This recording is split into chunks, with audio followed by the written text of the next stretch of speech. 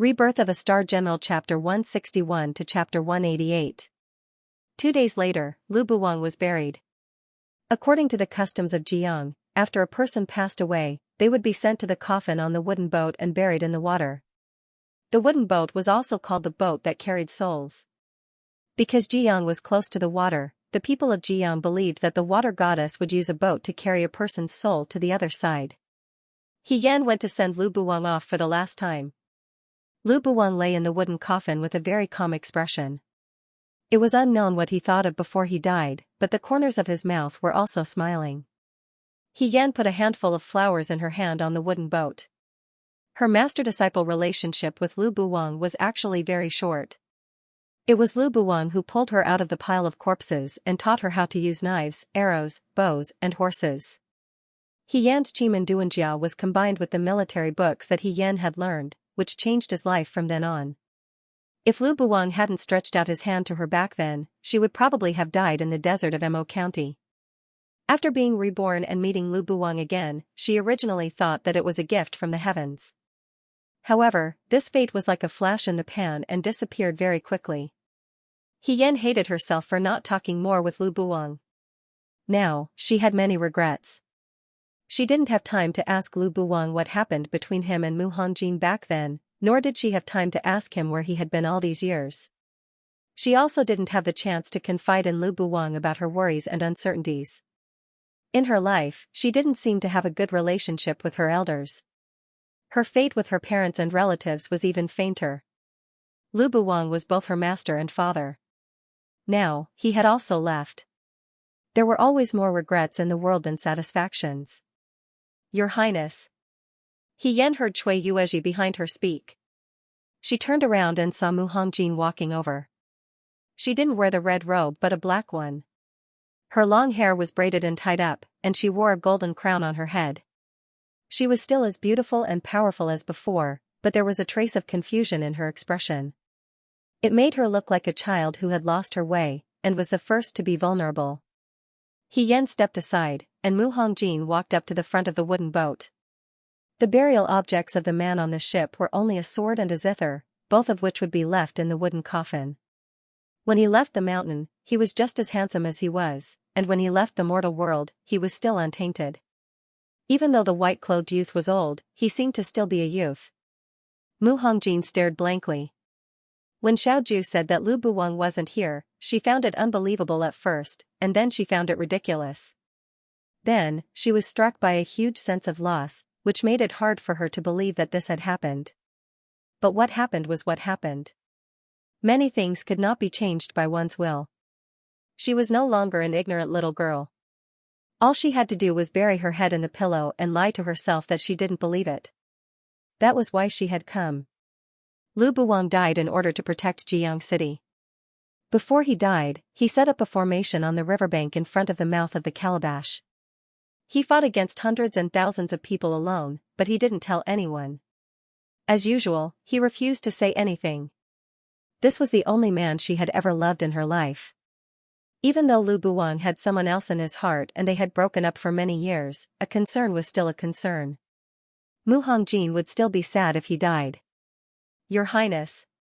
He Yan thought for a while, walked forward, and spread out his palm. Do you recognize this? Mu Hongjin slowly turned her head and saw a silver bracelet lying in He Yan's hand.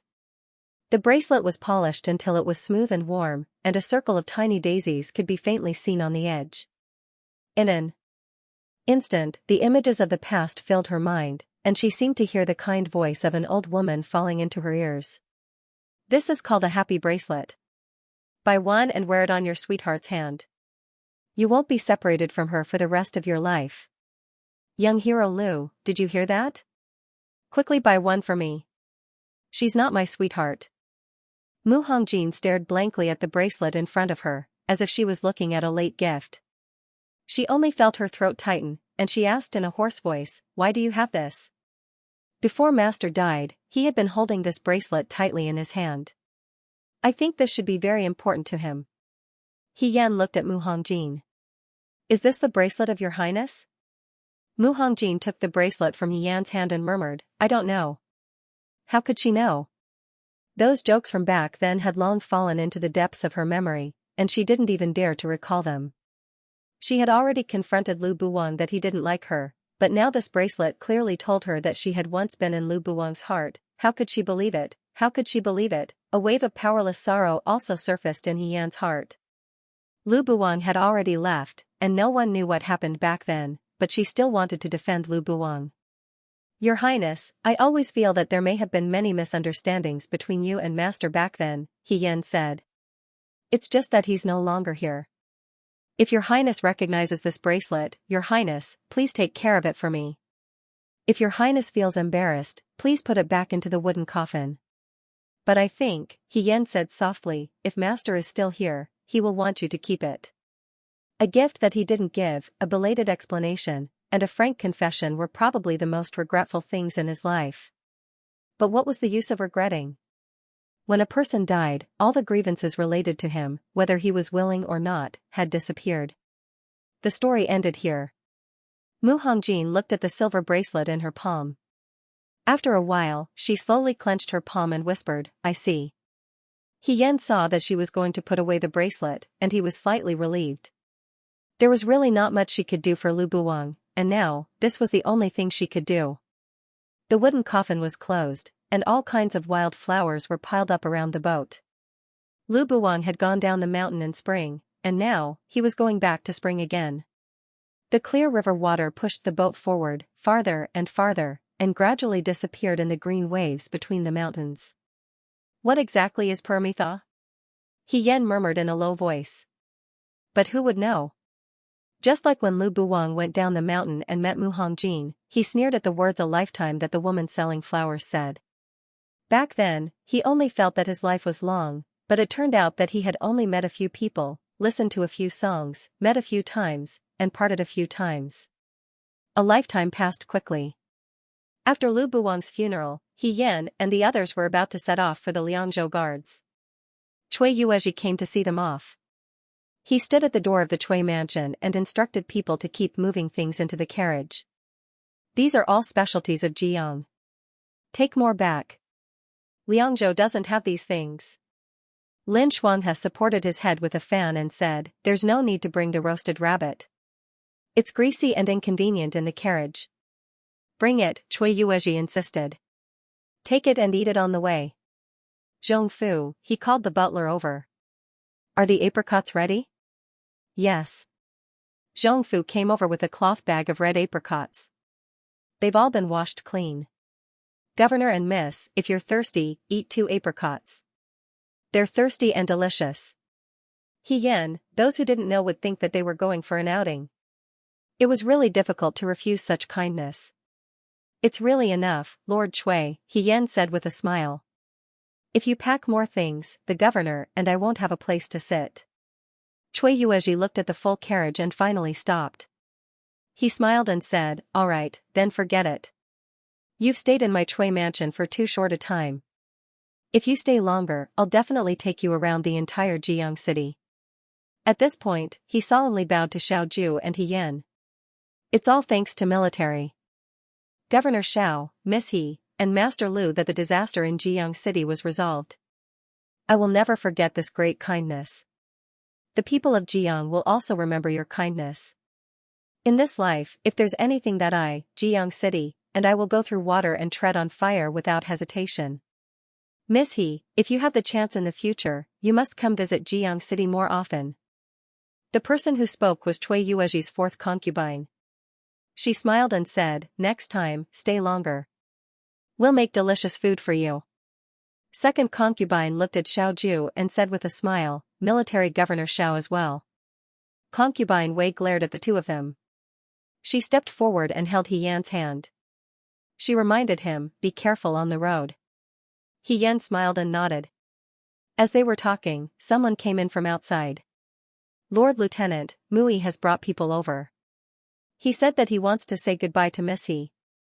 Xiao Ju raised her eyebrows. Yan asked, say goodbye to me? The people that Mui brought were the 50 people who had planned to set fire to the Yuchua soldiers' ships with Yan. Among the 50 people, 20 or so had died in the war. However, at least half of them had survived. At this moment, the remaining 20 or so people heard that He Yan was leaving. They followed Mui to thank He Yan. It's all thanks to Miss He. One of the young men scratched his head. Otherwise, we might not be alive right now. Before Miss He leaves, we decided to come together to thank Miss He. Mui took out a wooden frame and handed it to He Yan. This is a gift from everyone to Miss He. He Yan took it and looked at it. It was a wooden drawing carved out of a whole piece of wood. It depicted a sea of fire. A young woman in armor stood at the bow of the ship. The woman held a long whip in her hand. Her long hair was tied up high behind her head. She looked valiant and formidable. It was very eye-catching. He Yan looked at it for a long time. He asked hesitantly, "This is me?" "Yes." Another person said, "We pooled some money together and found the best craftsman in Jiang City to carve it out. However, we still couldn't carve out Missy's charm. When Missy used her whip to sink the Wutong warship, it was so exciting. It was much better than the carving in this drawing." "That's right. This drawing can also carve out Missy's appearance. It's not as beautiful as Missy herself." "That's right. Missy is so beautiful that even the gods can't draw her." At the end of the speech, all of them were serious praises, which made He Yan blush. Well, she could feel the enthusiasm of the men in Jiang City. Cui Yuezhi looked in front of him with a smile. Mui looked at He Yan and said, "Does Missy have to go back to Liangzhou?" He Yan was stunned for a moment. He nodded and answered, "I still have important matters to attend to." "I see." A trace of regret flashed through the young man's eyes. However, after a moment, he stared into He Yan's eyes and asked seriously, "Then will you come back to Jiang City in the future?" Mui was handsome and masculine. When his sincere and slightly shy gaze landed on someone, it was really irresistible. Even though He Yan was slow to realize it, when faced with such a gaze, she understood a little. She was a little embarrassed but also very touched. No one could remain indifferent when faced with sincere feelings. It was a very honorable thing to be liked and admired by others. "I like Jiang City very much." She smiled and looked at Mui. "If there's a chance in the future, I'll definitely come back." Mui was stunned. He scratched his head and smiled foolishly. "Oh." Lin Shuanghe waved his fan and leaned close to Xiaoju's ear. He said, "I already said that my little sister He's appearance and temperament will definitely be liked. Look, so many people are eyeing her covetously. TSK, TSK, TSK. You have to keep an eye on my little sister He." Xiaoju sneered, as if she was incredulous. "What kind of taste is that?" "Of course it's good taste." Lin Shuanghe put away his fan. "You have to know that gold will always shine." While the two were talking, another person walked out of the fu. This person was dressed in a sky-blue robe. He was thin and gentle. It was Chu Zhao. Beside Chu Zhao, Xiang was carrying a bundle in his hand. "Fourth young master Chu?" Cui Yuezhi was stunned. Cui Yuezhi had already learned about the relationship between Chu Zhao and Xiaoju from Muhongjin. The two of them were not on good terms and had different standpoints. Muhongjin had arranged for them to be in the same place to keep them in check. Speaking of which, they were able to defeat Yuto this time because of the defense map and information that Chu Zhao had sent over. However, Cui Yuezhi was a martial arts practitioner. He already felt some sympathy for Xiaoju. Later on, he had also fought alongside Xiaoju. The scales in his heart had already tilted towards Xiaoju. Hence, he treated Chu Zhao with politeness and unfamiliarity. "Fourth young master Chu, where are you going?" Cui Yuezhi asked. "I came to Jiang this time because of the Yuto incident. Since this matter is over, it's time to bid farewell to everyone." He smiled slightly. "I didn't tell Master Cui before because I didn't want to trouble Master Cui. These few days, the battlefield near the canal has been cleaned up, so Master Cui must be busy. He makes it sound like he's very understanding and we're putting on airs." Lin Shuanghe leaned closer to Xiaoju and whispered, "He's too good with words." Cui Yuezhi smiled. "Fourth young master Chu, you're too polite. You should have told me in advance. No matter how busy I am, I still have time to bid you farewell." Cui Yuezhi looked at Xiaoju. Fourth young Master Chu, if you depart today, won't you be able to travel together with military Governor Xiao? This way, you won't be too lonely. When Xiao Ju heard this, her expression was cold. She didn't even pretend to be happy. He Yan thought that Cui Yueji's politeness was a little stiff. Chu Zhao probably chose today on purpose so that they could depart together. However, she didn't expect Chu Zhao to hear this and smile. Yes, our destination is also the Liang Province Guard. Liang Province Guard, He Yan was surprised. Fourth young Master Chu, why are you going to the Liang Province Guard? Xiao Ju raised her eyes and looked at him. I've already written a letter to inform Prime Minister Su of the military situation in Jiang. Chu Zhao smiled. Before His Majesty's decree is issued, I will remain in the Liang Province Guard. After all, I was present from the beginning to the end of the matter in Jiang. He didn't continue speaking, but everyone understood what he meant. Cui Yueji was secretly speechless. The open and covert struggles in the imperial court had already become so intense. No wonder the Yuto had an opportunity to take advantage of them. When Xiao Ju heard this, she was first surprised.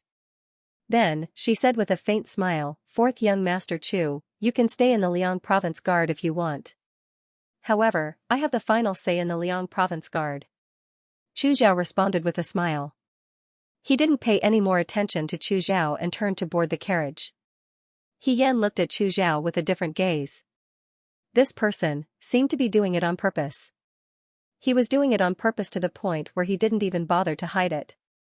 She bowed to Chu Zhao and said, then, Brother Chu, I'll board the carriage first. Without waiting for Chu Zhao to speak, He Yan hurriedly boarded the carriage. Chu Zhao's provocation definitely made second young Master Xiao unhappy. At this juncture, he couldn't pull the hair off a tiger's head. If he angered Xiao Ju and she wasn't allowed to enter the Southern Prefecture Army, this trip would be in vain. Chu Zhao saw her hurriedly boarding the carriage. Chu Zhao was stunned for a moment before he shook his head and smiled. He bid farewell to Cui Yueji and the others one by one before he calmly boarded his own carriage with Xianxia. The carriage drove out of the city. Lin Shuanghe lifted the curtain of the carriage and looked out the window. Jiang City had just experienced the Yuto military incident, so it wasn't as lively as before.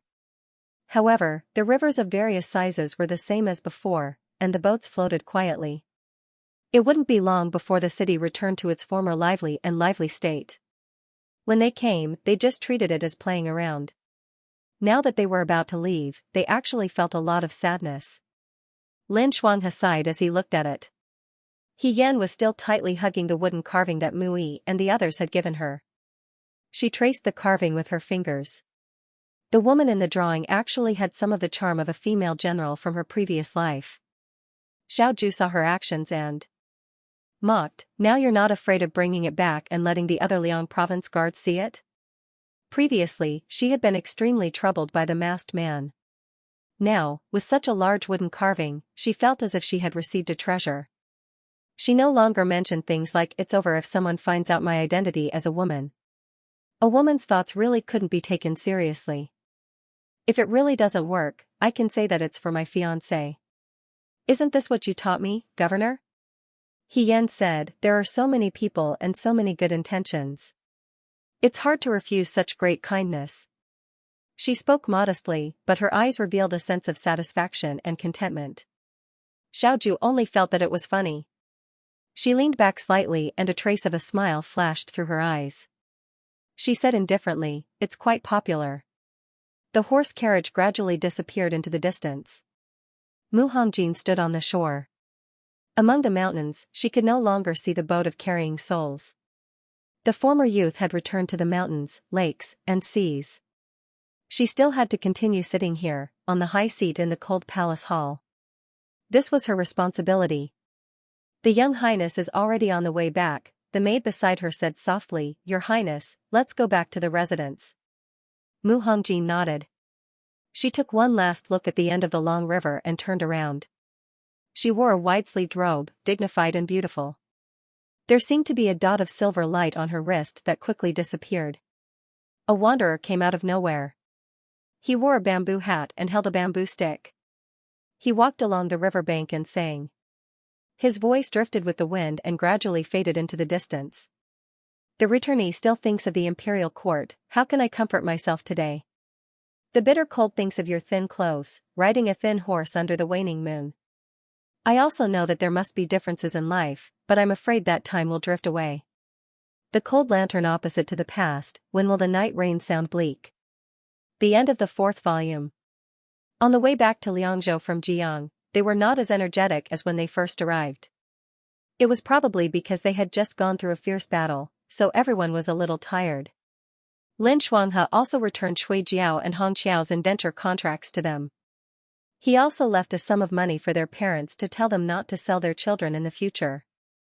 Before leaving, he even mentioned Cui Yuezhi's name because he was afraid that their parents would secretly oppose him. The two girls were reluctant to leave. After all, it was not every day that they could meet a master who was easy to serve and did not beat or scold the servants. Sometimes, being the servant of such a kind-hearted madam was much easier than struggling in the difficult world. When they left the Liangzhou guard, it was not yet spring. Now that they had been delayed on the road, it was already early summer by the time they returned. He Yan had already changed back into men's clothes. It was more convenient to wear men's clothes when they were hurrying on the road. Lin Shuanghe would occasionally wave his fan and sigh, "My younger sister, he is so beautiful, but she has to dress up as a man. What a waste." He Yan treated it as if he was talking nonsense. On the 2nd day of the 5th month, Xiao Ju and He Yan arrived at the Liangzhou guard. At the foot of Baiyue Mountain, the sound of soldiers training could be heard from afar. He Yan jumped off the carriage and looked in the direction of Wulu River and the martial arts practice field. He suddenly felt a sense of familiarity. In the end, she had been in the Liangzhou guard for at most a year, but she seemed to have completely gotten used to life here. As soon as she arrived, she was like a tired bird returning to the forest. She felt indescribably at ease. Shen Han, who had already received the news, rushed over and helped everyone unload the goods from the carriage. When he saw that He Yan and Xiao Ju were safe and sound, he immediately sighed in relief. A long time had passed by the time they received news about the military situation in Jiang.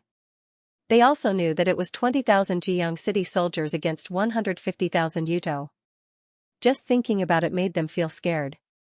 They were only worried about whether they were injured in the fierce battle. Now, it seemed that they were all alive and kicking, so there was no need to worry. Commander-in-Chief must be tired from the journey. Go back to your room and rest for a while. Shen Han said, the room has already been cleaned. Xiao Ju nodded. While they were talking, another carriage arrived and stopped behind them. The curtain of the carriage was lifted and Ying Xiang helped Chu Zhao out of the carriage. Shen Han was stunned. This, 4th young master Chu will stay in the Liang province guards for the time being. Xiao Ju's voice was calm. Find him a room. He then glanced sideways at Chu Zhao and said in a mocking tone, the conditions in the Institute of Wei are difficult. 4th young master Chu, please forgive us. Chu Zhao cupped his hands and thanked her, I don't dare. Xylan is very grateful. Xiao Ju couldn't be bothered with him. She turned around and left. He Yan hurried to catch up. Qing Lisu was no longer in the Liang province guard. Logically speaking, Qing Lisu's room should be returned to its rightful owner. However, Xiao Ju seemed to have forgotten about this matter. Living here, it was indeed more convenient for her to bathe and freshen up compared to living with the others. Since Xiao Ju didn't mention it, He Yan pretended not to know. He carried the luggage back to Qing Lisu's room, which was next door to Xiao Ju's room. Shen Han followed behind him. He held a military booklet in his hand and said, this is the content of the daily training for the past few days. I have already organized it. You can take a look at it slowly after you have rested. When you return, the Nan province guards will still be trained by you. In the past few months, the Liang province guards formation has begun to show results. Xiao Ju took the military booklet from his hand and flipped through it casually. Shen Han turned his head to look at the room next door. He saw He Yan sitting on the bed with a bag spread out in front of him. He seemed to be organizing the things he brought back from Jiang. With a rough look, there were quite a lot of things. Food, clothes, and small trinkets spread out on the bed. He looked at Xiao Ju again. She didn't seem to have any intention of stopping him. Shen Han fell into deep thought. It should be known that second young Master Xiao was very particular about cleanliness. Even after he left, the room had to be cleaned every day. The men in the army were fine. However, the instructors who interacted with Xiao Ju didn't dare to act rashly in front of Xiao Ju. At least they had the proper manners to sit and stand. They weren't as casual as He Yan. Xiao Ju didn't stop him either. Could it be that their relationship had improved after their trip to Jiang? He was deep in thought and didn't notice Xiao Ju calling his name. Xiao Ju saw that he didn't respond. She looked up and followed his gaze. She saw Shen Han staring at He Yan, who was sitting on the bed and organizing his luggage. She frowned and called out to him again, "Shen Han." Shen Han shuddered and came back to his senses. He said, "Commander-in-Chief. I'm going to write a memorial. Find a few people to keep an eye on Chu Xilan." He said, "If there's anything unusual, immediately inform me." Shen Han nodded and left. He Yan waited for Shen Han to leave before he lay down on the bed and rolled around. Xiao Ju frowned unhappily. "Are you a dog? After such a long journey, I've been tossing and turning in the carriage every day. Finally, I can have a good night's sleep." He Yan grabbed a handful of dried fruits from the bag and placed it in his palm. "Commander-in-Chief, this was given to me by Lady Chui's concubine. Do you want a handful?"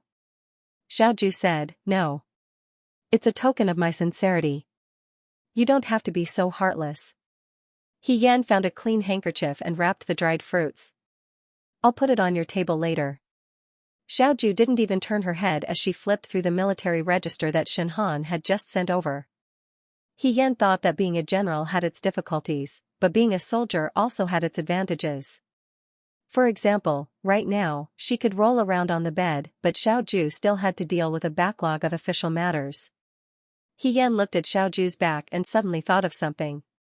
He asked Xiao Ju, "Commander-in-Chief, there's something I've always wanted to ask you." Xiao Ju said, "Go ahead." He Yan hesitated for a moment. "Do you still remember when we were in Jiang City, the day the Yuto attacked the city? I set the fire with you. We should have swum all the way to the shore, but I choked on water. Were you the one who dragged me up?" Actually, there was something she didn't say out loud. In her daze, she felt as though someone had passed her some air. She couldn't open her eyes underwater, but she vaguely felt that it was Xiao Ju. However, it was too unbelievable to say it out loud. Firstly, was Xiao Ju the kind of person who would pass someone's air like that? Definitely not. Secondly, she actually had such a dream. If she told others about it, they would laugh at her for thinking about such strange things in a life-and-death situation. Xiao Ju's eyes flickered. She paused and said, "Yes." Although it was hard to say, He Yan still bravely asked, "Commander-in-Chief, other than dragging me up the shore, did you do anything else?" Xiao Ju said, "No." He Yan was stunned. "No?" He tilted his head and slowly curled the corners of his lips. He said with a half-smile, "Then what do you want me to do to you?" He Yan didn't know how to respond. She laughed and said, "No, I was just asking casually." She thought to herself that she really did have a wet dream. Fortunately, she didn't say it out loud. Otherwise, it would be too embarrassing. Xiao Ju looked at the military book in front of her again. However, her eyes flickered slightly. She glanced at the girl who was sitting on the bed and arranging her luggage. After a while, she looked away uncomfortably. In the end, she didn't say anything else. After arranging her luggage in the room, He Yan looked at the sky. He guessed that the training in the martial arts arena was about to end. He Yan went out and walked towards the arena. From tomorrow onwards, she would resume her daily training. However, today, she could chat with her brothers who she hadn't seen in a long time. Just as she arrived at the entrance of the arena, the training ended. From afar, she heard Xiao Mai's voice. "It's Ahigo. Ahigo is back." With a hula sound, all the people immediately surrounded him. Regardless of whether they knew her or not, He Yan was now famous in the Liang Province Guard. Xiao Mai was pushed to the side. He Yan pulled her to stand next to him. Xiao Mai said, "Ahigo, when did you come back? Why didn't you tell us? I heard from the instructors that you and the governor won another battle in Jiang. Ahigo, you're so amazing." How did the news spread so quickly? He Yan was still puzzled. Someone else said, I heard that the Jiang city guard only had 20,000 people, while the Yuchua soldiers had 150,000. Brother He, tell us, how exactly did you win? That's right, quickly tell the brothers. He Yan felt that every time she did something and returned to the Liang province guard, she would become a storyteller, telling stories to everyone. However, she was surrounded in the center and couldn't advance or retreat. She could only sit on the railing of the arena and stretch out her hand. Everyone, quiet down, quiet down. This is a long story. Let me drink some water first. Someone immediately handed her water from a leather flask. I have some. Drink mine. Do you want to eat something else? Do you want dry biscuits? Okay, then I'll say it. Actually, this battle wasn't very difficult. It was all because of the governor's good command. Jiang is water city. Liangping looked at He Yan, who was surrounded by people from afar. He was speechless for a moment, then said, this brat is so famous in the Liang province guard now? Why is it that he has hundreds of people responding to his call? Ma Damii smiled mysteriously. This is a good thing. What's so good about it? He Yan went to Jiang with the governor. Ma Damii stroked her beard. When they came back, they rode in the same carriage. It can be seen that they got along quite well. Since he went to Jiang with the governor, that means he fought side by side. Do you think the governor will mention him when he goes to present a memorial to the governor this time? At least he has a small share of the credit. This young man is very skilled and has a magnanimous personality. As long as he follows the governor, it's inevitable that he will be promoted. I believe that his future will definitely not be restricted to our Liang province guards. Brother, it's not a bad thing for the Liang province guard to have a good relationship with him. Ma Damii chuckled and patted his shoulder. You have to look at the long term. He's only in his teens. Liangping muttered, how can you make it sound so powerful? Ma Damii smiled but didn't say anything. On the other side, the people who were listening to He Yan's storytelling exclaimed in surprise. It's actually a fire attack. This is too dangerous. What if there's no wind? Won't we just sit there and wait for death? He Yan laughed. If there's no wind, then we'll have to fight to the end. However, war is complicated to begin with. There's no absolute way for the strong to defeat the weak. As long as the timing is right, it's not difficult for the few to defeat the many. Therefore, we can't be certain of victory or defeat in every battle. On the battlefield, there are thousands of changes in an instant. Until the last moment, victory or defeat is unknown. Everyone nodded as if they understood. After listening to the commotion, the crowd gradually dispersed. The remaining people were naturally Hong Shan and the others. Wang Ba crossed her arms and looked at He Yan. She couldn't stand him. You're in the limelight as soon as you come back. Even Peacock isn't as arrogant as you. Then I have to have the ability to be in the limelight. He Yan jumped down from the railing. Long time no see, my friends. Perhaps it was because they had stayed in the vanguard for a while, but the day training was much more difficult than in the ordinary barracks. Shi Tu, Jiang Jiao, Wang Ba, and Huang Xiong all looked darker and thinner than before. However, they were more energetic than before. Jiang Jiao asked, I didn't expect you to win such a battle in Jiang. Ahi, you're really good. I didn't fight. He Yan declined humbly. The commander-in-chief commanded well. How is it? You've made a contribution this time. Can you be promoted? Huang Xiong had been very practical. I don't know if I'll be promoted or not, but the commander-in-chief has promised to let me join the Southern Prefecture Army.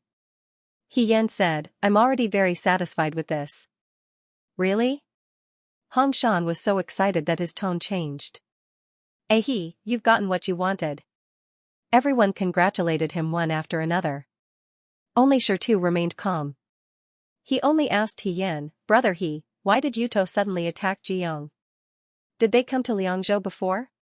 He Yan's smile gradually faded, and his expression became serious. After a while, he said, Dewei might be going to war. Since Yuto had started it, they would not give up so easily. They had laid low for so many years just for this moment. For a moment, everyone fell silent. War, for the common people of the Great Way, for every single person, was not something worth being happy about. The room was dimly lit. The young man in front of the table was still reading the long scroll in his hand. Piles of military books were stacked together. There were so many things to do in the Liangzhou guards that it was impossible to finish them all. Someone knocked on the door softly. Xiaoju did not even raise her head. She only said, "Come in." Shen Muxue came in. She carried a basket of food in her hand and carefully walked in. She placed the food basket on a small table and said softly, "Commander-in-Chief, you've been reading for a long time. Eat something." Xiaoju responded, but she did not intend to get up. Shen Muxue sighed softly. When Xiaoju came back, she was still staying up late in the medical center. The soldiers of the Liangzhou guards caught cold and heat easily during the changing seasons between spring and summer. Halfway through brewing medicine, she heard that Xiaoju had returned. She really wanted to go and see her, but she had to give up on the idea because she had not finished her work. In addition, they were returning to Liangzhou from Jiang, which was a long journey. She thought that Xiaoju needed more rest. However, she did not expect him to still be reading documents so late at night. However, Xiaoju had always been like this. When she first met him, he was still like this. He had never changed. There are local products from Jiang on the ground. Take some back. Xiaoju looked at the documents and said, "There's no more space in the room." Shen Muxue nodded. She put down the food basket and went to tidy up the bundles on the ground. There were indeed a lot of bundles and wooden boxes. When she opened them, she saw that they were some fabrics, cakes, and dried fruits that were produced in Jiang. The Liangzhou guards did not have such things. Some of the food could be added to their daily meals, and the soldiers would be very happy. The box at the top looked very exquisite. It was a round wooden box with a layer of paint on it. When she looked carefully, she saw that it was carved with a scene from the Water God Festival in Jiang. When she opened it, she saw that it was filled with ointment. When she put it under her nose, she could smell a faint floral fragrance. This thing was not particularly expensive, but it was exquisite and cute. Most girls liked it. The ointment boxes made in Liangzhou were not as special as the ones made in Jiang. The ointment inside was used to wipe the hands.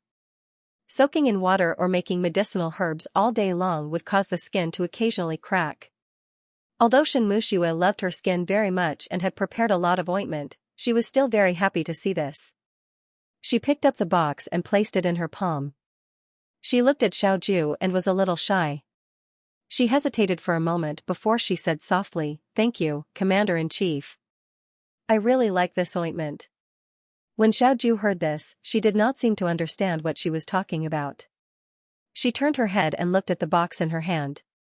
She paused for a moment before she said calmly, "This is not for you." Shen Muxue's face instantly turned red. She quickly put the box down and said in a fluster, "I'm sorry, Commander-in-Chief. I thought it was for me." Although Xiaoju did not say anything, she felt very embarrassed. It was as if she was overthinking things.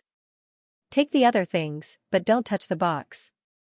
After Xiaoju said this, she did not look at her anymore.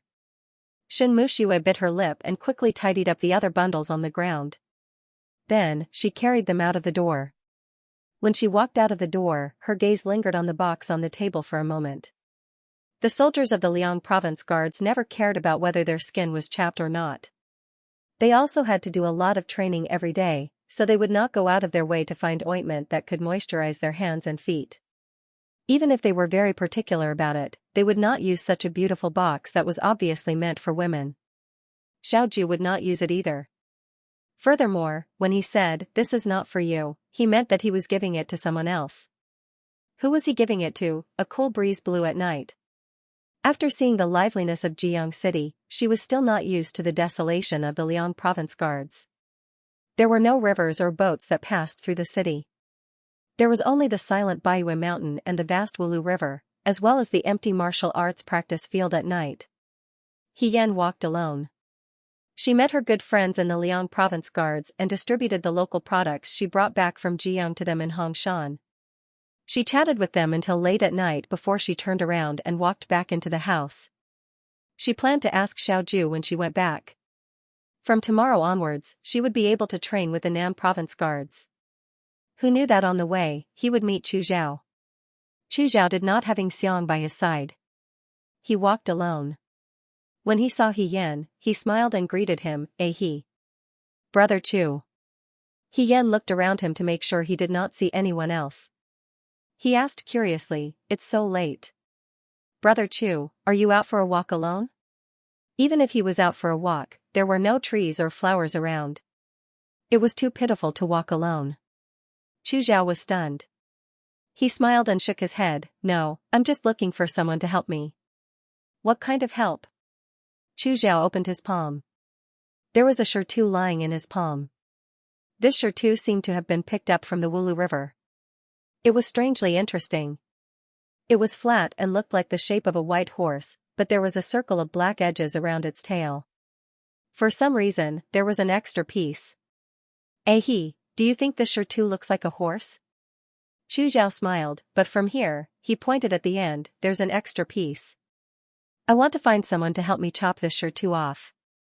However, it's late at night and everyone seems to be asleep. So he was looking for someone to work with. He Yan looked at Chu Zhao. He thought that this person was so thin that he could be blown away by a gust of wind. He definitely would not be able to chop this shirtu off. It was just a matter of convenience, so he asked Chu Zhao, does Brother Chu have a saber? Chu Zhao took out a dagger from his chest. This dagger looked very thin. The handle was shaped like a bamboo leaf. He Yan picked it up and was speechless for a moment. Scholars were really fastidious. However, this dagger was made like this. It was more decorative than useful. It was more suitable for cutting fruits. If it was really used for self-defense, it would make people laugh their heads off. He Yan disdainfully weighed it in his hand. Then, he said, give me the shirtu. Chu Zhao handed the shirtu to him. He Yan put the shirtu on the ground. He pressed down on the horse's head with one hand and chopped down with the knife with the other. With a crisp sound, the extra piece of the horse's tail was cut off. At the same time, the tip of the dagger was also missing a piece. He Yan, he has good skills. Chu Zhao did not care about this point. He said happily, I'll polish it a bit more. It will look very complete.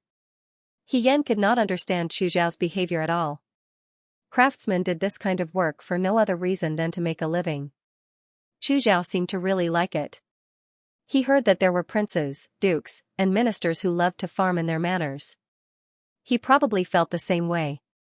However, He Yan would never do something like carving a piece of shirtu in the middle of the night instead of sleeping. After all, he was a rough person who did not have any refined interests. Chu Zhao put the dagger back. He held the piece of shirtu in his hand and looked at He Yan with a smile. Speaking of which, I always trouble you to do this kind of thing for me, but I can't do anything for you. I'm really ashamed. It's just a small matter. Brother Chu, you don't have to take it to heart. Throwing stone dumbbells is also a physical activity. It didn't take much effort to help you chop a piece of shirtu. He Yan shrugged. Other than that, I haven't helped you much. Chu Zhao lowered his head and smiled. Didn't he also give me his clothes when we were in Jiang? At this point, he seemed to blush and said in a low voice, although I didn't use them. But, thank you very much. He Yan said, that's what I should do. After all, she was busy with other things when such a weak person was in front of her. It was normal for her to help him. If it was someone else other than Chu Zhao, she would have done the same. Brother Chu, what do you plan to do in the future? He Yan asked, do you plan to continue living in the Liang Province Guard? Chu Zhao's identity was strange to begin with. It did not seem to be beneficial for him to continue living in the Liang Province Guard. He Yan could not understand this either. He looked at Xiaoju coldly and did not seem to have any intention of interfering. No. Chu Zhao shook his head. When the matter in Jiang is settled, I will return to the capital. Hasn't the matter in Jiang been settled? What is Brother Chu referring to? Chu Zhao looked at He Yan. In the night, he smiled slightly. His smile was as gentle as before, but there was a deeper meaning behind it. He will understand in the future. After helping Chu Zhao capture too, He Yan went back to her room. She didn't close the door when she left, so it was wide open. She could see Xiaoju's room. Xiaoju was sitting in front of the table. He wasn't reading the military pamphlet anymore. Under the light, his eyes were closed, and he was rubbing his forehead. He Yan thought to herself, poor thing. He hasn't even rested since he came back. She walked to Xiaoju's side and bent down to look at Xiaoju. The dim light fell on his face, making his handsome face look even more hazy. His eyelashes were thick and long, like tiny fans. She couldn't help but want to reach out and touch them. Just as her fingertips were about to touch his eyelashes, someone said, "What are you doing?" He Yan suddenly withdrew her hand. He had already opened his eyes, and his cold gaze swept past her face. Nothing. He Yan stood up straight as if nothing had happened. There's a bug on your face. I helped you get rid of it. Xiaoju couldn't be bothered with her. It's already so late, He Yan said, Commander-in-Chief, you should sleep. You've been reading the military pamphlet for half a day. Aren't you going to rest? Xiaoju rubbed her wrists. She looked a little tired. When they were in Jiang, they lived in the same room. There wasn't even a central door to shelter them. But at that time, they didn't have much to do except for the last few days. Every day, they just turned off the lights and went to bed early. Once they returned to Jiang, there were many things to do. I'll sleep after I finish reading, he said.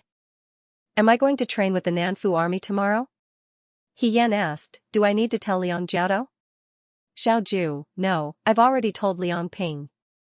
He Yan nodded. You don't seem to be worried? He raised his eyebrows. Why should I be worried? The Nanfu Army's daily training is much more than the Liang Province Guard's daily training. I already knew that. He Yan sighed and said, people always strive for greater heights. Of course, of course. She was not worried about things like training. It was nothing more than suffering. Suffering in the South Prefecture Army was much better than suffering in the Liang Province Guard. At least he had a better future. As she spoke, she caught a glimpse of a food basket on the small table beside her. The small table was previously filled with Cui Yueji's local produce, but it should have been cleaned up by someone at this moment. The food basket was particularly conspicuous. He Yan asked, Commander-in-Chief, have you not eaten? What is it? You can't not eat. He Yan helped him open the food basket. The food inside was extremely sumptuous, with meat, vegetables, and snacks. He Yan let out a ha sound inside in admiration. Are the dishes of the Liang Province Guard this good now? However, after a moment, he refuted himself. That's not right. This should be your personal meal, right? It's good to be a commander-in-chief. Even the food you eat is so exquisite. Of all the generals in Dawei, you eat the best. Xiaoju was speechless. You've seen it before? He Yan thought to himself that she had indeed seen it before. When she was a General Fei Hong, the food she ate was not even half of what Xiaoju ate. It was good enough to have meat, let alone snacks. Perhaps this was because Xiaoju was the second son of the Xiao family, and she was from an ordinary family when she joined the army. Generals were divided into different ranks. However, the Liang Province Guard's chef was really good at cooking. The flowers carved on the snacks were really beautiful. He Yan called out to him, Commander-in-Chief, come and eat. The food is getting cold. Xiaoju glanced at her. Seeing that this person was so enthusiastic, he seemed to be the owner of an inn. He thought it was funny, but after a moment, his expression returned to normal. He walked to the table and sat down. In Jiang, the two of them often ate at the same table. It had long become a habit. He Yan subconsciously gave him a pair of chopsticks and took a pair for herself. In fact, she had already eaten that night. It was the familiar biscuit of the Liang Province Guard. She had a big appetite, and at this moment, she had forgotten that she was not in Jiang and was not Wen Yuyan. She happily reached out and picked up a piece of sugar cake. After picking it up, He Yan came to her senses and looked up at the person sitting opposite her. The young man looked at her calmly and raised his eyebrows slightly. I'll just eat a little, He Yan said. Commander-in-Chief won't be so stingy, right? She was becoming more and more daring in front of Xiaoju. When she had just entered the Liang province guards, even if you beat He Yan to death, he would never have thought that there would be a day when she would act so wantonly in front of Xiaoju. Don't talk while eating, the second son of the Xiao family said coldly. He Yan stuffed the sweet biscuit into her mouth. She looked at the elegant way the person opposite her ate and mumbled, Commander-in-Chief, this beard is so hot. What are you talking about? He Yan swallowed the food in his mouth. I'm saying, this chef is so nice. He made all the dishes that Commander-in-Chief likes to eat. Of course, I like to eat them too. Xiaoju's lips twitched. What don't you like to eat? He Yan was used to teasing others, but he had long since stopped taking it to heart. At this moment, she accidentally saw a palm-sized wooden box on the table. She picked it up and was stunned when she saw the picture of Jiang City's Water God Festival engraved on the wooden box. Is this a gift? From Master Cui?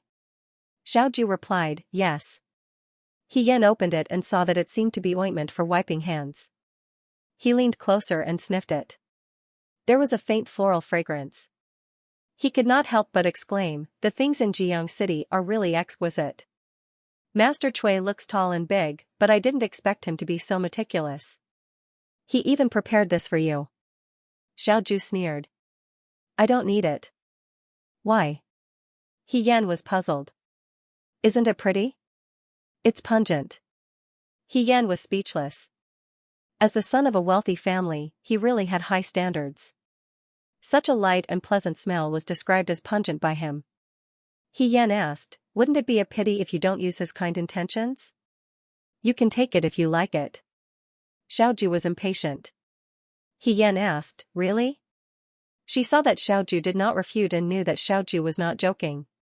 She immediately put the wooden box containing the ointment away. The box was small, but it reminded her of something that she had forgotten. He Yan had been injured during the battle with the Yuto at the Cui residence in Jiang. Lin Shuanghe had given her a box of scar removal and muscle growth medicine. It was exactly the same as the box that Shin Mushiwei had given her. Lin Shuanghe had said that only Xiaoju had this medicine. She thought for a while and looked at Xiaoju. She asked tentatively, Commander-in-Chief, did you ask Miss Shen to give me a box of scar removal medicine? Xiaoju's hand paused. She asked, you don't want it? You really gave it to me? He Yan hesitated. Do you also think that scars on a woman's body are shameful and should not be talked about? Su Zhiheng had been like this. Although she did not say anything, something stayed in her heart and could not be dispelled. This situation was familiar. If all the men in the world thought this way, she would not be surprised. But if this person was Xiaoju, He Yan thought that she would be disappointed. Even if this disappointment did not make sense. Xiaoju looked at her indifferently. You think too much. He Yan was stunned. The young man's voice was very calm. It's just a scar. Everyone has it. You don't have to be nervous or care. If you can treat it, then treat it. If you can't, then forget it. You don't have to be so harsh on yourself. Don't have to be so harsh on herself, He Yan lowered her head. She did not say anything, but her hand held the wooden box of ointment very tightly. After a while, she said softly, it seems that I was too narrow-minded. Perhaps she really did not have to be so harsh on herself. The next morning, He Yan went to the South Prefecture Army for daily training. The South Prefecture Army was different from the Liang Province Army. When He Yan first arrived at the Liang Province Army, the soldiers were all new recruits. The new recruits were lively. They mingled with each other all day long. Occasionally, they would find time to laugh during training. The South Prefecture Army, on the other hand, were all veterans. During daily training, they were very serious. No one spoke. The atmosphere was so solemn that it was as if they were about to enter the battlefield. The deputy commander of the South Prefecture Army's daily training was called Tian Lang. He Yan had seen this person once before. It was the large man who had been scolded badly by Xiaoju when he returned Xiaoju's jade pendant. This man's temperament was exactly the same as Xiaoju's, cold and hard. For a moment, He Yan missed Liang Ping's clamor or Ma Damiai's kindness. She even missed Shen Han, who sometimes appeared abnormally warm and caring. Tian Lang was also paying attention to He Yan.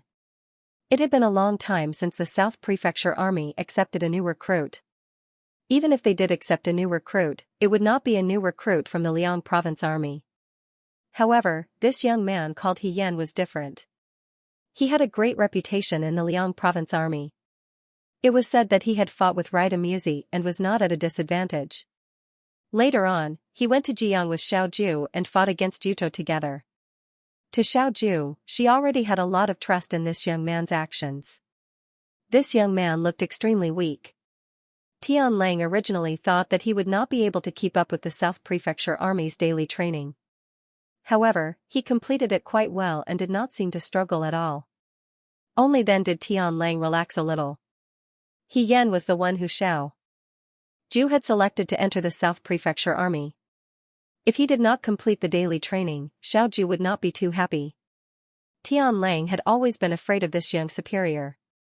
He Yan did not know that because of his relationship with Xiao Ju, he had become the deputy commander's #1 person to pay attention to. The happiest thing was that in the evening, after all the daily training ended, he could go to the martial arts practice field next door to find Hong Shan and the others. As soon as he walked in, he heard Xiao Mai's excited voice, "He Gu, how was it? Are the people in the South Prefecture Army strong? Did you guys have a competition?" No. The soldiers in the South Prefecture Army had already been honed for many years and did not have a competitive heart. Perhaps in their eyes, He Yan was just one of the thousands of ordinary soldiers, not worth their attention. Why don't you show them your skills? It's a good thing that you have a firm foothold in the South Prefecture Army. Hong Shan laughed and joked. You've been taught a lesson. Wang Ba snorted, there will always be someone better than you. The people in the South Prefecture Army are not the Liang Province Army, a bunch of trash. He Yan looked at him with a smile, Brother Wang, you're scolding all of us, including yourself. Is that okay? I'm already a member of the Vanguard Battalion. He said arrogantly, I don't belong to the Liang Province Army. Jiang Jiao was speechless, that's still the Vanguard Battalion of the Liang Province Army. As he spoke, He Yan jumped onto the railing next to the martial arts practice field. She liked to sit on it and swing her legs like a swing. However, as soon as she jumped onto it, something rolled out from her bosom. It landed next to Shirtu's feet. Shirtu bent down and picked up the thing on the ground. Xiao Mai asked, what's this? Can it be eaten? It looks like a hand ointment?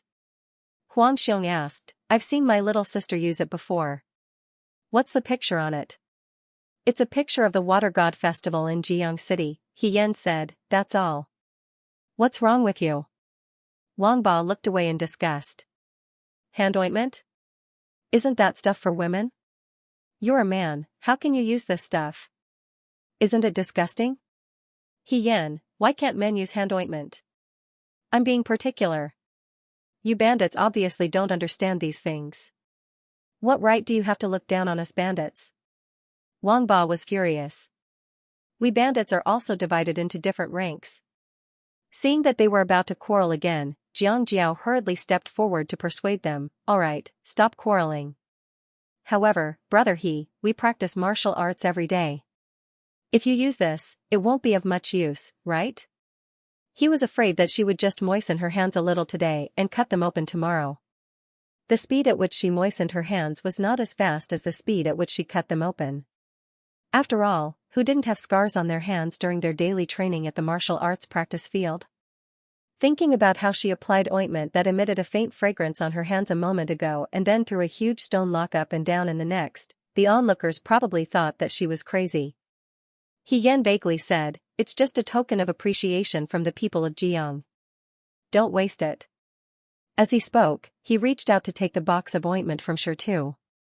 His hand was halfway out when a gentle female voice rang out, what's this? Everyone turned to look and saw that it was Shen Muxue. In the darkness of the night, she held a lantern in one hand and a basket full of medicinal herbs in the other. Her white clothes were elegant and beautiful, and she looked like a fairy who had descended to the mortal world. Her gaze fell on the box in Shirtu's hand. She hesitated. This is hand ointment? That's right, Hong Shan said. Can I take a look at it? Naturally, no one refused the beautiful female doctor's request. Shin Muxue took the box in front of her eyes. When she saw the pattern of the water god drawn on the box, her eyes flashed. After a moment, she raised her head and looked at everyone. Whose hand ointment is this? Mine, He Yan said. Shin Muxue looked at her. At this time, the night was about to end, and the martial arts practice field was only illuminated by dim torches. The young man sat on the railing with a lazy smile on his face. His handsome facial features were covered with a layer of gentle color, especially his pair of eyes. They were bright and moving. If they were on a woman's face, it would be unimaginably captivating. Shin Muxue was shocked by this ridiculous thought of his. He Yan reached out to take the box. Shin Muxue took a step back and didn't return it to him. He only asked softly, was this given to you by the commander-in-chief? She had seen it before? He Yan nodded, yes. Shin Muxue's body stiffened. He Yan saw that her expression was a little strange. He thought for a moment and then asked, Miss Shin, do you like this box? If you like it, I can give it to you. In fact, Jiang Jiao's words made sense. It was a waste of God's gift for her to use this hand ointment. Her hands were full of calluses and scars from knives and rods.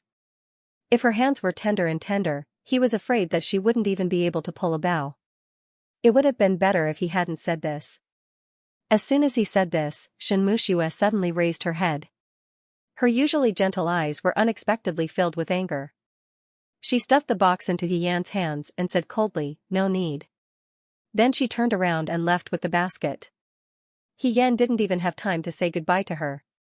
Although Shin Muxue's temperament was cold in the Liangzhou guards, he had never gotten angry or spoken harshly to anyone before. This was the first time he had done something like this to show that he was angry. Xiao Mei tugged at the corner of He Yan's clothes. He ge, Miss Shin seems to be angry. Why? He Yan, how would I know why? She and Shin Muxue had always minded their own business. This was the first time they had spoken after coming back. Shin Muxue's reaction was really puzzling. Does she like you? Huang Xiong rubbed the prayer beads around his neck. Is she angry because you don't know how to flirt? Forget it. Why would Shin Muxue like him? Wang Ba snorted. What are you dreaming about in broad daylight? Forget it. Jiang Jiao patted He Yan's shoulder. Brother He, you should pay more attention to your daily behavior. Don't cause misunderstandings. He seemed to have thought of his fiancée who had passed away prematurely. His gaze was sad. It's not good to waste her life. He Yan, because of Shin Muxue's incident, He Yan and his brothers discussed why Shin Muxue was angry. In the end, they didn't come to a conclusion. In the end, the conclusion was, maybe she just didn't like He Yan. There was no other reason. Every once in a while, a woman would dislike someone for a few days. After finishing dinner with his friends, the sky was completely dark. He Yan walked back to his room. Halfway there, he saw Chu Zhao again. It's so late. Why are you still outside? He Yan greeted him. Are you also picking up Shirtu today? Chu Zhao heard this and laughed. Why does it sound like I'm an idiot when brother He says it? He Yan thought to himself. In her eyes, this hobby of picking up Shirtu in the middle of the night was no different from an idiot. I saw that it was windy at night. It might rain tomorrow, so I just brought back the books that I left outside to dry. Chu Zhao smiled and pointed at the books in his hands. He Yan, I see. It was probably intentional. Chu Zhao's room was really simple and crude. It was even worse than the last time he was here. Last time, he even brought a chef with him. This time, he came directly from Jiang to the Liang province guard. Other than Xianxia and a few attendants, Chu Zhao didn't have anyone else by his side. Therefore, he didn't live well and ate simple food. However, there were some people who could still look like a gentle breeze and bright moon in the worst environment. Chu Zhao was probably this kind of person. Not only did he not make people think that he was in a difficult situation, but he also had the air of a refined scholar. I heard that brother He went to the South Mansion for training today? Chu Zhao walked side by side with her. How was it? Is there anything that you can't adapt to? It's okay. He Yan smiled and said, other than the deputy commandant who doesn't like to talk much, everything is fine. Chu Zhao shook his head and smiled, brother, he has good skills. You can adapt to anywhere. He Yan looked at him. This person always had a good temper and looked gentle and refined. He also knew that she was one of Xiao Ju's people. Her position was delicate, so she never asked about military matters. He had a good sense of propriety. Even if they were just chatting on a daily basis, this was a daily conversation that had nothing to do with anything. If it was a normal person, a normal girl, over time, she would definitely feel guilty towards him and feel that she was measuring the heart of a gentleman with the yardstick of a petty person. In addition, with Chu Zhao's appearance, this bit of guilt could easily turn into pity. If pity went one step further, it would become love. It was no wonder that he was the number one person in the dreams of all the girls in Shuai capital. However, after looking at Xiao Ju's face too much, she would feel that this kind of gentle smile was a bit polite and that his thin figure seemed a bit too weak. He Yan felt a chill in his heart. He felt that the Hongshan people saying that a girl will always find a few people unpleasant to the eye in a month seemed to be true. For example, right now, Chu Zhao didn't do anything, but she was still being so picky. She was really being unreasonable. To prevent himself from thinking too much, He Yan asked Chu Zhao, brother, Chu's temper is so good. You should rarely make a girl angry, right? Chu Zhao was puzzled, brother which girl did you make angry? This person was too sharp. He Yan half-heartedly replied, she's not angry. It's just that when Dr. Shen saw me today, her expression was a bit strange. My friend told me. Although it was hard to say this, He Yan still said it. Maybe Dr. Shen admires me? Chu Zhao looked at her in a daze. After a while, he laughed out loud. He had always paid attention to his appearance. This kind of behavior was already considered out of line. After laughing for a while, Chu Zhao said, brother although you look very romantic and elegant now, but, He Yan was puzzled. She wasn't that bad.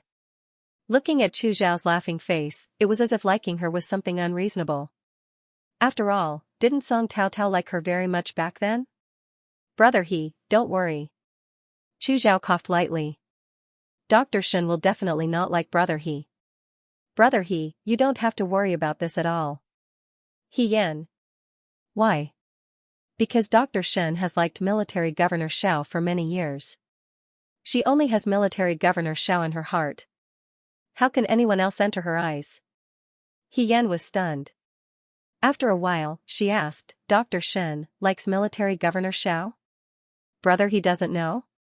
Chu Zhao was also very surprised by her reaction. After thinking for a bit, he said, that's true. You're a new recruit of the Liang Province Guard, so you shouldn't know about these things. However, our colleagues in the imperial court all know that Dr. Shen has liked military governor Xiao for many years. The eldest miss of the imperial censor manor, if she didn't really like someone, why would she abandon her status as the eldest miss and come to this kind of bitter and cold place to be a little female doctor? Chu Zhao smiled and said, it can be seen that she really likes military governor Xiao. He Yan suddenly understood. In that instant, she suddenly remembered why she felt such a familiar feeling when she saw Shen Muxue for the first time. In reality, it wasn't the first time she saw Shen Muxue. She had seen her once when she was young. At that time, Shen Muxue was even younger than she was now, but she had already grown to be exceptionally beautiful. On the day that the students of the Xiancheng Gymnasium went hunting in the mountains, the emperor personally came. All of the civil and military officials were also present. Shen Muxue, as the youngest daughter of imperial censor Shen, attracted the attention of all of the youths at that time. He Yan was also among that group of youths. When he saw the elegant young girl wearing a rabbit fur cloak and holding a stove in her hands, who was as beautiful as a fairy from the ninth heaven, his heart was filled with envy. At that time, Shen Muxue had always been looking at Xiao Ju. He Yan still remembered that at that time on the hunting grounds, they were all teenagers. When they suddenly saw such a beautiful young girl, they were naturally attracted to her. It seemed to be Lin Xuanhe. He even said, such a beautiful girl. If I say that she is worthy of being the number one beauty in Shuai City, no one would object, right? No objection, no objection. I didn't think that with Imperial Censor Shen's bad temper, his daughter would be so beautiful. Imperial Censor Shen was an upright and sharp person. He dared to speak frankly in front of Emperor Wen Xian. Normally, he was very strict. If anyone in the court made a slight mistake, he would report it. However, when the previous emperor was alive, he had praised Imperial Censor Shen for his Dewey character. The current Empress Dowager also liked him very much. His position was stable and could not be shaken. His colleagues in the court could only stay away from him. The more his colleagues isolated Imperial Censor Shen, the more Emperor Wen Xian felt that Imperial Censor Shen was pitiful and upright. He was a clear stream among the officials, so he was especially tolerant of him. With such a bad temper as sure too as a father, his daughter was born with a completely different beauty. If an old man was not easy to get close to, his temper would be strange and harsh. If an elegant girl was not easy to get close to, it would be cold and otherworldly. He Yan still remembered that although Shen Muxue was a girl and was not very old at the time, when the hunting ended and the Xiaoju came out to receive the emperor's reward, the cloak fell to the ground. Originally, it should have been picked up by one of his servants, but that fairy-like eldest young Miss Shen walked forward herself, held the cloak, and handed it to Xiaoju on the horse. The group of teenagers was shocked. Someone said sourly, "It's over, it's over. We were talking excitedly here, but this girl took a fancy to Brother Huijin. Why does this girl like Brother Huijin so much? At least leave us some face." Lin Shuanghe waved his fan and sighed, "Naturally, it's because this eldest Miss Shen is also someone who looks at faces." He Yan also followed the crowd's gaze and saw that the young man on the horse was unruly and dissolute, while the lady below the horse was reserved and elegant. Just based on their appearance alone, they could be called an immortal couple. They were very compatible. She silently lowered her head and looked at her empty hands that had not caught a single prey. She sighed silently in her heart. Outstanding people should be together with outstanding people. The only thing she could do was to stand far away and watch others in high spirits. "Brother He?" Chu Zhao's voice pulled He Yan back from his thoughts. He Yan regained his senses and asked, but Miss Shen came all the way to Liangzhou. Will Censor Shen agree? Imperial Censor Shen only had one son and one daughter. Compared to his strictness towards his eldest son, he was much more doting towards his youngest daughter. Shen Muxue looked well-behaved and well-mannered. Although He Yan did not think that it was an unforgivable sin for a woman to go to the military camp, in the eyes of most people, it was a betrayal. As an imperial censor, how could Censor Shen allow his daughter to act so recklessly? Miss Shen is determined to leave. Censor Shen can't change her mind. Besides, Chu Zhao smiled, speaking of which, when General Xiao was still alive, he had a close relationship with the Shen family. Censor Shen and General Xiao were good friends. After the Xiao family's incident, Censor Shen also helped a lot. Military Governor Xiao is young and promising. Censor Shen trusts him, and... He paused. I'm afraid that he also has some thoughts of becoming in-laws with the Xiao family. He Yan's heart skipped a beat and unconsciously retorted, how is that possible? Chu Zhao looked at her as if he didn't understand He Yan's reaction. Why is it impossible? The governor usually doesn't get close to women. He Yan pretended to be indifferent, he only cares about military affairs.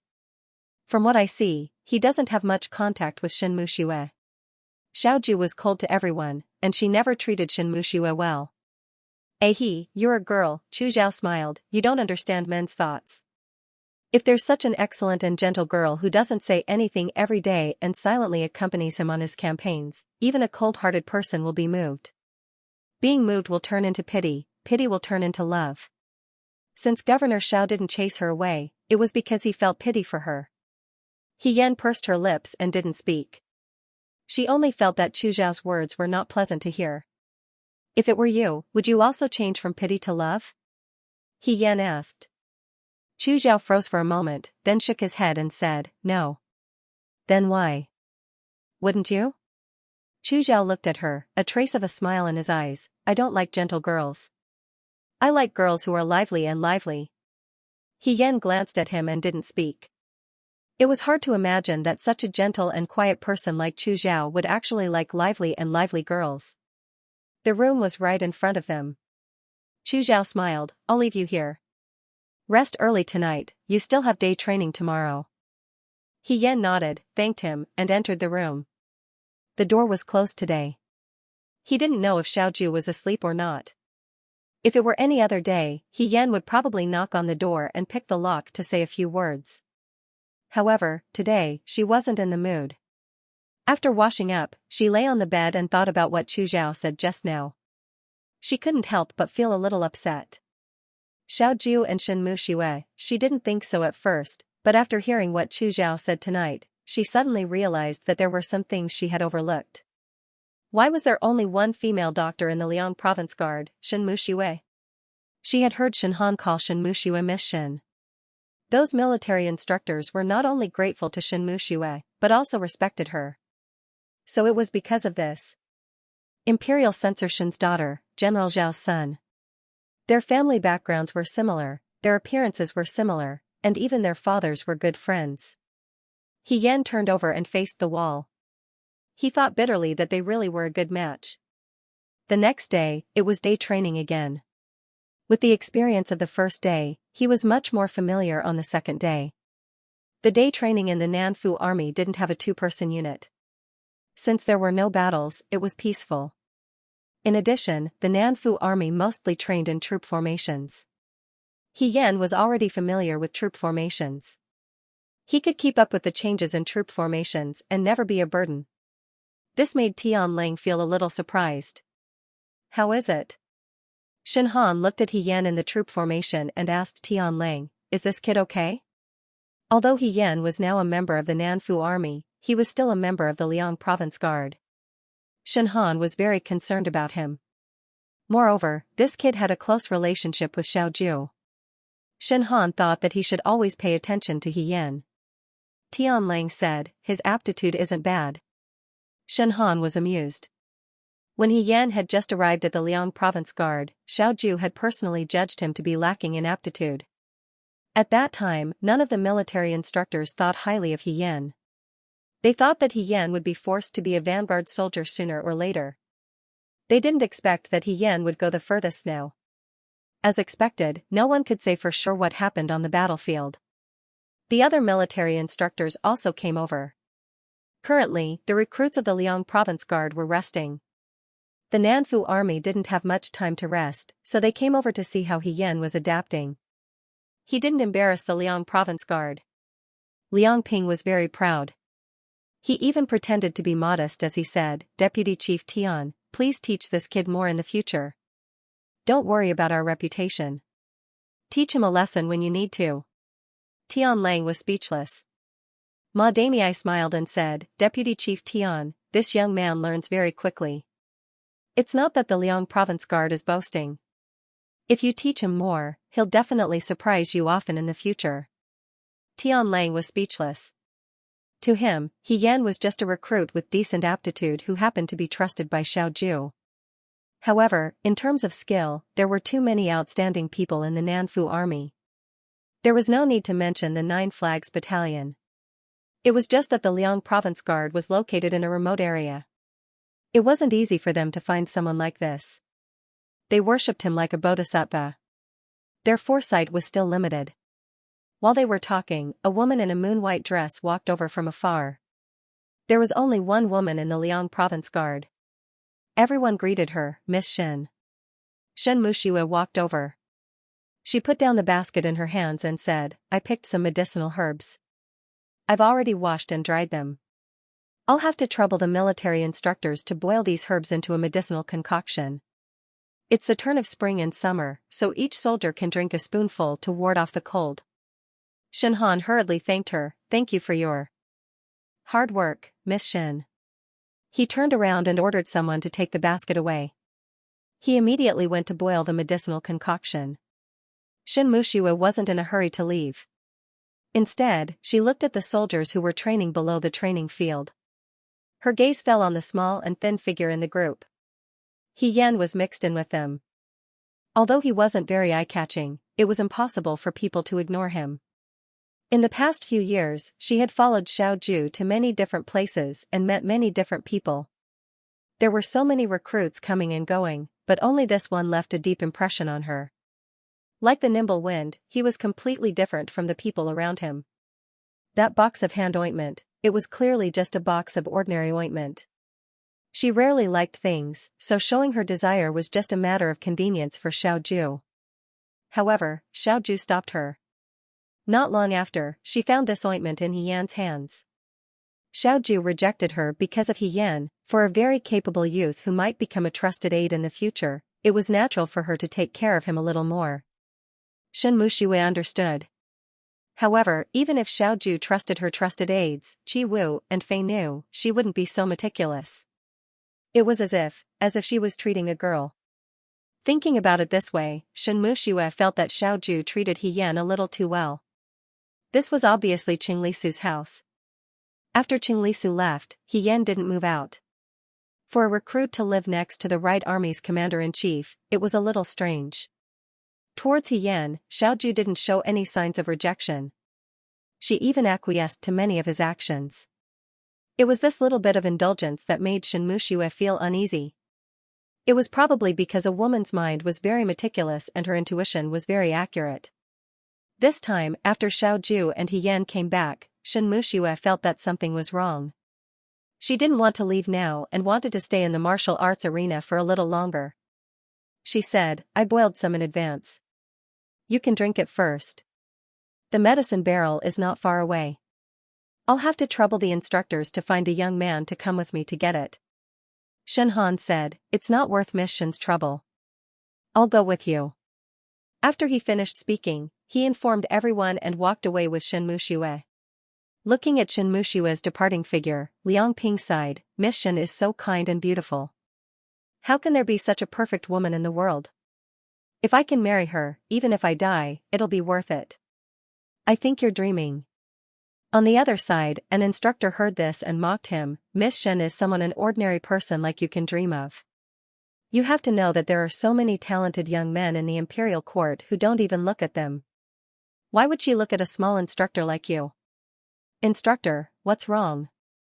Liang Ping was unconvinced. Since Miss Shen is willing to put down her status and come to a place like Liangzhou, she doesn't look down on us rough people and even boiled medicine for us to drink.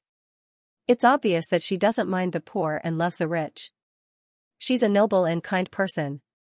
This kind of person only looks at people's character." He muttered in a low voice, "My character is very good.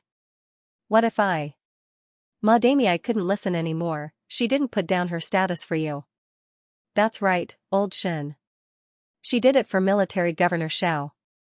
"What do you have to compare yourself with Military Governor Xiao? Are you as handsome as Military Governor Xiao? Are you as good as Military Governor Xiao in martial arts? Or do you have a family background, talent, elegance, and strategy? You're not as good as her in every aspect, yet you still dare to boast shamelessly here. If I, Miss Shen, heard your impudent words, I would have already asked my servants to beat you to death with a stick to save you from ruining her reputation." "Liang Ping. Are you still my brothers?" As he spoke, he heard a piercing voice, "Instructor." Everyone looked over and saw that the Nanfu soldiers were resting. He Yan immediately saw the instructors standing on the stage and came over to greet them. Perhaps it was because he wasn't considered a member of the Liang province guards anymore and his superior had become Tian Lang, so He Yan treated his former instructors more like friends. She flipped onto the stage and walked to the center of the crowd. She greeted them one by one, then asked with a smile, "What were you guys talking about just now? It's so lively." "We were talking about a toad among us, fantasizing about eating swan meat." One of the instructors giggled as he replied. He Yan asked curiously, "What do you mean by that?" "We were talking about Dr. Shen," Madame explained with a smile. "We were saying that Dr. Shen's status is noble, her character is noble, and everyone loves her." He Yan was startled. Then, someone who didn't know the difference between life and death came closer and said mysteriously to He Yan, "Brother He, do you know what Dr. Shen's background is?" If this was before last night, He Yan would have been surprised. However, after learning about Shen Mushua's identity from Chu Zhao, he didn't find it strange anymore. That person wasn't someone who could keep secrets. Before He Yan could speak, he said, "Dr. Shen is the current young miss of the Imperial Censor's residence." If it wasn't for military Governor Xiao, why would someone of such noble status travel thousands of miles? If I had such a beautiful person to treat me like this, I would definitely only treat her well in my entire life. He Yan wondered if she had been fighting with the name Shen Muxue recently. One by one, why did they all line up to stab her in the heart? What you're saying isn't reliable, Liang Ping refused to admit defeat and stubbornly insisted. If military Governor Xiao really likes Miss Shen, why hasn't he said anything until now? I'm a man, I know best. If a man likes a woman, it's impossible for him to hide it. If he can hide it, he won't like her that much. The world is so big, why would Miss Shen hang herself on one tree? It's better to open your eyes wide and look at the people around you. Who knows, maybe fate is right next to you. Liang Ping, you're really sick, and seriously sick. I think Dr. Shen should give you some medicine to look at your eyes. What's wrong with your brain? How can you say such shameless things? Everyone was making a ruckus. Tian Lang quietly took a step to the side. He didn't want to participate in the gossip about his superior. If he was caught, he wouldn't be able to bear the consequences. He Yan also wanted to slip away. He didn't want to listen to these heart-wrenching words, but the crowd refused to let her go. One of the instructors patted her shoulder and said, "Brother He, why aren't you saying anything? You're also one of us. Why don't you say something? Isn't Dr. Shen and military Governor Xiao a match made in heaven? Isn't old Shen overestimating herself?" He Yan, everyone looked at her eagerly, as if this comment of hers was very important. He Yan braced herself.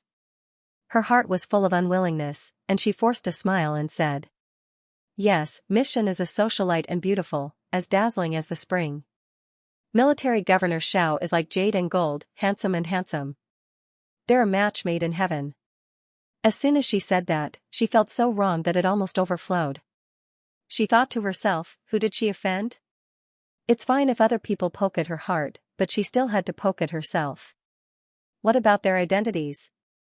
Aren't their identities very compatible? He Yan. Yes, the Commander-in-Chief of the Right Corps and Miss Censor are people of the same world. They have nothing to do with us. Brother He, you're now very trusted by the Commander-in-Chief. Who knows, when the Commander-in-Chief gets married, he might even invite you to attend the ceremony. This is something worth celebrating. Shouldn't you start saving money now and prepare a wedding gift? He Yan firmly painted the face of the person who spoke in his mind. He gritted his teeth in his heart, but on the surface, he still pretended to be calm and indifferent. Of course. This is a good thing worth celebrating. It's necessary to prepare a big gift. Everyone roared with laughter and actually started to give He Yan suggestions. When Xiao Ju and Shen Muxue got married, what should they prepare as a gift? Unexpectedly, no one noticed He Yan's stiff expression. Are you all very free? A cold voice sounded behind them. Everyone turned around to look. Unknowingly, Xiao Ju had arrived. Behind her was Shen Muxue and Shen Han, who was carrying a medicine bucket.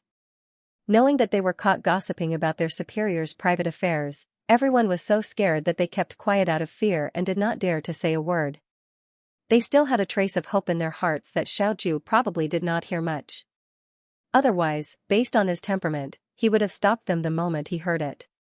Now that he said it, it was possible that he had just arrived.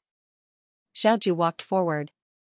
His dark blue brocade robe accentuated his jade-like complexion, his appearance as handsome as the moon. However, his voice was also cold. Although his words were directed at the crowd, his eyes were fixed on He Yan, his gaze as sharp and deep as a blade. You all have the time to gossip here? I see that you all are doing very well in your daily training. The instructors immediately turned into quails. No one dared to speak. Tian Lang's heart was greatly comforted. Fortunately, he was discerning and did not associate himself with this group of motley crew. See, didn't he get caught? Immediately, he stood even straighter proudly, showing that he was different from the others. Shen Han was also complaining incessantly in his heart. If he had known earlier, he would have asked Liang Ping and Shen Muxue to go get the medicine bucket together. When he and Shen Muxue came back, they saw Xiao Ju walking towards the martial arts arena. The three of them came together. When they arrived, they saw everyone asking He Yan if Xiaoju and Shen Muxue were compatible. The person who asked this question was definitely harboring evil intentions. How could they ask He Yan to answer this kind of question? Wasn't this stabbing a knife into his heart? Before he could see clearly which genius asked this question, he heard He Yan's answer without hesitation. Yes, Miss Shen is a socialite and beautiful. She is as dazzling as the spring. Military Governor Xiao is as beautiful as jade and as handsome as gold. They are a match made in heaven. Shen Han could immediately feel the chilliness emanating from the people around him. He carefully sneaked a glance at Xiaoju. His expression was ugly, as if his wife had been snatched away. Shen Han beat his chest and stamped his feet in his heart. Why did he always have to encounter such embarrassing situations? He had been honest and cautious all his life and had never done anything bad. Why was it so difficult? He Yan looked at Xiaoju. The young military governor was looking at him expressionlessly. A trace of mockery appeared at the corner of his mouth. As a recruit, you are hanging out with the instructor. Since you are so energetic, it seems like your daily training is not enough. He turned to Tianlang and said indifferently, He Yan's daily training can be doubled. Tianlang. Yes. Xiaoju raised his eyebrows and said coldly, why aren't you going? He Yan looked at him and said, yes. He turned and jumped off the stage and walked towards the group. She could feel that Xiaoju was dissatisfied with her. But, shouldn't she be the one who was angrier? He Yan joined the group and picked up his spear again. His gaze fell on the figure on the stage. Shen Muxue stood beside him. The jade-like beauty was a match made in heaven. He Yan lowered his head. The instructors present were all punished one by one and left dejectedly. Before they left, they were warned that if anyone dared to speak nonsense in the Liang Province Guard, they would pack up their bags and go back home. Tianlang had already used the excuse of having to drill the troop formation to slip away. Only Shen Han and Shen Muxue, who wished they could become decorations, were left on the training field. Shen Muxue stood behind Xiaoju and looked at his tall and straight back. An indescribable bitterness welled up in her heart. Just now, she and Shen Han had walked here and heard that someone had brought her and Xiaoju together to talk. Other than feeling embarrassed and angry, she was actually happy. She liked hearing these things. She liked hearing her name and Xiaoju's name being tied together. It was as if this could prove her relationship with Xiaoju. It also hinted that she was a special person to Xiaoju. So when she heard He Yan say this, Shen Muxue was very happy. But when she raised her head and saw Xiaoju's cold gaze, she was stunned. She didn't dare to say that she completely understood Xiaoju, but she still understood this man's emotions. He didn't like to hear people say this. It was completely different from how happy he was. Xiaoju was even a little angry. Why would someone be angry when they heard this? There was only one reason. The person who heard it didn't like him at all. Xiaoju didn't like him. Shen Muxue's expression darkened. In his sadness, there was also some doubt. If he didn't like it, he could ignore it. But this kind of anger was still a little unexpected. Xiaoju was a person who didn't show his emotions. He didn't care about many things. He cared a lot. Why? The sky gradually darkened. The instructors finished drinking the medicinal concoction that was prepared for them. Ever since Lin Shuanghe came to the Liang Province Guard, Lin Shuanghe was in charge of Xiaoju's medicinal concoction. Therefore, there was no one she could talk to. Shen Muxue stood there. Xiaoju was focused on the Nanfu soldiers' daily training and had no intention of talking to her. After a while, she naturally felt awkward. She was, after all, the noble daughter of the imperial censor manor. Her self-esteem was ingrained in her bones. She could give up everything to share Xiaoju's trials and tribulations. She could give up her luxurious life as the daughter of an official and come to this harsh and cold place to be a female doctor.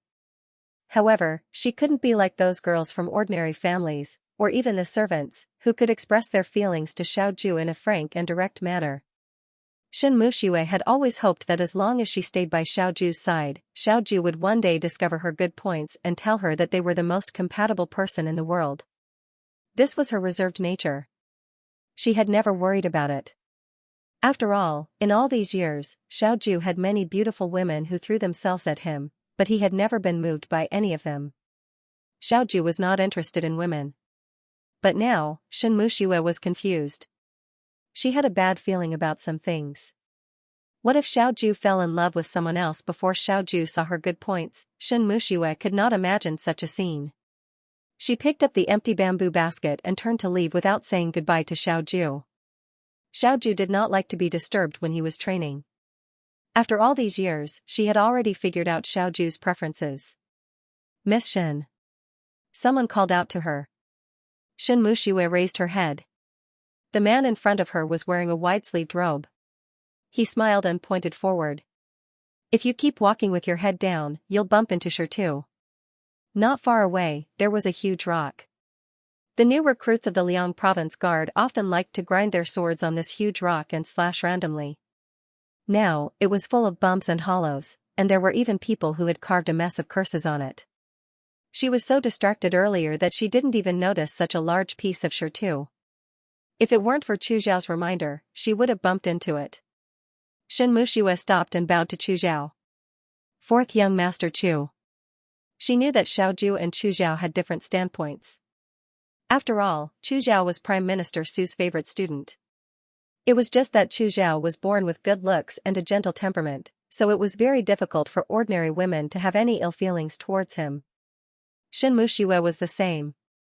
When they met on a daily basis, he never lost his manners. "Miss Shen seems to have something on her mind." Chu Zhao smiled. "Are you worried about Military Governor Xiao?" Shen Muxue was startled. She instantly panicked, as if someone had seen through her thoughts. However, she quickly calmed down and quietly said, "It's nothing. I'm just thinking about the medicinal theory in the medical book I read today."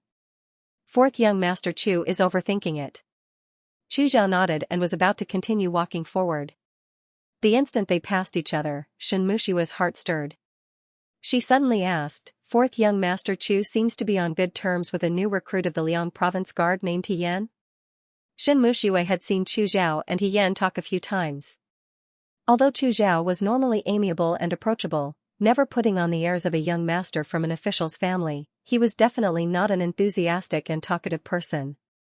In the Liang Province Guard, apart from talking to that excessively beautiful servant girl, he didn't have much interaction with anyone else. However, when he talked to He Yan, his attitude was very cordial. "Brother." "He?" Chu Zhao paused. "Brother, he is a good friend of mine in the Liang Province Guard." "Why is Miss Shen looking for him?" Since he admitted it so directly, Shen Muxue didn't know what to ask. After a moment, she looked towards Chu Zhao. "When the Yudo sent troops to Jiang, I heard that fourth young master Chu was also there.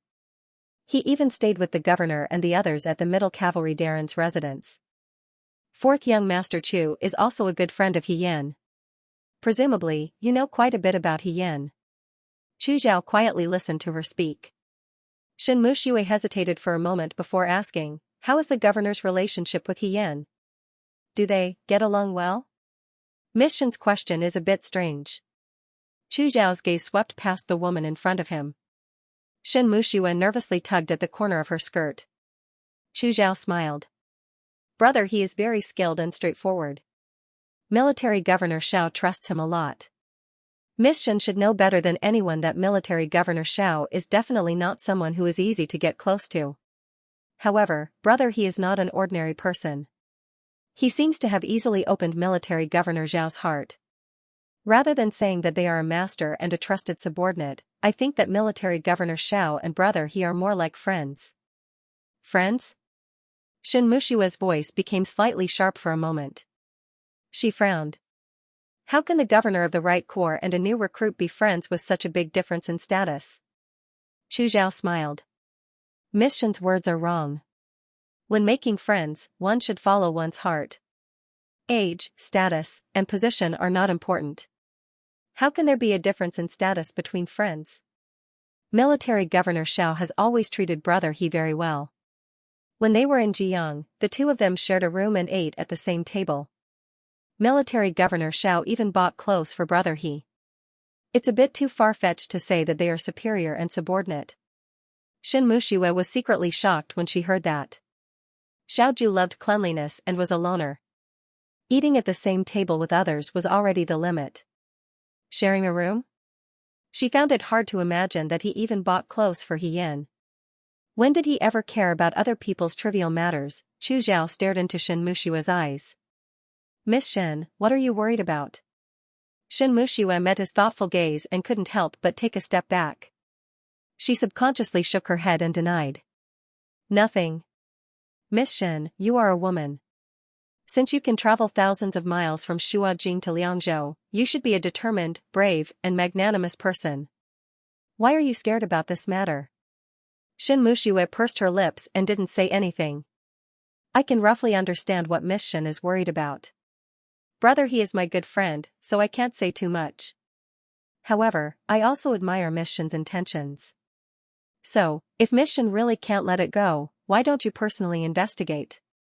Sometimes, he said faintly, people should trust their own instincts. Especially, women. Shin Muxue raised her head.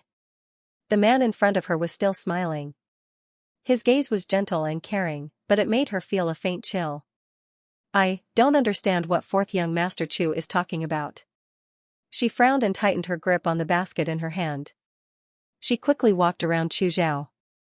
I have to go back and concoct the medicinal ingredients. Fourth young Master Chu, goodbye. Shin Muxue hurriedly left. Looking at her back, she seemed a bit embarrassed.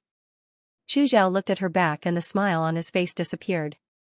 After a while, he lowered his head and muttered to himself, it's getting more and more interesting.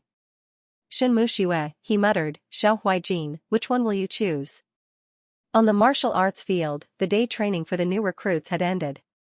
When Lin Shuanghe passed by the martial arts field, he happened to see Xiaoju dispersing the southern house soldiers. He went up to greet her and planned to go back with Xiaoju for dinner. Huaijin, have you been training my sister He too hard these past few days? I haven't seen her in a long time. I have to remind you that she still has injuries. Although they aren't very serious, a girl can't be compared to a man. She should rest more. You should be more considerate. Xiaoju coldly said, mind your own business. How can this be called mind your own business? Sister, he is my friend and also your friend. Friends should help each other. Mind your own business first. Lin Shuanghe waved his fan.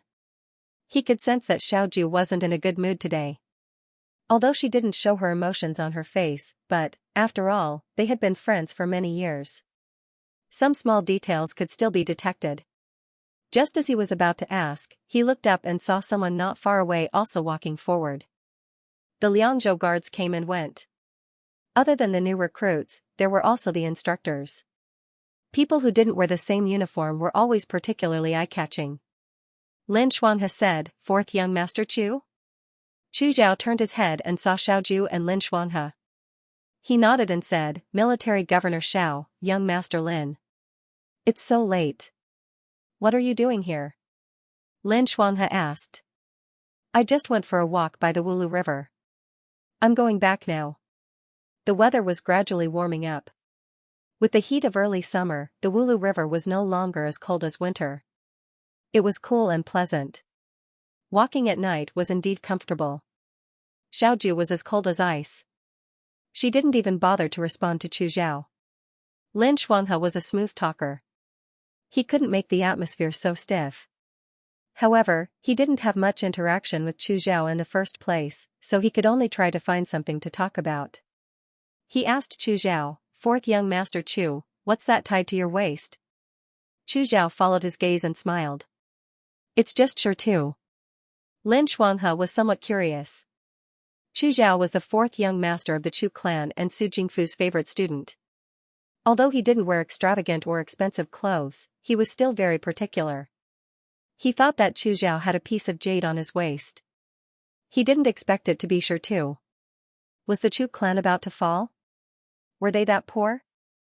As if seeing the surprise in Lin Shuanghe's eyes, Chu Zhao smiled. He untied the Shirtu from his waist and handed it to Lin Shuanghe. Lin Shuanghe glanced at it. It was a flat piece of Shirtu. It was naturally in the shape of a horse. There were traces of abrasion on the tail. It was also chiseled at the head and body of the horse. If it was made of jade, it would be interesting and lively. However, if it was made of shertu, it looked more like a toy for children to play with. There was nothing special about it. It was indeed just a piece of shertu. Fourth young master Chu, why would you tie a piece of shertu to your body? Lin Shuanghe returned the shertu in his hand and coughed twice. This shertu is not worthy of fourth young master Chu's status. A friend's goodwill is priceless even for shertu, Chu Zhao replied very seriously. When Lin Shuanghe heard this, a mischievous thought appeared in his heart. He smiled and looked at Chu Zhao. Fourth young master Chu, are you saying that this is a gift from a girl in your heart? His opinion of Chu Zhao had changed greatly. After all, Chu Zhao was someone that Su Pingting had taken a fancy to. No matter how powerful Chu Zhao was, he wasn't powerful enough to openly oppose Prime Minister Su. Moreover, Prime Minister Su doted on his beloved daughter the most. Su Pingting's standards were very high. There was no way she would gift a piece of shertu to Chu Zhao. A girl who could gift something like this was most likely a daughter of an ordinary family. Chu Zhao dared to openly wear a gift from a girl other than Su Pingting. Wasn't he afraid of being discovered by the father and daughter of the Su family? He would have to bear the consequences. How could this not be admirable? Chu Zhao was stunned for a moment. He shook his head and smiled. It's not a girl in my heart. It's brother he. As soon as he said this, the surroundings fell silent. Xiao Ju's gaze fell on Chu Zhao's face. Lin Shuanghe couldn't wait to ask, you said. Brother he gave it to you? You could say so. Chu Zhao said, she was the one who carved the shertu. Lin Shuanghe turned pale with fright. Despite all his precautions, He Yan still fell for her. She was even willing to give him shertu. It was clear that she liked it very much. However, she couldn't be blamed for this. She was at the age where she was experiencing her first awakening of love. Who could resist the attack of a gentle and kind beautiful young master? If it was someone else, it wouldn't be a big deal.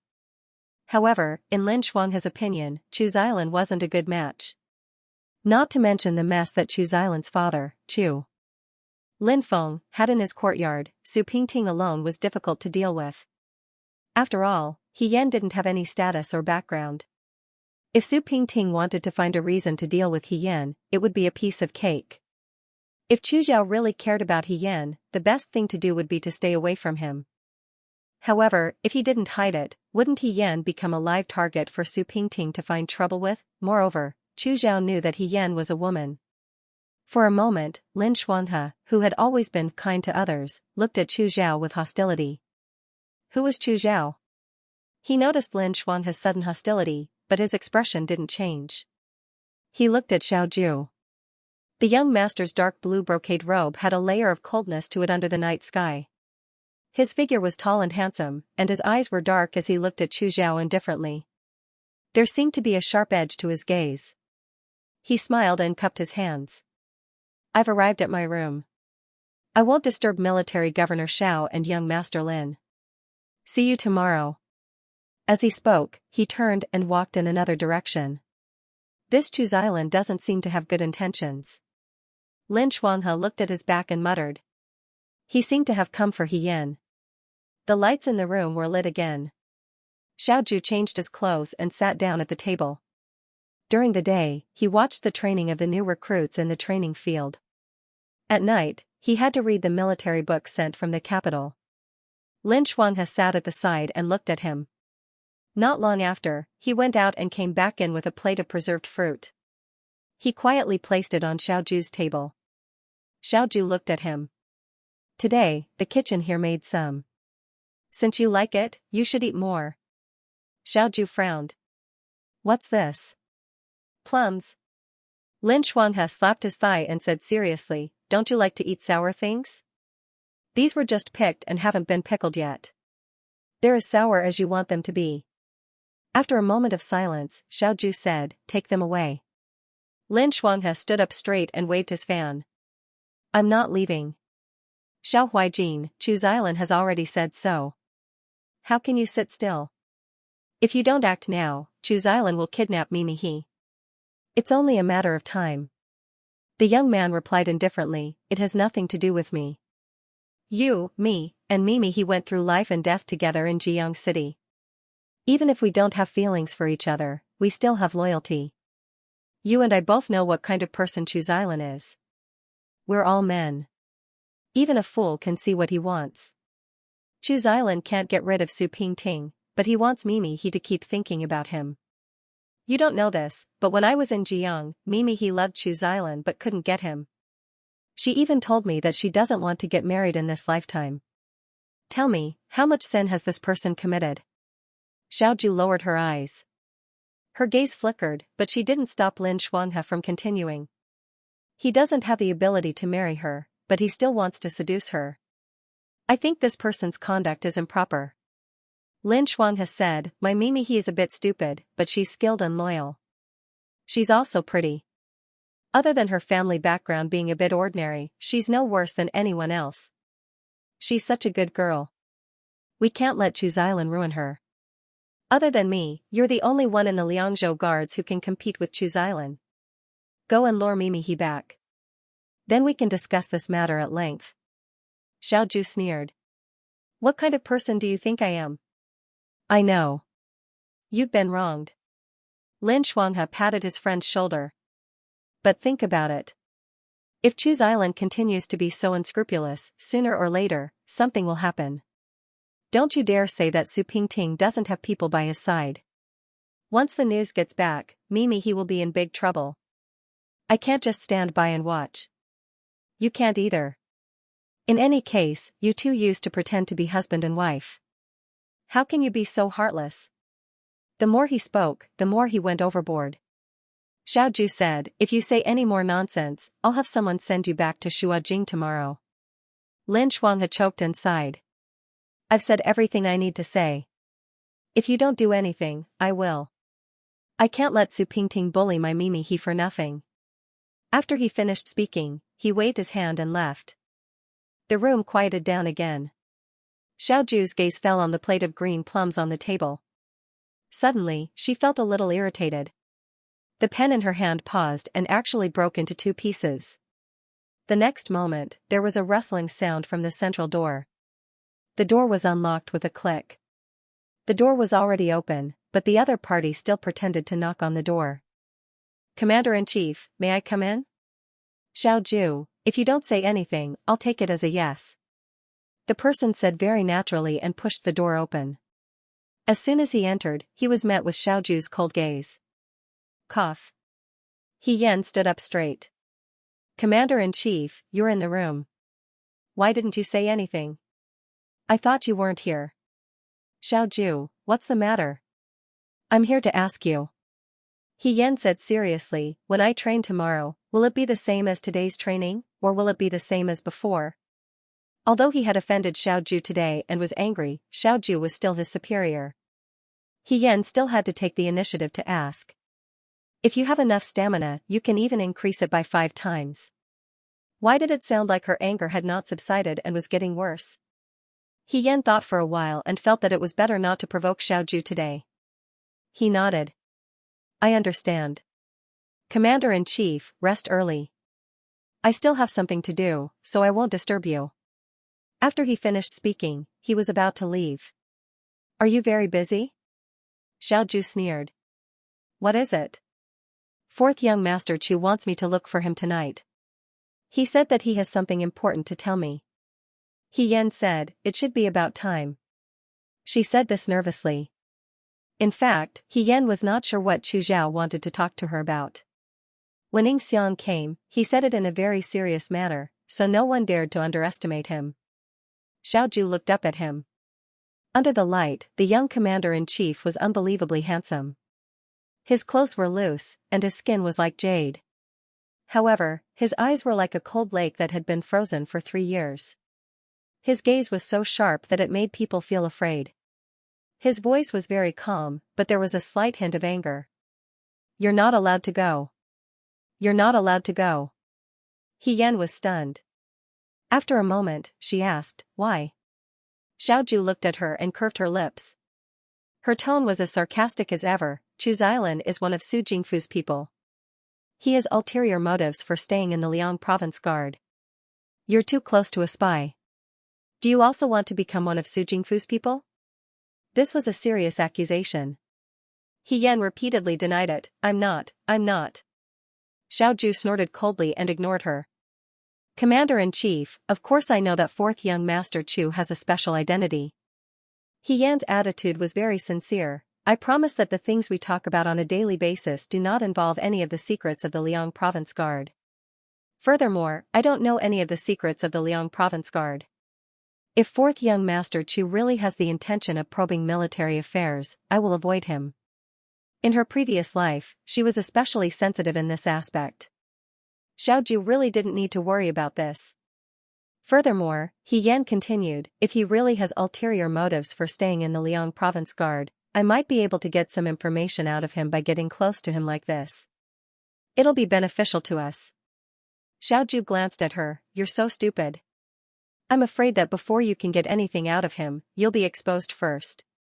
He Yan, perhaps Jiang Jiao was wrong. There were more than just women in the world.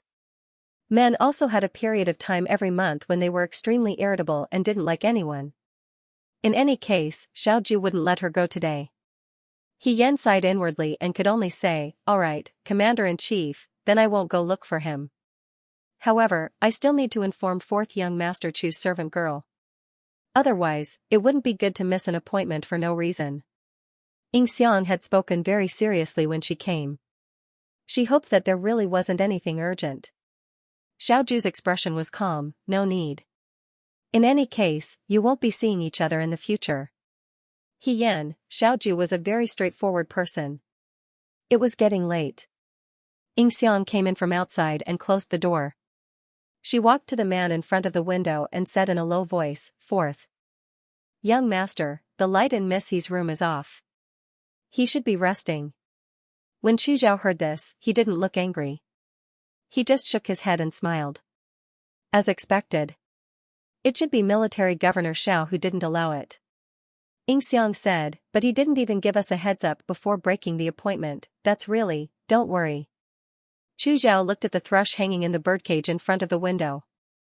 The bitter cold land actually became much more beautiful because of him, as if he had returned to the bustling countryside of Shuajing. He teased the bird for a while, then turned around and said, the more nervous Xiao Huaijin is, the more it proves one thing. He Yan is very different to him. The lamp on the table swayed gently, and his voice disappeared into the darkness. She will become Xiao Huaijin's weakness. The next day, He Yan went to the practice field for his daily training as usual. Xiao Ju was also present. Because Xiao Ju's mood was truly abnormal these past few days, He Yan didn't dare to slack off and trained especially hard. When it was noon and it was almost time to rest, suddenly, Shen Han and a few others hurriedly ran over from the Liangzhou Guard recruits. They ran to Xiao Ju's side and said, Governor, people from the capital have come. These words were a bit loud, but the southern mansion soldiers didn't move. He Yan felt that it was a bit strange. Why would the capital suddenly come to the Liangzhou Guard? Ever since they chased away Rida Muzi's Yuto last time, the Liangzhou Guard had lived peacefully for half a year. Now that people from the capital had come, could it be that something big had happened? Xiao Ju had Tianlang continue to train the new recruits while she followed Shen Han to the other side. After a while, Shen Han and Xiao Ju reappeared, followed by a large group of people. The leader was a eunuch wearing palace robes. He held a horsetail whisk in his hand and smiled kindly. Xiao Ju indicated to Tianlang, and Tianlang immediately had the southern mansion soldiers stop their daily training. The kind-looking eunuch took a step forward and said with a smile, which one of you is He Yan? He Yan, who was called out, was startled. He stood up and saluted, this one is indeed He Yan. The eunuch looked He Yan up and down. His gaze made one's hair stand on end. He Yan wasn't unfamiliar with this scene. He had experienced it before. He was immediately shocked. Could it be? The next moment, the eunuch said, His Majesty has an imperial edict. Young master please accept it. He Yan respectfully knelt down. He saw the person in front of him open the bright yellow imperial edict scroll and said in a long voice, By the will of the heavens, His Majesty summons, He Yan of the Liangzhou Guard. He is loyal, brave, and skilled in battle. He has repeatedly performed miraculous feats in the war at Yuto. I hereby confer upon him the title of Muan Lang and give him a crown. I hereby announce this to the world. By the emperor. He Yan was startled. Muan Lang, seeing that he didn't move, the eunuch reminded him, young master he? Why aren't you accepting the edict and thanking him? He Yan hurriedly kowtowed and accepted the edict. He was still puzzled. Why would His Majesty reward him at this juncture? On the surface, it seemed to be because of the Liangzhou guards' war at Yutou and Jiang City. However, how did the palace find out about this? Xiaoju probably wouldn't say anything. Even if it was Mu Hongjin, she would only tell him the truth. His Majesty wouldn't pay attention to a minor character like him, especially since he wasn't the main character in these two wars. Before he could clear his doubts, the eunuch smiled and cupped his hands at He Yan. Congratulations, congratulations.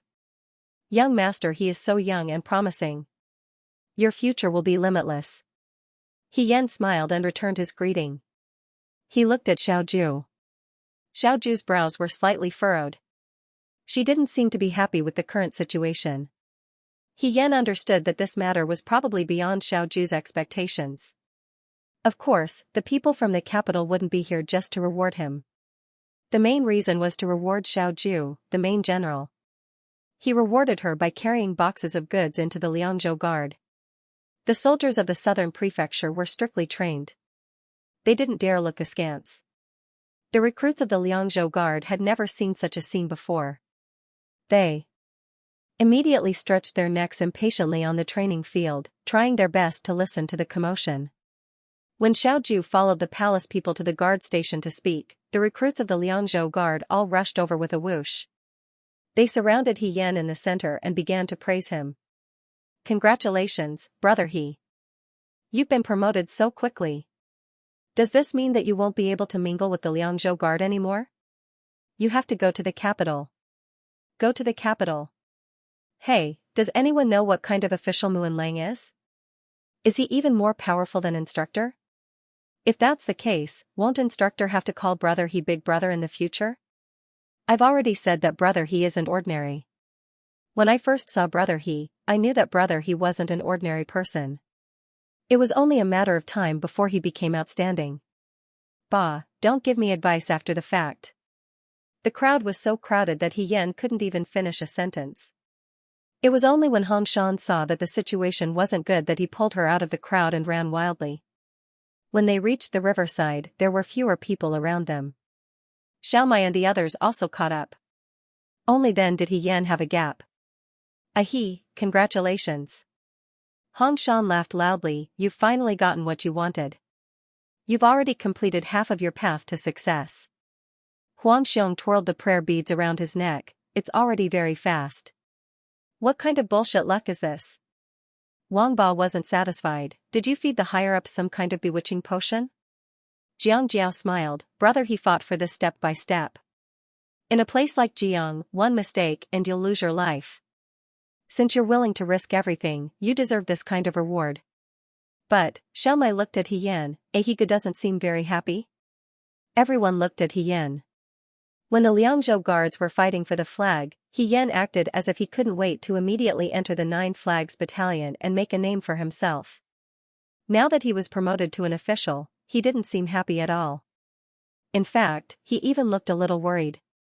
Shi Tu asked, what happened? He Yan forced a smile, nothing, I just can't believe it.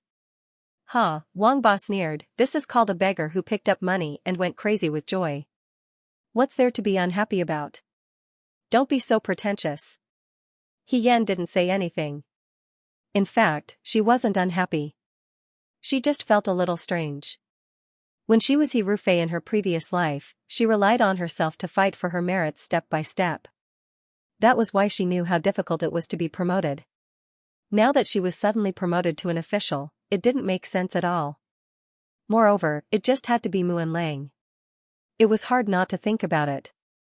Maybe she should ask Xiaoju about the inside story.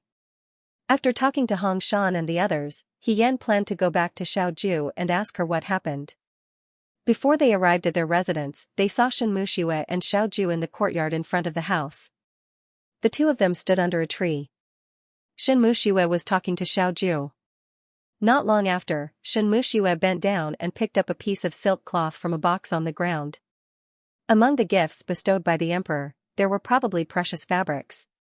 Unfortunately, Xiaoju didn't have a family and Xianxia was the only girl in the Liang province guards. Naturally, these fabrics were given to Xianxia. Xianxia seemed to be very happy. She held the silk cloth and thanked Xiaoju. Ever since Xian met Xianxia, this girl had always been cold and indifferent. She was like a fairy who couldn't be approached. Now that she was smiling brightly at Xiaoju, Xian stopped in her tracks. Her legs seemed to weigh 1,000 pounds and she couldn't take another step forward. She hesitated. She wanted to wait for the two of them to finish talking before going forward. Suddenly, she heard a voice, "Why aren't you going over?" Xian turned around. Chu Zhao was standing in front of her. He looked at her with some confusion. "It's not an urgent matter. There's no harm in going over later." Xian said half-heartedly, "Why is Brother Chu here?" "I'm here to find you." Chu Zhao glanced at the two people under the tree and then looked at Xian. "Since Brother he isn't in a hurry, why don't you take care of me first?" Xian thought about it and said, "That's fine too." She turned her head and walked in the opposite direction of Xiaoju with Chu Zhao. She asked, "Brother Chu, are you looking for me for something urgent? It seems that Brother he is really busy with your daily training. You were so busy that you forgot about our agreement last night. Even now, you still haven't remembered." Xian suddenly understood. She originally wanted to remember today. Who knew that after the imperial edict came down, she would forget about Chu Zhao? Hearing this, she apologized, "I'm sorry. I unknowingly fell asleep last night. Today, I wanted to apologize to you, but it's just a joke." "Don't take it to heart," Chu Zhao smiled, "you're going to be an official today. Of course, you should be happy." Xian's footsteps paused. "You also know?" "I found out yesterday." Seeing Xian's confused expression, Chu Zhao said, "The people from the capital already sent me a letter yesterday. They said that they would arrive today. I came to find you last night to tell you about this. Thinking that you would suddenly be conferred, I thought it would be better to give you a heads up in advance so that you wouldn't be at a loss. I didn't think that you would fall asleep. However, looking at Brother He, you're still calm after being promoted. It seems that I worried too much. You said that the people from the capital sent you a letter yesterday?" Xian looked at him, "Why did they tell you?" Even Xiaoju probably didn't get the news in advance. "Because," Chu Zhao looked into her eyes and smiled slightly, "I was the one who asked His Majesty to confer Brother He as an official. It was actually him." Even though Xian had many guesses, she never thought of this possibility. She only asked, "Why is Brother Chu doing this?" Chu Zhao continued to walk forward and said softly, "When we were in Jiang City, you and I both personally saw the ferocity of the Yuchua soldiers. Beside the canal, Brother He gave me clothes that could resist water and fire. I was very grateful. War was cruel, but Brother He was not afraid at all. I saw Brother He's bravery and fearlessness. Before this, I also heard about Brother He's fierce battle with Xianxia. For the great way to have a hero like Brother He, it is the great way's fortune.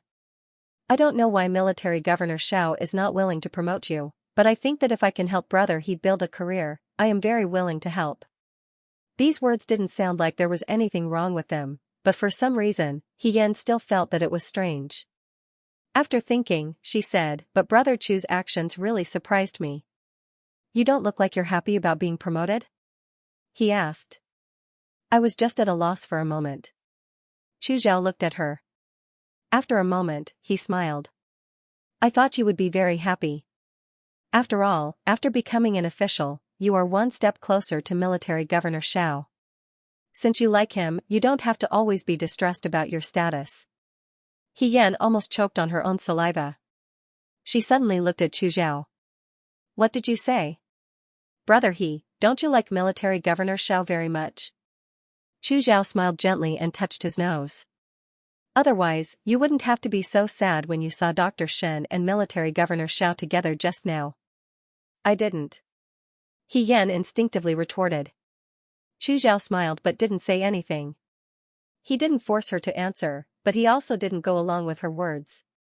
For a moment, Xian was very depressed. She wondered if she had missed many details in the past few days. How could she see clearly all of them? Lu Buwang, Lin Xuanhe, and even Chu Zhao? Was she so obvious? She had clearly been very restrained, polite, and cautious. Chu Zhao looked into the distance.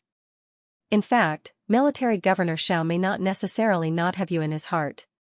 After all, with Military Governor Zhao's temperament, he has already taken care of Brother He a lot. He Yan asked, do you think so? If Brother He wants to know Military Governor Zhao's feelings, it's actually very simple. Chu Zhao smiled and said, I can help you sound him out. How do you want to sound him out? He Yan was puzzled. The man in front of her suddenly approached her. He Yan's back was against a tree. When he came so close, she almost punched him out of reflex. The man's face stopped in front of He Yan. There was a smile in his eyes, which was especially intoxicating. It's very simple. Brother He is a girl and doesn't understand men's possessiveness. If I deliberately act very close to you, if Military Governor Xiao has you in his heart, he will definitely be very angry.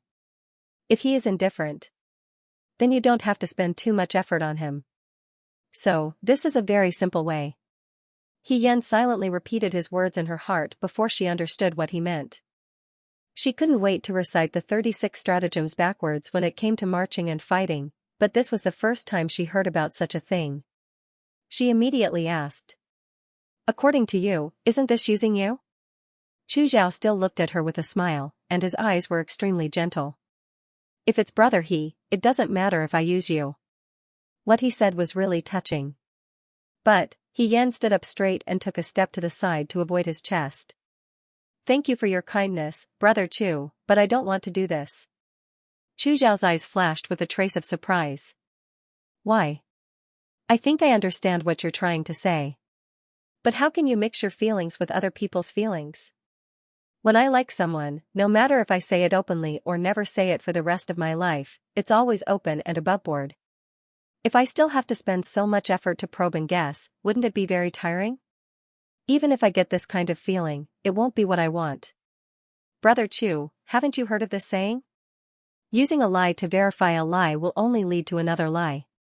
In the end, I won't know what's real and what's fake. He Yan didn't say anything. After all, Xiaoju didn't like Chu Zhao very much. Even if Xiaoju didn't like her, she would still fly into a rage if she saw He Yan and Chu Zhao together. If she misunderstood because of this, wouldn't she be overthinking? Chu Zhao was stunned for a moment. Brother He, aren't you curious about Brother He's position in Military Governor Zhao's heart? I'm not curious. He Yan answered straightforwardly, and Chu Zhao didn't say anything for a while. Fourth young Master Chu, I've never wanted him to know. He Yan said, I don't plan to let him know in the future. So, I appreciate your kindness. You don't want to be with him? Things in the world change rapidly. Fourth young Master Chu can only be sure of the word together for a while, and not for a lifetime.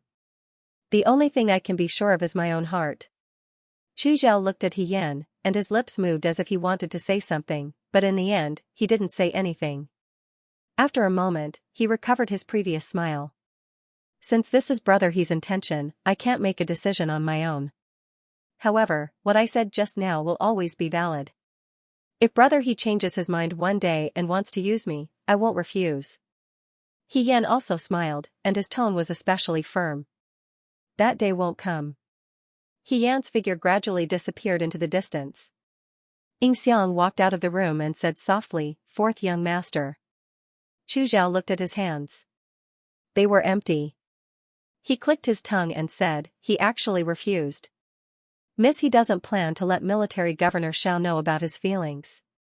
Xianxia sighed. He doesn't want to make things difficult for Military Governor Xiao. Chu Zhao smiled faintly. There's actually such a stupid woman in the world. She doesn't want to fight for it, nor does she want to be with it. She's guarding an unseen and untouchable feeling, and she thinks that it's the most noble thing in the world. Ridiculous. This made him think of Yi Runmei.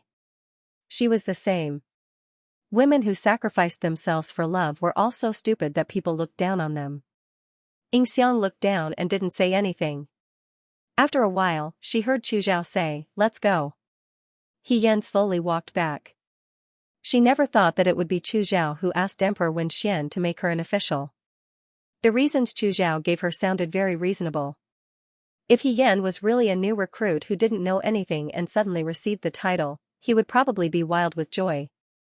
Even if he had any prejudices or suspicions towards Chu Zhao, they would instantly vanish into thin air. He would even blame himself in his heart for measuring the heart of a gentleman with the yardstick of a villain. However, she wasn't a new recruit who didn't know anything. She was Fei Hong, who was very familiar with military affairs. Therefore, He Yan knew better than anyone else that Muan Lang was just an official without any real power. It sounded like a fourth-ranked official, but in reality, she couldn't mobilize any soldiers. In her previous life, she couldn't rely on anyone and could only start as a new recruit. She didn't know how many merits she sold to her superiors to get a small official position. Her small official position gradually rose until no one could hide her merits. Finally, she was valued by the emperor. But now, she seemed to have reached the heavens in a single step. In reality, she didn't have as much power as a centurion. If Chu Zhao only asked for a title from the emperor, and the emperor himself decided what official he wanted, then this matter was still fine. But if the position of Muan Lang was personally proposed by Chu Zhao, then there was a deeper meaning behind it. He asked for a title for himself, but he asked for an official position without any real power. What exactly was he scheming? In the room, Fei Nu and Lin Shuanghe stood and looked at the person standing in front of the window. My He Mimi became an official? Lin Shuanghe was confused. Didn't you say that you have to wait until you return to Shuajing to see the emperor? What's going on? Young Master Lin, Fei Nu couldn't help but say. This time, it was fourth young Master Chu who asked for a title from the emperor. Chu Xilan? Lin Shuanghe frowned. What does it have to do with him whether my He Mimi becomes an official or not? What kind of solicitude is he trying to show? Xiao Ju's expression was calm, but when she looked carefully, there was a hint of coldness in her eyes. Fei Nu sighed. It's not a matter of solicitude or not. It's not a good thing for her to become an official now. Lin Shuanghe stopped waving his fan. He looked at Fei Nu, then looked at Xiao Ju. What do you mean? I don't understand. I originally wanted to wait until we returned to the capital to ask for a title for her as a woman, Xiao Ju said calmly. Chu Xilan took the first step. It seems that he helped He Yan, but in fact, he planted a hidden danger. One day in the future, He Yan's identity will be exposed.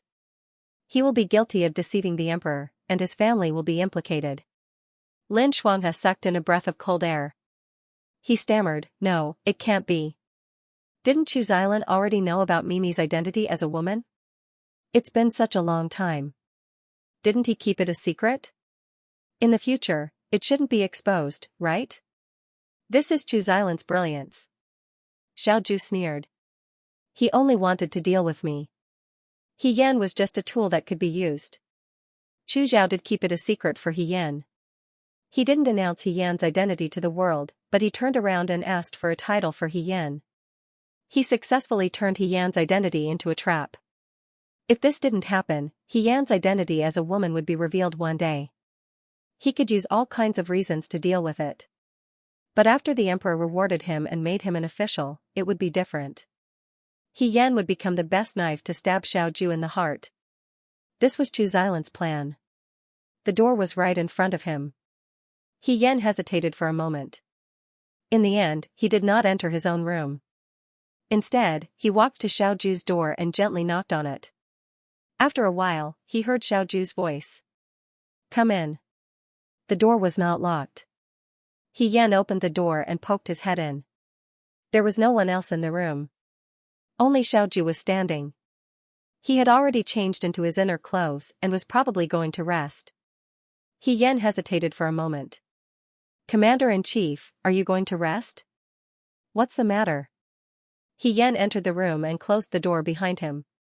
When she walked in, she didn't know what to say for a moment. After pausing for a moment, she looked at Xiao Ju and said, I've been promoted to an officer. Commander-in-Chief, what's going on? What's going on? Xiao Ju said coldly. Didn't Chu Xilan tell you? He actually guessed it. He Yan stepped forward. Commander-in-Chief, you know that it was 4th Young Master Chu who requested for me to be promoted. Xiao Ju's gaze focused on her face. She sneered slightly. You have a good relationship with him. No, Commander-in-Chief, you've wronged me. He Yan said. I only found out today that 4th Young Master Chu requested for me to be promoted. I was also puzzled. Why would he request for me to be promoted without any reason? Didn't Chu Xiaolan see that you haven't been promoted for a long time under me, so he personally requested for you to be promoted? Xiao Ju turned around and hung Yin Qiu on the wall. Her voice was full of sarcasm. Lady, he has good relations with people, so good that it's unexpected. Why did her words sound so strange? He Yan frowned. I didn't ask for this. Commander-in-Chief, you can't take out your anger on me. I've said it before. Xiao Ju's eyes were cold. It's your business if you like Chu Xiaolan, but in the Liang Province Guard, being close to a spy is my business. Her words were unpleasant to the ears, as if she was a mole who was helping an outsider. He Yan thought to himself, Xiao Ju's temper was inexplicable, even worse than Shen Mushua's. She couldn't help but say, 4th Young Master Chu and I are just ordinary friends. There's no such thing as being close to her. Governor, aren't you close to Dr. Shen yourself? Don't you also have people who are close to you?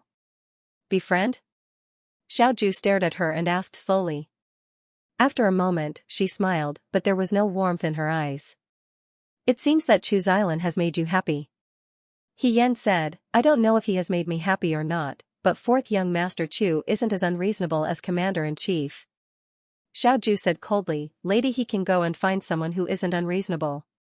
He Yan, she usually had a good temper and thought of herself as a broad-minded person. However, in the past 2 days, she had been upset by the matter with Shen Muxue. Now that Xiao Ju was being so aggressive, she was angry.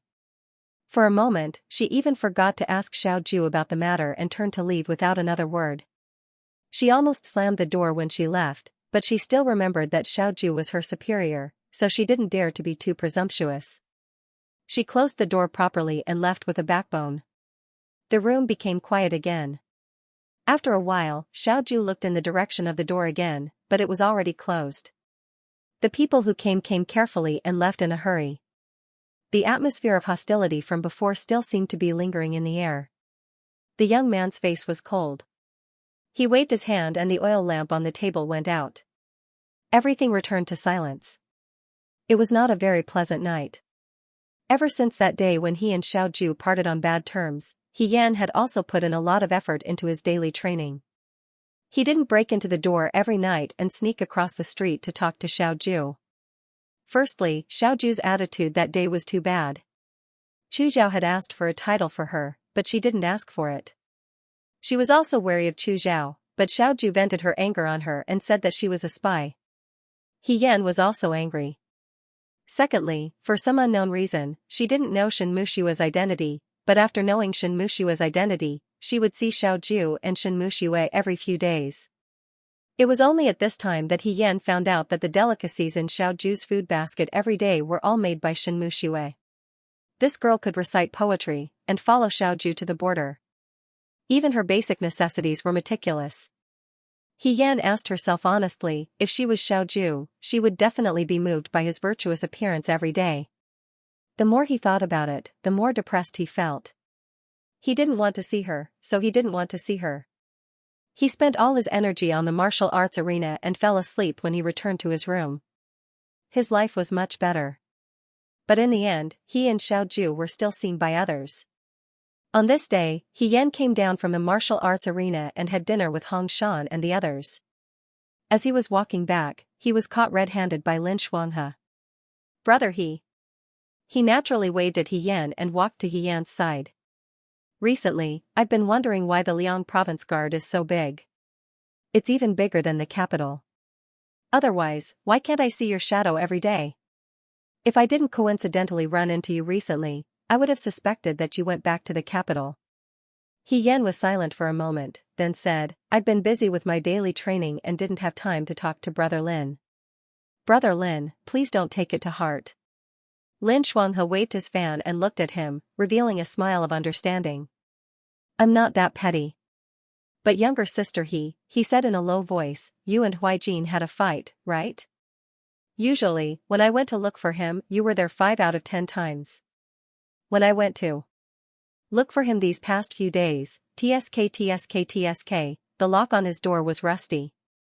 How long has it been since you went to sit in his room? Yan scowled coldly. What's it? I'm not that familiar with him. You really had a fight? Lin Shuanghe was stunned. Haven't you always had a good temper? How did you get serious with Xiao Huijin?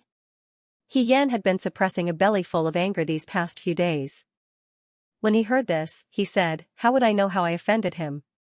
Brother Lin, do you men have a period of time every month when you don't like someone? Do you throw a tantrum whenever you feel like it? There's no reason for you to make trouble for no reason? Lin Shuanghe rubbed his chin.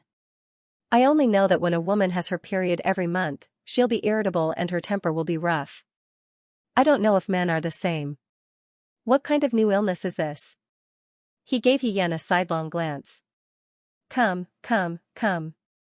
Tell me, how did Xiao Huijin make trouble for no reason? Yan thought that since Lin Shuanghe was Xiao Ju's good friend, he must know Xiao Ju better than he did.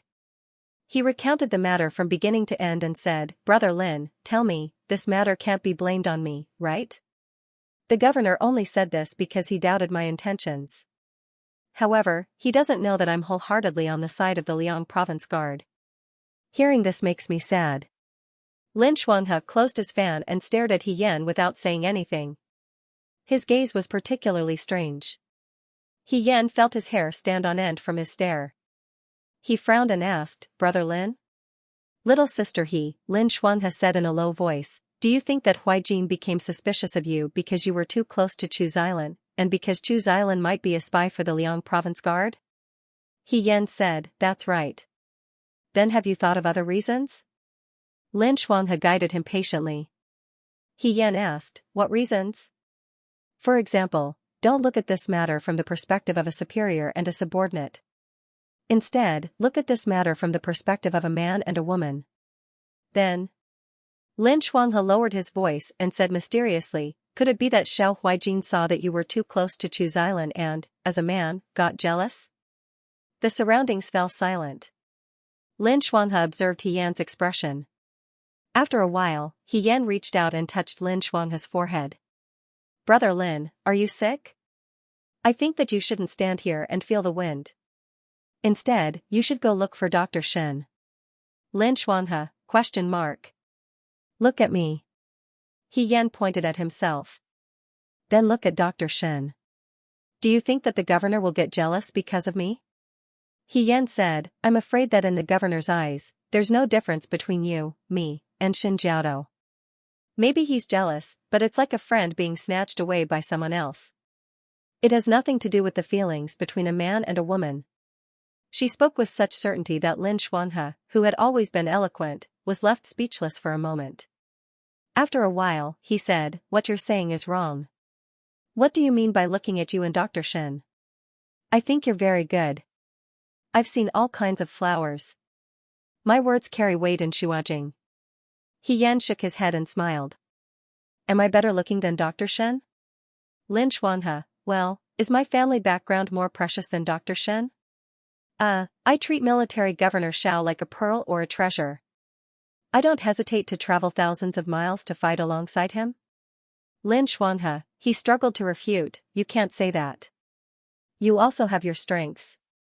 Yan smiled. Then, Brother Lin, tell me, what are my strengths? Lin Shuanghe said, you're generous. You're loyal and you value friendship. You're good at fighting, your temperament is straightforward, and you're never shy. You're passionate, strong, and you can fight. If these aren't strengths, then what are? Yan looked at him. Brother Lin, what you've said is true. Xin Jiao, Qi Wu, Fei Nu, and most of the recruits in the Liangzhou Guard are like this. Can we say that the governor also admires them? Lin Shuanghe didn't know how to respond. Yan suddenly felt tired. He originally wanted to help his friend test this girl's feelings. Now, let alone test her, he didn't believe that Xiao Ju had any other feelings for her. What else could he say? This girl looked as bright and cheerful as a little sun, but why did she have such low self-esteem? It was as if she had never been treated well by anyone. She didn't even want to believe that she was favored in the slightest. Didn't they say that her father, Wu Sanguan, loved He Yan very much? A girl who had grown up being pampered was confident and proud. She definitely wouldn't be like this. Lin Shuanghe thought that this matter couldn't be rushed. If he wanted to change He Yan's mind, he had to find the reason first. He was afraid that He Yan would continue to be entangled in this matter, so he changed the topic. Forget it, let's not talk about this. It's all because I saw that the atmosphere between you and Huaijin wasn't right these past few days. That's why I wanted to be a peacemaker. You have to know that it won't be long before we leave the Liangzhou Guard. If we continue to be so distant and cold on the road, how uncomfortable would that be? He Yan was stunned. Leave the Liangzhou Guard? Lin Shuanghe sighed. The Yuto is already in front of us. Huaijin will lead his troops back to the capital sooner or later. No matter how much Prime Minister Su struggles, His Majesty won't let Huaijin stay in the Liangzhou Guard forever. The capital can't be left unprotected. The Yuto is already in front of us, what do you mean? Brother He, you still don't know? I only found out this afternoon. You were probably training at the time. I reckon that the news will spread throughout the entire Liangzhou Guard tomorrow. While we were dealing with the Yuto in Jiang, the Yuto's other army had already launched an attack on Huayuan. His Majesty sent General Fei Hong to meet them in battle and ordered us to defend Huayuan. This news was too shocking. For a moment, He Yan didn't know which one to be shocked by first. The Yuto attacked Huayuan? He Rufei met them in battle, He Rufei didn't dare. When did this happen? He Yan asked. Has General Fei Hong already gone to Huayuan? Lin Shuanghe thought for a moment. It would take Huayuan more than a month to reach Liangzhou without rest or sleep. Since the news has already spread, General Fei Hong should have already reached Huayuan and is fighting fiercely with the Yuto. He saw that He Yan's expression was unsightly and thought that He Yan was worried about the situation in Huayuan. He comforted him, you don't have to worry. General Fei Hong brought 150,000 Fuyue army with him. He won't lose no matter what. Moreover, that's our Dewey's General Fei Hong. He Rufei is as famous as Xiao Huaijin. He has almost never lost a battle. Our 20,000 men in Jiang can already deal with 150,000 Yuto, let alone 150,000 Fuyue army. You also know that General Fei Hong is best at arranging troops and winning with fewer troops. He Yan didn't say anything. Lin Shuanghe looked at him strangely. Brother He? He Yan came back to his senses and looked at him. He said word by word, Brother Lin, in the next few days, if there's news from Huayuan, can you inform me immediately? Of course. Lin Shuanghe spun his fan. This isn't some military secret. If news from Huayuan comes, the entire Liangzhou Guard will know about it sooner or later. But why are you so nervous? You're sweating. Weren't you calm when we were in Jiang City and in such a disadvantageous situation? Could it be? He moved closer and stared at He Yan. You. He Yan's heart skipped a beat, but his expression remained calm. What? You don't trust General Fei Hong? Lin Shuanghe said seriously, although you're closer to Huaijin, it's normal for you to favor your superior more. However, other than the fact that General Fei Hong likes to wear a mask and act mysterious, he's a first-rate expert in war. There's no doubt about that. You don't need to be so worried. If he didn't have any real skills, His Majesty wouldn't have appointed him as a general. He Yan didn't have the heart to listen to Lin Shuanghe's comforting words.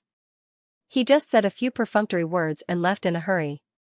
Lin Shuanghe looked at He Yan's back and muttered strangely, if He Rufei was here and saw his skills being doubted like this, he would probably vomit blood. He Yan didn't know whether He Rufei would vomit blood or not. She hurried back to her room and looked at the tightly shut door. She put her hand on the lock several times, but withdrew it every time. How was she going to tell Xiaoju? He Rufei was a fake? Because the real General Fei Hong was in the Liang Province Guard? Yuan was so far away from the Liang Province Guard. His Majesty had already dispatched the Fuyue army, so the Liang Province Guard's southern Fufu army couldn't leave the city without permission. Moreover, how was she going to convince Xiao Ju to bring the southern Fufu army to Huayuan? Was she going to say that He Rufei's 150,000 Fuyue army couldn't defeat the Yuto? She was afraid that as soon as she said that, she would be arrested as a spy. He Yan grabbed the tea on the table and took a sip. The tea was already cold, but it calmed her down a bit. She never would have thought that Emperor Wen Xian would send He Rufei to Huayuan. Back then, ever since He Rufei replaced her as General Fei Hong, other than occasionally showing his face in the capital's martial arts practice field, He Rufei had never truly led troops into battle again. This was because after the Western Chang and the Southern Barbarian Rebellion, the Dewei was peaceful and prosperous and didn't need to use troops.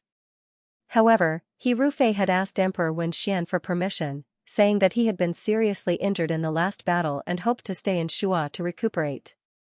Since He Rufei had asked to stay in Shu'a, Emperor Wen Xian was more than happy to oblige. Other people thought that He Rufei was smart and retreated in the face of danger. However, He Yan knew that young master he couldn't lead an army into battle. All these years, He Rufei had been recuperating outside of Shu'a.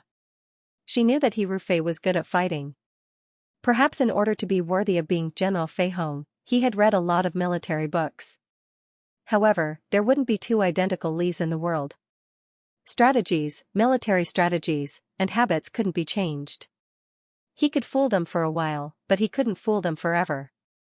He Rufei's trusted aides would immediately realize that He Rufei was different from her when they went to the battlefield. He Rufei must have been worried about this, which was why he didn't lead an army into battle. However, the appearance of Yuto had disrupted all the peace. He Rufei was forced to go into battle. Then, what would he do? He Yan thought about this. For some reason, she had a bad feeling about this. She knew that He Rufei couldn't lose the battle. With so many Fuyue army, if he lost, it would tarnish General Fei Hong's reputation. With the cunning He family, they wouldn't let go of the benefits in their hands. However, if he won, he would be suspected by General Fei Hong's trusted aides. If He Yan was near Huayuan right now, she would immediately rush to the battlefield. Unfortunately, she was far away in Liangzhou. He Rufei might have already crossed swords with the Yuto. She was deeply worried and sick at heart, but she didn't have the strength to do anything. He Yan told herself to calm down. There must be a way to solve this problem. The most important thing right now was to find information about Huayuan and then make plans. Just as Lin Shuang has said, the news of the Yuto entering Huayuan spread throughout the entire Liangzhou Guard the next day. The men of the Liangzhou Guard were all fired up. One after another, they said, those Yuto came to the Liangzhou Guard once before. At that time, everyone was still new recruits. At that time, we were still able to beat them into a sorry state. Now, we've already surpassed the past. If the Yuto comes again, we'll be able to catch them all in one fell swoop. That's right. Instructor, can we go to the battlefield and fight Yuto? We also want to fight Yuto. Shen Han said coldly, what are you all arguing about? There'll be plenty of opportunities for you to fight in the future. Right now, train seriously. He Yan stood among the Nanfu soldiers and looked at the eager Liangzhou Guard recruits. A trace of worry flashed through his heart. Shen Han's words weren't without reason. The Yuto weren't probing, they were wantonly attacking. Their target was Dewei. Since they were going to fight, whether it was Huayuan, Liangzhou, Shuajing, or Jiang, as long as it was within Dewei's territory, how could they escape? He just didn't know how the Yuto and Huayuan were doing. 2 more days passed like this. In the afternoon, everyone was training in the martial arts field. Just as they finished their training and were about to eat, they saw a horse galloping from the end of Mount Baiyue. After a while everyone was eating, a new recruit squeezed out of the crowd and shouted, did everyone know? General Fei Hong won the Battle of Huayuan. Won. It's true. As expected of General Fei Hong. Those Yuto are just paper tigers. They only look strong. They couldn't defeat our commander-in-chief in Jiang, and they can't defeat General Fei Hong in Huayuan. As long as the 2 of them are in Dewei, let alone 1 Wu-Tua kingdom, even 10 Wu-Tua kingdoms would be useless. Everyone laughed heartily. They were all Dewei's men. When the news of victory came, they all felt proud. For a moment, excited laughter filled the air. Wang Ba took a bite of his mantu and snorted. 150,000 Fuyue army. If I were there, I could win too. Hong Shan exposed him. Then why didn't you become a general? Wang Ba was about to retort when He Yan put down her bowl of porridge and stood up. He gu? Xiao Mai looked at her. I'm going out for a while. He Yan put the mantu in her mouth. I'll come back later. She passed through the crowd and quickly left. Brother He, what's wrong? Jiang Jiao asked. Huang Xiong drank his porridge. I'm going to the toilet. He Yan walked very quickly, leaving the recruits holding bowls behind her. She couldn't hide the surprise in her heart. He Rufei actually won, this seemed reasonable. Since he had accepted the general's order, He Rufei should have made thorough plans. Although she didn't spend much time with He Rufei, through various events, such as the dinghy incident, she could tell that He Rufei was a meticulous person who knew how to plan ahead. In order to prevent his identity from being exposed, He Rufei would definitely think of ways to not be discovered. Perhaps after He Yan became Lady He, or even before, he had already tried his best to get closer to the identity of General. But why did she still feel uneasy in her heart? Lin Shuanghe and Xiao Ju spent every day together, so he should be the first to know this news. He should know a thing or two about the specific situation of this battle. He Yan just walked to the front of the courtyard. Before she even stepped in, she saw Lin Shuanghe talking to Shen Han with a letter in his hand. Lin Shuanghe sighed. So, Hua Yuan won, but it was a Pyrrhic victory. Many people died. In General Fei Hong's military career, this should be the first time this has happened. It said that there was a Yuto spy in the military. When General Fei Hong was fighting, he was shot in the back. But in the end, he managed to turn the tide and defend Hua Yuan. He Yan's footsteps paused. Spy? The Fuyue army was strictly disciplined. How could there be a spy? Even if there was a spy, He Rufei was a general. How could he come out unscathed? He Yan would never believe that He Rufei was able to turn the tide of a desperate crisis. Also, what did he mean by many people died? At this time, Lin Shuanghe spoke again. Speaking of which, I used to be classmates with General He. Although he can be a little stubborn sometimes, he's not a bad person. After suffering such a blow, he must be feeling very sad.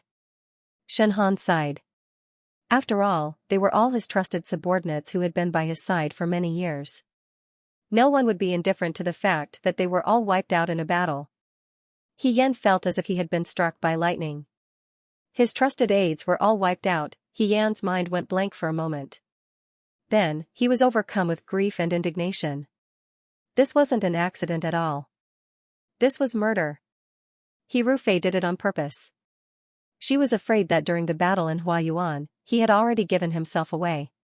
Perhaps before he was discovered, he had already decided to eliminate the source of the problem. Since the He family could kill her, who was still related by blood, He Rufei could also use the same method to kill his trusted aides who were not related by blood. Anger made her entire body cold. Her body trembled slightly, and her eyes turned red in an instant. She couldn't help but tighten her grip on the branch, and the branch was crushed into two pieces. The sound alarmed the people who were talking. Lin Shuanghe and Shen Han turned around and saw He Yan. Lin Shuanghe asked curiously, Brother He, why are you here? He was about to walk forward when He Yan took a step back. He knew that he couldn't speak properly with Lin Shuanghe right now. Instead, he would be discovered. He hurriedly said, I still have something to do. I'll leave first. He turned around and left. Lin Shuanghe stopped in place. After a while, he turned around and looked at Shen Han. Did you hear Brother He's voice just now? It sounded like he was about to cry, right? Shen Han. Perhaps young Master Lin heard wrongly. Did he hear wrongly? Lin Shuanghe carefully thought back. No matter how he looked at it, he felt that He Yan's voice just now was a bit strange. It sounded like he was about to cry. At this moment, Xiao Ju and Fei Nu walked in from outside. When they saw Shen Han and Lin Shuanghe standing in the courtyard, they frowned slightly. Why are you standing here? We came to talk to you about something. Lin Shuanghe asked, didn't you see Brother He when you came in? He Yan? Xiao Ju said calmly, no. As she spoke, she entered the house. Shen Han saluted Lin Xuanghe. He still had to go to the martial arts arena. Lin Xuanghe followed Xiao Ju into the house while Fei Nu stood at the side. He closed the door and turned around to look at Xiao Ju, who had taken off her cloak. Huai Jin, are you still in a cold war with my sister he? Xiao Ju glanced at him. I'm not as bored as you. Then why did my little sister he look like she was about to cry? Lin Xuanghe muttered to himself, then looked at him. You should treat my little sister he better these few days. I don't know what happened between her and Chu Xilan, but I can tell that she's been in low spirits these days. My little sister he has an inferiority complex deep in her heart. She loves Chu Xilan but can't have him. If you continue to be so cold to her, she's still a little girl. It's inevitable that she'll be sad. Lin Xuanghe winked at Fei Nu, hinting for Fei Nu to follow up with a few words. Isn't that right, Fei Nu? Fei Nu stood straight and pretended not to hear him. He Yan had an inferiority complex in his heart. There was no one more arrogant and conceited than He Yan in the Liang province guards. The word inferiority complex had nothing to do with He Yan. He didn't know how Lin Xuanghe could tell. When Xiao Ju heard this, her expression became even colder. A trace of mockery appeared at the corner of her mouth. That's Chu Xilan's business. Lin Xuanghe thought to himself, why are they all so stubborn? Thinking about it carefully, He Yan couldn't be blamed for not believing that Xiao Ju was interested in her. With Xiao Ju's cold and emotionless attitude, even if it was Lin Xuanghe, he would also be suspicious. How was this like liking her? They were more like enemies. If you don't have anything else to say, you can leave first, Xiao Ju said.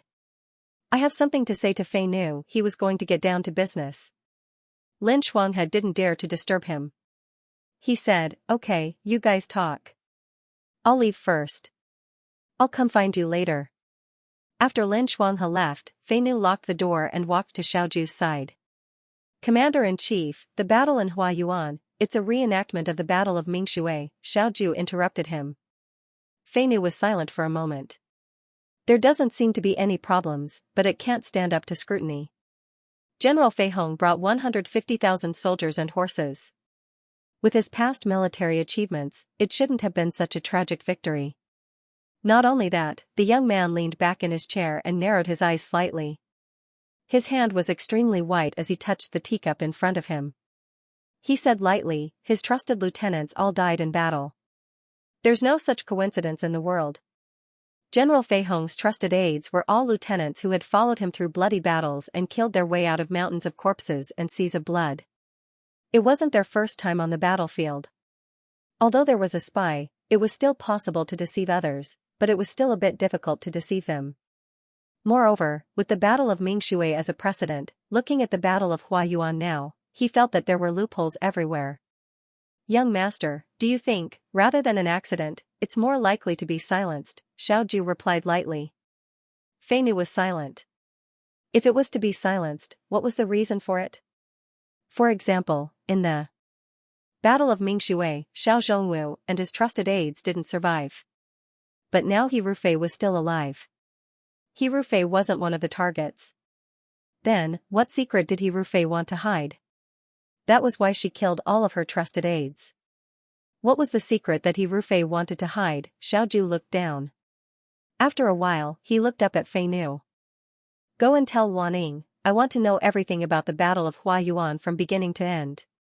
Fei Nu accepted the order and left.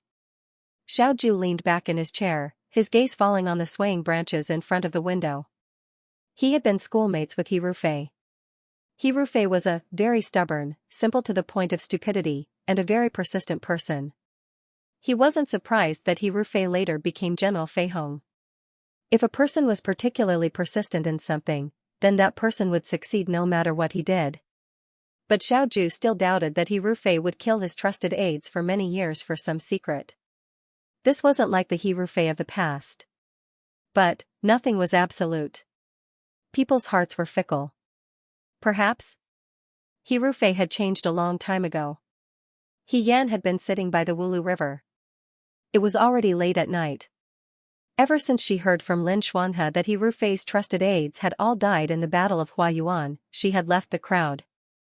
There was no one by the Wulu River, so she could sit here and vent her emotions.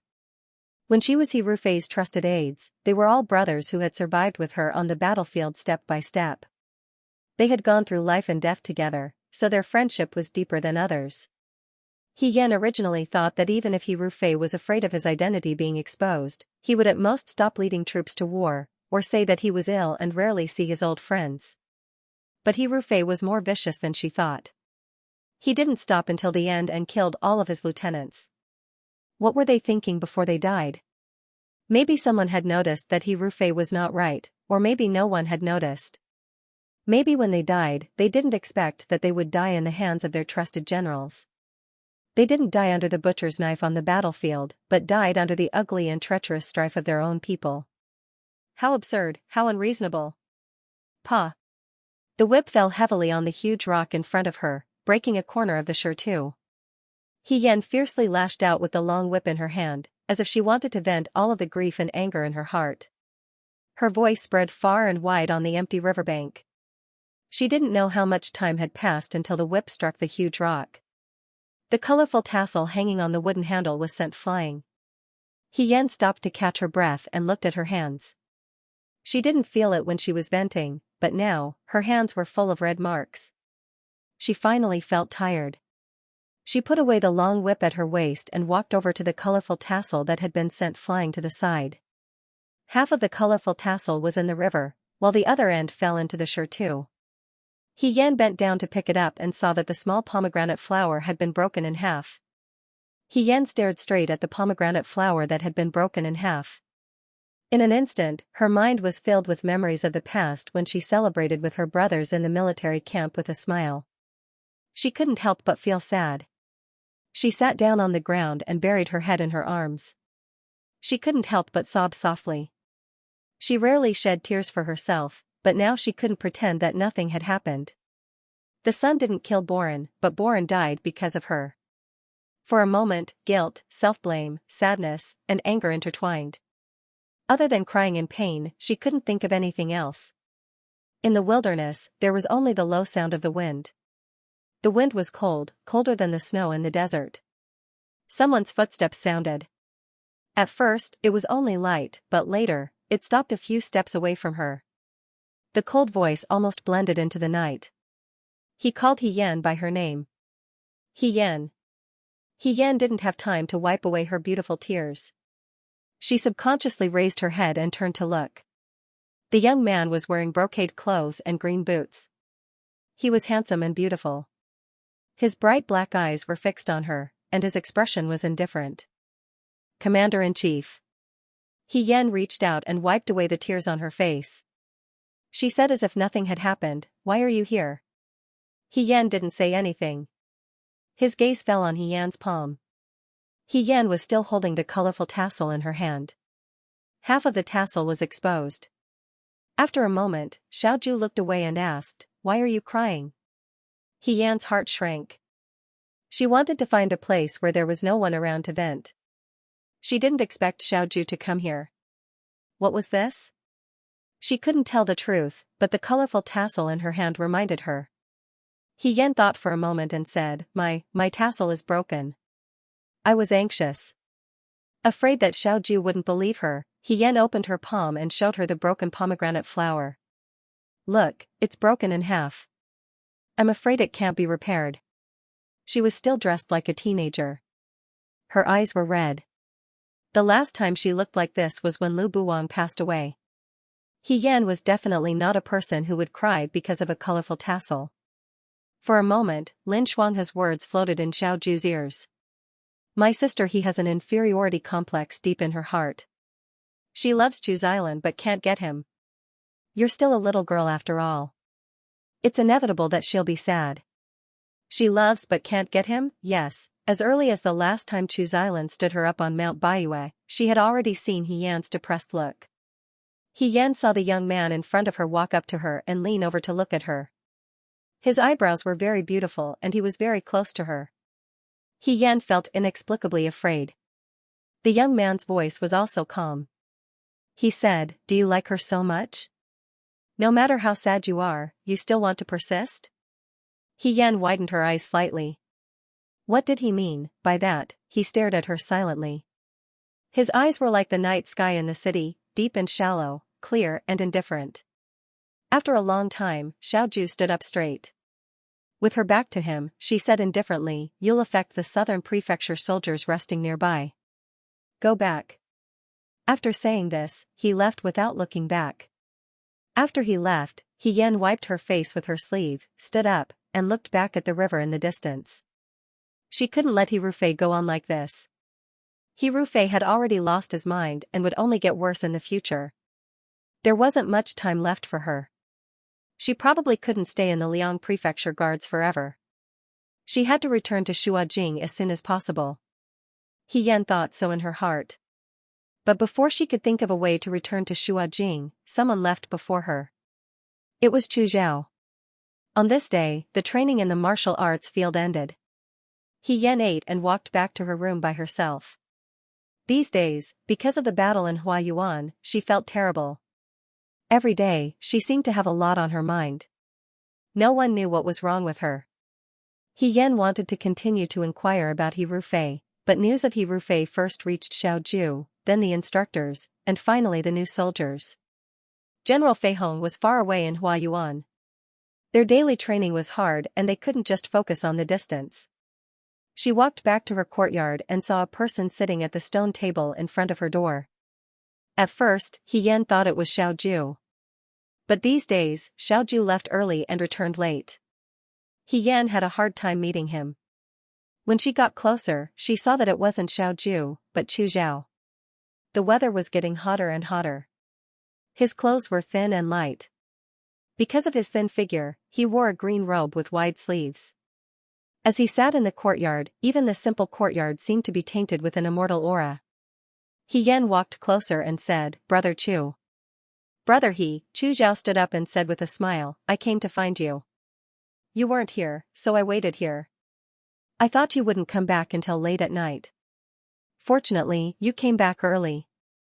Why did you wait outside? Yan sat down on the stone bench.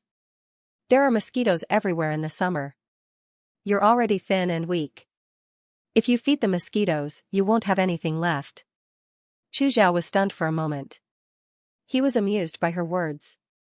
He shook his head and took out a small sachet from his sleeve. Thank you for your concern, Brother He. However, there's a mosquito-repellent herb here. If I carry it with me, the mosquitoes won't come near. The young master of a wealthy family was indeed a young master. He was so particular about the way he did things. No wonder he never had a difficult time. Chu Zhao placed the sachet on the table and said, Brother He, I came to find you to say goodbye again. Last time, I left in a hurry and left without saying goodbye. This time, I'll be polite. Goodbye? Yan wasn't too surprised. Chu Zhao staying in the Liang Province Guard wasn't a long-term plan. The people of the Liang Province Guard trained bitterly every day. Even if Chu Zhao was a spy or looking for trouble, he wouldn't gain anything by staying here every day. This place was bitter and cold. The young master who lived a life of luxury didn't need to suffer here. Sooner or later, he would have to return to Shuajing. Chu Zhao nodded. Brother He should already know about the battle in Huayuan? Yan didn't expect him to bring up the matter of Huayuan. He was startled and immediately replied, yes. The Yuto has already decided to move against Wei. The capital can't do without people. Not only me, Military Governor Xiao will also return to Shuajing soon. Right now, the Yuto is still in Huayuan and hasn't gone north of Huayuan. I have to go first. After the Yuto heads north, the road won't be easy. I'm afraid it won't be easy to return to Shuajing then. Chu Zhao smiled. Moreover, I originally planned to stay in the Liang Province Guard until the matter of Jiang was settled before leaving. Now that you've already conferred the title of Muan Lang, I don't have anything to worry about. These words were said in a roundabout way, as if he had stayed in the Liang Province Guard for Yan's sake. Yan said, this one is endlessly grateful for Brother Chu's good intentions. I hope you'll have a smooth journey back to the capital. The handsome young man's smile was gentle. He stared deeply at him without saying a word. He Yan touched his face. Is there something on my face? Chu Zhao lowered his head and smiled. After a moment, he raised his head and said, actually, apart from saying goodbye to Brother He, there's something else I want to discuss with Brother He. He Yan asked, what is it? Brother He. He slowly opened his mouth. Are you willing to travel with me back to Shuajing? The surroundings quieted down. After a while, He Yan said, Brother Chu, don't joke around. How can I leave with you? Although Brother He is still a member of the Liang Province Guard, in the end, you're still the Muan Lang conferred by His Majesty. You can be commanded by Military Governor Xiao, but you're not a soldier under Military Governor Xiao. I have His Majesty's personal decree, so I can choose new soldiers from the Liang Province Guard to be my bodyguards. If Brother He is willing, you can travel with me. You don't have to worry about His Majesty blaming you. Without waiting for He Yan to speak, he continued, I know Brother He's concerns. I'm also afraid that Military Governor Xiao won't be happy. However, Brother He, Liang Province has always been bitterly cold. You're a young man. In this bitterly cold place, it's quite difficult. Sooner or later, you'll have to return to Shuajing sooner or later. Since your heart is set on accomplishing something, come with me back to Shuajing. I'll let you see His Majesty. There's more than one path to accomplishing something. In particular, the path you chose before is truly very slow. Chu Zhao had always been good with words. He always pointed out people's weaknesses. If everyone knew that He Yan wanted to make a name for himself, he would throw out an especially tempting condition. However, He Yan wasn't willing to go with Chu Zhao. She didn't trust Chu Zhao. I don't have any plans to leave the Liang Province Guard, He Yan refused with a smile. I also don't believe that I have the ability to accomplish something right now. Chu Zhao stared into her eyes and slowly said, you don't want to leave the Liang Province Guard because of this, right? He Yan was startled. The other party's eyes contained a smile, as if he could see through everything. When her thoughts were seen through, she didn't feel the same embarrassment as when Lin Xuanhe found out. Instead, she felt uncomfortable. Chu Zhao's sense of propriety was too low. In reality, He Yan's words were a bit overboard. Chu Zhao had always been cultured and refined, making people feel as if they were bathed in a spring breeze. If a normal woman was teased like this, even if they didn't fall deeply in love with him, they would gradually lower their guard. However, the person Chu Zhao first met was He Yan. On the surface, He Yan looked honest and loyal, but deep down, she wasn't someone who easily trusted others. He Rufei's recent matters made her even more sensitive. As a result, whenever Chu Zhao got close, his entire body would become vigilant. The wind blew past, and the branches above his head swayed slightly. A leaf was blown down, swaying, and landing on He Yan's hair. You really, Chu Zhao's lips still held a warm smile. He reached out with one hand, as if to brush away the leaf on He Yan's head. His voice was bewitching. Have you decided whether you want to leave the Liang Province Guard? He Yan, before he could finish speaking, a cold voice cut in. Didn't you hear her say she doesn't want to? He Yan turned around and saw Xiaoju walking over from the courtyard. He didn't know how long he'd been standing there, or how much he'd heard. In the darkness of the night, his tall and handsome figure walked to He Yan's side, bringing with him the chill of the night. Could this be considered being caught red-handed trying to poach someone? He Yan complained incessantly in his heart. How could he encounter Xiaoju every time something bad happened recently? He was afraid that the misunderstandings would only grow deeper. She retreated behind Xiaoju and coughed lightly. Commander, 4th Young Master Chu came to say goodbye to me. As for traveling together, it was just a joke. How could I leave the Liang Province Guard? That's impossible. Xiaoju looked at her expressionlessly. Suddenly, he reached out and pretended to hit her head. He Yan was startled. In the next moment, his fingertips landed on the leaf above He Yan's head. With a light flick, the leaf slowly fell to the ground. He Yan stared at the leaf on the ground and cursed in his heart. So he wanted to sweep the leaves for her? Even sweeping the leaves was so murderous. It seemed that whenever Xiaoju saw her together with Chu Zhao, he would be especially angry. Fortunately, Chu Zhao was about to leave the Liang Province Guard. He Yan rejoiced in his heart. In the future, there would not be such misunderstandings. Go in, Xiaoju said. I have something to say to fourth young master Chu. He Yan was stunned for a moment. He looked at Xiaoju's expression. Although he was angry, his expression was calm. This person was always calm. No matter how angry he would not beat up Chu Zhao. He Yan did not want to speak up for Chu Zhao. However, according to her education, if she and Xiaoju beat up Chu Zhao, it was bullying the weak. It was wrong to bully the weak. He Yan said carefully, is there something that you can't say in front of me? I promise I won't tell anyone. If Xiaoju could not control himself and wanted to hurt someone, she could help stop him. Xiaoju tilted his head and glanced at her. With this glance, He Yan did not have any words of persuasion to say. She coughed lightly. Then I'll go in first. You guys can talk slowly. You must be calm. Fourth young master Chu, I'm leaving. Chu Zhao did not get angry. He only smiled and picked up the sachet on the table.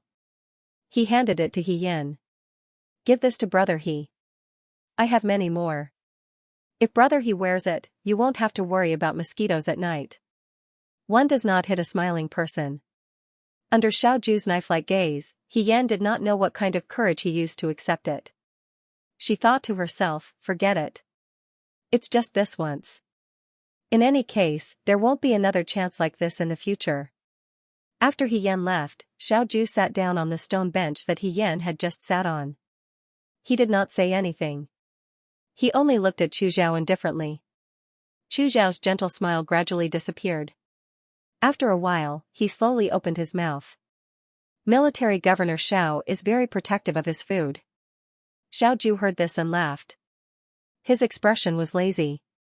His dark eyes were as sharp as lightning. He casually said, Fourth young master Chu, are you admitting that you have the intention to snatch? Why do you use the word snatch?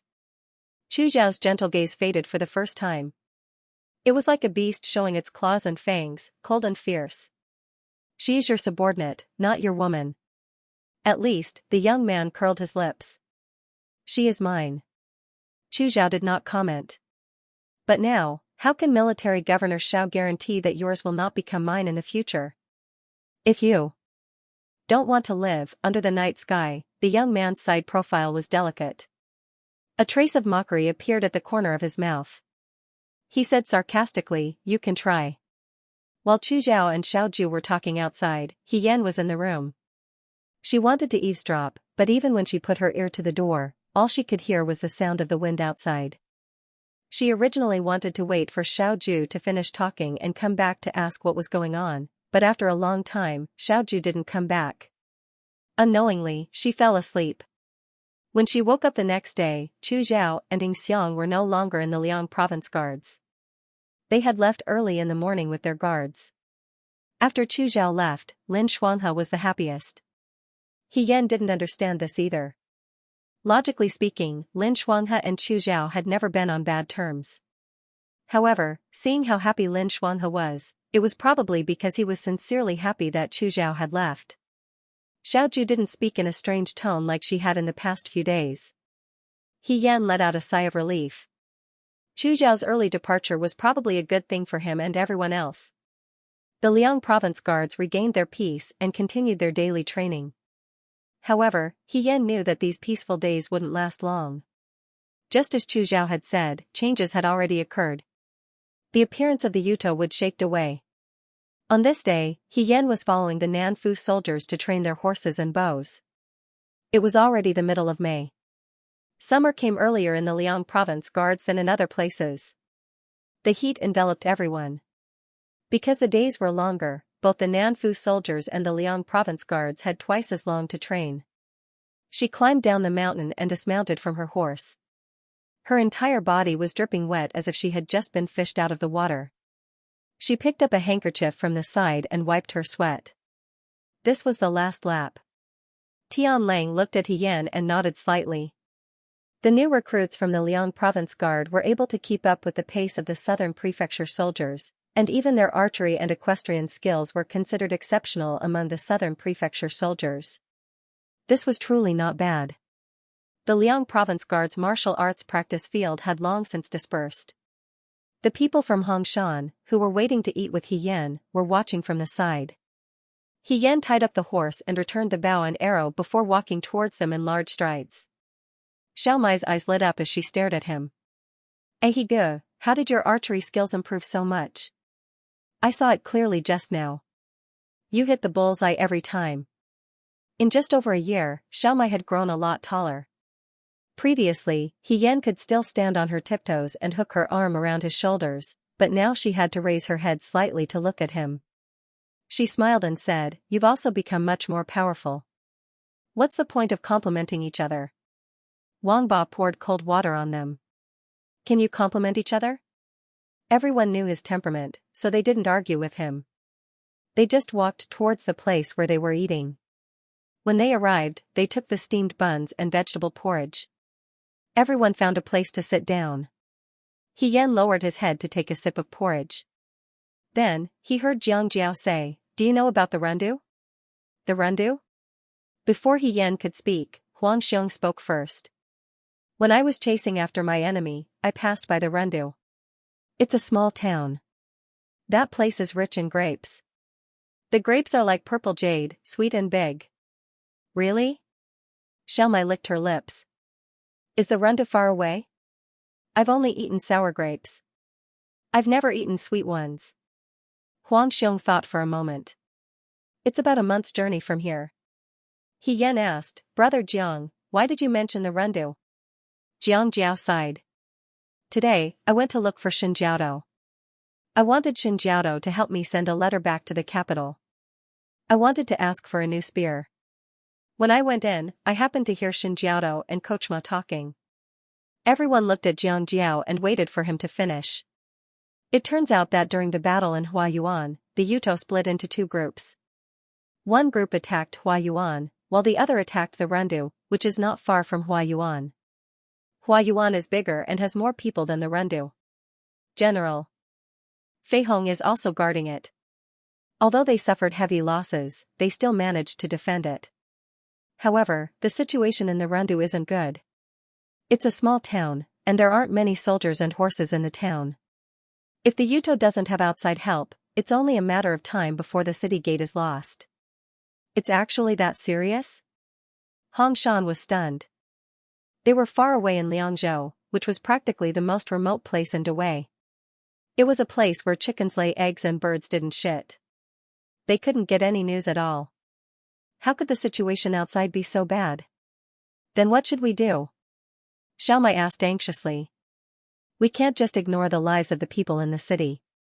Huayuan is close to the Rendu. If the Yuto in Huayuan retreats, General Fei Hong can bring the remaining Fuyue army to support the Rendu. Shi Tu said seriously. The Rendu won't fall. That's good. Hong Shan was relieved. With General Fei Hong and the Fuyue army, the Rendu will be saved. While everyone was talking, Jiang Jiao looked at He Yan. Brother He, why aren't you saying anything? He Yan lowered her head and didn't say anything. She didn't touch the food in front of her either. No one knew what she was thinking about. When she heard Jiang Jiao's question, she raised her head. Her eyes were shockingly bright, as if there was a fire burning in them. Everyone was shocked. Are you okay? Wang Ba waved at her suspiciously. He Yan took a deep breath. I'm fine. She asked Jiang Jiao, do you know what's the situation in the Rendu? Jiang Jiao shook his head. I only heard half of it before Shen Jiaodou found out. Shen Jiaodou didn't want to tell me the details. I think he's afraid that the Liangzhou soldiers' morale would be unstable. He sighed again. But I don't understand. We came so far away and trained so hard every day. Isn't it so that we can defend our country when the enemy invades? Now, the people of Dawei are suffering, but we're still training as usual. If this isn't deceiving ourselves, then what is? What's the point of joining the army? The young men already had a ball of fire in their hearts, and when they encountered an enemy coming to their doorstep, they couldn't help but let out a sigh of relief. It would be harder than ascending to the heavens for them to pretend that they didn't know anything. You're wrong, Hong Shan said. If they don't need us, it means that the situation isn't that bad. The Yuto isn't that arrogant. If they really need us, it means that they've already lost their composure to the point of no return. The people of Dawei will suffer even more. Wouldn't that be worse? Jiang Jiao thought about it and felt that what Hong Shan said made sense. He didn't say anything else. Xiao Mai asked, He Ge, do you think that General Fei Hong will win or lose after they reinforce the Rendu? Do you even need to ask? Wang Ba answered without thinking. I heard that the 150,000 Fuyue army lost less than 50,000 soldiers at Huayuan. They still have 100,000 soldiers left. The Rendu is just a small city. There shouldn't be many Yuto entering the Rendu. With the soldiers and horses in the city, even a fool can win. General Fei Hong can even defend Huayuan. There's no reason that they can't defend this small city. I think you're all worrying for nothing. If you have the time to worry about others, why don't you worry about yourselves? When will we be able to eat meat for every meal? His words were always unpleasant to the ears. Everyone ignored him. Xiao Mai looked at He Yan again. He Ge, do you also think that General Fei Hong will win? He Yan lowered her head and looked at the porridge in her bowl. The porridge was very thin and clear. She slowly opened her mouth and said calmly, I don't think that he will reinforce the Rendu. After eating with Hong Shan and the others, He Yan didn't talk to them as usual. She only said that she was tired from the training and wanted to go back early to rest. On the way back, He Yan kept thinking about what Jiang Jiao said. Yuto will attack the Rendu? In fact, based on the distance between Huayuan and the Rendu, it was natural for He Rufei to reinforce the Rendu. Everyone thought so. Because of this, when He Yan said that He Rufei wouldn't reinforce the Rendu, even Xiao Mai, who was usually the most vague, didn't believe it. Why? General Fei Hong has already won the battle. Huayuan can't be saved. He can't. Just stand by and do nothing, right? General Fei Hong is definitely not someone who will leave someone in the lurch. He Yan didn't know whether to be happy or sad when she heard this. She was happy that her hard work over the past few years was seen by everyone. She was also very competent as General Fei Hong. She was sad that He Rufei was the impression that others had of her. She was completely unguarded against He Rufei, giving him countless opportunities to take advantage of her. He Rufei obviously wouldn't reinforce the Rendu. This was because the Rendu city commander, Li Kuang, had worked with General Fei Hong for a period of time. Li Kuang knew General Fei Hong. He Rufei would be exposed as long as he interacted with Li Kuang. He Rufei knew this, so he would definitely think of ways to delay. He would probably only appear after Li Kuang died and the Rendu fell. In order to prevent her identity from being exposed, He Rufei was willing to sacrifice the lives of an entire city of people to accompany her. Back then, she had also stayed in the Rendu for a short period of time. However, at that time, the people who harassed the Rendu weren't from the Utopia Kingdom, but from the Western Cheng Kingdom. She had fought in the Rendu and had formed a friendship with the people there. Now that she heard news about the Rendu, she couldn't remain indifferent, whether it was for public or private reasons. The house was right in front of her. Looking through the window, she saw that Xiaoju's house was lit. He Yan walked to the door, hesitated for a moment, and gently knocked on the door. Come in. He Yan pushed the door open and walked in. Fei Nu was standing at the side. Xiaoju was holding a letter in his hand. After He Yan came in, he put down the letter. After closing the door behind him, He Yan walked over and said, Commander-in-Chief. He glanced at He Yan. Seeing that He Yan was deeply worried, he asked, What's the matter? Commander-in-Chief, you already know about the Rendu? Xiaoju raised her eyebrows. You're also very well informed. I found out when I heard Chief Instructor Shen talking to someone. He Yan took a step forward. Commander-in-Chief, will the Rendu be conquered by the Yuto? Xiaoju's mouth twitched. No, He Rufei is in Huayuan. Huayuan is only 3 to 4 days away from the Rendu. He seemed to be very relieved. He Yan gritted his teeth. Then, what if General Fei Hong is not willing to support the Rendu? What if something happens on the way there? As soon as she said this, Xiaoju looked at her. His expression was calm, but his gaze was sharp, as if he wanted to see through her. He only said, Do you think so? He Yan knew that he was suspicious. However, the lives of tens of thousands of people in the Rendu could not be sacrificed in vain. She said perfunctorily, "I've never met General Feihong. Although everyone says that he's powerful, I can't be sure that it's just empty words. He led 150,000 Fuyue army troops to fight the Yuto a few days ago. He actually lost tens of thousands of his troops, and it was so difficult for him to even win. He's not as powerful as you and I in Jiang City.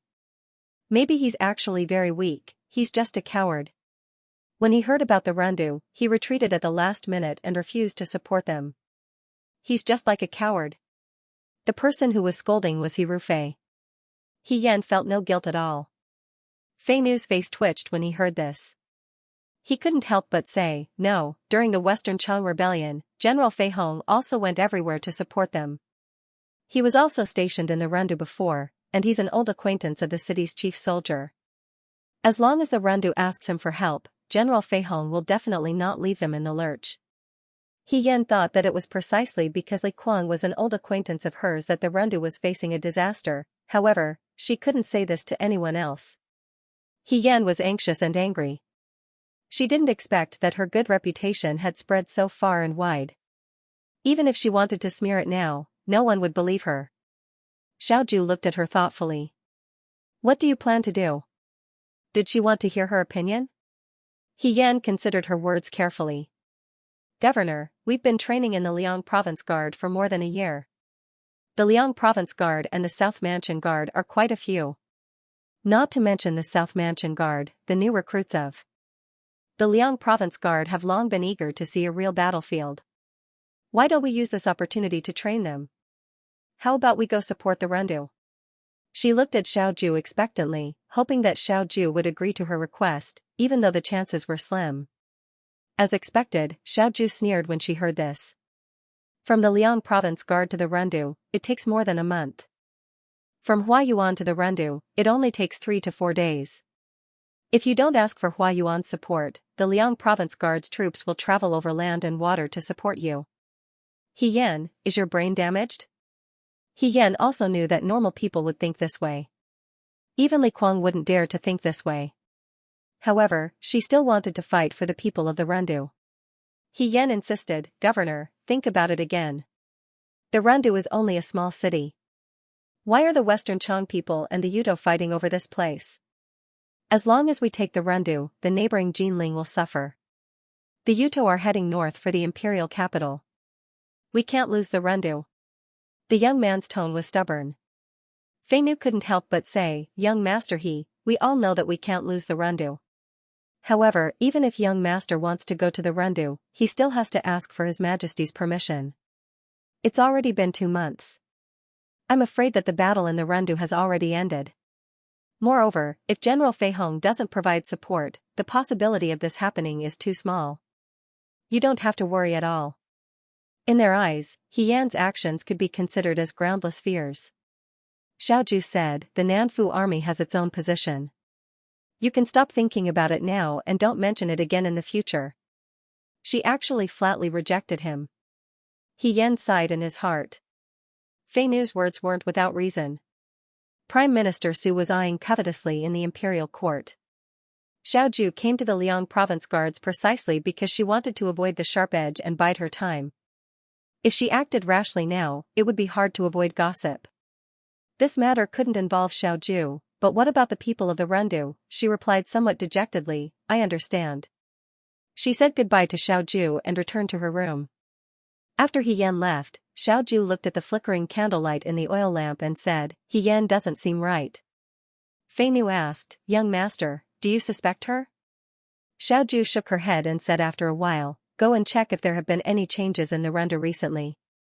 After returning from Xiaoju's room, He Yan washed up with a heavy heart and lay on the bed. The lamp had been blown out. The moonlight shone in from the window and fell on the floor in front of the window. It was as if a layer of frost had been sprinkled on the floor, making the summer night seem even colder. The last time she went back to the Rendu was a few years ago. At that time, she wasn't General Feihong yet. She was already a deputy general and fought with the Fuyue army against the Xichang people in the Rendu. The Rendu was a small city. The Xichang people killed people outside the Rendu and hung their heads on the flagpoles outside the city to show off. At that time, the Fuyue army soldiers who went with her were filled with hatred. Even though they didn't have the advantage in numbers, they still defeated the Xichang people after a fierce battle. The wound on her shoulder had been inflicted at that time. During the battle, she couldn't pull out the arrow. After the battle, she pulled out the arrow herself and almost fainted. The next day, Li Kuang's concubine came over with a basket of sparkling grapes. She looked at He Yan with a smile and said, "There isn't anything good in the Rendu. These are the best grapes. Deputy General He, take your time and eat them." Behind her, there were many citizens of the Rendu. One of them was holding a chicken, while the other was holding 2 eggs. They all came to express their gratitude to her. Not long after that battle, He Yan was promoted. He Yan had deep feelings for every place where she fought a bloody battle. She knew very well that He Rufei wouldn't go to help the Rendu. Li Kuang was just waiting for death by guarding the city. Without reinforcements, the citizens in the city would eventually die under the Yuto's blade. She couldn't let this happen. If the southern prefecture soldiers and the Liangzhou guards couldn't move, even if she was alone, she would still go to the Rendu. The Rendu's soldiers might have a chance to survive if they fought with their backs to the wall. But how could she go to the Rendu? If she ran away now, if she was caught in the future, she would be disobeying a military order and would be beheaded. He Rufei's true colors hadn't been exposed yet. If she died now, she would lose everything in the future. If her death could be exchanged for the lives of tens of thousands of citizens, it would be worth it. But she was in the southern prefecture soldiers. If someone used this to threaten Xiaoju and thought that it was Xiaoju's order, what would she do if Xiaoju was implicated? But she couldn't just watch the tens of thousands of people in Rendu wait to die. This was a dilemma. He Yan was thinking when her fingers touched something cold under her pillow. She subconsciously looked at it under the moonlight and found that it was an exquisite seal. There was a small Wuan engraved on it. Muan Lang's seal was handed to her along with the imperial edict when it arrived in Liangzhou. But this official position didn't have any real power, so He Yan didn't take it to heart and just put it under her pillow. But now that she suddenly saw it, she suddenly had a flash of inspiration. She immediately sat up and held the seal in her palm. Yes, she wasn't just a soldier of the southern prefecture soldiers. To be precise, she was Muan Lang personally appointed by His Majesty. Chu Zhao was right about one thing. She was controlled by Xiaoju, but she wasn't Xiaoju's soldier. If she went to the Rendu this time, as long as she had the seal, she could say that it was her own will. Xiaoju wouldn't know. Even if they investigated in the future, Xiaoju wouldn't be implicated. As for herself, in a way, she was also responsible for the current situation in the Rendu. She had led the Fuyue army to defend the Rendu once. She could definitely defend the Rendu a second time. She had to go to the Rendu herself. Since she had made up her mind that night, He Yan was no longer as conflicted as she was the first time. Ever since she returned to the Liangzhou guards, she hadn't missed a single day of her daily training, so she didn't have to worry about her skills. She also used the excuse of training horses to touch the horses in the stable a few times. She remembered the one she liked the most and planned to take it with her when she left. As for other things like hidden weapons, whips, and medicine, He Yan packed them all up since she still had some left in her room. The most important thing was that she had been to the Rendu before, but she hadn't tried to go to the Rendu from the Liangzhou guards. The journey was long and she couldn't take a wrong turn. After all, every day in the Rendu was difficult. If she took a wrong turn, not only would she waste time, but she would also lose her life. Fortunately, there were always people in the camp who knew the way. He Yan pretended to be very interested in the Rendu. Apart from her daily training, she would talk to people who had been to the Rendu before. She asked them what they had to pass on the way from the Liangzhou guards to the Rendu, and if they might take a wrong turn. Actually, Huang Xiong had been there before, but Huang Xiong didn't know the way, so he could only give up. Xiao Mai asked, "Does a Higu want to go to the Rendu to eat grapes? Why are you suddenly so interested in the Rendu?" Shirtu looked at He Yan's enthusiasm and lowered his head thoughtfully. In 2 days, a complete map was drawn from the Liangzhou guards to the Rendu. He Yan spread out the map on the table. According to the shortcut on the map, if she continued to travel without rest, she might be able to reach the Rendu in less than a month. But, could Li Kuang really last a month? There was no point in thinking too much. The most important thing now was to set off. He Yan carried the cloth bag on her back. Before she left, she looked at the 2 items at the bottom of the wooden drawer. She had brought these 2 items from Jiang. One of them was the dough figurine that Xiaoju had bought for her during the Water God Festival. Now that the dough had dried up, she carefully wrapped it in a handkerchief. The other item was the wooden carving that Mui had given her. The carving depicted a female general holding a whip and looking majestic. He Yan looked at it and smiled. She shook her head and put the items back into the wooden drawer. She couldn't take these items with her. If they were left here, they would probably be thrown away like the other items in the room. She had already packed everything. Before she left, He Yan turned around and looked at the door. The door was tightly shut. It was already late at night. Xiaoju had already fallen asleep. This time, she had left quietly to go to the dangerous battlefield of the Rendu. It was hard to say if she would be able to see Xiaoju again alive. But even if she was alive, she didn't know what it would be like when they met again. Goodbye, she said silently in her heart. She turned around and gently pushed open the door in front of her. Outside, the night was dark and gloomy. The moon was covered by dark clouds, and only a few scattered stars shone on the distant mountain forest. He Yan was stunned for a moment. In an instant, it was as if she had returned to many years ago when she first packed her things and left the He family. At that time, she was just like now.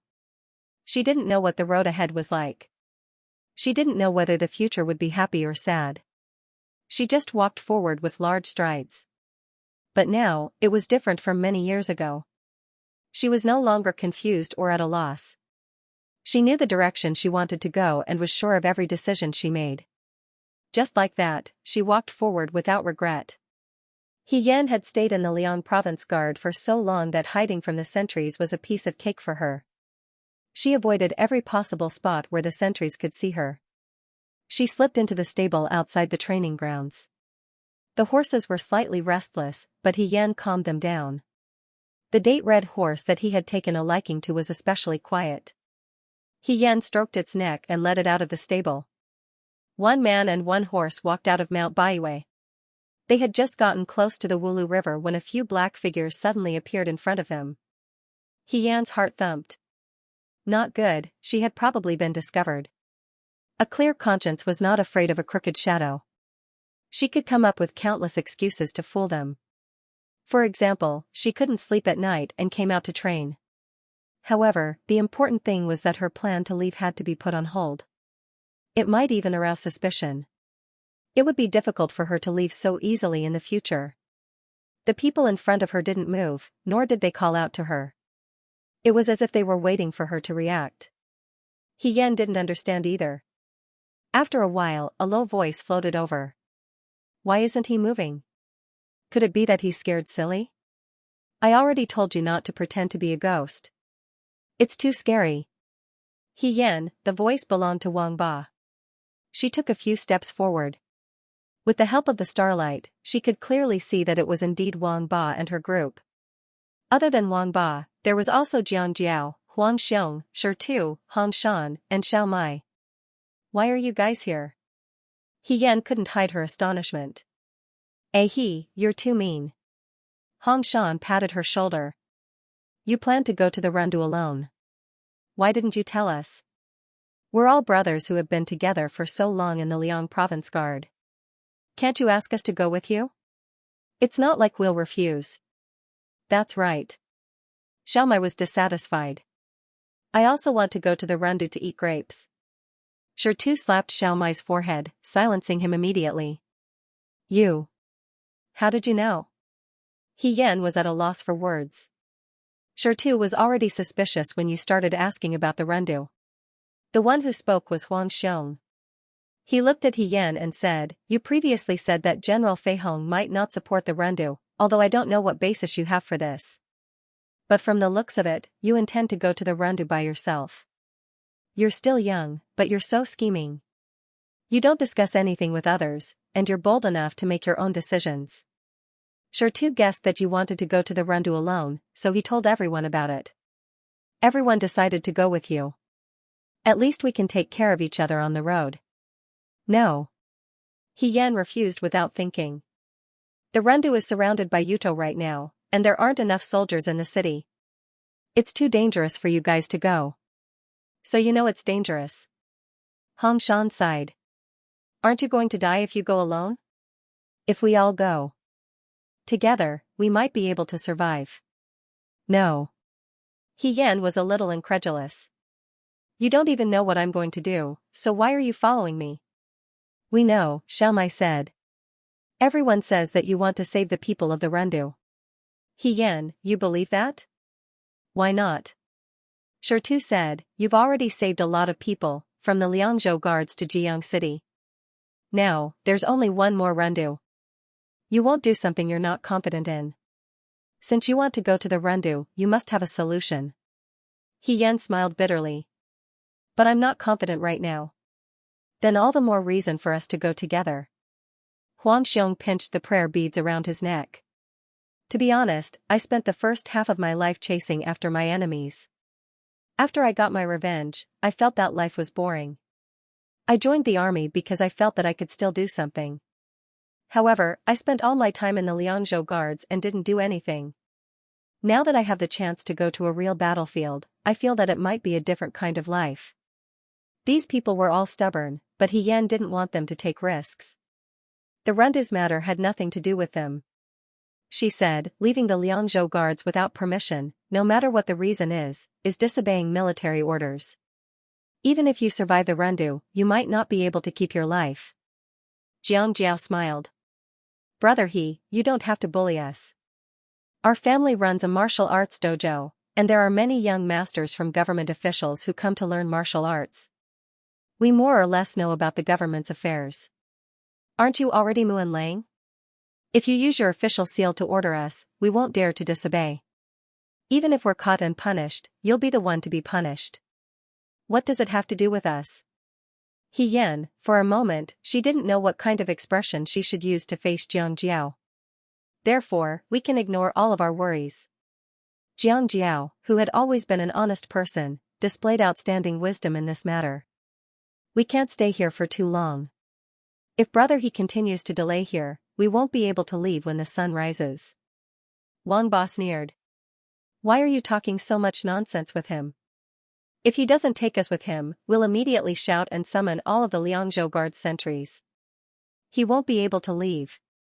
If he can't leave today, we'll come every day to stop him. As long as he doesn't take us with him, no one will be able to leave. He Yan. You're a bit too domineering. How can I be a bandit if I'm not domineering? Wang Ba said impatiently. Hurry up, don't dilly-dally. Give me a definite answer. Are we going or not? They were already at this point. If they didn't take them with them, they wouldn't be able to leave today, let alone in the future. He Yan felt helpless, but in the midst of helplessness, she felt a surge of warmth. She knew that Hong Shan and the others were following her. The so-called eating grapes and going to the battlefield was just an excuse. They just felt that she was going to die if she went to Rundu alone. They didn't want to see her go into danger alone. In this world, there were bad people who did everything they could, but there were also good people who didn't ask for anything in return. I'll take them. He Yan squeezed out these two words from between his teeth. But did you bring any bags? We did. Xiaomai showed He Yan the things behind her. We saved up a lot of dry rations and snacks along the way. However, Uncle Huang said that we didn't need to bring too much. If we finish eating, my brother and I can hunt wild game and roast them. He Yan didn't know what to say. She was still thinking about stuttering at a time like this. On the other hand, Jiang Jiao patted the bags on his body. Don't worry. I brought all the ointment and weapons. I also brought some money. If we really don't have enough, we can buy some from the market when we pass by. Anyway, you don't have to worry about these things. Wang Ba snorted. Go and get a horse for each of us first. I saw that you didn't move at all when you were leading the horse. Pick a good one for us too. Don't tire yourself to death. He probably already had his eyes on the horse behind He Yan. He Yan shook his head and said, all right. You guys follow me to the outside of the stable and wait for me outside. 6 horses were led out and obediently stood in front of everyone. We're going to go around the sentry tower. We'll take a path that will avoid their patrols in sight. You guys follow me. Don't ride a horse right now. Only get on a horse when you're far enough away from the guard station. Yan instructed in a low voice. Everyone saw how serious she was and felt both nervous and excited. It was probably their first time doing something like this. They actually felt a taboo thrill. Yan was also a bit nervous.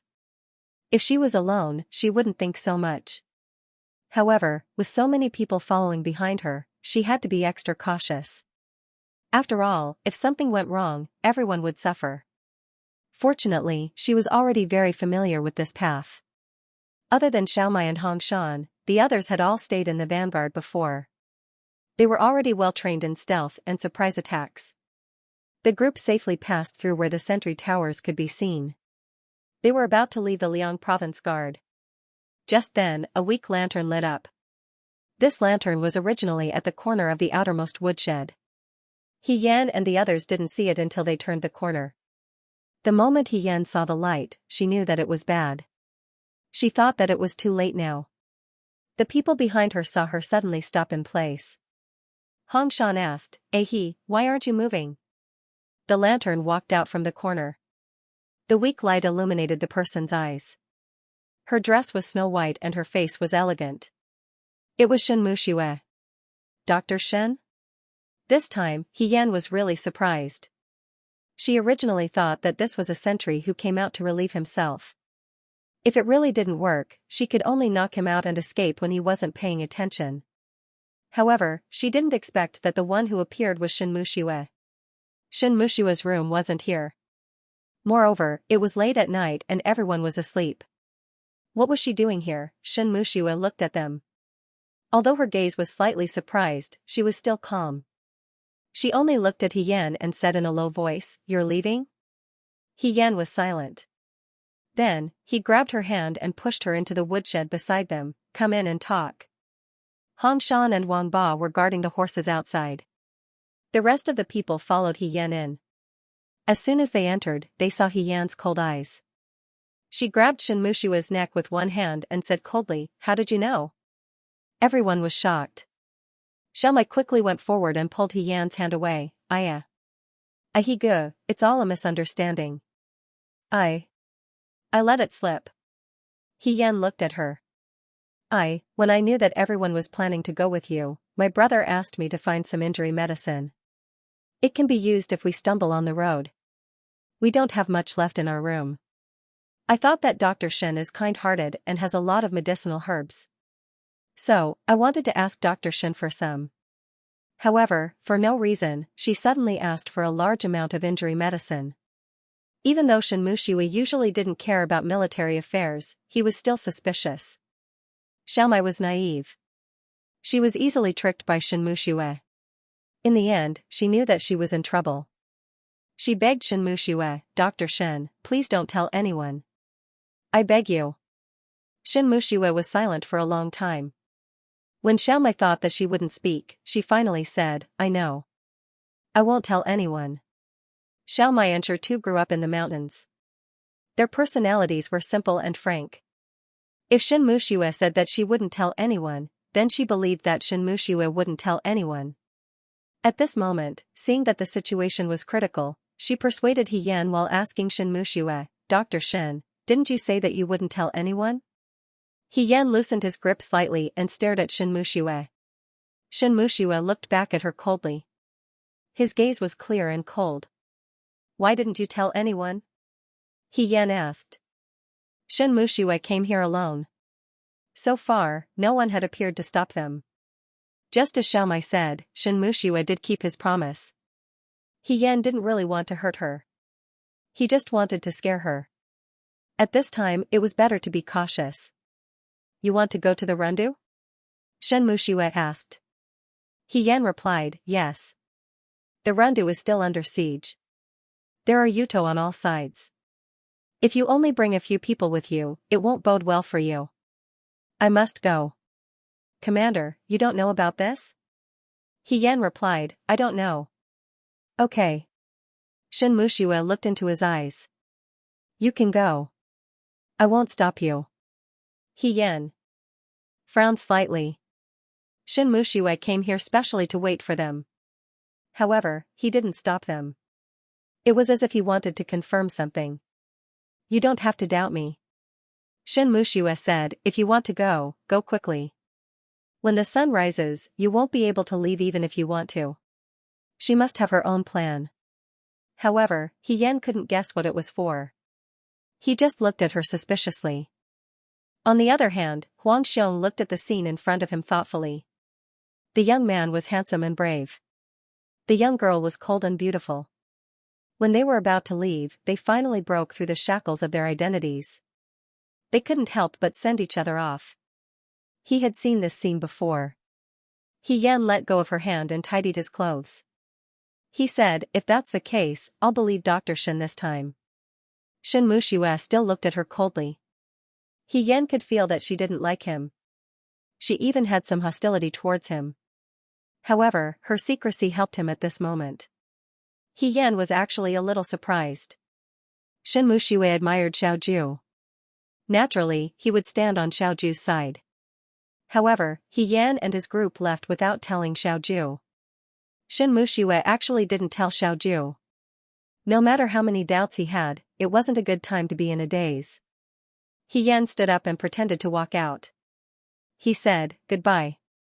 Shin Muxue lowered her head. The next moment, a figure swayed in front of her eyes. She only felt her body go numb. She couldn't move her body anymore. She couldn't move her mouth either. She could only glare at He Yan. He Yan nodded at her. I'm sorry, Dr. Shin. I still don't believe you. I've sealed your acupoints. After 6 hours, they will naturally be unsealed. However, I think that in less than 6 hours, there will be new recruits moving firewood who will find you. I'm very grateful for today's kindness. If we meet again, I will definitely repay you. He Yan cupped his hands at her and turned to walk out. Let's go. Xiaomai looked at Shin Muxue in distress. She wanted to unseal Shin Muxue's acupoints but didn't dare. She could only apologize. I'm sorry, Dr. Shin. You're a magnanimous person. Please don't bicker with Brother He. We don't know if we'll live to see each other again. Brother He was just anxious to save people. Xianxia helped to apologize. Dr. Shin, please don't lower yourself to the same level as us. The last person left. Other than the weak lantern, the woodshed once again sank into darkness. Shin Muxue sat against the hay. She took a deep breath and looked into the distance. Outside the door, after turning the corner, they were completely out of the Liang province guard's gate. However, for safety's sake, He Yan didn't dare to let them get on their horses immediately. Only after they had traveled a distance did they plan to get on their horses. This time, we're really leaving. Jiang Jiao turned to look in the direction of the Liang province guards. I wonder what it will be like when we come back. Xiaomai pursed her lips. She was still thinking about Shin Muxue, who was locked up in the woodshed and unable to move. We're leaving, but Dr. Shin is still in the woodshed. Isn't she the young miss of a large family? She definitely hasn't suffered like this before. Ahigu, he complained. She's a girl. You should be more gentle. He Yan smiled and didn't say anything. However, Huang Xiong heard this and glanced at her. Brother He, you sealed her acupoints just now because you wanted to help her, right? Dr. Shin will definitely pass by the sentries on her way back. If the sentries see her and know that we left the next day, it will inevitably arouse suspicion. If you sealed her acupoints, others will only think that she was being controlled by someone and didn't deliberately hide it. That's enough for us to escape unscathed. This matter won't have anything to do with her. He Yan stretched. Brother Huang, there's no point in talking about this now. We have to hurry. Right. Wang Ba sat on the big horse. In the end, she didn't dare to speak too loudly. She shouted, let's go to the rendezvous. Let's go. Their voices gradually disappeared. Only the distant sound of horse hooves could be heard. 7 people and 7 horses. Taking advantage of the night in Liangzhou, they disappeared into the wilderness. In the summer, the sun came out early. The early morning sun was not as scorching as the afternoon sun. 2 weeks later, the guards went to the woodshed to move firewood to the kitchen. They had to burn the firewood after the morning run to cook the meals for tens of thousands of people. Several guards opened the door to the woodshed. Just as they were about to enter, they suddenly saw a person sitting against the wall. They were shocked and immediately pulled out the long sabers at their waists. "Who is it?" That person didn't move. Their eyes gradually adjusted to the incoming sunlight.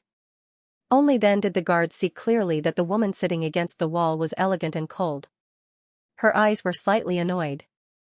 It was Xianxia. "Shen. Dr. Shen?"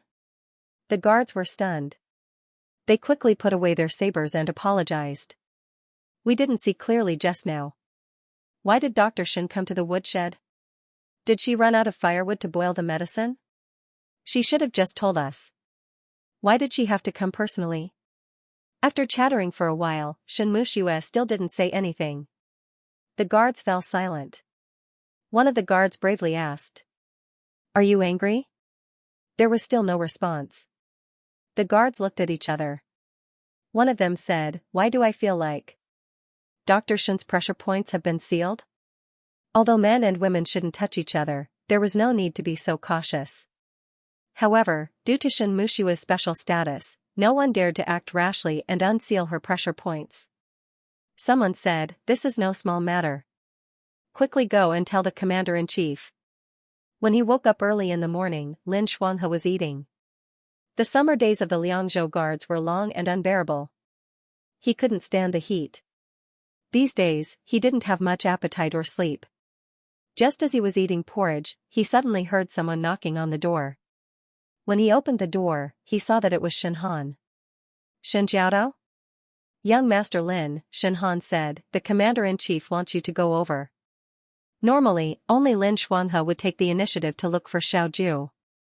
Xiaoju never took the initiative to look for Lin Shuanghe. For a moment, Lin Shuanghe also became nervous. He thought that there was something wrong with Xiaoju's body. When he hurried over to Xiaoju's room, he saw that Fei Nu was also there. Xianxia was sitting on a chair. Fei Nu was pouring tea for Xianxia. "Commander-in-chief, I'm fine. He Yan didn't do anything other than sealing my pressure points," Xianxia said. When Lin Shuanghe heard He Yan's name, his heart trembled. He walked over to Xianxia and asked, "What are you talking about?" "Huijin, why did you ask me to come over?" Xianxia replied, "Military Governor Xiao thought that I wasn't feeling well and asked young Master Lin to take my pulse. However, there's no need for that. I'm a medical practitioner myself, so I know very well. Moreover, He Yan didn't do anything else last night." The more Lin Shuanghe listened, the more confused he became. What did He Yan mean by sealing her pressure points? Although there might be some conflict between the two of them because of Xiaoju, He Yan clearly had the upper hand between the two of them. Why would he do anything to Xianxia? "I don't understand what you're saying." Lin Shuanghe asked, "Miss Shen, why did brother he seal your pressure points?" Xianxia looked at Xiaoju. Xiaoju didn't say anything, so she could only answer Lin Shuanghe's question herself. "Last night, I was brewing medicine, but there wasn't enough firewood. I wanted to go to the firewood room to get some, but I just happened to meet He Yan and the others. They wanted to leave the Liang province guard. I wanted to call for help, but He Yan sealed my pressure points. There was nothing I could do, so I could only watch them leave." "Brother he left the Liang province guard?" Lin Shuanghe asked curiously, "Why did she leave the Liang province guard?" Xianxia bit her lip. "From their words, I heard that they wanted to go to the Rendu." "Rendu?" Lin Shuanghe immediately said, "Impossible. Everyone knows what the Rendu's situation is like right now. If you say that she can't stand the bitter cold of Liang province and that her daily training is difficult, then it's more likely that she went to some bustling town. If she went to the Rendu, wouldn't she just be throwing her life away?" No one in the room responded to his words. Xiaoju's expression was unusually cold. Fei Nu was also secretly shocked. When they talked about the Rendu, He Yan's behavior was strange. For some reason, he didn't believe that the Rendu would receive General Fei Hong's support. Although the suggestion of the Nanfu soldiers going to the Rundu was later rejected, now it seemed that He Yan had never given up on this idea. Even if she didn't have any soldiers, she still wanted to go to the Rundu. Seeing that everyone was silent, Lin Shuanghe also realized that this matter couldn't be faked. His mind was a mess. He couldn't believe that this matter had happened, and he couldn't figure out why He Yan would make such a decision. Finally, after a long time, he asked, "Miss Shin, didn't you say that brother he didn't leave alone? Who else went with him?" Shen Han answered for her. There was also Jiang Jiao, Wang Ba, Shi Tu, Hong Shan, Xiao Mai, and Huang Xiong. Other than Xiao Mai and Hong Shan, the other four were all outstanding people in the vanguard. Shen Han was also gritting his teeth. He Yan really knew how to pick. He picked the best people in one go.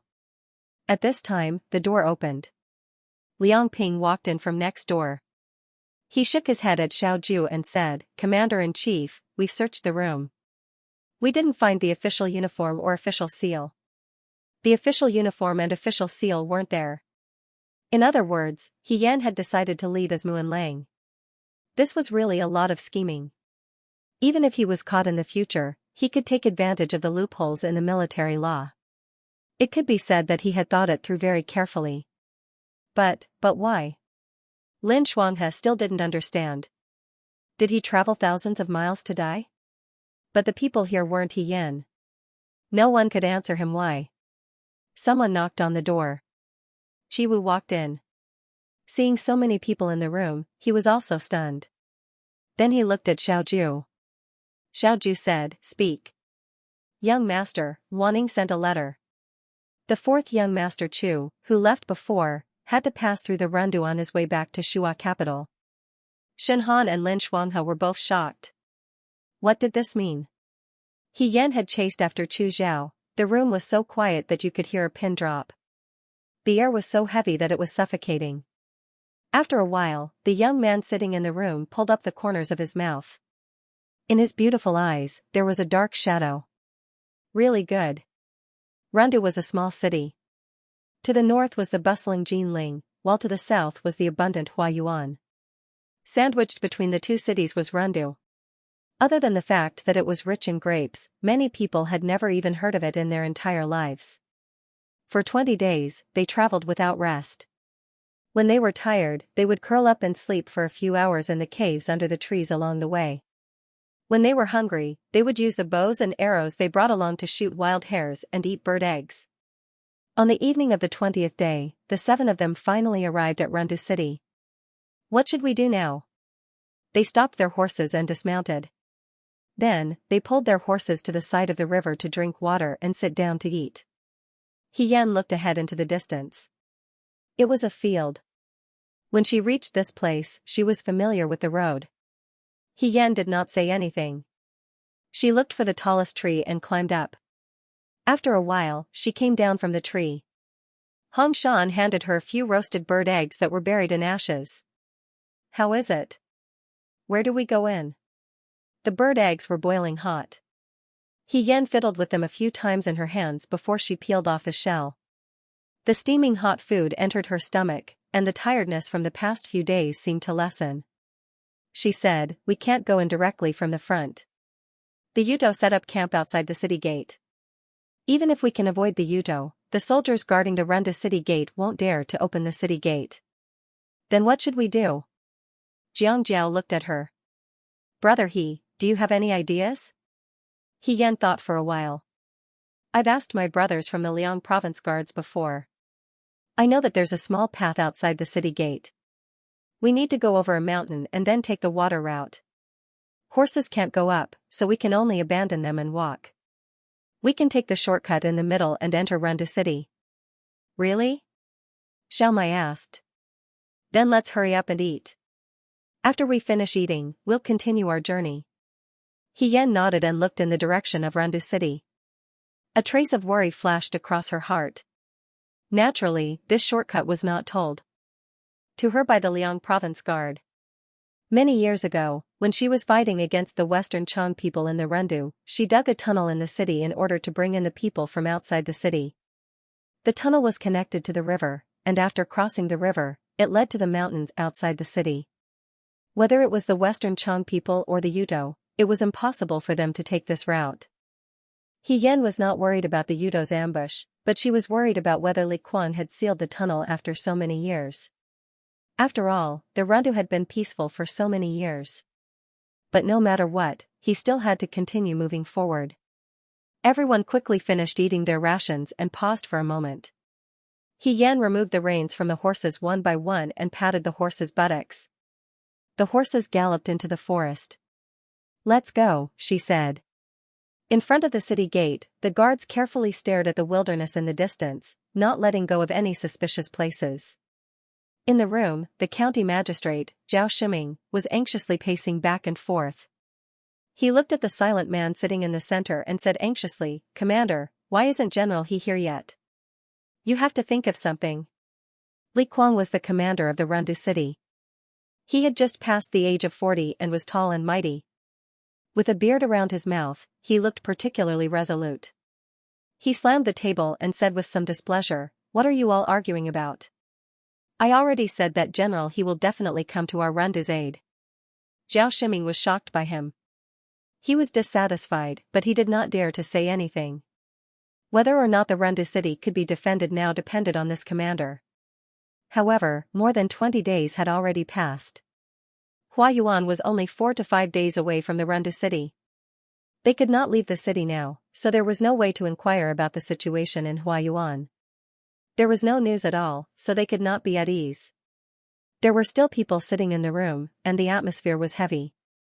At this time, someone knocked on the door. The curtain was lifted, and a young woman walked in. She was a genuine beauty. She had an oval face, fair skin, and a pair of eyes that were as bright and moving as stars. Even when she was nervous, she still wore a light pink embroidered dress. Her face was full of smiles. She placed the glass bowl in her hand beside Zhao Shiming and said, "Commander Zhao, don't be angry. Eat some grapes. This is all I have. You have to eat it sparingly." One could not hit a smiling person, especially a beauty. Zhao Shiming was unhappy, but he could only put away the bowl and forced a smile. "Thank you, Miss Iluo." Iluo was Li Quang's favorite concubine. No matter where he went, he would take her with him. She was young and beautiful, smart and witty. Everyone would love to have such a beautiful flower. However, during the chaos of war, beautiful women were not as beautiful as they used to be. After Iluo delivered the grapes, she stood behind Li Quan and stretched out her slender fingers to massage his shoulders. Her strength was just right, relieving a lot of Li Quang's tiredness from running around every day. Li Quan picked up the teacup on the table and took a sip, saying, "Before General He arrives, continue to guard the city gate." Zhao Shiming did not speak. The one who spoke was another man. He was the president of the Rundu city's Chamber of Commerce. "Lord Li, we need time to guard the city. Right now, there isn't much food left in the city. Even the most common grain that we produce can only produce such a small bowl. If we continue to guard the city like this, I'm afraid the people in the city will starve to death before General He arrives." With someone taking the lead, the rest of the people followed suit. "That's right. We were not killed by the Yudo, but we were trapped in the city and starved to death. What is going on? Lord Li, how can you be sure that General He will come? What if General He doesn't come? It's been more than 20 days. Could it be that General Fei Hong is unable to protect himself and has an accident?" Everyone's voices poured into the room. Li Quan slammed his fist on the table. Half of the tea in the teacup on the table spilled out. The room gradually quieted down. "Shopkeeper Wang, do you have any good ideas?" He stared at the president of the Chamber of Commerce. His eyes were as threatening as a cheetah's. Shopkeeper Wang shivered and did not say anything. They knew that it was not good to hide in the city, but there was no better way. Could it be that they had to rush out and fight against the Yuto? With just their men and horses, they were afraid that it would not be enough. There were 100,000 Yuto outside. The Yuto that had been defeated in Huayuan did not retreat. Instead, they gathered together with the Yuto on the other side and rushed towards the Rundu. The total number of soldiers in the Rundu was only 30,000. After all, the Rundu was only a small city. "But Lord Li, we can't just keep guarding the city like this. you saw it too, a white-haired old man said. These days, the Yuto have been probing at night. I'm afraid they will launch a general attack on the city soon. We can defend against small skirmishes, but if the Yuto's 100,000-strong army really rushes in, how can we defend? Li Kuang gritted his teeth. He, as the city's commander, knew this better than anyone else. Therefore, he knew from the beginning that the only thing the Rendu could do was to delay the Yuto and wait for reinforcements. He Rufei was his old friend. Although he and He Rufei were not close friends, he knew that He Rufei was a brave and fearless hero who cared about the world when they fought against the Western Chang together. Since he asked He Rufei for help, He Rufei would definitely come. If there was no news after such a long time, there was a high chance that He Rufei was in trouble. However, the Rendu did not have anyone else to ask for help. Jinling? There were no generals stationed in Jinling. There were only soldiers and horses in the city. However, they could not leave the city and come to the Rendu, which would put Jinling in danger. There were two famous generals in Dawei and Xiao Huijin. Unfortunately, Xiao Huijin was far away in Liangzhou. Distant water could not quench the present thirst. For a moment, Li Kuang hated the traitors for seizing power. If not, Xiao Huijin and the Southern Prefectural Army would definitely be able to beat the Yuto back to their hometown. They would never dare to step into Dawei's territory again. While everyone was silent, Zhao Shiming suddenly said, Lordly, do you still remember that when General Fei Hong was in the city, he dug a secret tunnel that led to the outside of the city? Everyone looked at Zhao Shiming. They were all familiar with this incident. Back then, the Western Chang people massacred the people outside the Rendu's city gate who were unable to enter the city. General Fei Hong ordered people to dig a tunnel and secretly gathered the people outside the city to bring them into the city. At that time, many lives were saved. The people were deeply grateful to He Rufei. They originally thought that they had been abandoned. What are you trying to say? Li Kuang asked. Zhao Shiming sighed and stood up. He bowed to Li Kuang and said, We have reached the end of the road.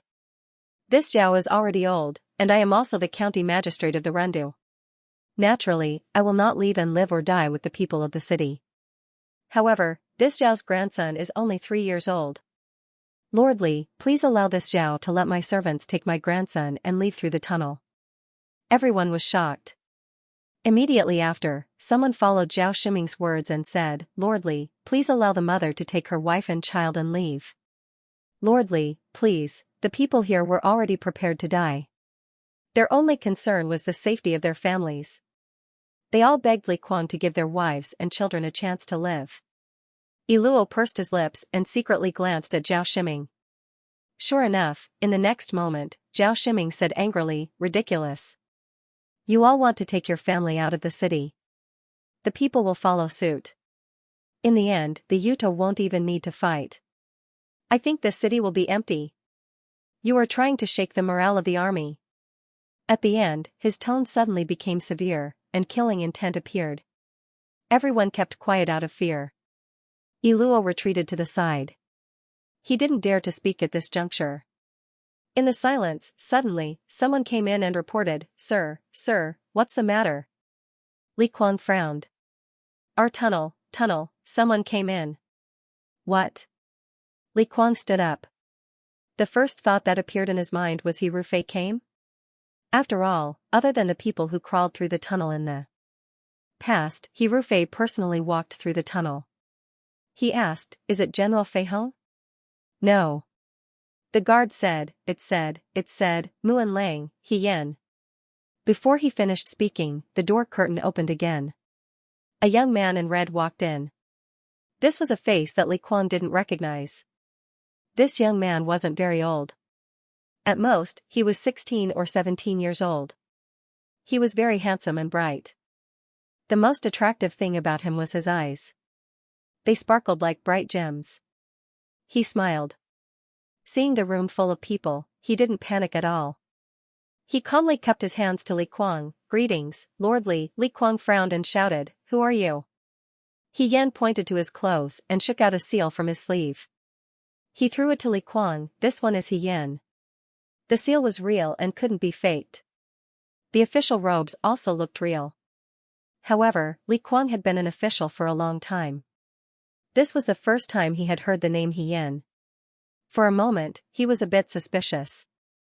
Iluo, who was next to him, let out an ah and said softly, Muan Lang. Is he the Muan Lang who previously fought with military governor Xiao in Jiang City, burned down the canal, defeated the Yuto, and was finally conferred the title by Her Majesty? No one knew who Muan Lang was, but everyone knew about the burning of the Jiang Canal and the great defeat of the utopian people. Everyone looked at Hien in surprise. They remembered that Xiao Ju's trusted aide fought side by side with Xiao Ju and was conferred the title of an official. However, they didn't expect it to be such a young man. He was a bit too young. Could he be a fake? The more everyone was suspicious, the more relieved Li Kuang was. If it was really a conspiracy by the Yuto, they wouldn't have sent a child to arouse suspicion.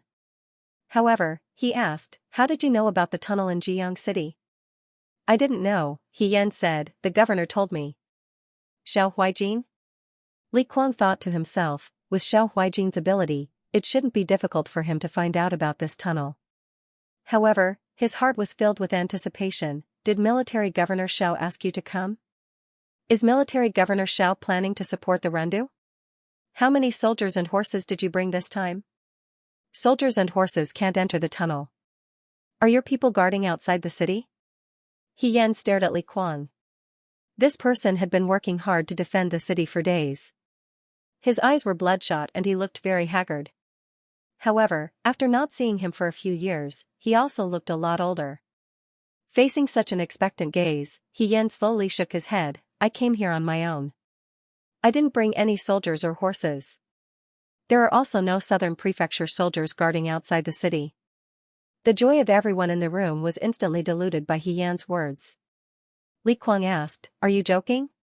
Hien took back his official seal and put it away. I am Muan Lang, appointed by Her Majesty. If there is an emergency, I don't have to listen to the governor's command. Li Kuang looked at him and felt that this young man was simply inexplicable. At first, he thought that Hien came under Xiao Ju's command. Now, he was telling him that Hien acted on his own? He asked, then Muan Lang, did you come to the Rendu alone to have fun? Forgive me for not understanding. Hien smiled, I'm here to help you. With just you? With just us. As soon as he said this, he heard voices outside. Yes, there's still us. What right do you have to look down on us? The door curtain was lifted, and beautiful silk covered her mouth. She saw people coming in from the outside in twos and threes. There were all kinds of people, tall, short, fat, and thin. Other than Hien, there were a total of 6 people.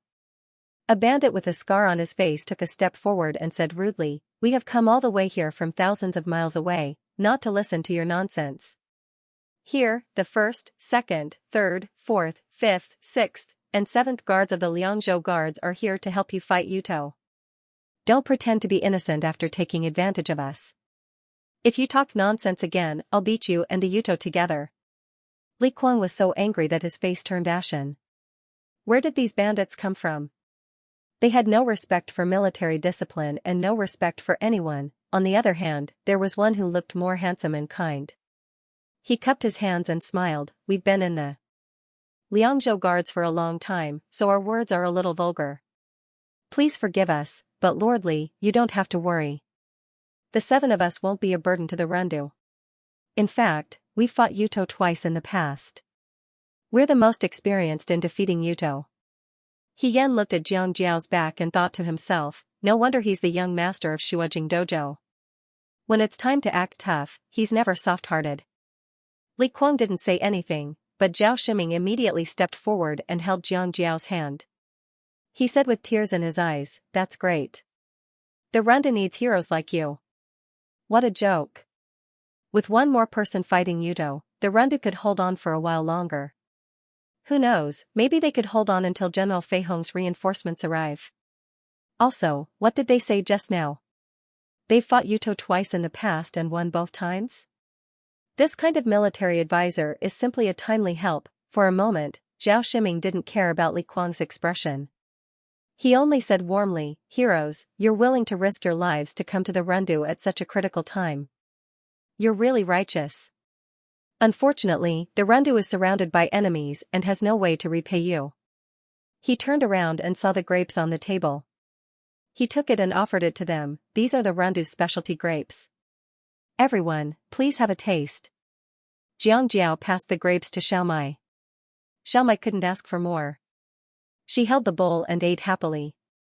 Now, there wasn't much food left, let alone grapes. Everyone in the room swallowed their saliva when they saw Xiaomai eating happily. He Yan looked at Li Kuang. I have a few words to say to Lord Li. Li Kuang stared at He Yan. He didn't dare to say that he completely trusted this young man, but he couldn't find anything wrong with him for the time being. Hearing this, he wondered what this young man was thinking. He said, come with me. He Yan followed Li Kuang into his study room. The rest of the people stayed outside. When they arrived at the study room, Li Kuang sat down and looked at him. He said coldly, there's no one else here. Mu and Lang, if you have something to say, say it. He Yan had worked with Li Kuang in the past, so he knew that Li Kuang still had doubts about him. This was understandable. If it were her and a group of people suddenly came and told her that they were here to help, she would also be suspicious. He Yan took out a scroll from his chest. On the way from the Liangzhou guard to the Randu, when I had time to rest, I carefully recalled the scenes of the previous battle with the Yuto. I memorized all the characteristics and habits of the Yuto. I fought with the Yuto twice, once in the Liangzhou guard, and once in Jiang. Land and water battles have their own characteristics. This should be beneficial to Lord Li. Li Kuang took the scroll with suspicion. As soon as he opened it, his expression changed slightly and became somewhat excited. Naturally, he could tell whether what was recorded on the scroll was true or not. At least some of the things written were similar to the experiences he gained from fighting with the Yuto. He had also written before, but it wasn't as clear and detailed as what was written on the scroll. This was admittedly because he hadn't fought with the Yuto as closely as He Yan had, but there was also another reason. His own abilities weren't as outstanding as He Yan's. For a moment, as he looked at the scroll, another person's figure appeared in his mind. He Rufei. He Rufei's ability to summarize battle matters was similarly accurate. He knew how precious this scroll was, and as a result, his gaze towards He Yan became slightly gentler. He asked, did you write all of this? My brothers and I wrote it together. He Yan didn't take all the credit for himself. Everyone has their own areas of expertise.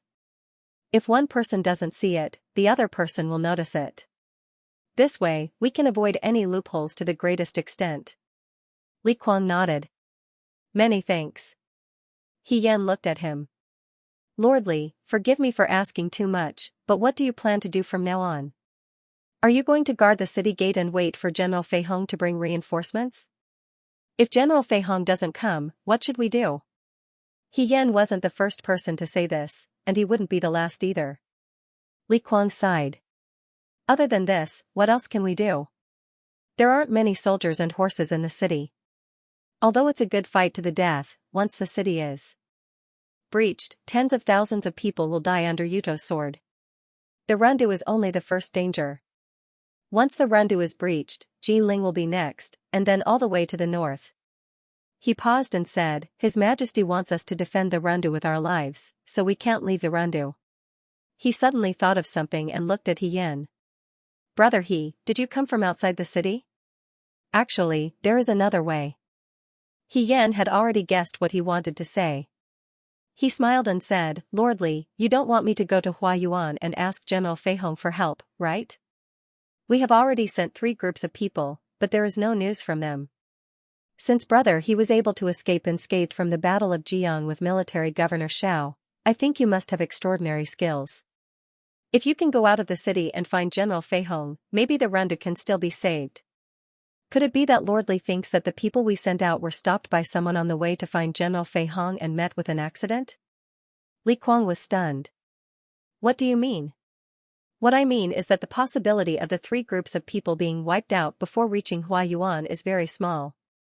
There is no news from them until now, so I'm afraid that General Fei Hong is also in trouble. Now that everyone is trapped in the Randu, we don't know anything about the situation outside. If we wait rashly, I'm afraid that we will harm the people in the city. He Yan didn't say it very clearly because he knew very well that the people sent by Li Kuang were probably killed by He Rufei the moment they saw He Rufei. Li Kuang had worked with General Fei Hong before. In order to prevent his identity from being exposed, He Rufei wanted Li Kuang to die without a burial place. Why would he help him, even if he was close by? In the past, based on Li Kuang's understanding of General Fei Hong, he would wait for He Rufei to come to his rescue until the end of the new year. On the way here, did you hear any news about General Fei Hong? Li Kuang was still unwilling to give up. He Yan shook his head. The man lowered his head and let out a long sigh. The plan now is to delay for as long as we can. He Yan asked, did Lord Li only write to General Fei Hong to ask for help? There are other people, but they are too far away from the Rendu. I'm afraid they can't hold on for that long. He Yan thought for a moment. Actually, Lord Li, have you ever thought that it's better to attack than to defend? Instead of waiting for death, why don't you take the initiative to attack? Li Kuang, wishful thinking.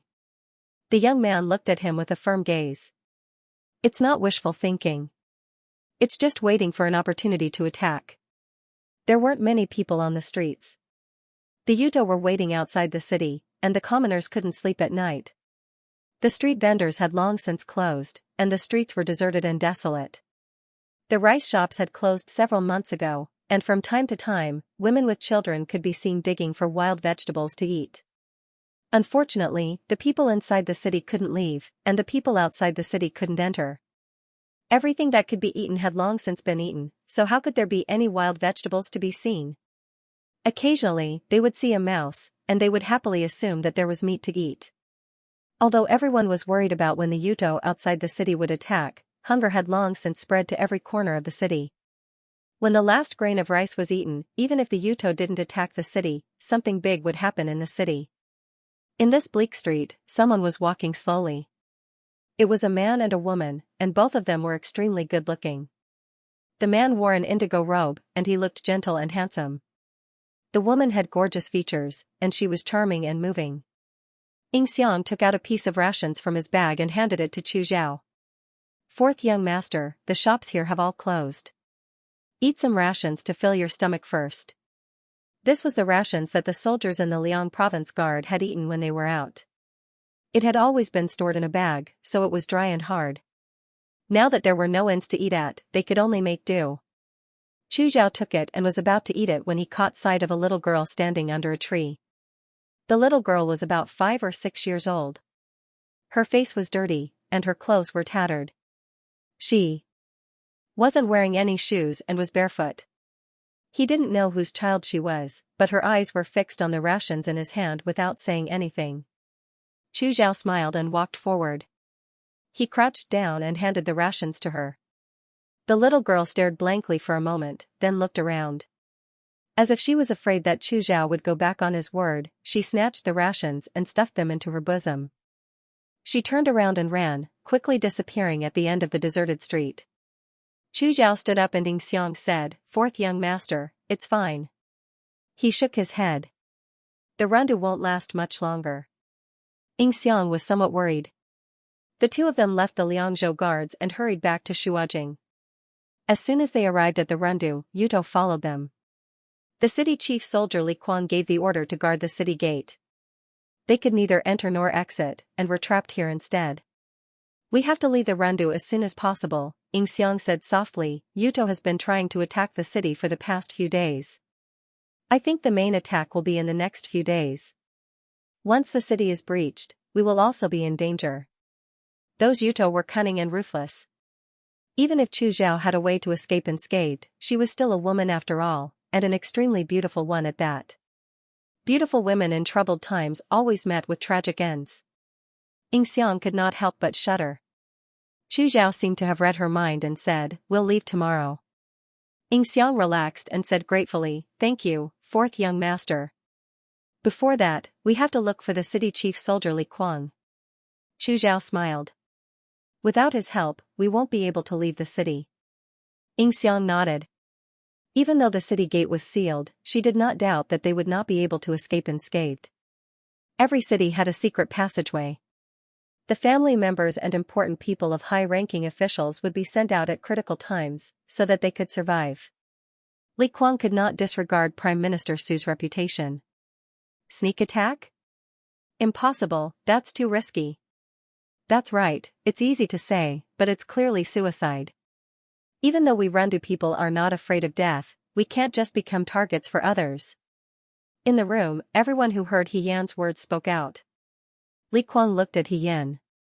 This young man spoke with confidence, but he did not know what he was planning. The various deputy soldiers of the city gate army, as well as He Yan's other brothers, were all in the room. He Yan waited for everyone to calm down a little before he said, I know that you don't trust me now. However, I have already asked Lord Li. In the past 10 days, there were a total of 5 nights where the Yuto attacked the city gate at night. Even though they gave up in the end, they seemed to be probing. In the past 3 days, the Yuto did not make any moves. Based on my experience of fighting against the Yuto, it's not a good thing to be quiet at this time. The Yuto are probably planning an all-out attack. They have already figured out the situation in the Renda city. The soldiers in the Renda city have been exhausted by the Yuto for a long time. Their morale and stamina are not as good as before. If the Yuto launches an all-out attack, the city gate will definitely be breached. What makes you say that? Are you cursing us? A deputy soldier who looked a little irritable said angrily. Can the truth be called a curse? Can you only listen to good words? Wang Ba immediately said sarcastically, then I can say right now that the city gate of the Renda city is as stable as stone and iron. It's impossible for the city to be breached, not in this lifetime. Do you believe that? Ask anyone on the street if they believe it or not. The Renda city's defense is based on self-deception. I've never seen such a King funny thing. He originally came to the Renda city with He Yan because he was willing to sacrifice himself for righteousness. Now that his hot-bloodedness was not being cherished, he immediately turned his hot-bloodedness into anger and scolded that person until he was speechless. The atmosphere was a little tense. Huang Xiong looked at Li Kuang and said, Lord Li, my brother, he is not simple. He is very proficient in the art of war. In the Liang Province Guard, he is the best besides military governor Xiao. He spared no effort to flatter He Yan. Since he said that we can launch a sneak attack, then he must have his own way.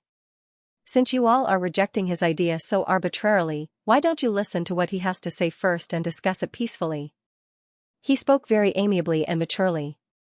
However, when he spoke, he occasionally stroked the treasured saber at his waist that was emitting a murderous aura. It made people shudder. Someone boldly said, Lord He, it's not that we don't want to launch a sneak attack. It's just that we don't have many soldiers to begin with. If we launch a sneak attack, we won't be able to return. There will be even fewer soldiers guarding the city. Moreover, those Yuto are watching the city gate very closely. I'm afraid that before we even leave the city, we will be shot full of holes by their arrows. How can we sneak into their camp at night? Arrows? He Yan paused and looked at the person who just spoke. Do the Yuto have a lot of arrows? A lot. That person replied with a bitter face. Actually, when the Yuto first came, we were fighting with them on the city gate. However, later on, our arrows became very few, but they still had a lot of arrows. Previously, someone had planned to ambush and assassinate their commander, but he didn't expect that the moment he stepped out of the city gate, he would be shot full of arrows before he could even sneak in. Those Yuto chopped off his head and hung it on a tree outside the city to make fun of him. At this point, everyone present was so angry that their eyes were about to burst. This kind of provocation was really unbearable. You mean, we have very few arrows, but they have a lot of arrows? He Yan asked. The other party nodded. He Yan looked at Li Kuang again. If we lure those Yuto to the city gate when we launch a sneak attack, and the archers on the city gate tower are ready, how many Yuto can we kill? Thousands to 10,000, Li Kuang replied. But we don't have that many arrows. We do. Everyone was stunned. Then let those Yuto make arrows for us. The young man smiled, his eyes were shockingly bright. For a moment, Li Kuang thought of another person. He didn't see the face under the mask that year, but he remembered that pair of eyes, just like the eyes in front of him, confident and calm. No matter how chaotic the situation was, it was a miracle that he could kill his way out of a siege. With him, the morale of the army was stable, and they would never give up. What do you want to do? He came back to his senses and asked. I need to gather all the craftsmen and women in the city to make straw dolls for me. It was late at night. In the wilderness outside the city gate, thousands of tents stood quietly. Looking from afar, the wilderness seemed to have turned into endless hills, and the atmosphere was astonishing. Patrolling soldiers were walking around nearby. Wyatt, the leader of the Rundu that led the army to attack the Rundu, was holding a jar of wine and pouring it into a bowl. The fragrance of the wine was strong, and after drinking a bowl, he patted his stomach and smacked his lips. This is the wine brewed by the Rundu people? What's the difference between it and sweet water? It's just a woman's preference. Everyone in the Dawei likes to drink this, no wonder they're so weak and timid. One slash and they're broken. The trusted aide said flatteringly, yes, yes, yes, how can the wine of the Dawei compare to the strong wine of the Yuto? Wyatt laughed and said, go to the captives and pick a few women. The Rundu people had closed the city gates, but when they were stationed here, there were still many people wandering outside the city. This included the villages nearby. The Yuto soldiers swept these villages clean, leaving only the women behind and killing everyone else, not even sparing the children. The wine had also been stolen from the village. The commoners did not even have the strength to truss a chicken. They easily destroyed the entire village as if they were chopping melons and vegetables. The Yuto envied the Dawei people, but they also looked down on the Dawei people. They envied the Dawei people for their beautiful silk, exquisite porcelain, vast land, and beautiful houses. They lived in the desert, beside the grasslands, and there was nothing but the sound of the wind. They looked down on the Dawei people for being weak and timid. They didn't even have the ability to protect themselves. They defended their so-called benevolent government and waited for others to invade. A piece of meat that no one protected would always attract all kinds of gazes. The Yuto had been silent for many years, and finally couldn't take it anymore. We've already waited here for a month, the trusted aide said, Hirufei still hasn't come. Just as the king said, Hirufei won't come again. Wyatt laughed, that's great.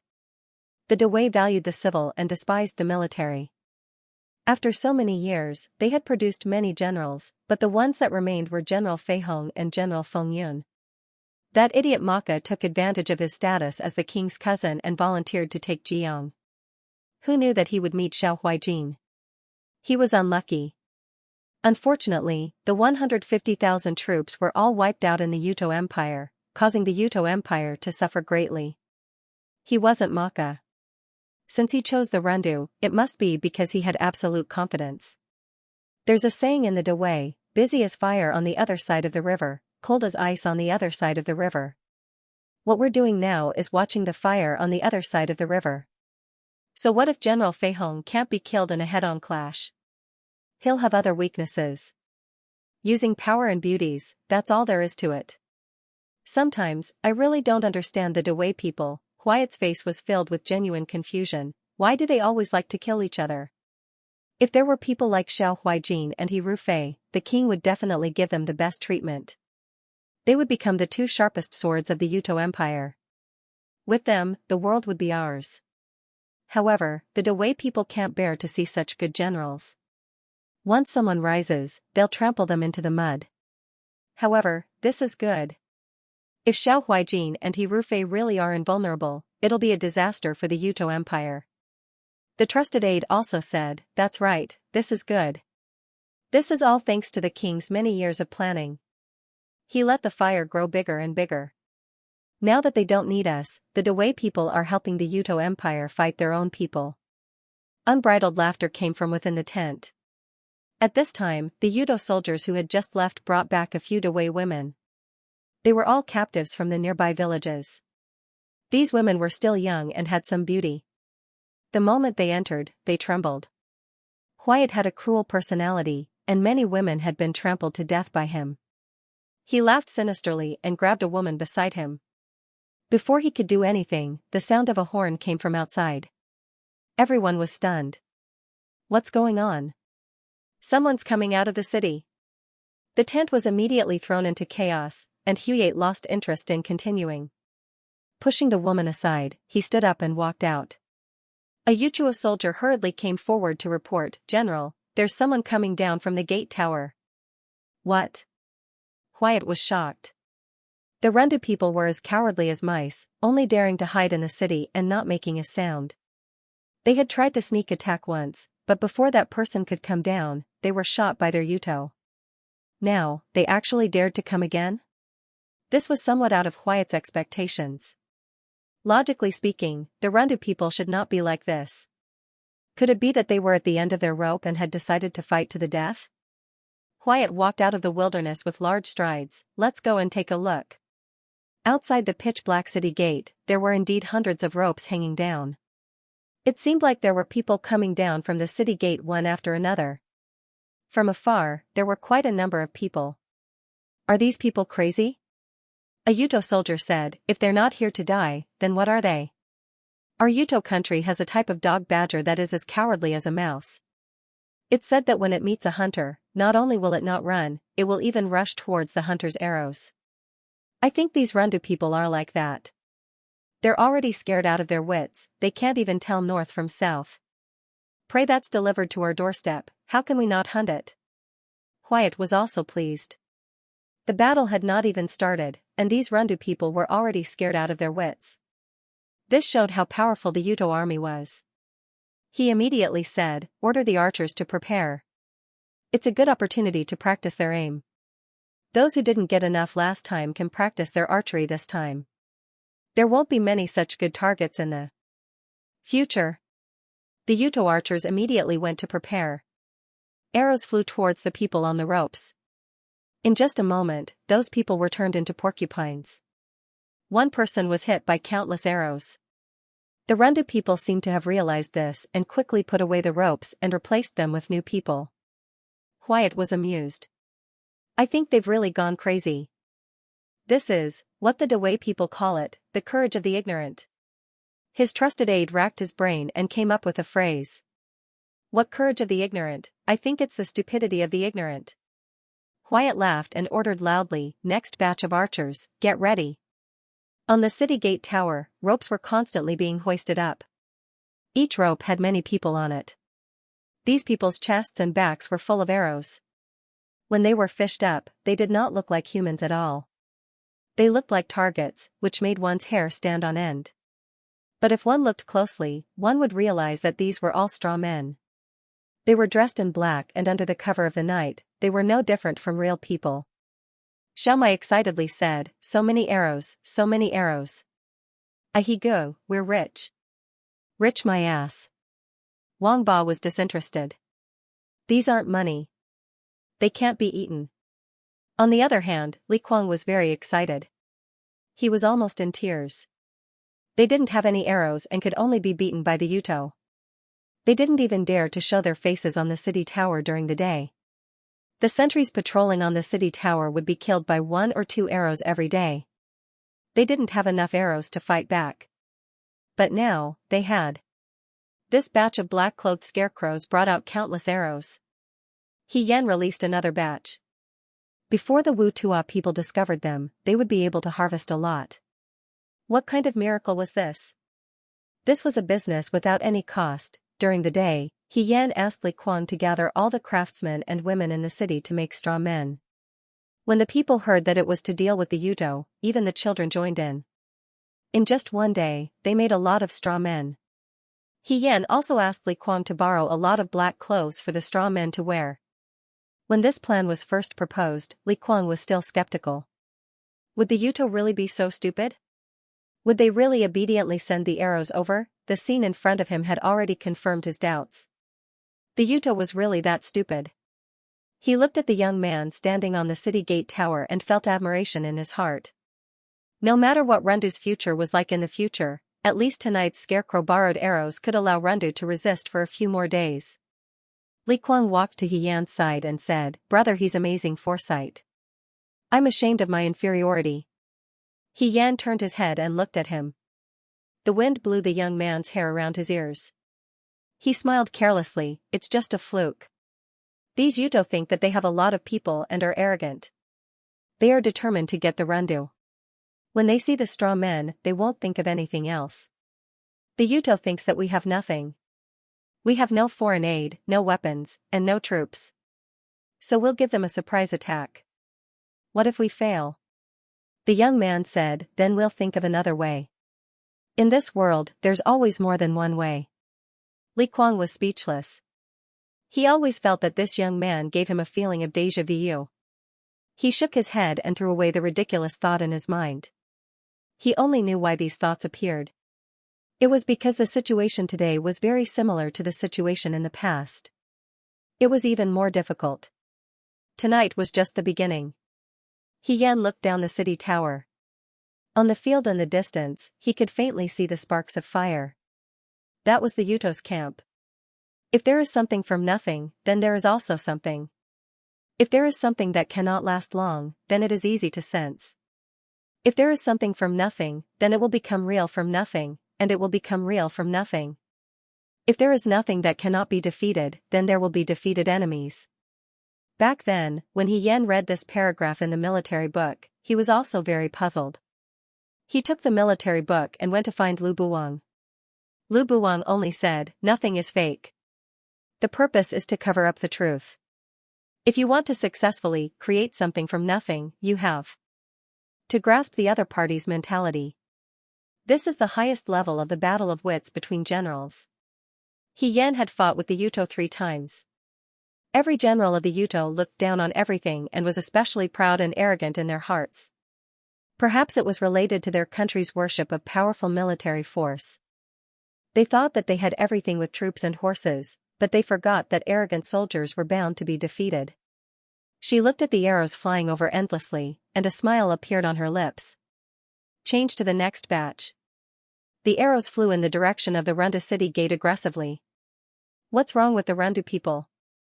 Aren't they afraid? How many people have we changed? A Yuto soldier asked. Huyate also had some doubts in his heart. These Rundu people seemed to be coming endlessly to die. It had already been several hours. Were they going to kill all the Rundu soldiers here? The sky was already bright. They had been shooting arrows here for the entire night. A bird flew across the sky and landed on a tree branch. It chirped, breaking the silence in the surroundings. It was also at this time that Huyate suddenly thought of something.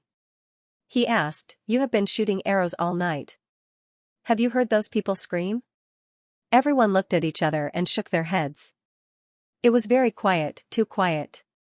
They had shot so many arrows, and those Rundu people had died miserably. Why did they not scream? Why was this?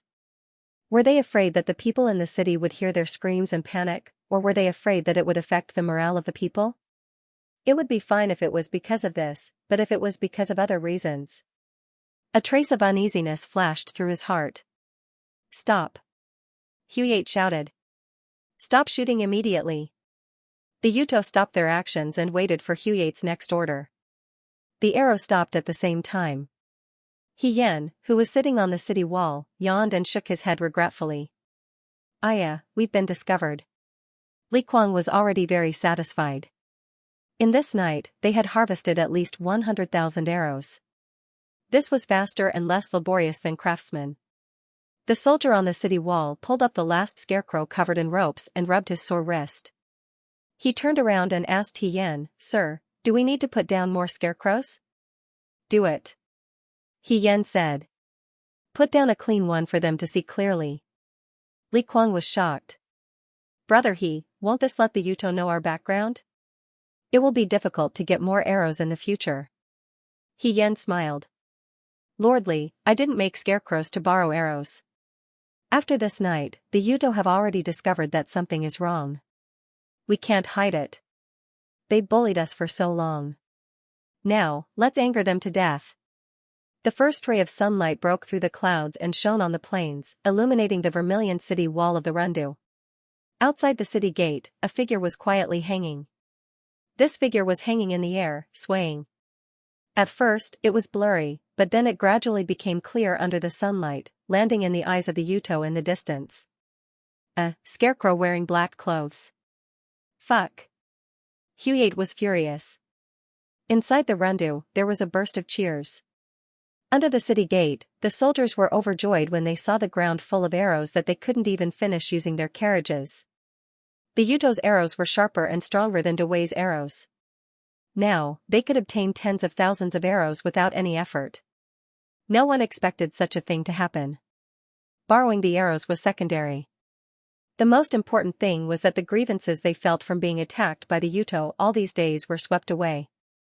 The Yuto had set them up, and this time, they made the Yuto suffer such a big loss. They were speechless. They're just a bunch of boorish people who only know how to use their strength. Zhao Shiming stroked his beard and said with a smile, they don't know how to use their wits. He looked at the young man who was walking at the front and jogged to catch up with him. This time, it's all thanks to Xiao He. Xiao He's already called Xiao He? He Yan smiled, if everyone in the city didn't work together to make so many scarecrows, I wouldn't be able to do this alone. Zhao Shiming's impression of this young man became even better. He thought to himself, no wonder he was promoted to an official at such a young age. He didn't steal the credit nor was he arrogant. His temper is much better than Li Kuang's. He asked, then what do we do next? He Yan turned to look at the old man, then looked at the people around her. The soldiers around her were also staring at her with burning eyes. When she first arrived at the Rendu, she only felt that the city was lifeless. Everyone was just waiting for death to come. Now, only one night had passed, and there was something called hope in their eyes. Hope was always very precious. I will discuss the next plan with Lord Li. However, there's one thing that I need your help with, Lord Zhao. He Yan said. Zhao Shiming quickly smiled and said, of course, of course. Xiao He, please say it. For this matter, I still need to trouble all the craftsmen in the city. She lowered her eyes, help me make a mask. The sooner the better. In the hall, Li Kuang turned around and looked at the two people in front of him. Iluo stood behind Li Kuang and stared at the beautiful woman in the room. Xianxia handed over the token and scroll. Li Kuang took them and looked at them before saying to Chu Zhao, so it's fourth young master Chu. The name fourth young master Chu was much more famous than the Wuan Lang who had come that day. After all, he had a father who was known throughout the country for being a playboy, and a teacher who was powerful enough to overturn the imperial court. He was also born handsome and gentle. It was hard not to notice such a person in the crowd. Lord Li, my young master was trapped in the Rendu on his way back to Shuajing. Now that the situation in the Rendu is like this, the Prime Minister has ordered us to ask Lord Li to escort my young master out of the city? When Iluo heard this, he let out a sigh of relief. This woman was so beautiful. If she stayed in the Rendu, it would be unsettling. What if Li Kuang took a liking to her and took her as his concubine? She couldn't give up her position as the most favored concubine. Li Kuang looked at Chu Zhao and said, it's not difficult. No matter how dissatisfied he was, he had to give face to Su Jingfu. Li Kuang couldn't help but think of He Yan. In this world, people were different. He Yan was far away in Liangzhou, but because he was worried about the Rendu, he traveled thousands of miles to live and die with the Rendu. On the other hand, Chu Xilan was in the Rendu, but he wanted to escape unscathed and leave as soon as possible. However, he didn't have the ability to force people to stay. The tunnel that General Fei Hong had dug back then was to move the commoners over, but now it had become a tunnel to send these powerless young masters out. Li Kuang suppressed his resentment and unwillingness, but a smile appeared on his face. This smile could even be said to be a bit flattering. Fourth young master Chu, after you leave the city, if you pass by Jinling or other cities, can you ask for reinforcements for the Rendu? He awkwardly rubbed his hands. Right now, the Rendu is in danger. If the Prime Minister is willing to help, of course, Chu Zhao smiled. Once the servant and I leave the city safely, we will definitely find a way to ask for reinforcements for the Rendu. Thank you. Li Kuang was a bit sullen. When did Dewey's survival become a joke in the hands of the Prime Minister? The Yuto probably already knew that the imperial family was corrupt, so they took advantage of the situation. Just as they were talking, another person came in. This person said, Lord Li, after today, I plan to. He Yan's voice suddenly stopped. He looked at Chu Zhao and said in surprise, Brother Chu? Brother He? Chu Zhao was also stunned. Why are you here? He Yan didn't expect to meet Chu Zhao in the Rendu. He only said, I came to help. What? Li Kuang was also stunned. You two know each other? Fourth young master Chu stayed in the Liang province guard for a period of time. He Yan asked, Brother Chu, you still haven't told me why you are here. When Xianxia and I were returning to the capital, we passed by the Rendu. The Yuto attacked the city, so we were temporarily trapped in the city. I didn't expect that brother he would come. When Chu Zhao said this, he actually smiled. We can be considered to be fated. Who would have thought that she and Chu Zhao had been separated from each other for such a long time? She didn't expect to meet him in Rendu. This really was as Chu Zhao had said, let's go together. Although she had many questions, now wasn't the time to talk. He Yan said to Chu Zhao, Brother Chu, I still have something to discuss with Lord Li. If you aren't in a hurry, can you wait until I finish speaking with Lord Li before coming back? It's fine, I'm not in a hurry. Chu Zhao made a pleased gesture. He Yan said to Li Kuang, Lord Li, let's go inside and talk. Li Kuang and He Yan entered the inner room. Iluo glanced at the two of them, then bowed and left the room. Xiang said hesitantly, Fourth young master, we won't leave for now. But the Prime Minister, I have my own plans. After a while Xiang said, Fourth young master, are you not leaving because you're worried about Miss He? Chu Zhao didn't answer her question. His smile faded. Xiang, you've said too much. Xiang didn't say anything. Inside the room, Li Kuang turned around and looked at He Yan. You still want to hang scarecrows? The Yuto fell for it once, they won't fall for it a second time. Those Yuto are stupid, but they're also cunning. After this lesson, they'll only be more suspicious in the future. Anyway, there's no loss in hanging scarecrows at night. Why don't Lord Li give it a try? If they're still willing to fall for it, it'll be good to collect more arrows.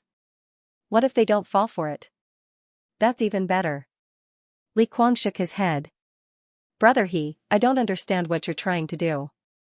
He Yan looked at Li Kuang.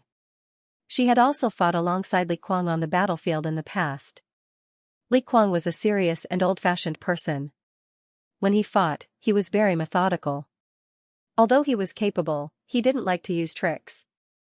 He Yan turned around and looked at the map hanging on the wall in the room. Lord Li, if you were the Wutua people, and you knew that you were played like a fool last night, and you played the same trick again today, what would you do tomorrow if it was the same? I would be so angry that I wouldn't fall for it again. You wouldn't shoot arrows at the people coming down from the city gate tower? Of course. That's good. He Yan turned around and looked at him with a smile. Then for the third time our people can directly leave the city. After all, they'll think that the people coming down from the city gate tower are fake scarecrows. Li Kuang was stunned. Everyone had heard of the story of the boy who cried wolf. They were fooled once or twice, but the third time even a fool wouldn't believe it. Yuto was the same. They lost so many arrows in vain. Even if they had a few more chances, they wouldn't shoot at the scarecrows. They didn't know that in the last time, the scarecrows were quietly replaced by real Rendu soldiers. They sneaked into their camp under the cover of the night. Li Kuang understood He Yan's meaning, but there was still something he didn't understand. You mean, we should let them leave the city? Lord Li, I've said it before. It's better to attack than to defend. If we continue to defend like this, sooner or later, the Yuto will immediately attack the city. Yesterday's arrow borrowing had already angered them. Now is the time when they're least calm. We can still find an opportunity to attack them after they've recovered. The Rendu's troops won't be able to stop them from breaking the city gate. Li Kuang's heart jumped when he heard this. He couldn't help but say, of course I know this. But even if we sneak attack at night, we still don't have enough troops. It's impossible if we don't wipe out the Yuto soldiers in one fell swoop. What we need to do is burn their provisions and break their morale. Without provisions, the Yuto will panic and their morale will be unstable. They will be even more hesitant against the Rendu and buy us some time. He Yan said, Lord Li, ask for help from Jinling. Jinling? He Yan looked at him. Lord Li, don't place your hopes on hopeless people. General Fei Hong won't come. If he came, he would have come a long time ago. If the Rendu wants to defend, we must find another way to survive. No matter how much you trust He Rufei, the lives of tens of thousands of Rendu's citizens cannot be compared to your trust. The young man's eyes were firm and his tone was unquestionable. For a moment, Li Kuang's heart wavered. After a while, he looked at He Yin. That's easy for you to say. Even if you sneak attack at night, how can you guarantee that you can burn the Yuto's provisions? They have a lot of troops guarding the provisions. I'm afraid that before they even get close, they will be discovered by the Yuto soldiers. 500 men. What? I need 500 elite soldiers, the young man said. Lordly knows better than me what the vanguard means. With me as the leader, the 500 vanguard will definitely burn their provisions. Even if we die on the battlefield under the blades of the Yuto, it doesn't matter. Lordly, please continue to defend the city. Don't waste everyone's sacrifice. Of course, she said.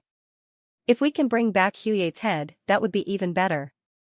Ever since the day the scarecrow borrowed the arrows, for 3 days in a row, when night fell, dozens of ropes would slowly hang down from the Rendu city tower.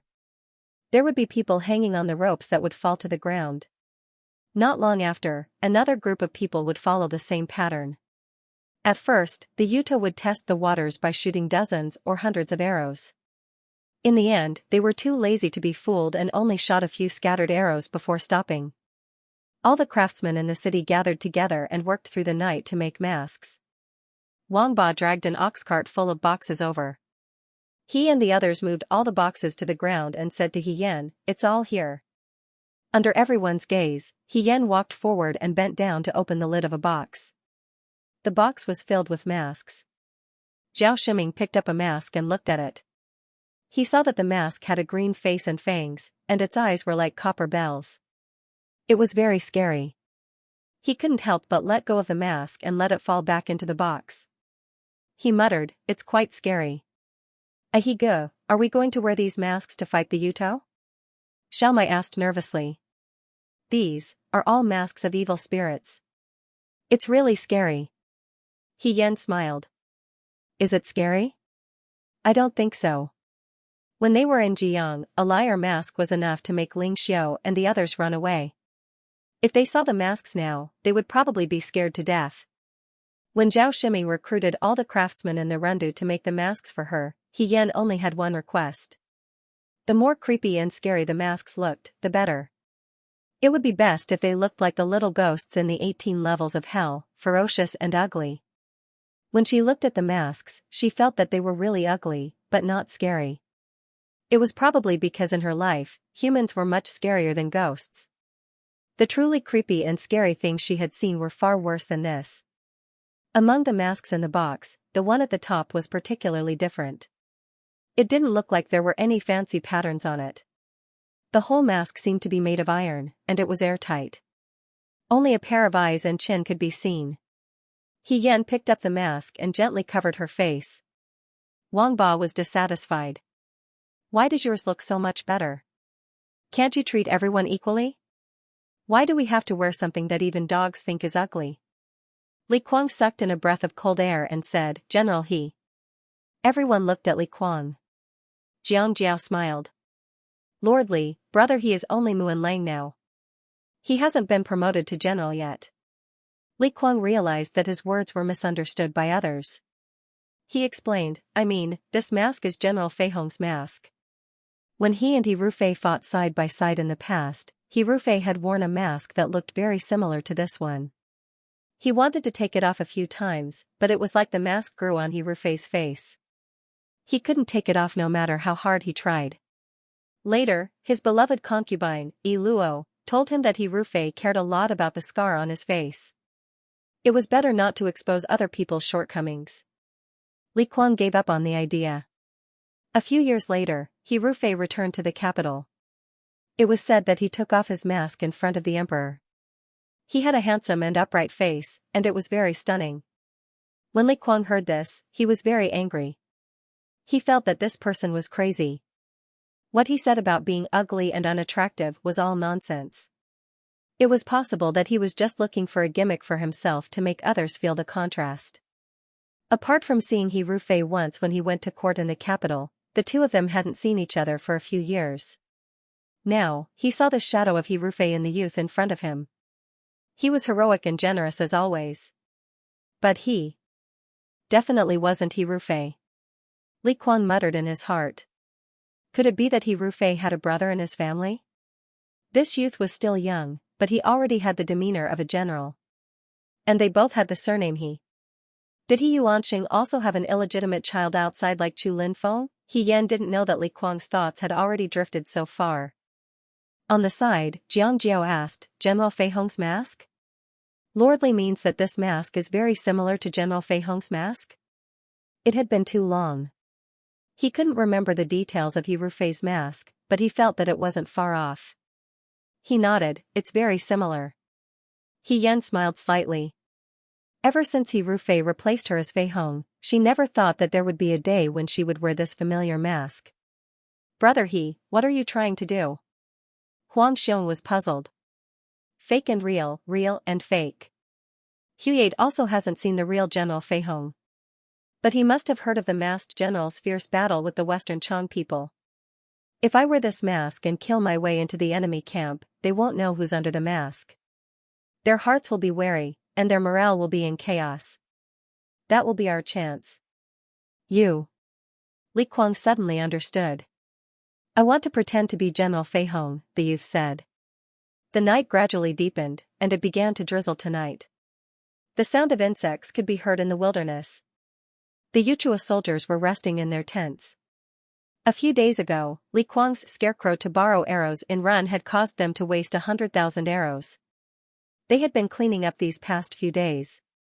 100,000 arrows was not a small number, and their original plans had to be changed. Huye was flustered and exasperated, and he killed several archers. And Li Kuang's scarecrow to borrow arrows continued. Every night, there would be scarecrows hanging down from the city walls.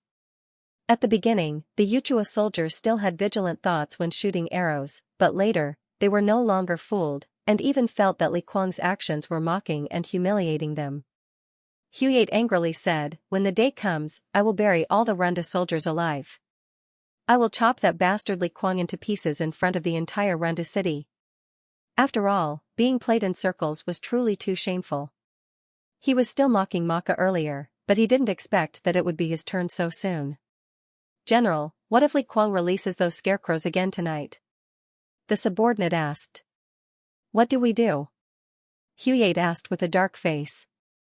Do you want me to be a fool again? Idiot. The subordinate didn't dare to reply.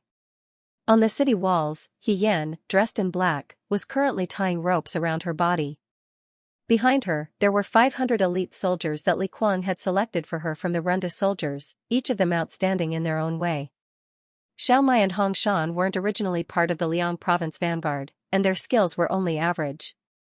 Looking at the brothers preparing, Xiaomai worriedly said, He Gu, those Yuto, will they really not shoot arrows here? If they shoot here, wouldn't it be too late for everyone to turn back?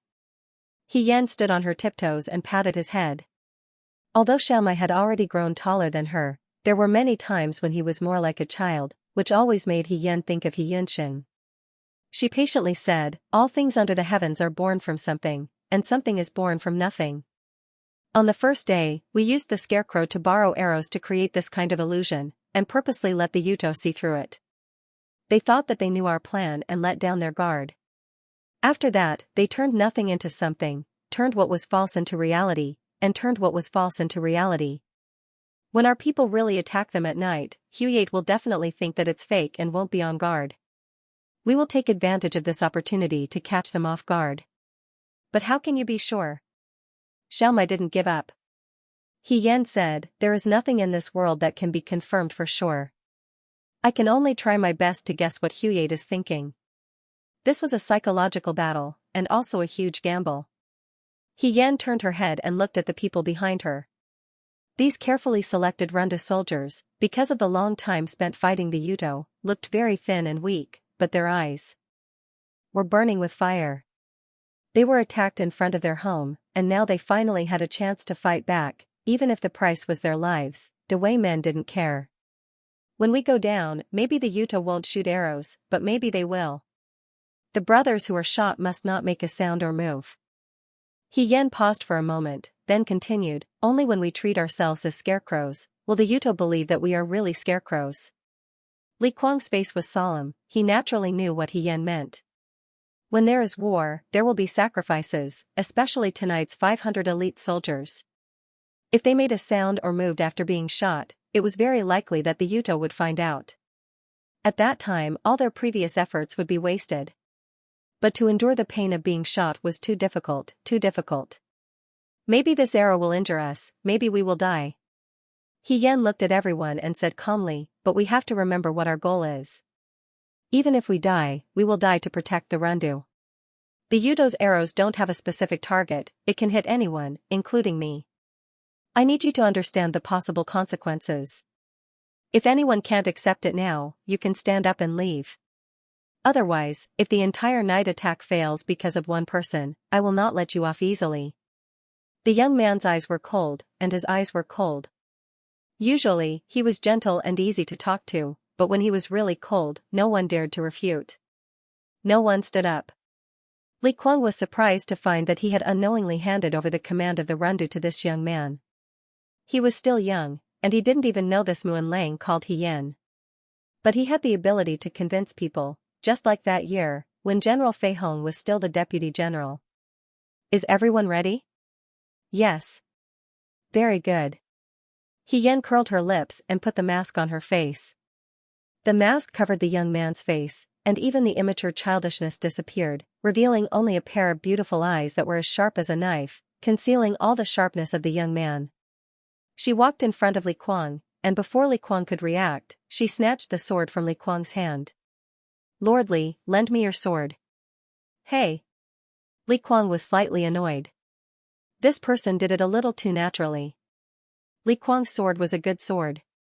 Although it was not as good as Qing Lang's, it was still sharper and lighter than ordinary swords. He Yan weighed the sword in her hand. For a moment, it was as if she had returned to the battlefield in the past. She was still the general who led the Fuyue army to charge and break through the enemy lines.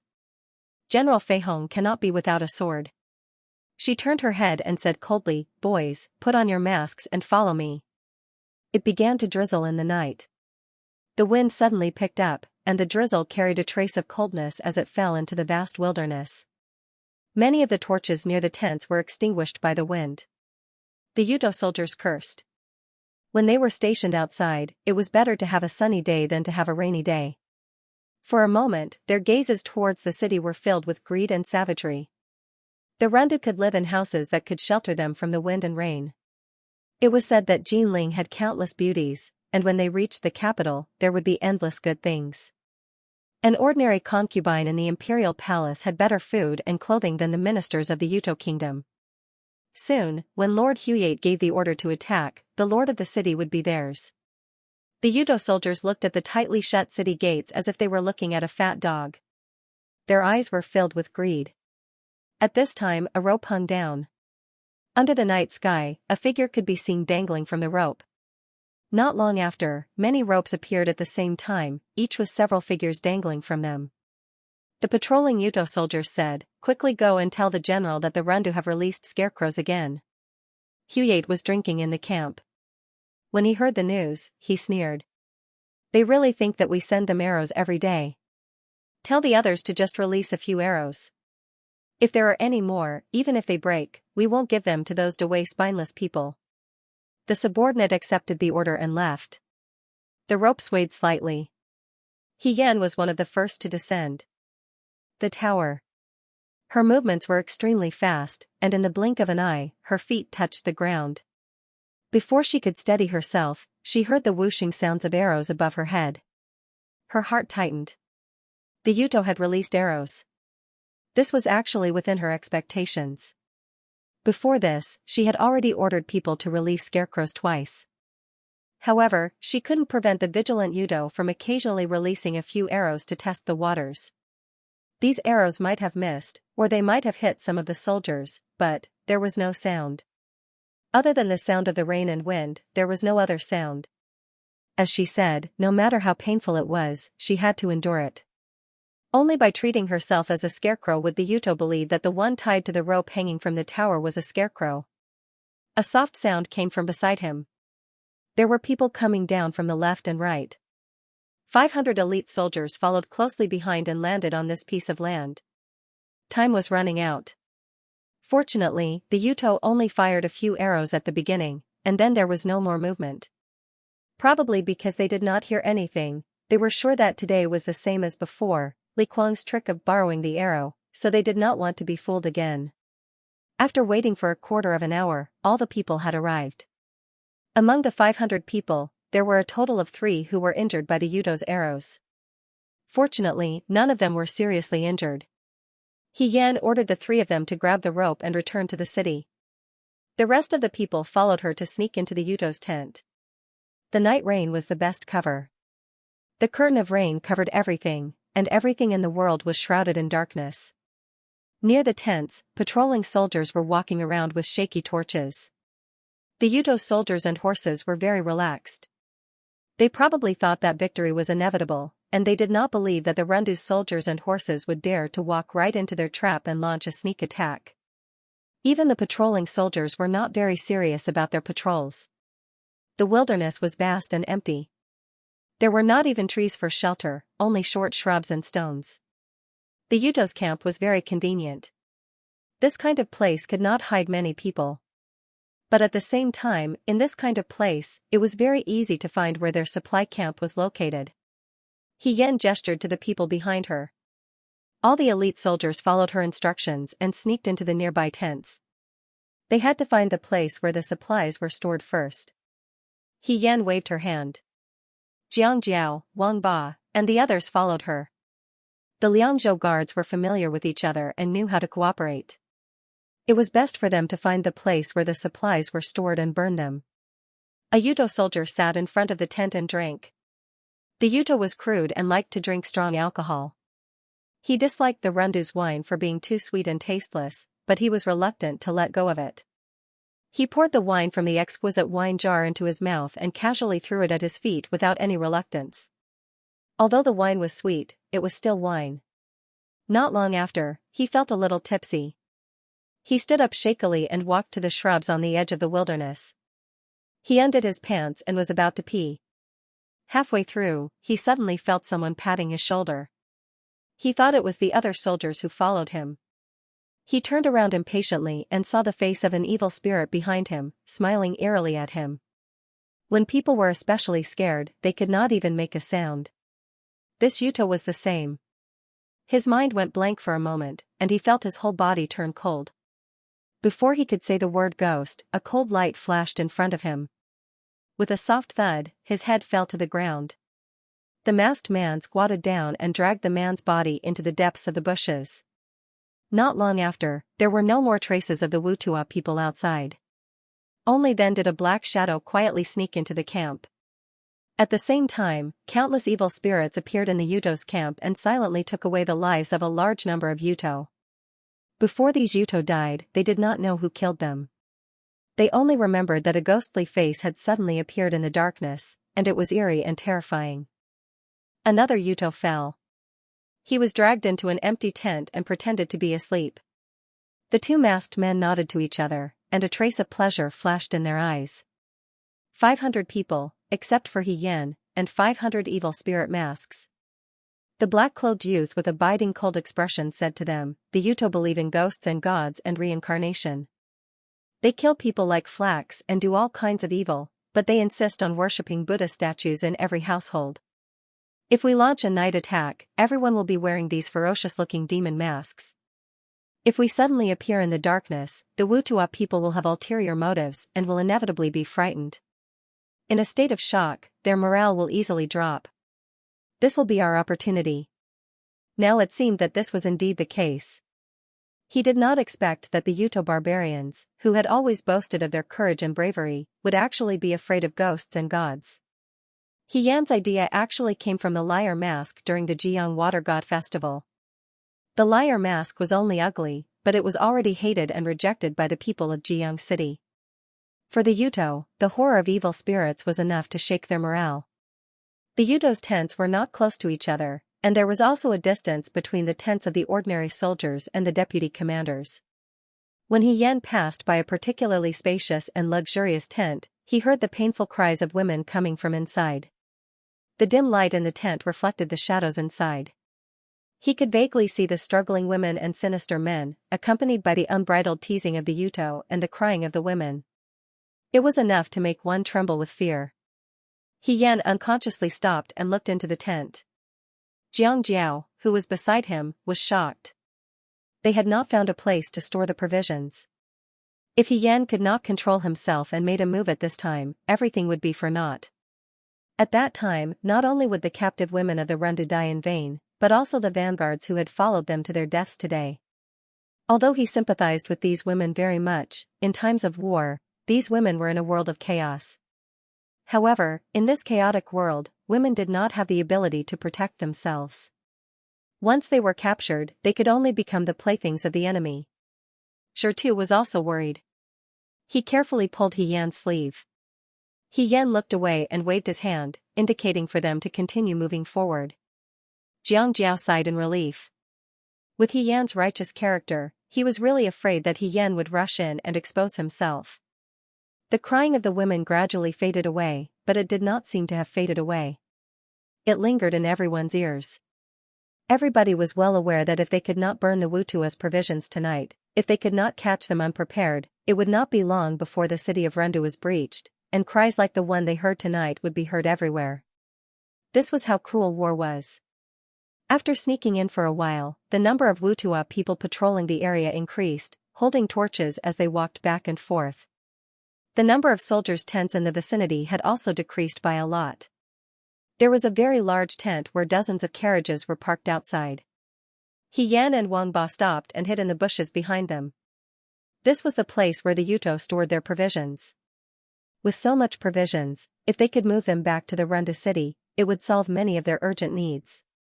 These soldiers would not be starved to death, and the people in the city would not have to hunt for rats and weeds to eat. But Yan was also well aware that they couldn't take away these provisions. If they were greedy, the result would be that no one would be able to leave. Not only would they not be able to take away a single portion of the provisions, they would also lose the lives of hundreds of people here. The way of war was also the way of giving up. If you wanted to win, you had to give up something. The Yuto soldiers guarding the provisions were very vigilant. They looked around from time to time. The torches lit up the surroundings, making it impossible for them to sneak in and set fire to the area like before. What should we do? Xianxia gestured as he asked. Yan had already thought of this point. She pointed in front of her, then pointed at herself, and pointed at the place where the provisions were stored. This was the second method they had discussed before they set off. However, this method was too dangerous for Yan. Xianxia was still a little hesitant. Yan smiled and asked him to extend his hand. She stretched out her index finger and wrote on his palm. Everyone looked carefully and saw that she was not writing. Instead, she had drawn an imaginary hill and inserted a flag. This was to remind them of the battle for the flag. Back then, when the Liang province guards fought for the flag on Mount Baiyue, it was also the 5 of them. At that time, they had just started their daily training and had not even seen the Yuto before. They also did not know what the real battlefield was. On such a mountain, they took all 20 flags. If they wanted to rob, they had to act like they were robbing. It was just that their current targets had changed from their comrades in the Liang province guard to the hateful and vicious Wutua people. What they were fighting over was not 20 insignificant flags, but the provisions that the Wutua people viewed as a treasure. What they sought was not the glory of a tiny guard post, not the number 1 position that would make them vain and proud, but the survival of the tens of thousands of people in Ren capital. As long as the 5 of them worked together, they could do it back then, and they could do it now. A smile spread from the eyes behind the mask. Yan gave them a light high five and took the lead to disappear into the night. The wind was stronger than before. The slanting drizzle hit their bodies, creating a chill. "Did you hear something just now?" a patrolling Yuto soldier asked his comrade beside him. The sound of the wind, his comrade replied indifferently. "What, after staying outside the Rendu city for so long, even you have become as timid as the Dawei people?" The Yuto soldier did not answer. He only looked into the distance in confusion. Just now, he seemed to have heard a faint cry. He looked around again and asked, "Aren't there fewer patrolling soldiers with torches?" The Yuto soldiers were all sleeping in their tents, while the patrolling soldiers stood guard outside. Even though the night rain had extinguished some of the torches, it was not enough to extinguish the people as well. He walked over and happened to walk in front of one of the tents. The wind rustled the wild grass outside the tent, bringing with it a strange smell. He was not unfamiliar with this smell. In fact, he was extremely familiar with it. Every day in the captive camp, in the village outside the Rundu city, they had sensed this smell countless times. This was the smell of blood. The Yudo soldier was stunned. He stood in front of the tent, holding a torch. After hesitating for a moment, he walked in. The smell of blood in the tent was even thicker. Everyone was sprawled on the ground, seemingly in deep sleep. That is, if one ignored the large pool of blood on the ground. Men, there's enemy, the Dawei people have launched a sneak attack on the tents. The patrolling soldier had just shouted this when he saw a flash of a blade in the darkness. Immediately after, he felt a chill on his neck and his body fell to the ground. The torch fell to the ground. He struggled to move his eyes, and he saw a ghost with a green face and fangs staring at him menacingly. The sound of a bugle horn echoed through the plains outside the Rundu city, and countless Yudo soldiers were awakened from their dreams. The Dawei people have launched a sneak attack on the tents. The night and the wind covered the smell of blood. When everyone got up to check, they found that many of the Yudo soldiers in the tents had already been killed in their sleep. The blood flowed out of the tents and into the soil of the plains. Together with the rain, it watered the land of the Dawei. Huyate pulled out the long blade at his waist and said angrily, "The Dawei people dare to launch a sneak attack at night. The Yudo warriors will not let them return. Kill all the Dawei people for me." Murderous aura rose from all directions. The battle cries and shouts of battle could be heard from the tents. "Ghost, there's a ghost." This was the scream of the Yudo. "Where's the ghost?" "It's the Dawei people." "No, it's a ghost." The black-clothed men surged out from all directions. Their faces were like malicious ghosts, and their expressions were savage. They silently appeared beside the Yudo and easily reaped their lives. The Yudo were originally savage and bloodthirsty, but when they saw the malicious ghosts in the night, their morale plummeted, and they immediately fell into chaos. Huyate shouted angrily, "What malicious ghosts? This is all a scheme of the Dawei people. Look clearly for this general, they are wearing masks. If anyone does not fight with all their strength and is afraid of the enemy, I will punish them according to military law and execute them all." Huyate's words were so powerful that the other Yudo soldiers did not dare to retreat. However, the fear in their hearts would not disappear just because of a few words. The masks made by the Rundu craftsmen were extremely terrifying and sinister. They did not speak, and anyone who saw them would feel some fear. The Yudo soldiers were at a loss. On the other side, outside Hyan's tent, everyone could already hear the sounds of chaos coming from outside. However, the Utopian soldiers guarding the provisions only had strange expressions. They did not move, instead becoming even more vigilant as they scanned their surroundings. At this moment, a figure suddenly appeared. His movements were extremely fast, like a blur, and he wanted to approach the provisions. The Yudo soldiers immediately shouted, "Someone's coming." The sound of swords clashing rang out. Only then did the Yudo soldiers clearly see that the newcomer was a black-cloaked man wearing a mask, but, only one person? A single person dares to burn the provisions.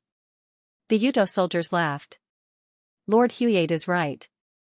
These Dawei people are not only cowardly, but also very stupid.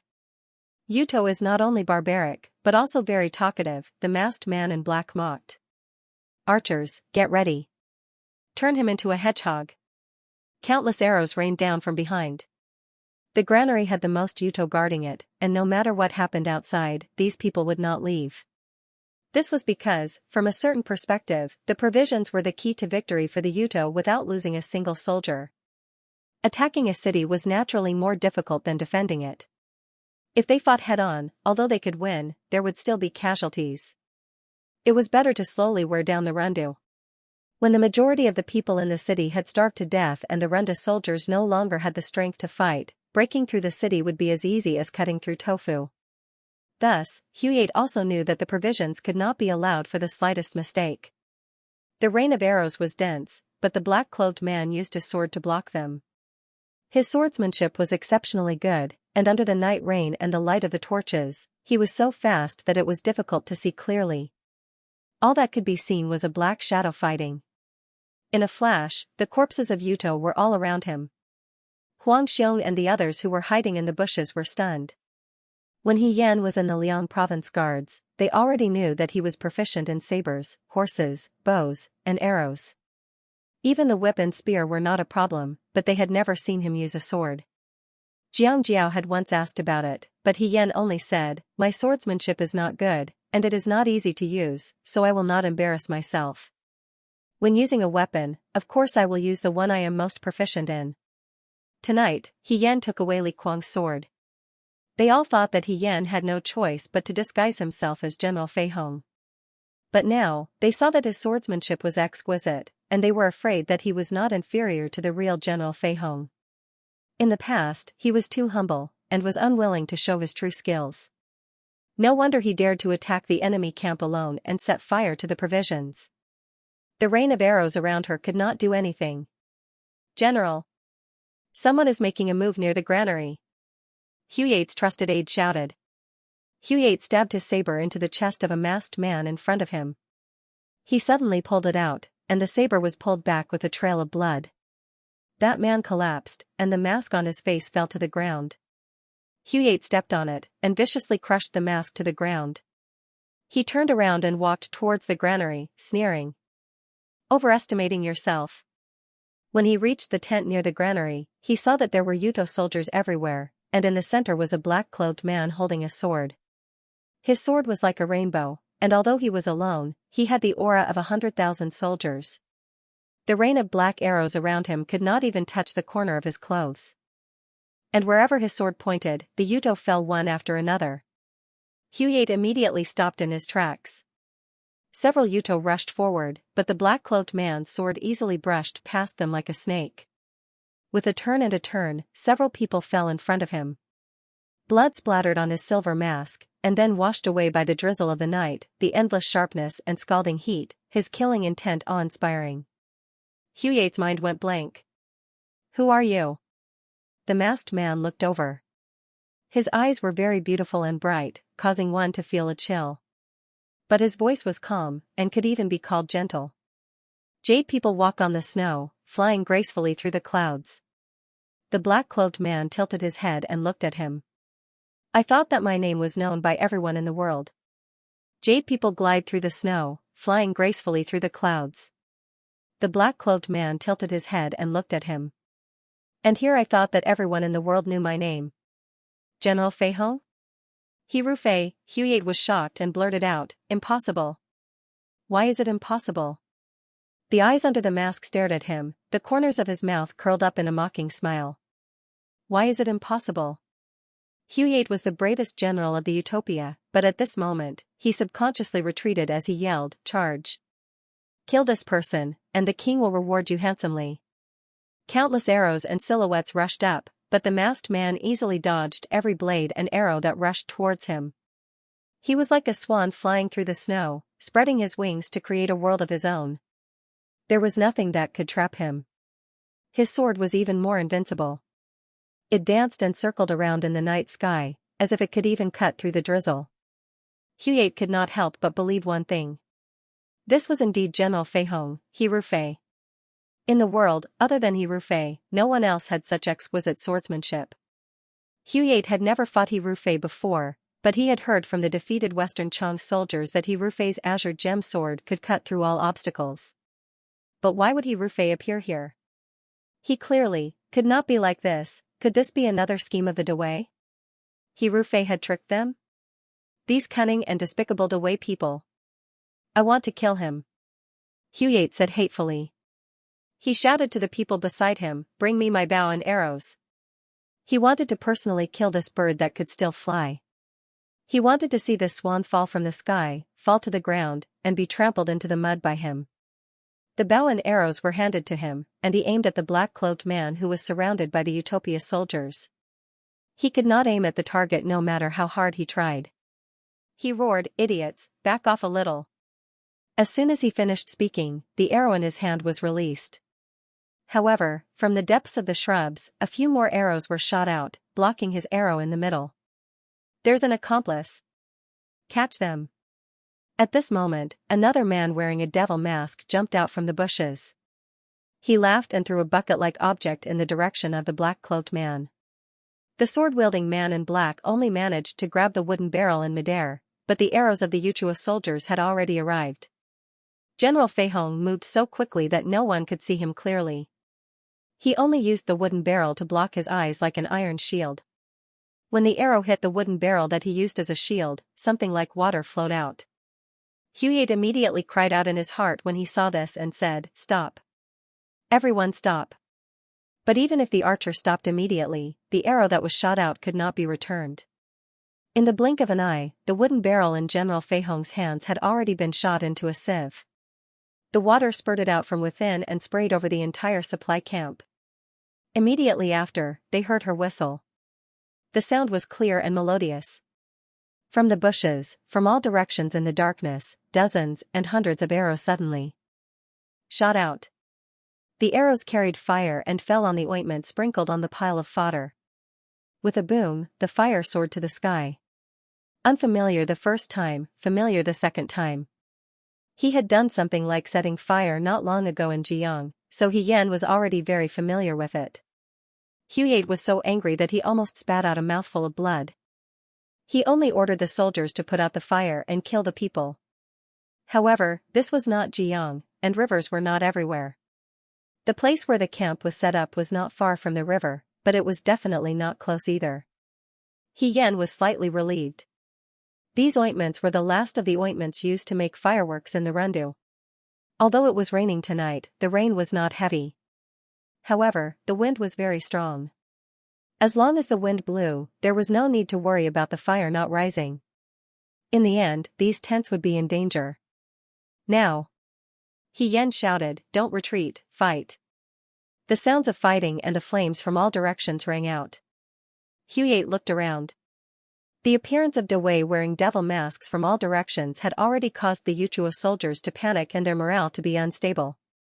Now that the rations were burning, some people were busy getting water to put out the fire.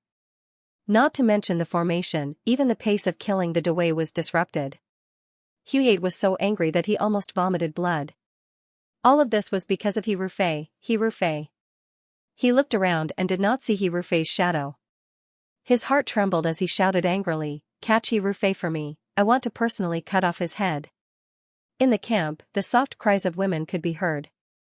Suddenly, the tent flap was opened, and two devil-like faces appeared in the tent. The women let out a short "ah," but before they could say anything, their mouths were covered by one of the men.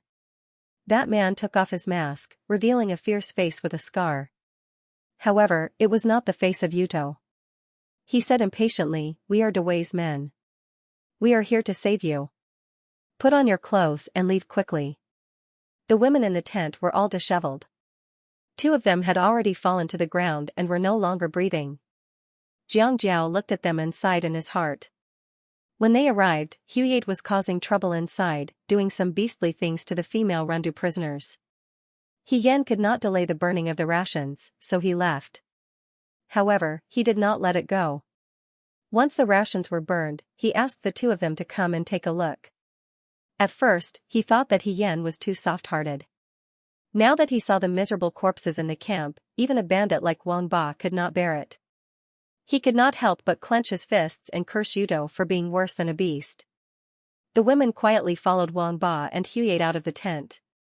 The Yuto soldiers were all gathered at the rations, so no one noticed them. Jiang Jiao asked, "Can brother He hold on for that long?" Wang Ba sneered, "He is much better at being a hero than you and me. He went to save the other prisoners." The Dewey prisoners' tents were small and tattered. They could barely shelter them from the wind and rain. Dozens of women were squeezed together, their clothes barely covering their bodies. All of them looked miserable, and the tent was filled with the smell of blood and decay. It was nauseating. Every time the Wutua people ravaged these women, the dead ones would be thrown into the river, and the living ones would be thrown back with scars all over their bodies.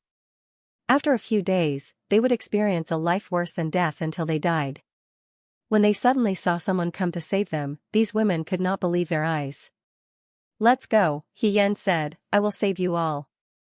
The leader of the women trembled as she asked, "Warrior, what is your name? Are you General Fei Hong?" The masked man did not move, but after a moment, he took off his mask, revealing a handsome young face. His voice was calm. "No, my name is Xian, Wuan Lang, personally appointed by His Majesty." The rhythm of the Utho soldiers was completely disrupted. The masked away soldiers did not continue fighting. When they saw that the rations were about to be burned, they turned around and rushed towards the city gate. On top of the city gate, there were already ropes hanging down. Countless archers were lying in ambush on top of the city gate. Once the Utho soldiers got close, they would use the arrows they borrowed from the Utho a few days ago to kill them.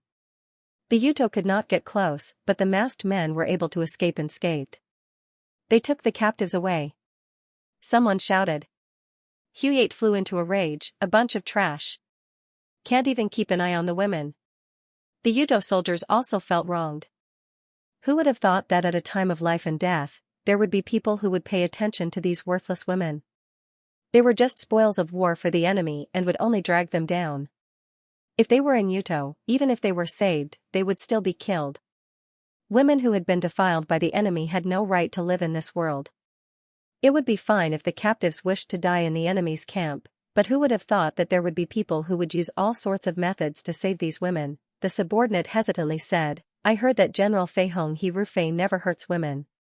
If someone kidnaps Dewey's women, as long as he is there, he will save them." Hu kicked him back. "Bastard. I've said it before, how could He Rufei come to the Rundu?" The smell of burning food came from the wilderness. From time to time, Utho soldiers would carry buckets of water to water them, but the wind and fire were strong, so it was futile. Hu looked in the direction of the Rundu's city gate. Countless archers were lying in ambush on top of the city gate. From time to time, arrows with torches would be fired in this direction as a warning. His face darkened, and he gritted his teeth. "Rundu. I will flatten the Rundu. I will destroy the Rundu, young and old." Xian was the last one to go up the city gate. In order to protect the women, she had to first pull the rope back. She had to deal with the Utho soldiers at the city gate until she had the chance to return to the city. Even though the archers used arrows to force the Utho back off, she was still injured. When there was war, there would be sacrifices. It was already good enough that she was still alive. The women who were lucky enough to escape from the enemy camp sat on the city gate in a daze until they could no longer hear the sound of the Utho's horn. Only then did they come back to their senses. Slowly, they covered their faces with their hands and began to cry. The Runda soldiers behind the city gate had already taken off their masks. After a night of surprise attack, everything was tense. Only now did they seem to understand what really happened. Some of them were crying, while others were laughing and shouting, "We burned their provisions. Those Utho were beaten into idiots by us. Ha ha ha, we won against the Utho." To say that they won was naturally an exaggeration. However, this night attack was indeed a victory, and it was a complete victory. The number of Utho casualties was unknown. Xian had brought 500 elite soldiers, but 46 were sacrificed, and 273 were injured. For the Runda soldiers who had been guarding the city for more than a month, this was already the best situation. Li Kuang looked at the elite soldiers who were lying on the ground in disbelief and muttered, "They actually did it." When Xian brought these people, Li Kuang actually did not approve of it. He was almost prepared for Xian and these hundreds of people to die. They were just sending themselves to death. As for burning the Utho's food, Li Kuang also thought that it was very unlikely. However, these things that were impossible in his eyes had now become reality. They even brought back the captives that the Utho captured outside the city. Li Kuang's heart suddenly lit up with new hope. All along, he did not think that the Runda soldiers could compete with the Utho. He thought that they could only defend the city gate and wait for reinforcements. But now, Xian made him see another possibility. What if the Utho could not hold on? Without food, the Utho would not be able to hold on for long. Their advantage would no longer exist. Now, they were only relying on their advantage in numbers. As for numbers, didn't that young Muan Lang, Xian, already win 2 battles with fewer people? Thinking about this, Li Kuang looked at He Yan excitedly. He saw that the young man was leaning against the wall of the building. He did not have time to take off his mask and was looking at the rescued women who were crying together. Li Kuang could not see He Yan's expression, but he could see the smile at the corner of his mouth. He was very relieved. In an instant, the scene in front of Li Kuang overlapped with the scene in the past. He still vaguely remembered the time when he fought a battle with He Rufei, who was still a deputy general. That person was also like this. He sat quietly on the ground and looked at the crying and laughing soldiers. The sharpness on the battlefield was restrained, and he was incredibly gentle. He really looked like He Rufei. Li Kuang thought silently. To be more precise, he looked like He Rufei in the past. He Rufei in the past. How are you? Li Kuang walked over. He Yan raised his head and looked at him. The corner of his mouth twitched. I'm okay. Just a little tired.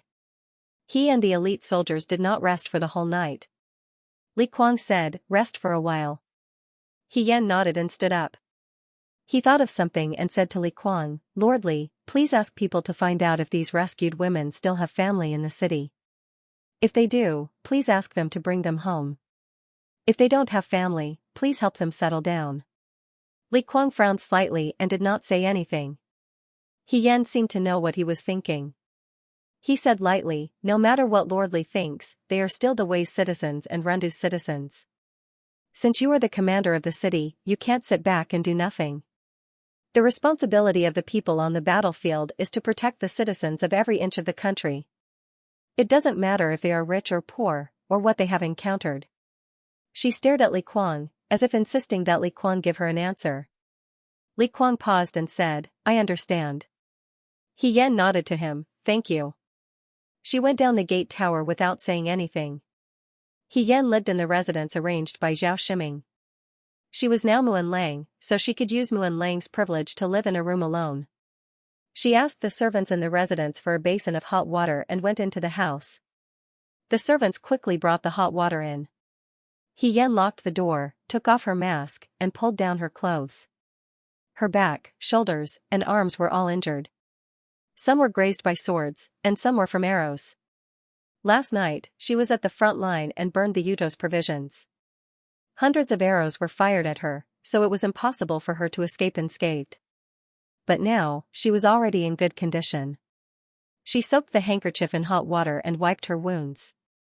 The wounds on her back and shoulders were the deepest, but the wounds on her waist were not as bad. Thanks to Lin Shuanghe's scar removal and muscle revitalization ointment. This time, she brought the remaining scar removal and muscle revitalization ointment with her to the Rendu.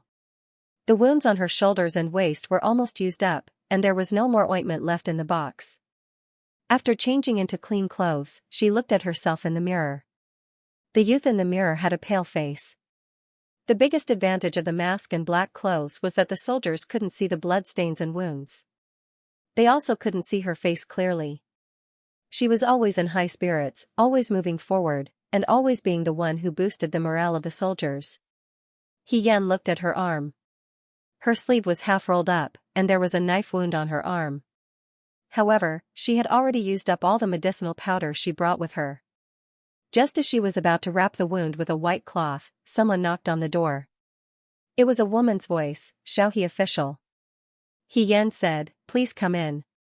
The person who came in was a young and beautiful girl.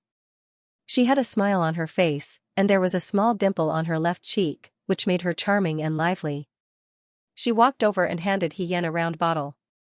She smiled and said, I saw Xiaohe official asking for hot water when you came in. I reckon that Xiaohe official is injured. This is the leftover wound ointment that master usually uses. This concubine brought it over. Her gaze landed on the scar on He Yan's arm. Ah!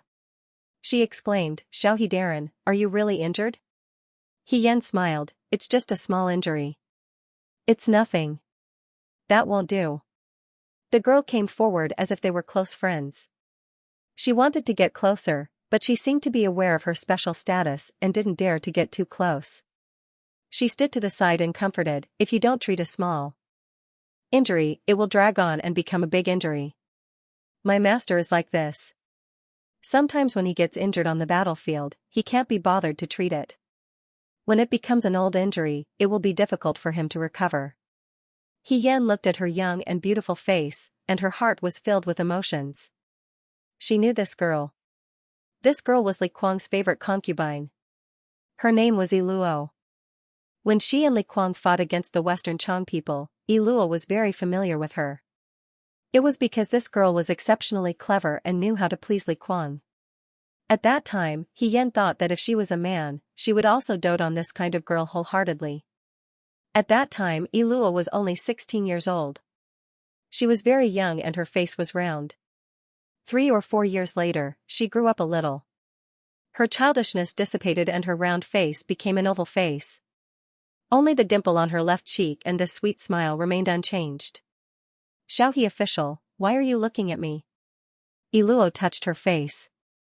Her eyes turned and she said crisply, I'm beautiful. My family's master dotes on me the most. Xian couldn't help but laugh. Iluo loved to boast about this in the past, and she still loved to boast about this now. This sentence made her feel as if she had returned to the past. What are you laughing at? Iluo asked, am I ugly? No, no. Xian waved his hand, I just remembered some things from the past. At that time, Iluo was too cute and clever. Xian couldn't help but think of her as his own little sister. Xining was her biological little sister, but because of the complicated relationship between the He family, Xining wasn't close to her. At that time, Iluo was beautiful and clever. He felt that Iluo wasn't worth it. If this kind of girl was to get married, she should find a young man who was similar in appearance to her. As for Li Kuang, it wasn't that Xian didn't like this colleague of his. It was just that Li Kuang was old enough to be Iluo's father. He was serious and straightforward, and he wasn't considerate. He didn't know what Iluo saw in him. At that time, Iluo held her cheeks and giggled. She said to Xian, everyone in my family is a servant. Deputy General, he is a talented and handsome young man. How could he marry a servant as his wife? If I marry another servant, I'll give birth to a child who will still be a servant in the future. As a servant, I'll have to depend on the master. If I accidentally annoy the master, I'll lose my life. What's so good about that? It's better to follow master. I'll eat my fill and wear warm clothes. I only need to please master, and I won't be afraid of others bullying me. What you said is false. I'll just treat this as a job. Being master's concubine is easier than doing the jobs you mentioned. Moreover, master is a straightforward person and doesn't like to beat around the bush. I won't have to scheme against him. It's very good. Deputy General, you, and master are both people who protect the people of Dawei. You're both heroes. If I become master's concubine, I'll be a hero's woman. I don't think there's anything bad about this. I'm living a much better life than before. I don't have many wishes in this life.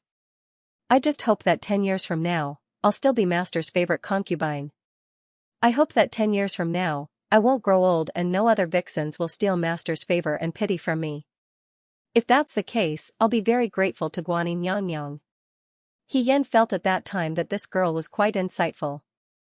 Everyone had their own thoughts. Iluo was happy as long as she was happy.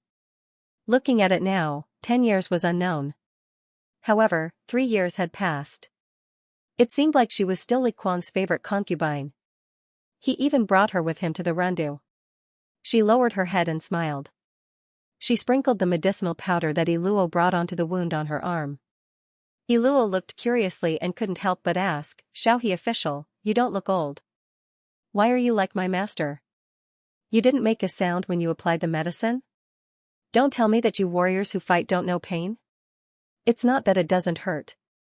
Xian said, I think that when your master applied the medicine, it should be very painful. It's just that he didn't want to cry out in front of you. Iluo laughed, Xiaohe official, your words are really interesting. Xian finished applying the medicinal powder and returned the bottle to Iluo, saying, Miss Iluo, thank you for the medicine. Iluo took the bottle and didn't leave immediately. She looked at Xian and said, Xiaohe official, it's just some medicine. You don't have to thank me. I should be the one thanking you. What are you thanking me for? Thank you for coming up with a brilliant plan last night to burn the Yudo's provisions and help us vent our anger. Also, thank you for saving those women. She lowered her head and smiled helplessly. I know those women who were kidnapped by the Yudo. If it wasn't for you last night, they wouldn't have been able to return to the Rundu alive. No one would care about their lives. Even if my master personally led the troops, he wouldn't care about their lives. However, you are different. She looked at Yan with sparkling eyes. You brought them back and didn't leave out any of them. I originally thought that how could there be such a young official who was appointed by His Majesty? You must have taken advantage of me on the battlefield. Now I don't think so. You are different from them. You are a good person, a true hero. Yan smiled and looked at her. Is it because I saved those captives that I'm a true hero? A true hero will see things that others can't. There are many men who speak up for men, and there are many women who speak up for women. Iluo said, but there aren't many men who will speak up for women. Yan looked at her serious expression and couldn't help but smile bitterly in his heart.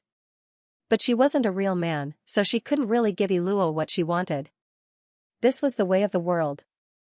It wasn't something that could be changed in a short period of time. Seeing that Yan was silent, Iluo took the opportunity to say, Lord Xiaohe, after you left last night, many aunties in the city came to ask me about you. The county magistrate's wife also asked about you. They all said that if you could come back alive, they would like to tell you about their daughter. She doesn't have to marry you. She can be your concubine. Yan couldn't react in time. Facing Iluo's hopeful gaze, Yan could only use his usual excuse, thank you for your love, but I already have a sweetheart. You already have a sweetheart? Iluo was a little disappointed, but soon became curious, who is Lord Xiaohe's sweetheart? Is she beautiful? What kind of person is she? Yan's mouth curved into a smile. Yes, she is very beautiful. Her temperament seems very cold, but she is a very gentle person. This young man had always looked calm and gentle, but at this moment, he really showed the shyness and nervousness of a young man his age. Iluo was even more curious. From what you said, this girl should be very outstanding. Then does she like you?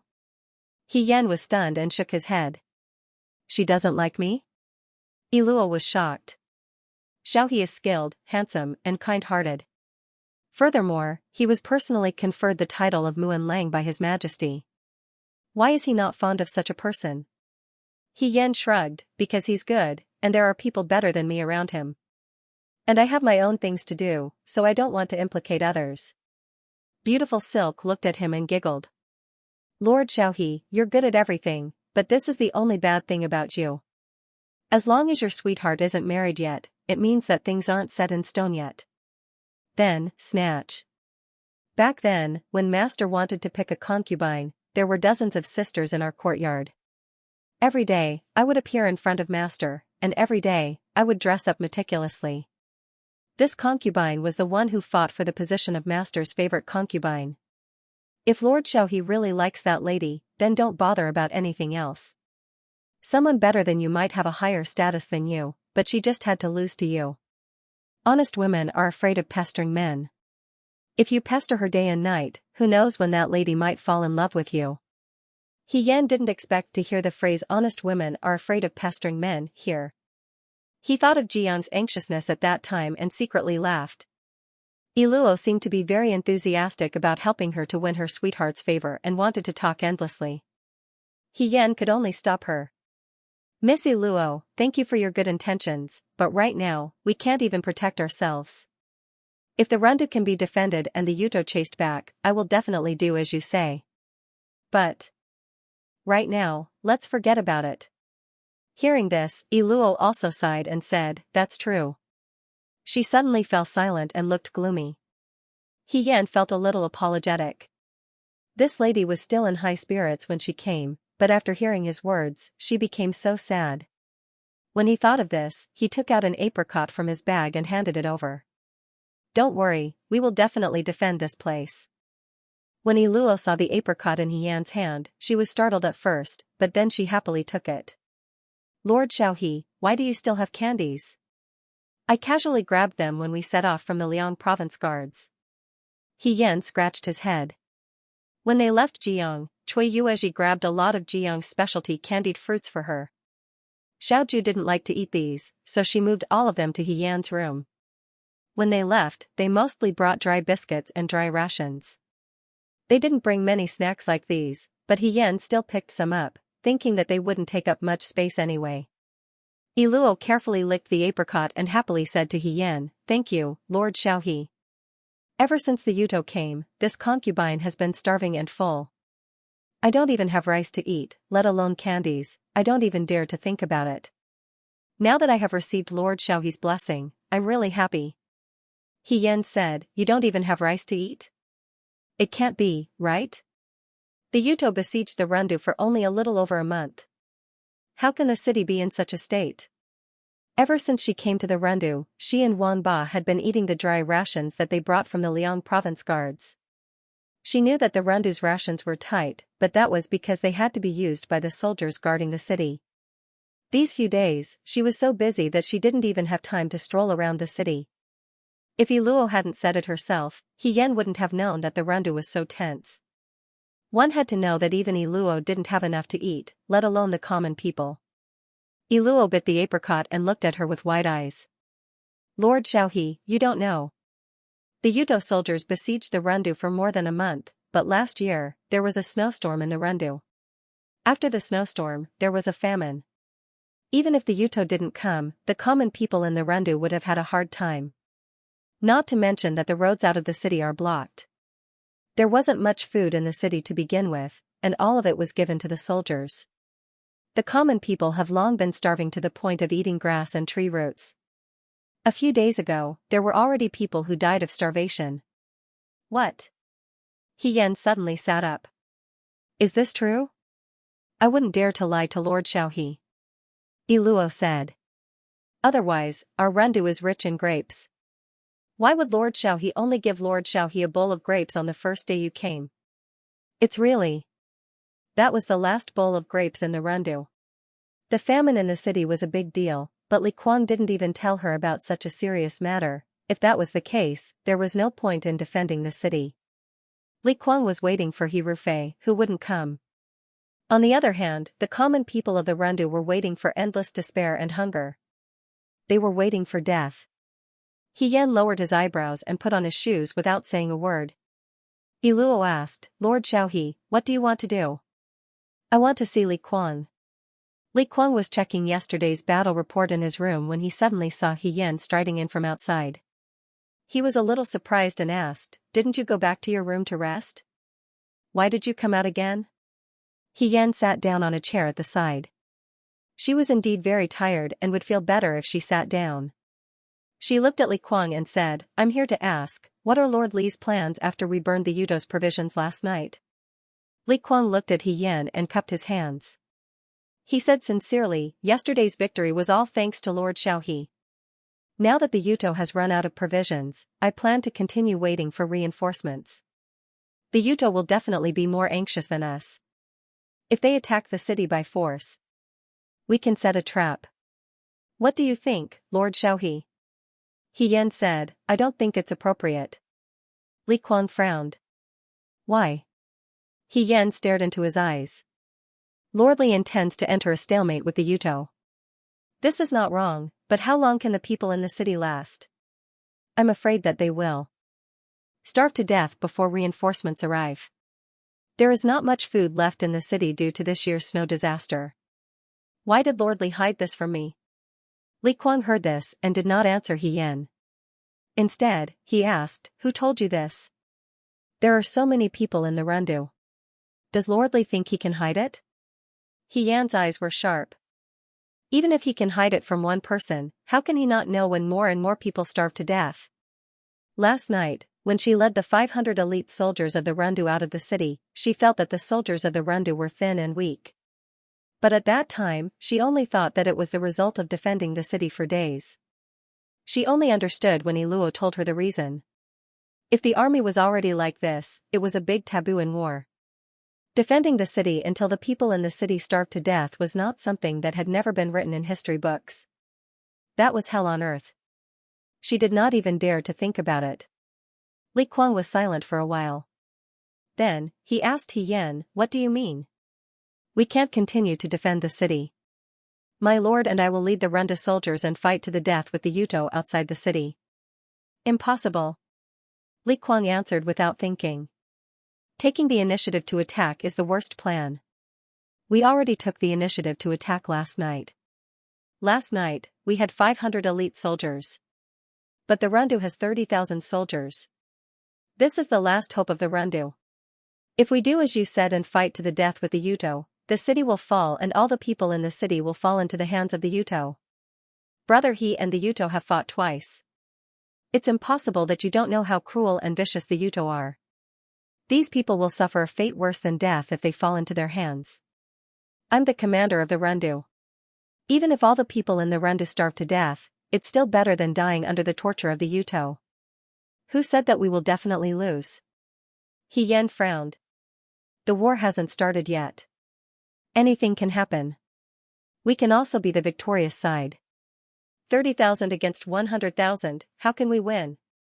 He Yan said, "In the Battle of Jiang, didn't we also win with fewer people?" Li Kuang turned around and said coldly, "I'm not the commander-in-chief of the right army.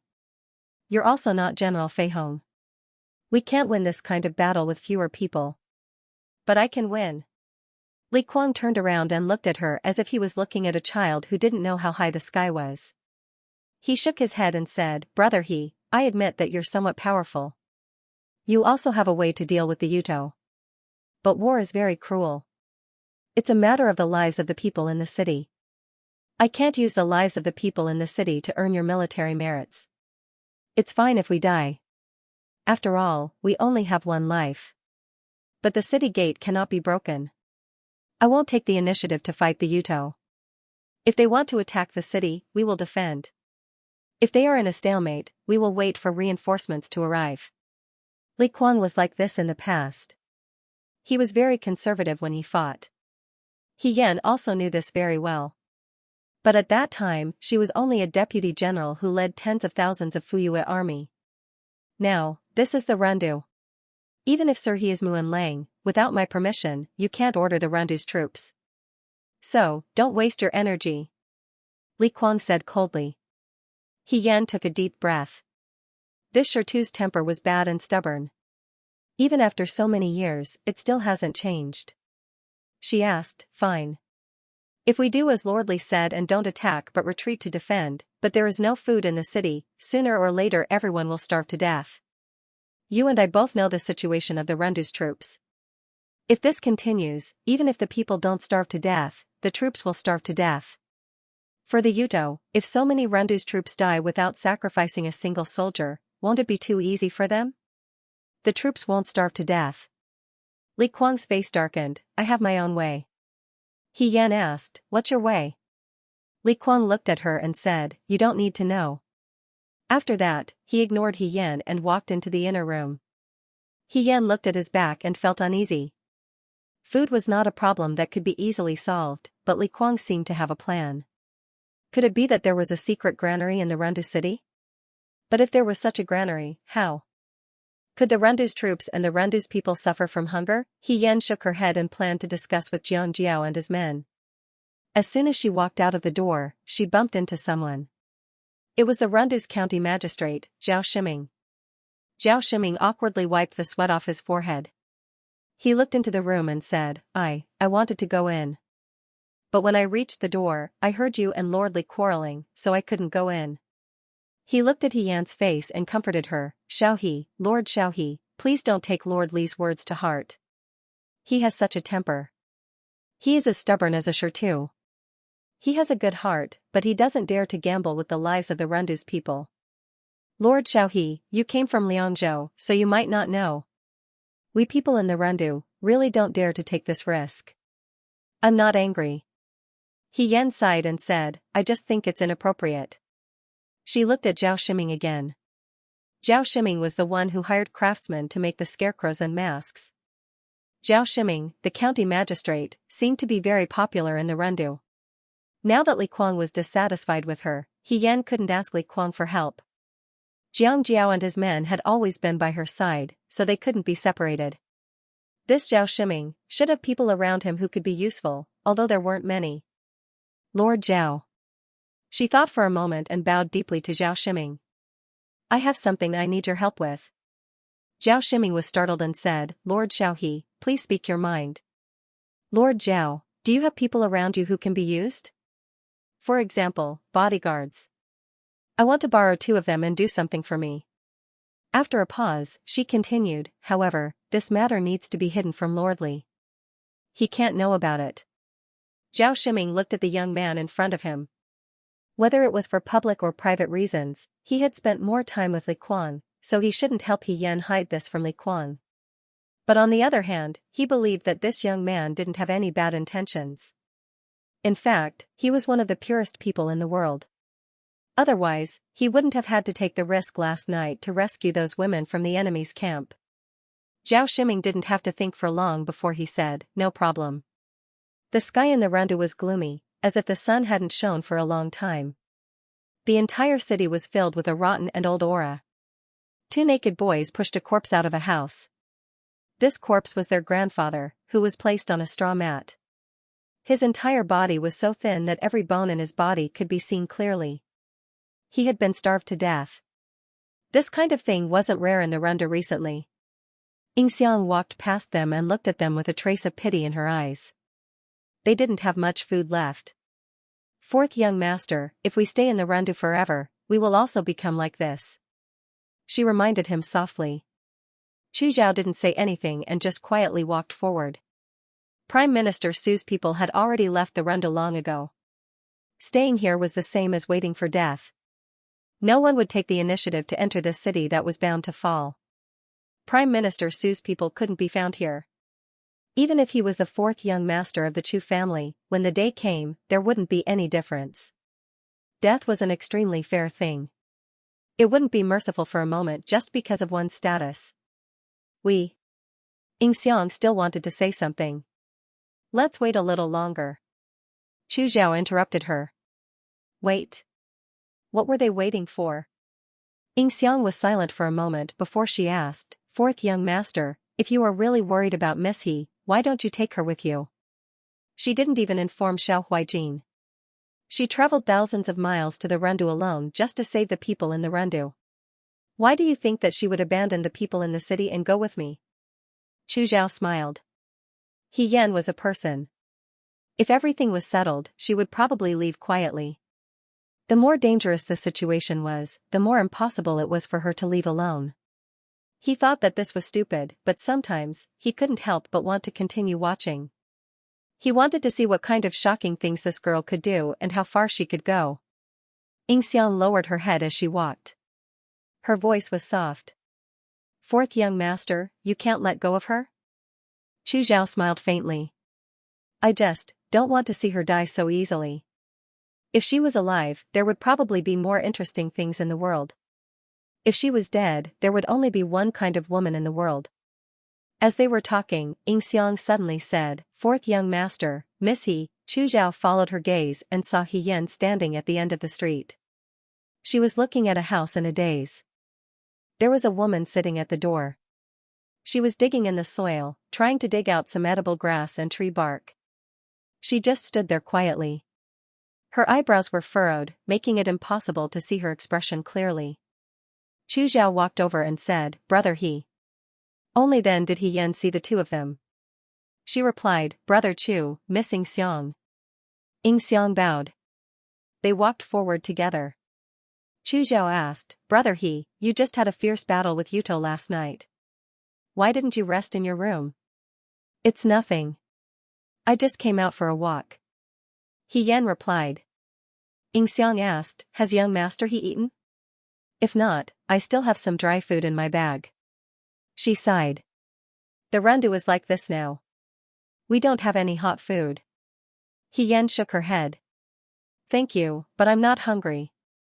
She really couldn't eat. Chu Zhao thought for a while and said, Brother He, are you worried about the people in the Rendu? Is it because there's no food in the city? He Yan looked at him. Brother Chu, you know about it too? I came to the Rendu earlier than you. Chu Zhao shook his head and smiled. I have plenty of time. All the people in the Rendu are the same. If Brother Chu can persuade Prime Minister Su. He Yan asked tentatively. He Yan had always been suspicious about Chu Zhao's identity. Although Chu Zhao was Prime Minister Su's student, he didn't seem to work directly with Prime Minister Su.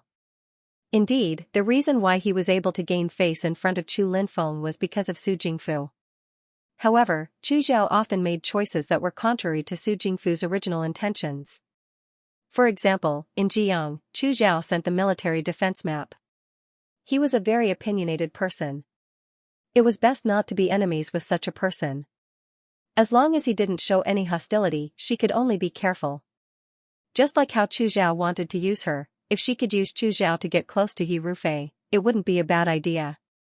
After all, He Rufei was now crazy to the point of inhumanity. If He Yan wanted to be promoted under Xiao Ju in the past, she had changed her mind a long time ago. She decided not to involve Xiao Ju in this and stay away from Xiao Ju. She would try her best to do this on her own. Chu Zhao's smile faded a little when he heard this. After a while, he shook his head and said, "Brother He, I'm not omnipotent. Prime Minister Su won't listen to my advice." He sounded a little wronged when he said this. He Yan raised his eyebrows. The relationship between Su Jingfu and Chu Zhao seemed to be very meaningful. "I can't help the people of the Randu. The only thing I can do is to accompany them. However, what does Brother He plan to do?" He looked at He Yan. "You know that the Randu can't hold on for long. A city without food could only hold on desperately." Li Kuang didn't explain this situation to her immediately. Now that he was unwilling to confront the Yuto head-on, this path seemed to be a dead end. "Will you give up?" he asked. The man's gaze was gentle. It was like the warm wind in the capital during the third lunar month, but it also carried the coldness of spring. He was sober, but he was secretly looking forward to it. He Yan didn't avoid his gaze. She looked straight into his eyes. "Brother Chu, what do you want me to do?" Chu Zhao was stunned for a moment. Instead, he smiled. "Why are you still asking me?" He Yan slowly walked forward. "I thought that Brother Chu already had the answer in your heart." After a while, his voice came from the side. "I've never seen anything that can stop Brother He's footsteps. I've also never seen anything that can make Brother He lose hope." "You think that I'm omnipotent?" Chu Zhao said, "That's not true. No matter how omnipotent Brother He is, you can't solve the Randu's current emergency, can you?" He Yan fell silent. Chu Zhao continued, "Brother He, do you know that in the past, when the famine was at its worst, the people in the city would even exchange children for food in order to survive? Cannibalism is an especially terrible thing. If the Randu continues like this, that kind of situation might happen." He Yan lowered her head and chuckled softly. Then, she looked into the distance. The streets were empty. The shops had already closed. Most of the edible things had already been found and eaten. It was clearly a lively summer day, but the Runda looked barren. Even the trees on the roadside were bare. The leaves had already been plucked by the hungry people to fill their stomachs. If it wasn't for the hot sun, it wouldn't look like summer at all. It would look more like winter. This also didn't look like the Randu in He Yan's memory. It was small and lively, the grapes were sparkling, and the wine was mellow. The war changed everything. She said softly, "Do you know what's even more terrible than cannibalism?" Chu Zhao was a little surprised. "What is it?" He Yan didn't say anything. She just looked at the lifeless city. She felt powerless and sad. That kind of thing. If she could, she hoped that it wouldn't happen in her life. She didn't want to see it in her life. That was a real hell on earth. He Yan didn't see Li Kuang for a few days. Li Kuang seemed to be deliberately avoiding him.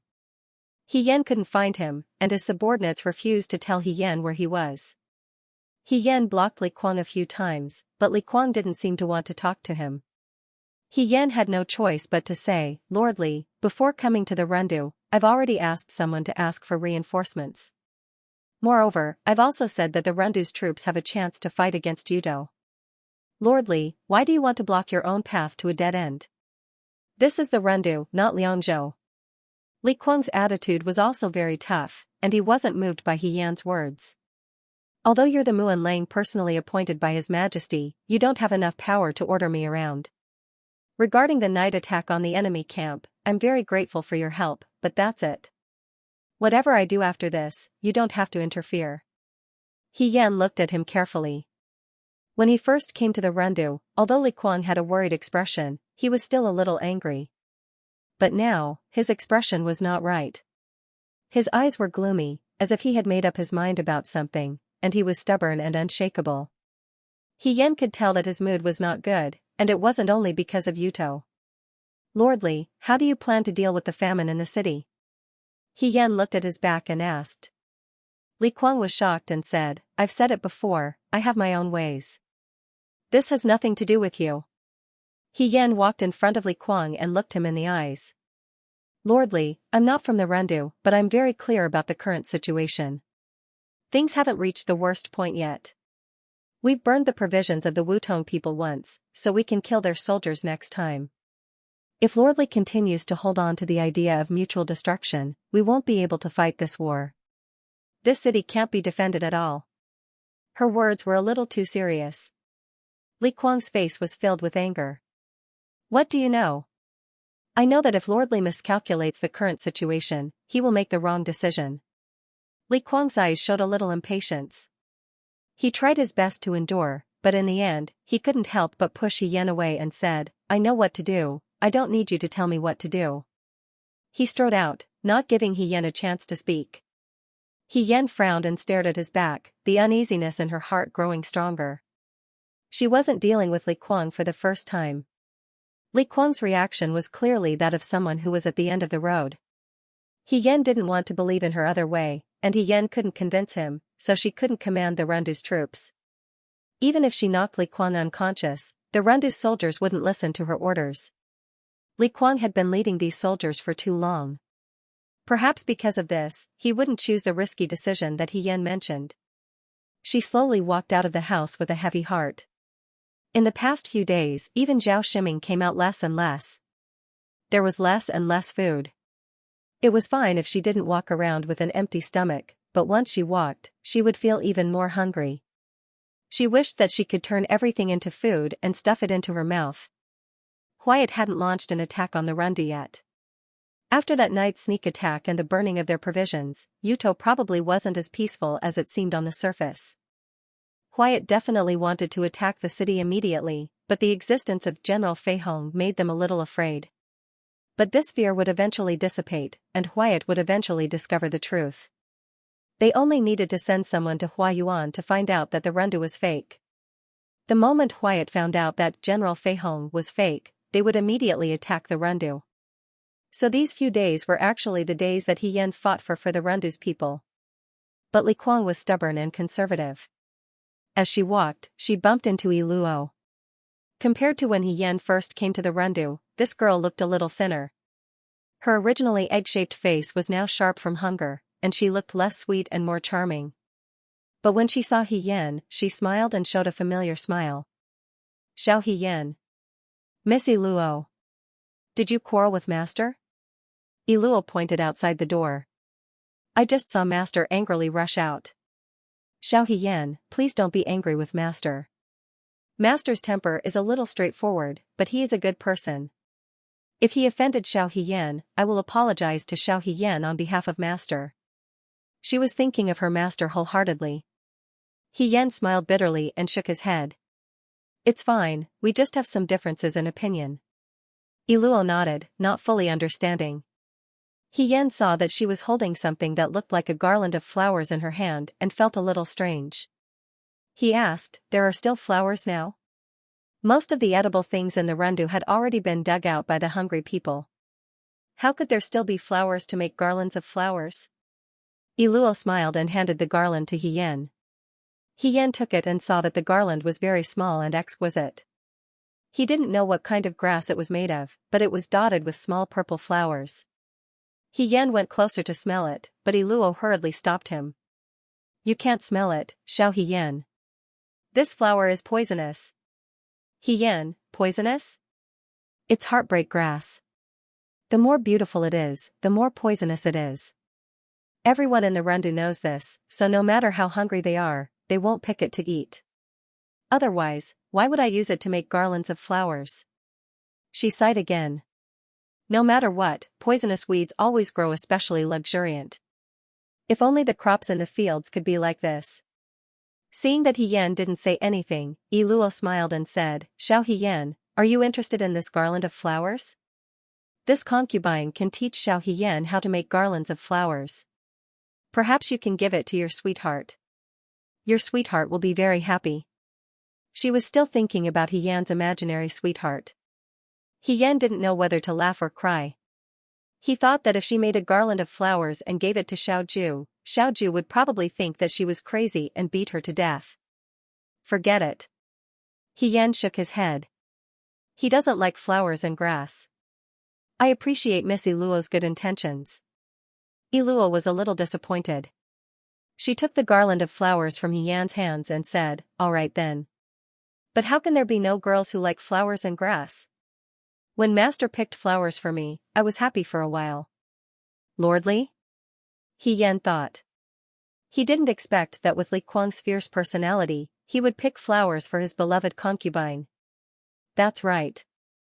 Luo nodded vigorously, as if she was afraid that Hien didn't believe her. He picked them for me this morning. I made a garland of flowers while I was at it. Hien's smile froze. Today? That's right. Luo smiled. Recently, Master has been very good to me. She even forgot to say this concubine. She only cared about sharing her joy with Hien. He promised that when the battle in the Rundu was over, he would give me a bigger house to live in. He also allowed me to plant plum blossom trees in the courtyard. Yesterday, he even saved some of his dried food for me to eat. As she spoke, Luo's face became confused. Could it be that I've become prettier recently? Or is it because my deceased mother is protecting me from the heavens? Master is so obedient to me that I almost don't recognize him. Hien's heart sank. That terrifying guess appeared in his mind again. He asked Luo, other than this, has Lordly been acting strangely recently? No. Luo shook her head. Then, she complained to Hien, however, Xiao Hidaran, how can you say that he's acting strangely when he treats me well? Master was also very good to me in the past. Now, he's just treating me better. It's probably a friend in need is a friend indeed. Now that I'm accompanying Master, Master must be moved. Hien frowned and stepped forward. Missy Luo, it's best that you avoid Lordly for the next few days. Why? Luo asked curiously. Hien looked at her. The beautiful girl had grown up a lot. Her smile always carried a bit of fox-like craftiness. This made her look smart and quick-witted. She was very lovable, but her eyes still revealed her innocence. A charming beauty, a weak and powerless woman. Perhaps? Lordly will hurt you. Hien said in a low voice. Luo was stunned for a moment. Then, she laughed. Xiao Hidaran, what do you mean? Master dotes on me too much. Why would he hurt me? Hien knew that she didn't believe him. In fact, women always thought that men were particularly affectionate. Little did they know that there was a prerequisite for that kind of affection. In times of peace and prosperity, a girl is naturally worthy of being doted on. Hien's voice lowered. It was so low that almost no one could hear the pain in her voice. But in times of chaos, human lives are like grass. To Lordly, a girl is more important than a city in Rundu. Luo, I still don't understand. It's okay if you don't understand. Hien looked up at her. Lordly is very busy all day. You shouldn't be alone with him for the next few days. When you have nothing to do during the day, you can go to other places. You can go find Lord Zhao or other people. In short, if you don't have to see Lordly, then don't see Lordly. Luo looked at her strangely. This young Muan Lang's words were simply inexplicable. Why would someone advise her to distance herself from her master? If she didn't know that Hien had led his elite troops to attack the enemy's camp a few days ago and saved those captured women, Luo would have suspected that this person was a bad person. She said, Xiao Hidaran, I am Master's concubine. It's impossible for me to not see Master. Wait until the battle in Rundu is over. You can see her however you want. But for now, stay away from her. The young man's eyes were very clear and very dark. When he stared at someone, it was very powerful. Iluo subconsciously nodded, but then she shook her head. He Yan also hesitated. She was now Muan Lang. No matter how suspicious and worried she was about Iluo, she couldn't keep someone else's concubine by her side. If she really did that, she was afraid that Li Kuang would feel that she had become the second Xianxia. He might really kill Iluo. She said, "Go and find Lord Zhao's wife. You can stay with her during the day. If Lord Li suddenly wants to see you, you can ask someone to tell me. I will go with you." Iluo was a little suspicious, but He Yan was very insistent. In the end, she still agreed. After repeatedly reminding her, He Yan went to find Wang Ba and the others. On the night of the night attack, Wang Ba and the others were injured along with her. Tu and Jiang Jiao were fine. Wang Ba's leg was injured, but it wasn't too serious. Huang Xiong's wound was a little deeper. The wound on his left hand was very deep. Fortunately, it wasn't his right hand. Otherwise, he might not be able to hold a sword in the future. No matter what, they were still taking care of him. When they arrived at the house, Hong Shan and Huang Xiong were sleeping. Tu and Xiaomai had gone to help repair the weapons and shields. Only Jiang Jiao and Wang Ba were sitting by the door. When they saw He Yan, the two of them raised their heads. Jiang Jiao said, "Brother He, how is it?" He Yan shook her head. Wang Ba was furious. "What's wrong with that surnamed Li? He looks tall and strong, but why is he so timid? Has he been hiding in the city like a coward? I've been starving for the past few days. If this goes on, we'll all starve to death. We'll still be hungry ghosts when we go to hell. It's better to die while killing Yuto." Jiang Jiao said, "Lord Li is also afraid that the city will be destroyed and the people will be buried with him. It's just that." He looked at He Yan. "I've asked the soldiers here. They've run out of food. These days, we've been relying on the dry rations we brought from Liangzhou. Even this little bit of dry rations was eaten yesterday. We haven't eaten anything since yesterday. We can't go on like this." "That's right. In Rundu, even the rats have been dug out and eaten. There's not even a worm to be seen. Does he want us to eat the table? What is Li Kuang thinking? If we had known earlier, we wouldn't have been able to take the excess with us the day we burned the rations. We could have just grabbed a handful and carried it with us. It would have been enough to last us half a day." Jiang Jiao was both amused and angry. At that time, how could we care so much? "Brother He." He looked at He Yan. "Don't you have any other ideas? The Yuto's rations have been burned, but they're outside the city. They can still hunt and won't starve to death." He Yan was deeply worried. If we're talking about who can last longer, the Rundu's people definitely won't be able to last longer than the Yuto. Therefore, Li Kuang's idea is definitely impossible. Now that he doesn't agree to go out of the city and confront the Yuto, I can't order the Rundu's troops. I can only ask for external help, but... However, she was afraid that before that day came, the Rundu would be in chaos. Li Kuang's attitude these days was very wrong. She sighed and didn't say anything else. On the other side, Iluo went to find Madame Zhao. Although He Yan's behavior was strange, Iluo always felt an indescribable sense of closeness towards He Yan. Therefore, although she didn't believe He Yan's words at all, she was still willing to do as He Yan said. Now that Li Kuang was very busy every day, he didn't have time to take care of her. She could go anywhere she wanted during the day, she had more freedom than before. Madame Zhao was holding her little grandson with a worried expression. Her daughter-in-law was seriously ill in bed. The doctor came several times, but it was useless. Everyone knew that this was an illness caused by starvation. Without food, of course, her body couldn't recover well. Madame Zhao was also hungry to the point of losing her shape.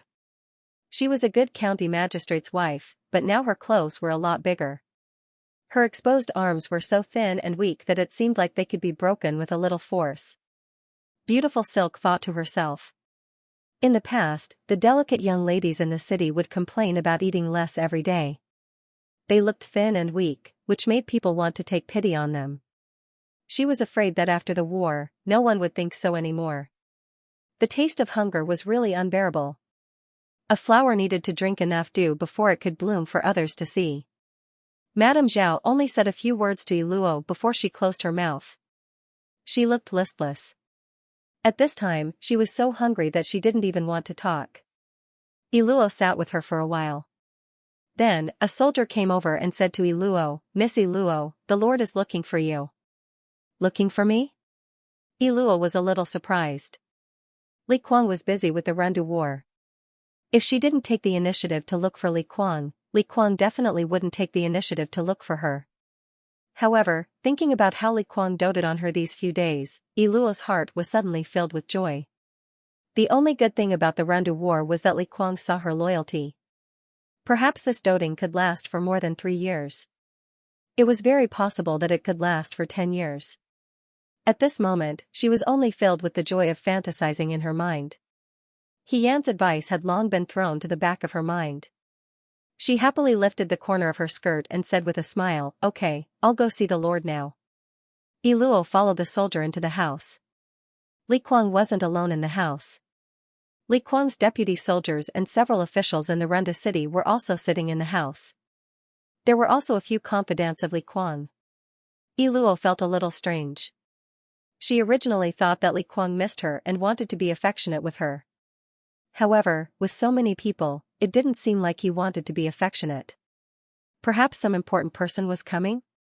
She, the most beautiful girl in the Rendu, was going to fight for Li Kuang's face?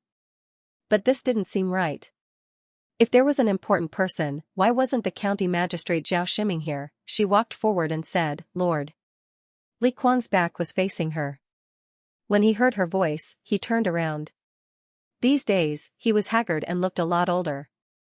When he stood next to Iluo, he really looked like Iluo's father. In the past, the famous general of Dewei, General Fei Hong, also teased her like this. However, Iluo didn't think much of it. Her own father had passed away early. Li Kuang gave her food, a house to live in, and shelter. There were many biological fathers in the world who couldn't do this for their daughters. Moreover, Li Kuang was a hero who protected the people. She admired him and never felt that there was anything bad about him. At this moment, her husband looked up at Iluo. There was a deep meaning in his eyes that she couldn't understand. It seemed to be deep pain, but it also seemed to be mixed with coldness. After looking at her for a long time, he asked in a hoarse voice, "Iluo, how long have you been following me?" Iluo tilted her head and thought for a moment, replying to Lord, "This concubine has been following you for more than 3 years. After this summer, it will be 4 years. Li Kuang doted on her very much, so he took her with him everywhere he went. His wife and son were both in Shuajing, and they still had to take care of their parents. It was impossible for them to follow him to the bitter cold of the border. However, Iluo, who looked young and beautiful, had been following him for many years without any complaints. In his life, he was straightforward.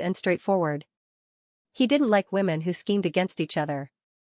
Iluo had some harmless schemes, but more than that, it was a kind of pure passion. She was easily satisfied. She always had the word "fight for favor" written clearly on her face. She was very polite in her dealings with people. His colleagues all envied him for having such an understanding flower. In fact, Iluo had never really enjoyed anything. As his beloved concubine, Iluo's life couldn't be compared to the other women in the capital. Li Kuang muttered, "It's been 4 years," his tone was heavy. Iluo inexplicably felt a little scared. She tilted her head to look at the people around her. The soldiers who were familiar with her in the past all turned their heads to avoid her gaze. Why was this? No matter how smart she was, she couldn't understand the reason behind this. She stared at Li Kuang with her grape-like eyes full of confusion. Li Kuang's eyes flashed with pain. After a moment, he said, "Come here." Iluo obeyed and went forward. He Yan talked with Jiang Jiao and the others for a while. Shirtu and Hong Shan also woke up. Xiaomai and Shirtu helped to repair the weapons.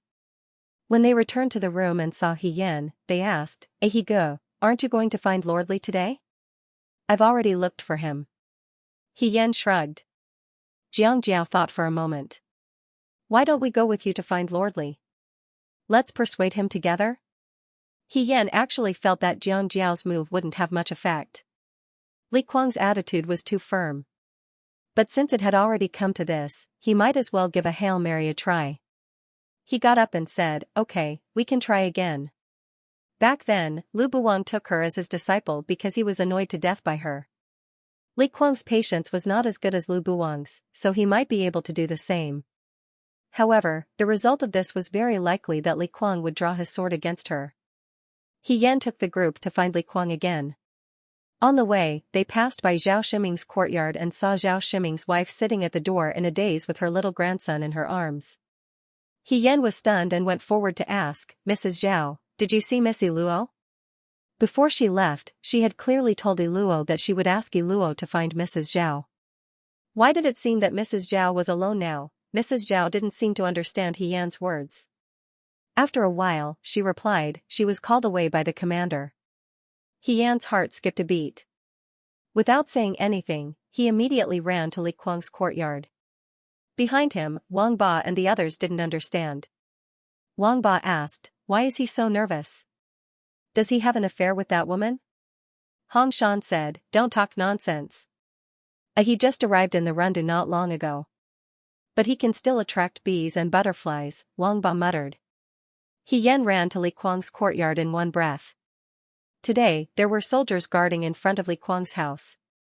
She was shocked and was about to rush in when she was stopped by the soldiers at the door. "What are you doing?" "The commander has ordered that no one is allowed to enter." He Yan stared at his eyes. "What is he doing inside?" Her gaze was as cold as an ice knife. The soldiers were frightened by her. Before they could speak, Zhao Shiming also came over. Seeing this scene, he frowned and said, "Why are you quarreling again?" "This is Xiao He. Get out of the way." The two soldiers seemed to come back to their senses. They looked at He Yan again and said firmly, "The commander has ordered that no one is allowed to enter." "Muan Lang is the same." He Yan said, "Get lost." She took the sword from one of the soldiers' waist. The two soldiers tried to stop her, but how could they stop her? He Yan slapped the two of them to the ground. Then, she kicked the door open and strode in. As soon as she entered, she was stunned. Other than Li Kuang, there were many deputies and soldiers in the room. There was also a group of women kneeling beside the chairs. These women were dressed neatly. Some of them had tear stains on their faces, while others looked calm. However, He Yan still remembered one or two of their faces. They were the Dewey prisoners she rescued from Yuto during the night of the sneak attack on the enemy camp. In the middle of the room, there was a woman lying on the ground. The woman's body was covered by a white cloth. She couldn't see who she was, but she was holding a small and exquisite flower garland in her hand. He Yan's eyes immediately turned red. The room was silent for a moment, then Li Kuang's angry voice sounded, "Who let you in?" He Yan raised her head and glared at him, trying to suppress her trembling voice. "You killed her." "This is my family's business, what does it have to do with you?" Li Kuang seemed to not want to see her. "Get out." Some of the soldiers around couldn't bear to look at He Yan, some avoided her gaze, and some bowed their heads in silence. No one said a word. "Why should I get out?" He Yan said coldly, "Even if Iluo is your family's business, these women were saved by me from Yuto." "This shouldn't be your family's business, Lord Li," she suddenly raised her voice, "are you going to kill them all?" When the women on the ground heard this, some of them started to sob quietly. Zhao Shiming, who rushed over after hearing the news, finally rushed in with Wang Ba and the others. When he saw the corpse in the room, he was shocked.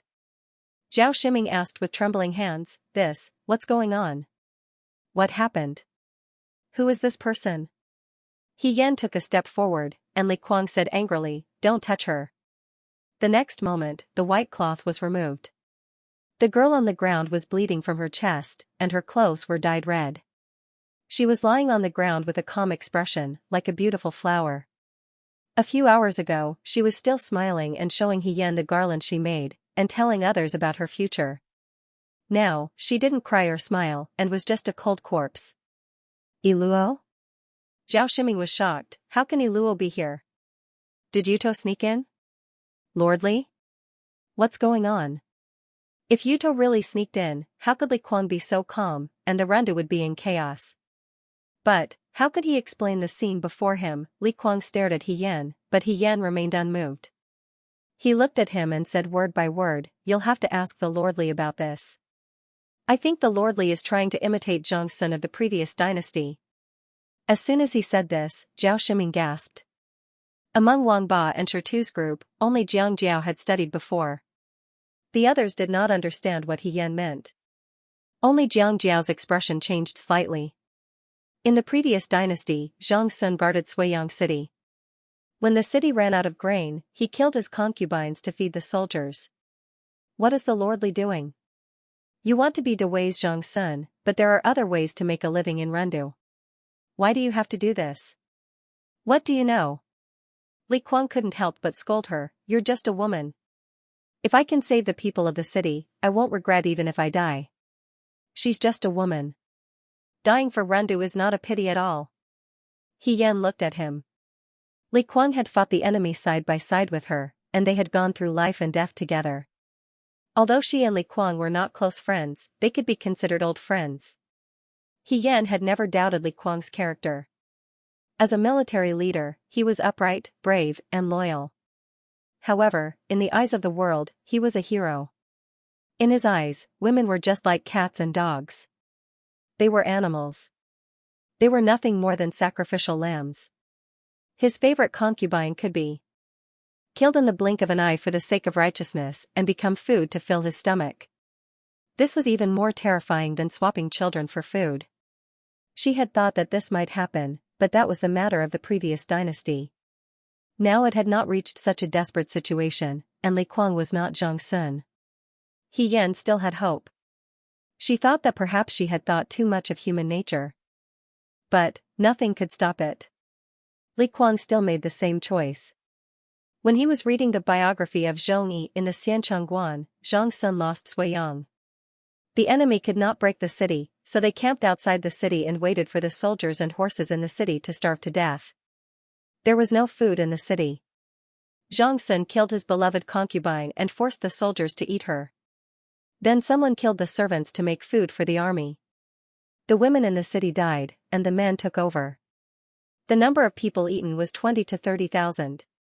None of the young people in the hall made a sound. The atmosphere was quiet. The teacher was still reading. Before the war, there were 40,000 people in Suiyang. When the city was broken, only 400 people survived.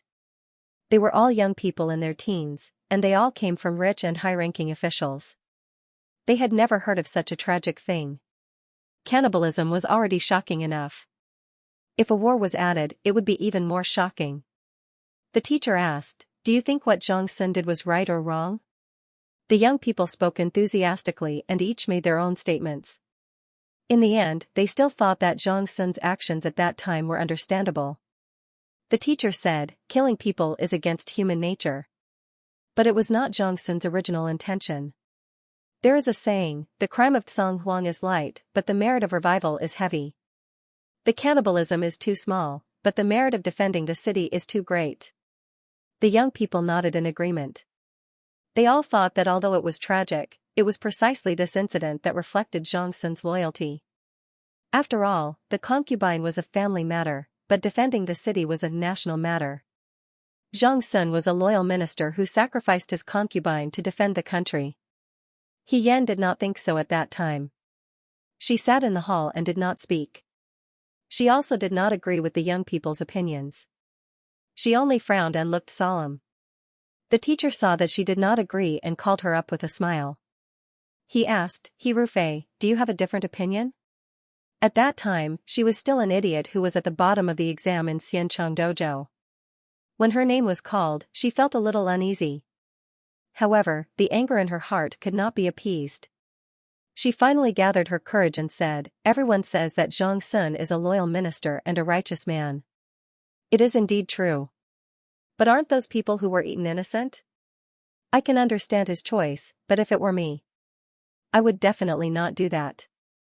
"Oh? What do you think?" the teacher asked with a smile. "I will lead the remaining soldiers and fight to the death with the rebel army outside the city." The young girl stood in the hall. The sunlight shone through the window and fell on her face. Her delicate and slightly childish face was covered with a layer of determination. The person who holds the sword in his hand should know where the tip of the sword is pointed. Whether it is the enemy in front of him or the weak behind him. I will never draw my sword against the weak. The hall was silent for a moment. Then, the laughter of the young people rang out. Weak? What weak? He himself is a weak person. Also, brother, his swordsmanship is so bad. How can he hold a sword? I'm afraid you're not dreaming. What you said is so powerful. How is that possible? If such a bad knife and horse can be sent to defend the city, I think there is no need to defend the city. Ha ha ha ha. Yan was surrounded by laughter and her face flushed red. She pursed her lips and thought, 30 years in the east, 30 years in the west, maybe one day, she would be a general galloping on the battlefield. At that time, she would definitely protect the people she wanted to protect. She would never let the unarmed common people become food for the army. If she wanted to do something, she would be the bravest general. The teacher calmed down the young people who were laughing at her. He looked at Yan with gratification in his eyes. You can think from the perspective of the common people. It shows that you have a heart of compassion for the weak. This is very good. Yan sighed in her heart. It was not that she had a heart of compassion for the weak. It was because the young people who were laughing in the hall were all men. Naturally, they thought of her as Xianxia. And she was a woman. Naturally, she stood in the position of beloved concubine. From the standpoint of Xianxia, this action was very righteous. From the standpoint of beloved concubine, this was just an undeserved disaster. The joys and sorrows of people in the world could not be interconnected at all times. It was nothing more than a choice made based on one's position. Just like this moment. Yan said, you are a loyal subject. What crime have you committed? You don't need to say so much to me, Li Kuang said coldly, Luo is my concubine. She is my person. How I deal with my people is my business. As for these women, ask them if they were willing. I did not force them. Yan looked at the women sitting on the floor. One of the women's eyes were red. She kowtowed to Yan and said softly, thank you, Darren, for planning for us. It's just that, we have already been defiled by the Yudo. Our bodies are no longer clean. Since we cannot go home, we also do not have the face to live in this world. Now that we can use our bodies to fight for a chance to live for the Rendu, it is our good fortune. Perhaps this merit can help us wash away the mud on our bodies and accumulate good fortune in the future. What merit? Before she could say anything, Yan interrupted her. Wang Ba and the others looked at Yan in surprise. All along, Yan's temperament was very gentle. Even when Wang Ba provoked her in the past, she did not say a single word of profanity. Now that she was cursing, it was obvious that she was very angry. What do you mean by our bodies are no longer clean? What do you mean by no face to live in this world? Yan said angrily. Is this your fault? She looked at Li Kuang and the soldiers in the room with their heads bowed. Is this their fault? If you think that this is doing merit, then you are gravely mistaken. Lordly, she turned to look at Li Kuang. You are the city's chief soldier. Let me tell you, these women were captured by the Yuto because the Yuto are cruel and because you are not capable. What wrong did they do? I have never seen an injured person in the wrong, and the person who harmed them is relieved. You are doing exactly what the Yuto want. In their eyes, the people of Dawei are all fools. They only care about doing evil, so naturally, there will be innocent people to bear the blame for them. How can there be such a ridiculous thing in this world? If being touched by the Yuto means that they are not clean, then from the moment they stepped into Dawei's land, there is no need to fight against them. Dawei's land is also not clean. Just give it to them. What's the point of fighting? You. Be careful with your words. Li Kuang suppressed his anger. I won't. Yan stared at him. There seemed to be a ball of fire in her eyes that wanted to burn everything around her. You are a man. You are their general. You pointed your knife at your women and your people. What is this? If you follow me today to kill a few Yuto and eat Yuto's meat and drink their blood, I will respect you as men.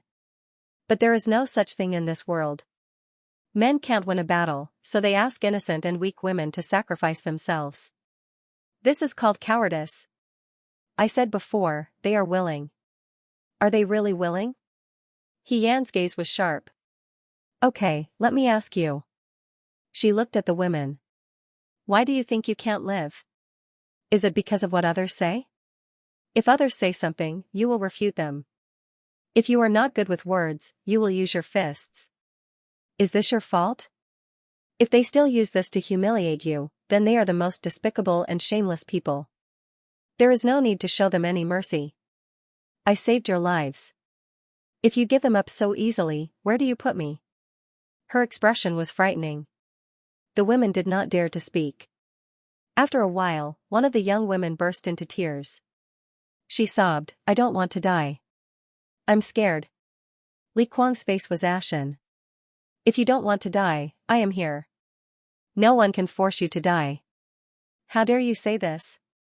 Li Kuang said. This is not the Liangzhou guard. Yan's expression calmed. She stepped forward and shielded the women behind her. Lord Li, Luo is your concubine. She has been with you for many years. She is not an item that can be casually given away. She is yours, but before that, she is a person. Today, you cannot touch these women. If you want to, Yan slowly pulled out the long sword she had taken from the soldiers at the door. You have to go through my sword first. You think I don't dare? Li Kuang was furious. He pulled out the long sword at his waist. When the surrounding soldiers saw this, they all pulled out their swords and pointed them at Yan. The room was filled with a tense atmosphere. Zhao Shiming said anxiously, What's wrong with you? Why are our own people fighting with our own people? Our top priority is to defeat those Yuto. Lord Li, I think Zhao Hedaran is right. You can't eat people. If you do this, the people outside will follow suit. What will happen to Renda City then? Even if we manage to defend the city, do you want the people of the world to point at our backs and curse us? He also had his own selfish motives. Luo was Li Kuang's most beloved concubine. Zhao Shiming had to admit that Luo was beautiful and intelligent. She was very lovable. If it was him, he definitely wouldn't be able to do it. However, Li Kuang could kill her without any hesitation. These martial artists, sigh. In the end, as officials, wouldn't they all have to set an example? At his age, he hadn't even killed a chicken in his life. If he had to send his family to their deaths, Zhao Shiming would rather die himself. Thus, he immediately stood on Yan's side. Li Kuang didn't care about Zhao Shiming. He didn't care about a county magistrate who didn't even know how to wield a sword. What made him angry was Yan. No one would have thought that Yan would barge in so rashly and criticize him without any explanation. Luo had been with him for many years. Didn't his heart ache? Didn't he hesitate when he killed her? However, the battle had already reached this point. If the Renda couldn't be defended, everyone would die. Killing Luo in front of these deputy generals also made them understand their determination to defend the Rendu. Among these deputy generals, they had met Luo many times. They couldn't bear to see a living girl killed in front of them. There were also people who pleaded for Luo. However, Li Kuang thought that he would do what Zhang Sun did in the past. It didn't matter even if he had to bear the curse of the world. His merits and demerits would be judged by future generations. However, this Muan Lang, Yan, barged in and stood in front of him to protect those women. His gaze was so bright that it made him feel ashamed. He suddenly thought of He Rufei. General Fei Hong, who was still a deputy general, would try his best to save the women who were captured by the enemy in every battle. In fact, when these women returned home, what awaited them was not good. However, He Rufei would always patiently comfort them and encourage them. Li Kuang had never seen a man who was so considerate. However, he thought that General Fei Hong was the only one in the world who was so naive. However, another one appeared in front of him today. Li Kuang's expression was cold. Muan Lang, are you going to fight with me? I'm sorry, but I can't let them die here. A woman on the side cried and looked at Yan. Sir, don't waste your energy on us. If our lives can be exchanged for the safety of the Rendu, we are willing. The safety of the Rendu cannot be exchanged for by you. He Yan said coldly. Sacrificing women for safety is no different from begging for mercy from the enemy. Lordly, this is not the previous dynasty, and you are not Zhang Sun. Li Kuang was almost angry. He knew that every word of the young man in front of him was correct, but he had no other choice. You want to fight with me? He said coldly. What the hell is this? Wang Ba spat on the ground. You think it's reasonable to kill a woman? We bandits don't kill women, the elderly, or children. As the saying goes, even bandits have morals. You soldiers who live off the imperial grain are worse than animals? Don't waste time. We, the 1st, 2nd, 3rd, 4th, 5th, 6th, and 7th of the Liang province guards, accept your challenge. He spoke as if he was fighting in a martial arts arena. Li Kuang was so angry that his expression became even uglier. At this time, another person walked in. It was Chu Zhao. He looked at Li Kuang and bowed. Then, he smiled and said, Lordly, this is not appropriate. His Majesty has always promoted benevolent governance. If word of cannibalism reaches His Majesty's ears, I'm afraid His Majesty will not be happy. He was going to stand on He Yan's side. Chu Zhao represented Prime Minister Su. One was a Liang province guard, and the other was Prime Minister Su.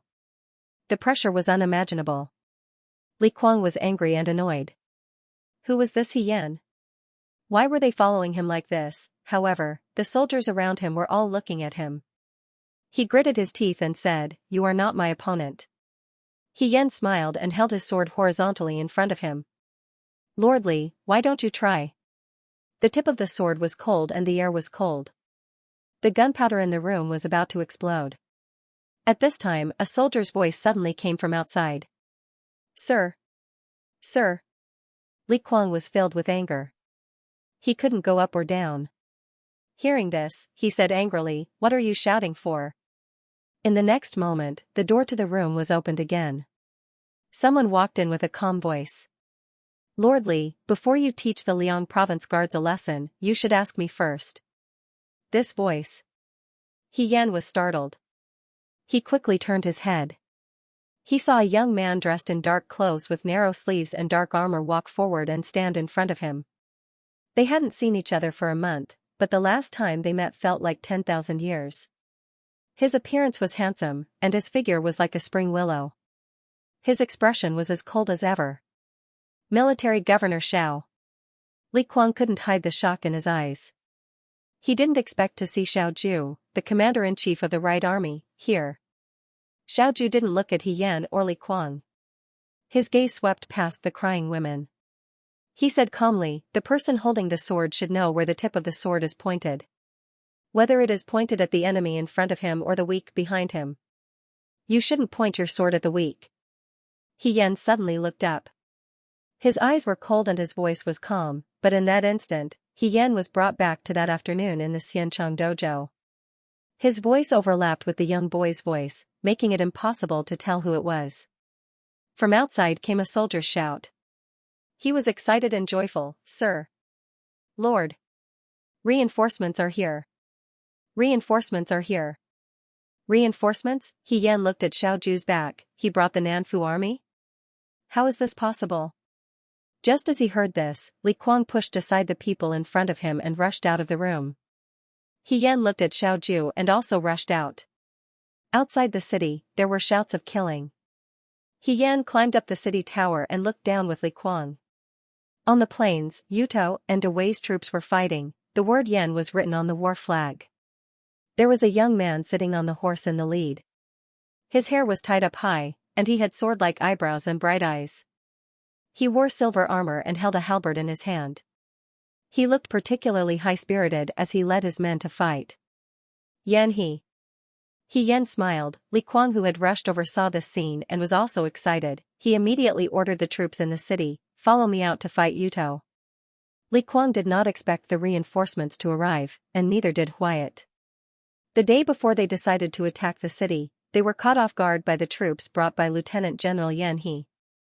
Li Kuang led the Rendu troops to join the battle, and the Utho troops were forced to retreat.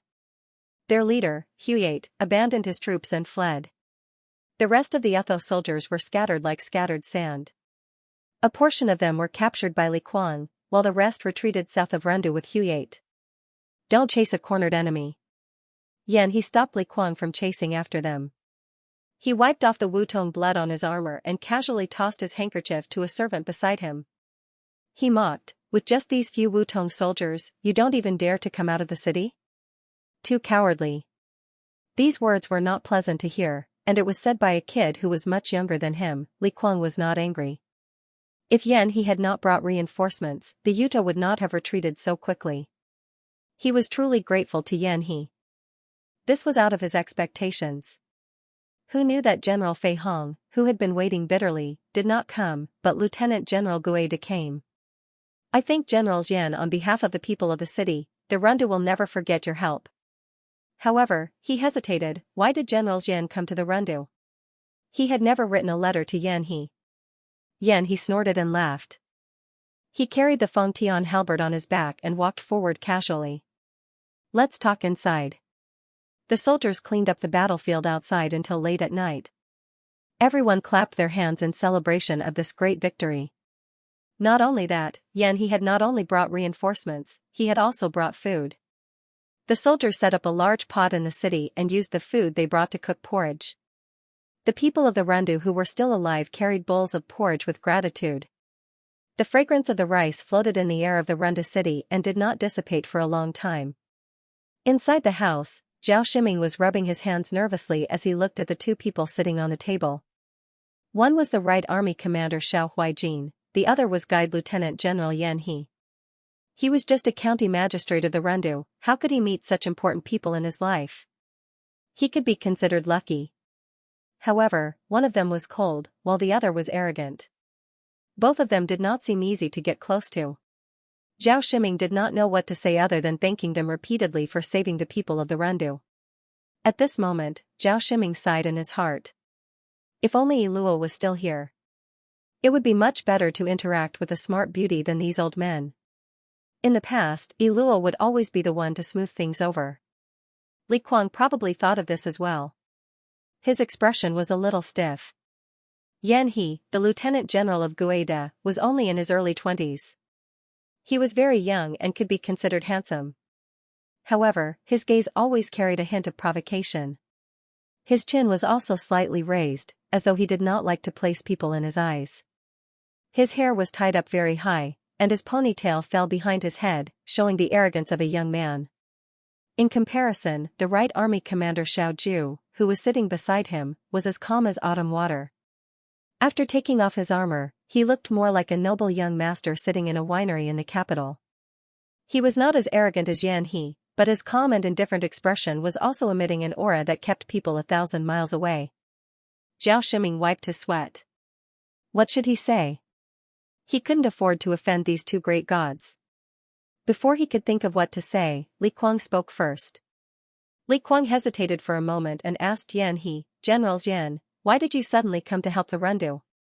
Yan He laughed softly and sat up straight. He said, I haven't asked you yet. Is there a person called Yan in the Rendu? When he said this, everyone in the room had different expressions. Xiao Ju's gaze moved slightly, but he did not say anything.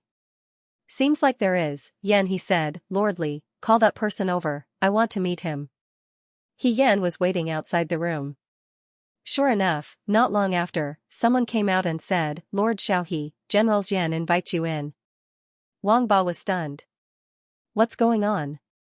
He's asking you to go in alone. Is he going to punish me later? Why don't we go with you? Jiang Jiao was also slightly hesitant. You left the Liangzhou guards this time. If military governor Xiao issues a military order to punish you, it's not because of that. Yan looked at the door and shook his head.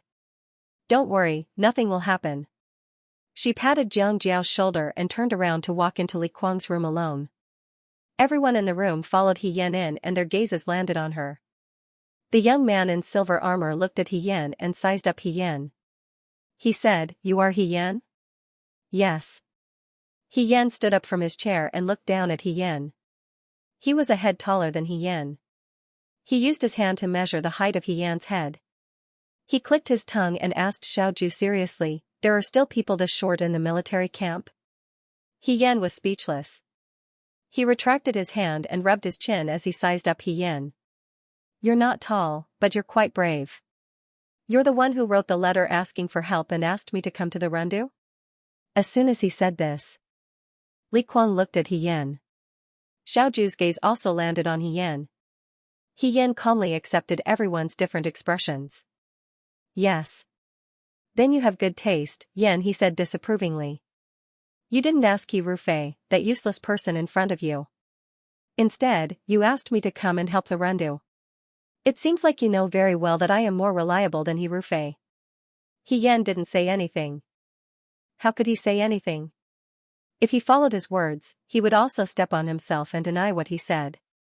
He Yan was actually quite happy to hear people scold He Rufei like this. That day, she and Li Kuang parted on bad terms.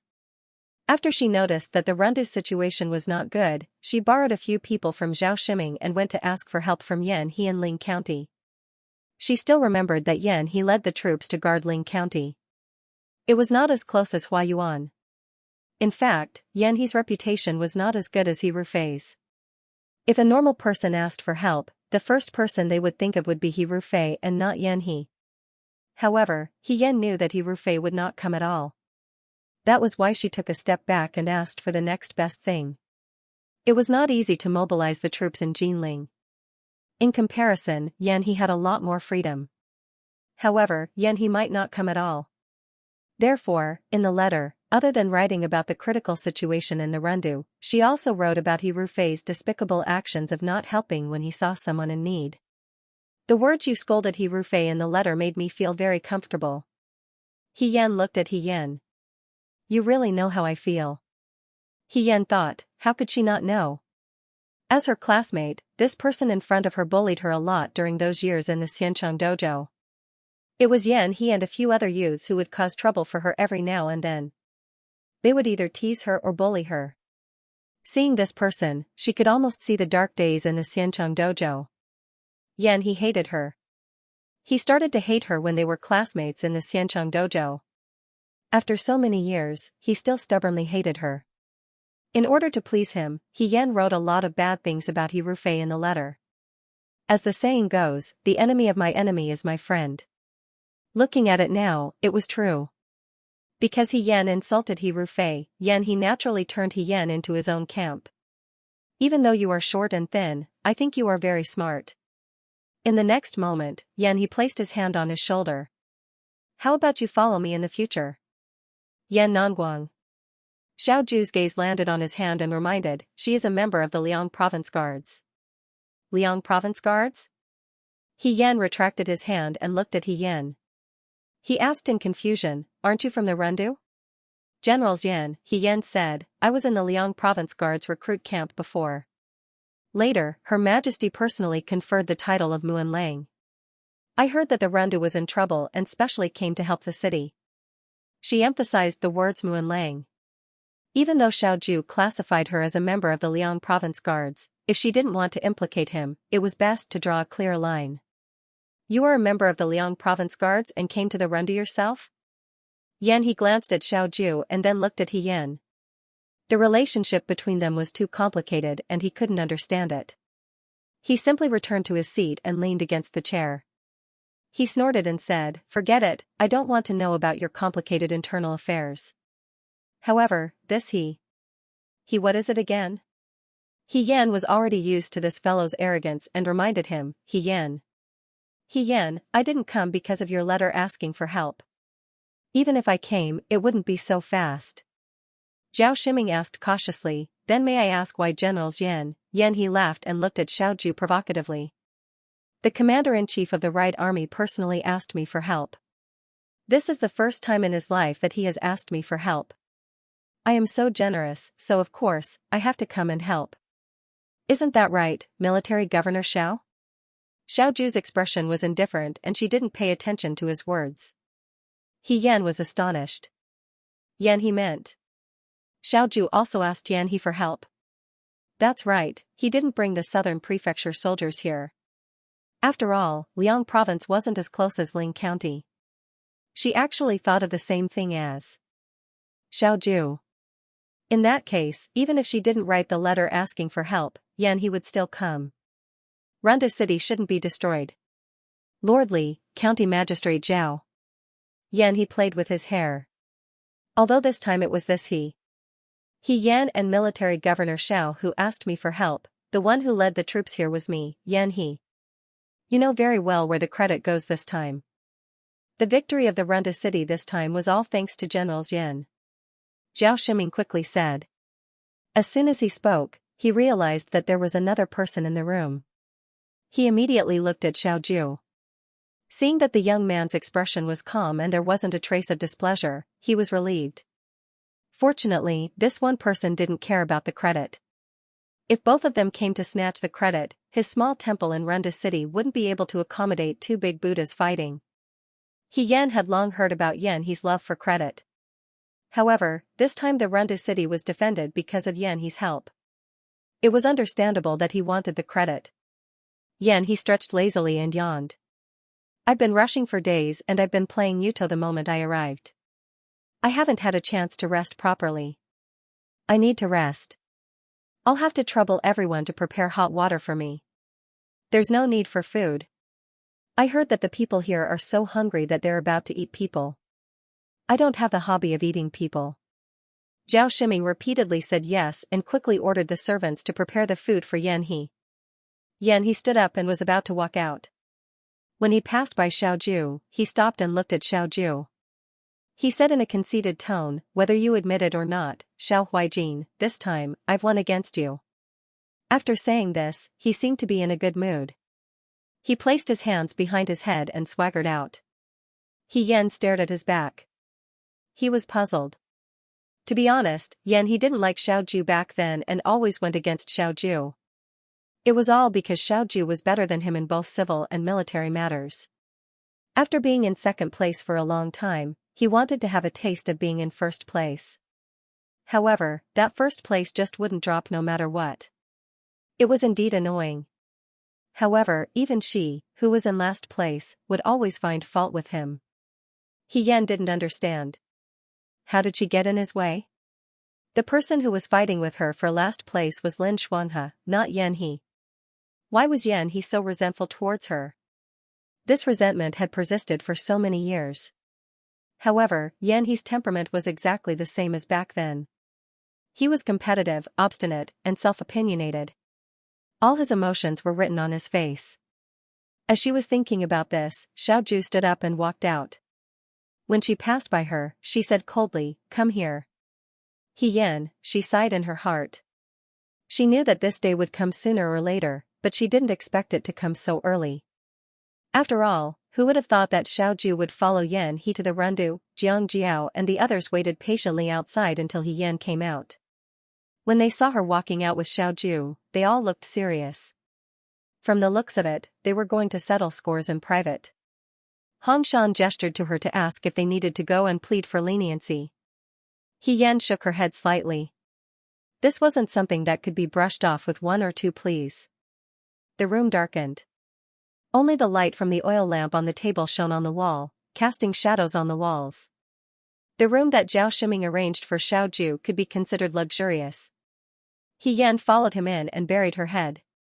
She was thinking about how to smooth things over when the person in front of her suddenly stopped and turned around. She bumped into Xiaoju's chest. Yan took 2 steps back and stood still.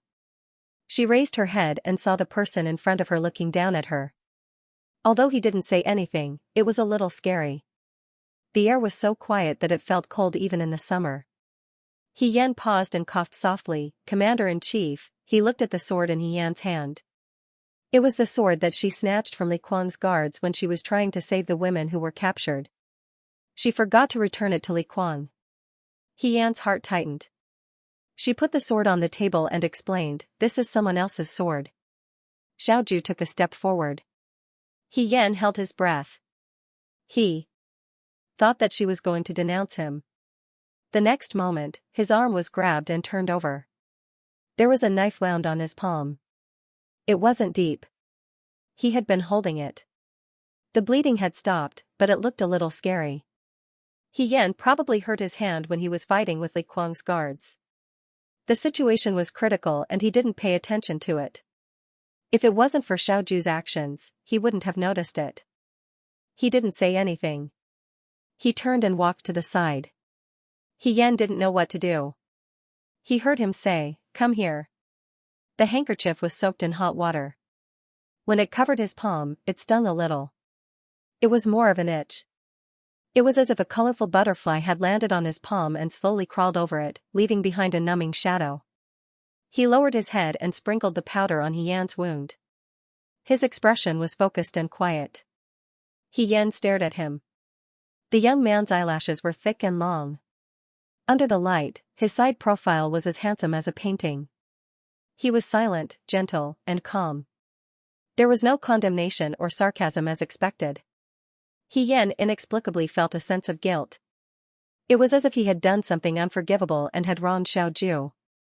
She mumbled, "Commander-in-Chief, actually I didn't follow fourth young Master Chu to the Rendu. It was a coincidence that Chu Zhao was here." However, in Xiaoju's eyes, she might have misunderstood.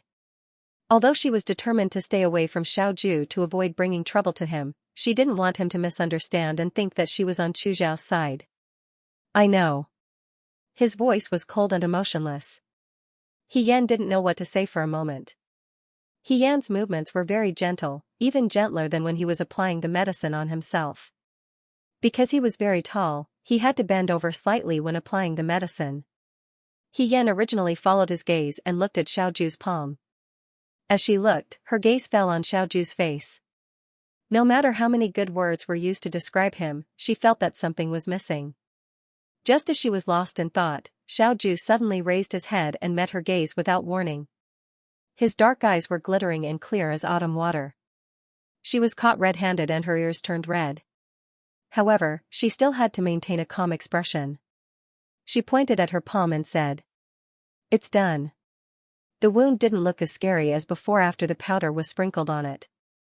He Yan retracted his hand and felt a little uneasy. This didn't seem to be Xiaoju's style. If Xiaoju was a normal person, she would have come over and asked him questions. However, she was so quiet today that He Yan didn't know where to start. Why did she change her personality? He Yan didn't understand. However, if Xiaoju didn't ask, she didn't know what to say either. After he finished applying the medicine for He Yan, he sat down on a chair in the room. He didn't let He Yan leave, nor did he have any intention of asking her questions. After a while, He Yan couldn't help but ask, "Commander-in-Chief, why didn't you ask me why I left the Liangzhou guards and came to the Rendu without permission? You are the Muan Lang personally appointed by Her Majesty. You have the official seal and the official uniform. You can decide whether you want to stay or leave." "You don't have to discuss it with me," Xiaoju said calmly. "It's up to you whether you want to stay or leave." This was originally an excuse that He Yan had prepared for herself. She didn't expect that Xiaoju would be one step ahead of her. This made He Yan unable to continue her words. "I forced Wang Ba and the others to come here. Please don't punish them. I will take responsibility for this matter. I don't have any bad intentions. I was just worried that the Rendu would fall, so I overestimated myself and came to help."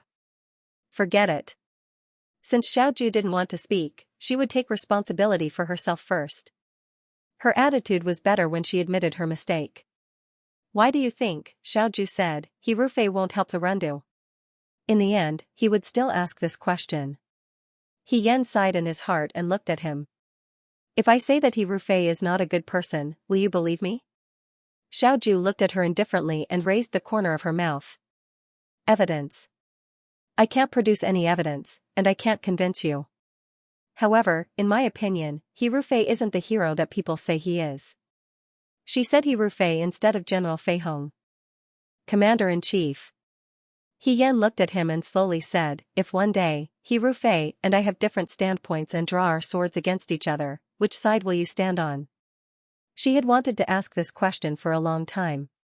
He Rufei and she would eventually have such a day. The He Rufei that Xiaoju knew was the He Rufei of the Xianxia Gymnasium, and the He Yan that Xiaoju knew was the current He Yan. Both of them were actually her, but how would Xiaoju choose? He Yan wasn't very sure. It seemed that every one of her had a good relationship with Xiaoju, but they weren't close friends. He Yan didn't know what she was like in Xiaoju's heart and what she meant to him, whether it was in the past or now. Xiaoju looked at her quietly. After a while, he said, "It's very late today. You should go out." He didn't answer He Yan. He Yan didn't know if she was disappointed or glad. She was disappointed that Xiaoju didn't answer her directly, but she was glad that Xiaoju didn't deny her. She nodded. Yes.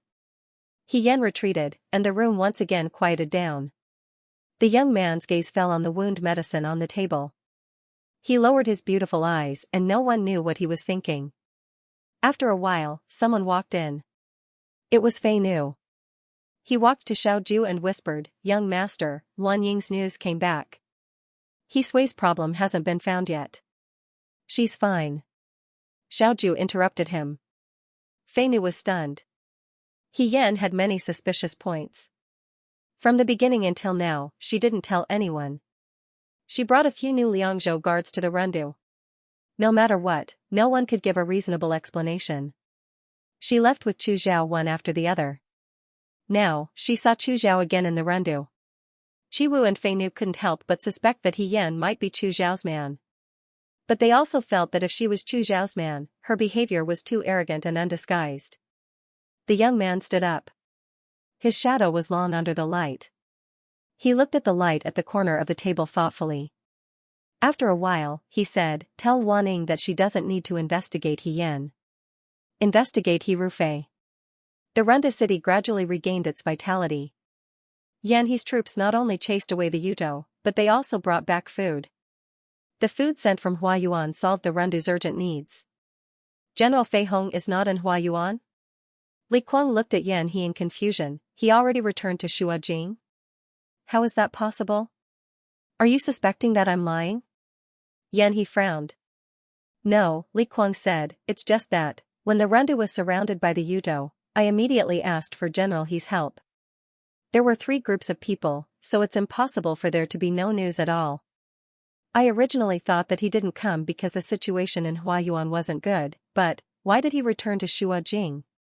You'll have to ask him." Yan He put his hands behind his head and leaned back in his chair. "I'm not familiar with He Rufei."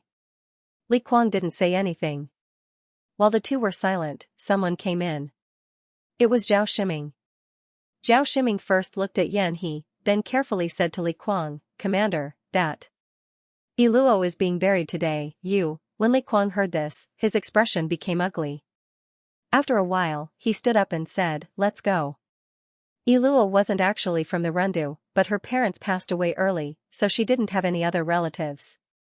It was summer, so they couldn't bring Iluo's body back to Shuajing, so they could only bury her here. She was buried in a deep forest in the Rundu city. The scenery was beautiful, and there was a large grape forest not far away. Iluo loved to eat grapes when she was alive, so she would probably be happy to be buried here. When they arrived, they didn't expect that Xiaoju and He Yan would also be there. Beside the two of them, there was a young man in white holding a folding fan. Xiaoju didn't mind, but when Li Kuang saw He Yan, he felt uncomfortable. That day, he and He Yan had almost drawn their swords in the hall. In the end, it was true that everything came to an abrupt end because of Xiaoju's appearance. However, after the dust had settled, in the dead of the night, He Yan's words always lingered in his ears, smashing him until he couldn't sleep at night. On the bed next to him, when he turned his head, he could see Luo's smiling face. However, when he opened his eyes, he couldn't grasp anything. He had not been able to become Zhang Sun, but he had also lost beautiful silk forever. This Yan He Yan He Yan, Yan Yan He Yan, Yan He Yan He Yan Yan, Yan He Yan He Yan, Yan He Yan Yan Yan, Yan He Yan, Yan Yan He Yan Yan Yan, Yan Yan He Yan. He Yan didn't look at Li Kuang. In fact, Shi Yan Yan didn't want to look at Li Kuang. She and Li Kuang had fought side by side. She knew that Li Kuang was loyal and righteous. However, because she was a woman, she always stood on Iluo's side. Therefore, she felt that the woman was innocent. The coffin was placed in the ground. Everything was settled. He Yan looked at the small stone tablet. What was ridiculous was that Iluo died at the hands of Li Kuang. However, the name on the tablet was that she was Li Kuang's wife. He Yan lowered her eyes and walked forward. She placed the small garland with purple flowers in her hand in front of the stone tablet. This girl once said to her that she hoped that she would still be Li Kuang's favorite concubine 10 years later. Life was unpredictable. Before 10 years had passed, she would no longer exist in this world. In a way, her wish seemed to have come true. Not only 10 years, Li Kuang wouldn't be able to forget Luo for the rest of his life. Xianxia didn't know if she was sad or sarcastic. However, she was already buried. It was useless to say anything. The crowd gradually dispersed. Perhaps Li Kuang couldn't face He Yan's gaze. He didn't even say goodbye to He Yan and left in a hurry. He Yan and the other two walked behind him. Lin Shuanghe stole a glance at He Yan and whispered, "Sister He, don't be sad." He Yan was a woman. Women were soft-hearted. Lin Shuanghe also knew that He Yan couldn't bear to see the world treat women unfairly. Li Kuang wanted to protect the city. However, this heavy burden was shouldered by his concubine alone. She even paid the price with her life. In his opinion, it was too heartless. These days, he was busy treating the wounded soldiers with the Rundu's medical officer. He didn't have time to catch up with He Yan. Today was the first time he saw He Yan since he came to the Rundu. At first glance, he felt that He Yan had lost a lot of weight. She was originally thin and weak. Now, she looked so weak that she could be blown away by the wind. It seemed that there was no food in the city. She was starving to this extent. He Yan shook her head. "I just feel a little helpless." After all, in the world, there were many people who thought like Li Kuang. There were only a few people who thought like her. Let alone the injustice of the world, she couldn't even save a single Luo. Her personal ability was really insignificant. It was harder than ascending to heaven to change the world's opinion. However, He Yan smiled. "I didn't expect that when the commander-in-chief came in that day, he would stand on my side." She looked at Xiao Ju. "I still remember what the commander-in-chief said." Xiao Ju said, "I didn't say it." He Yan was stunned. Of course, she knew that it wasn't Xiao Ju who said that. That was what she answered her teacher when she was in the Xianxia hall. She didn't expect Xiao Ju to still remember it. She also didn't expect that Xiao Ju would say it under the circumstances at that time.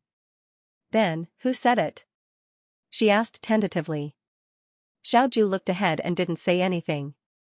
What appeared in her mind was a spring afternoon in the Xianxia hall of Shua many years ago. At that time, he was still young. He followed his classmates to study in the school. The spring sun was very warm. It was so hot that it made people have beautiful dreams. He closed his eyes and pretended to sleep. He casually listened to his teacher's lecture. The hero of the previous dynasty killed his concubine to reward the 3 armies and won a good reputation for righteousness. The youth scrambled to speak. Everyone felt that they were the hero. He didn't participate. The world was like a game of chess. People were like ants. At that time, whether it was the hero or the beloved concubine, they were just insignificant drops of water in the torrent of history. Whether they could cause a splash or not, it wasn't important. In the end, it would all pass. He was halfway through his beautiful dream when he heard his teacher say, "He Rufei. Do you have a different opinion?"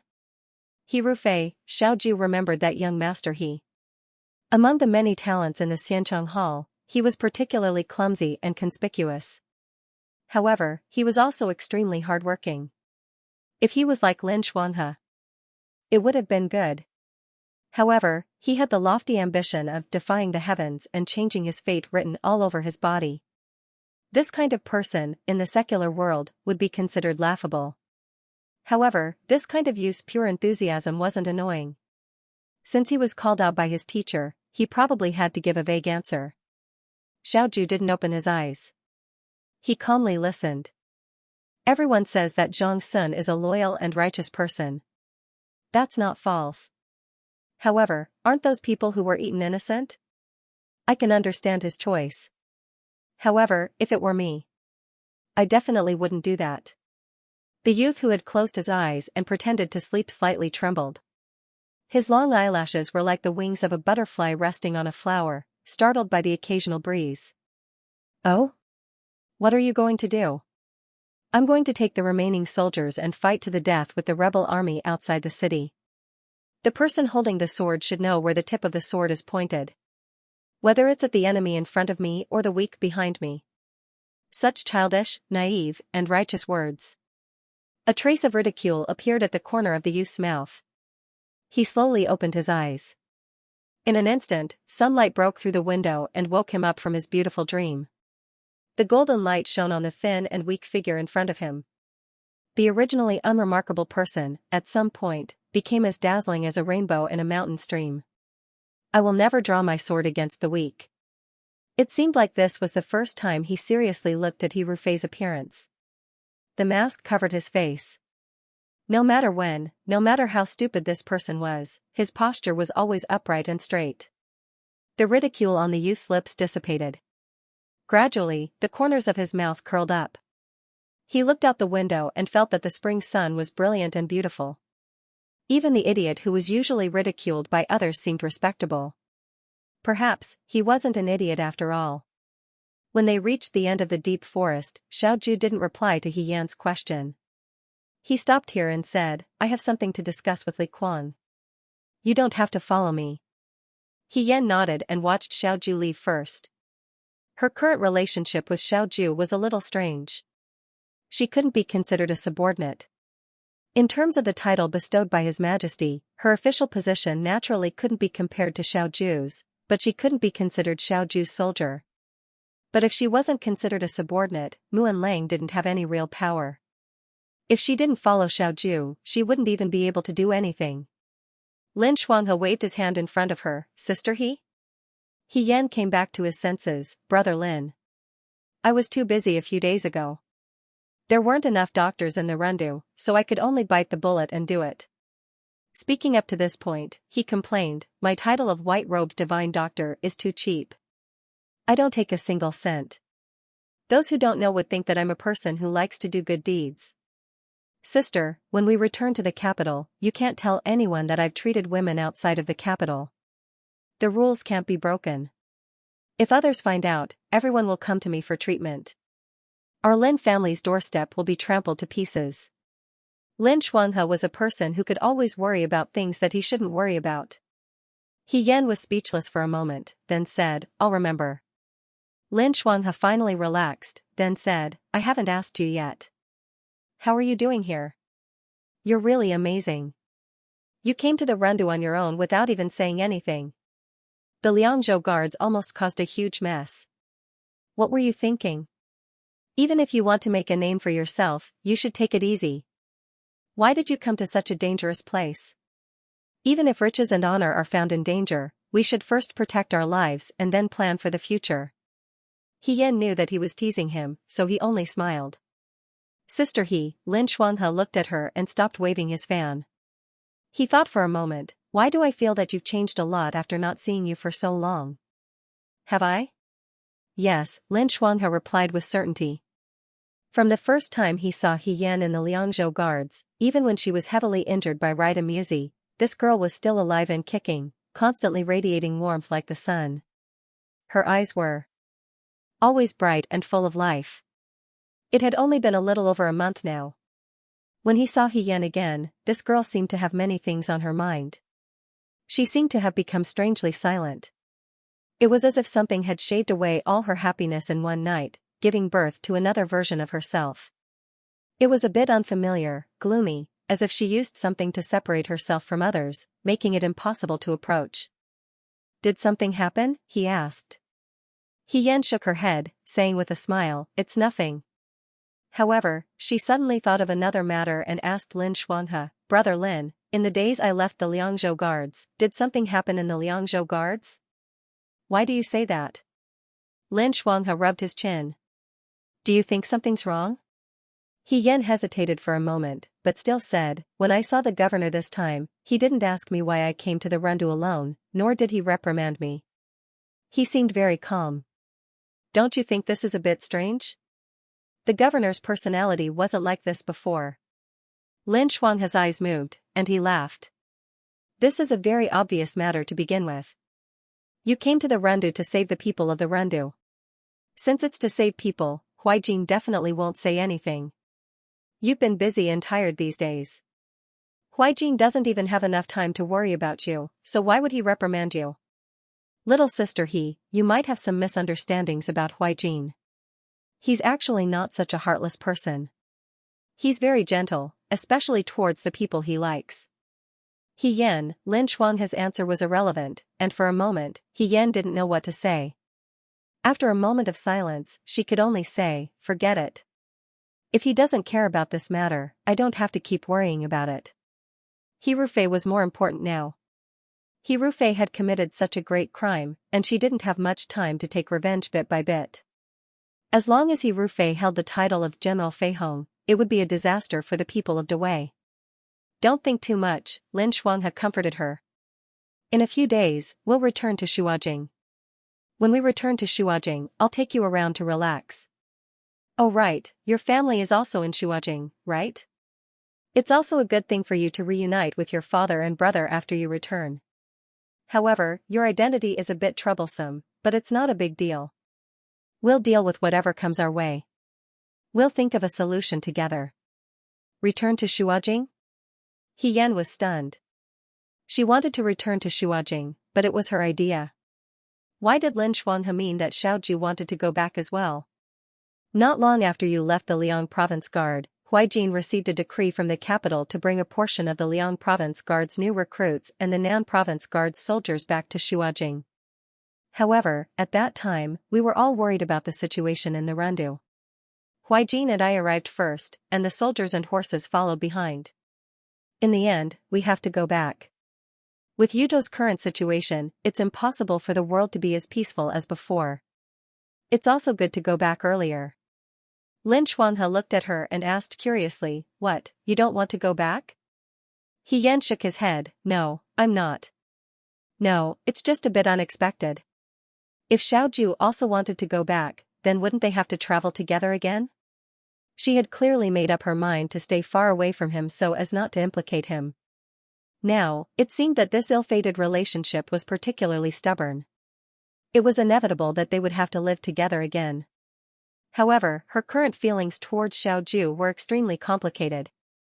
Because of Hirufei's actions, she had no choice but to face some problems head-on. Dragging Xiaoju into this was truly harmful without any benefit. Forget it. Since things had already gotten to this point, there was no point in thinking about it anymore. She could only do as Lin Shuanghe said. Counter soldiers with arms, water with an earthweir. She could only go and see what would happen. She spoke a few more words with Lin Shuanghe before leaving. Lin Shuanghe looked at Yan's back and propped up his fan under his chin. After thinking for a moment, he sighed and said to himself, he actually didn't reprimand her. It seems that once second young Master Xiao is enlightened, he really is formidable and brilliant. No wonder he's the number one in the Xianchengguan. He happily followed after her. Yan bid farewell to Lin Shuanghe and planned to return to her room to write about her encounter with Yuto in the Rendu. She could find some clues from every battle. Know yourself and know your enemy, and you will not be defeated in 100 battles. Before she reached her room, she happened to see someone practicing martial arts in the backyard. The martial artist's movements were very big. Originally, the vegetation in the Rendu had been plucked bare due to the famine. His sword and saber movements directly chopped off the branches, leaving only a bare tree trunk. It looked particularly pitiful. Hearing that someone was coming, the person stopped what he was doing and kept his Feng Tian halberd by his side. He turned around to look. Silver robe, long halberd, long hair tied up high, arrogant and proud. Who else could it be but Yan He? General Yan, Yan said. Oh, it's Yan. Yan walked to the side. His subordinate handed him a soaked handkerchief. He casually wiped his hands and threw it to the side. He walked to the steps and sat down.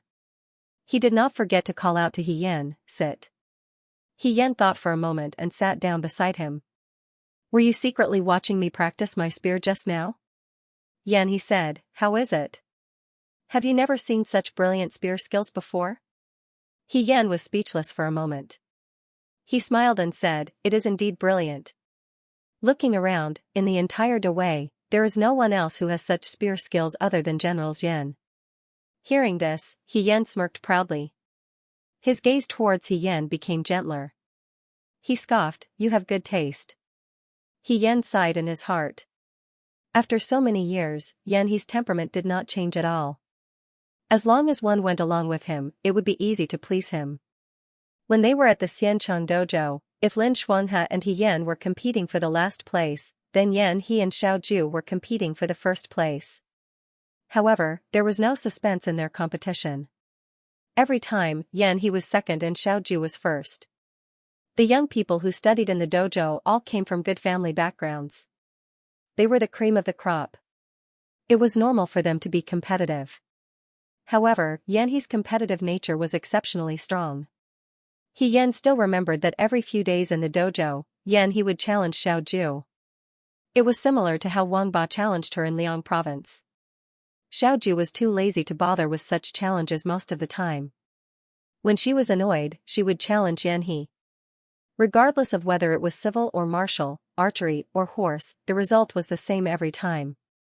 Yan He was defeated but continued to challenge. In fact, on this point, He Yan had always felt that Yan He and she were somewhat similar. Unfortunately, although she had the intention of appreciating each other, Yan He did not appreciate it. He Yan hated him very much. He was arrogant by nature and had his eyes on the top of his head. He probably thought that trash was not worth a second look. It would be good if he was like Lin Shuanghe who had some expertise. However, He Yan was useless. In the Xianchang dojo, being useless was a crime. When Yan He was young, he really did everything he could to make fun of He Yan. He made her look bad in front of everyone. He secretly made things difficult for her. During the archery and horse competition, he purposely bumped He Yan's horse. He really did all kinds of things. Speaking of which, when He Yan was studying in the Xianchang dojo, Yan He was probably the #1 person she hated the most. Later, she left the Xianchang dojo and joined the army. Xiao Ju also joined the army. Not long after, Yan He also joined the army.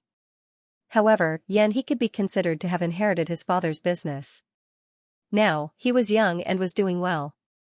That day when the Rendu was in danger, He Yan wrote him a letter asking for help. She also felt that with Yan He's temperament, he would come. Although she did not expect him to come with Xiao Ju.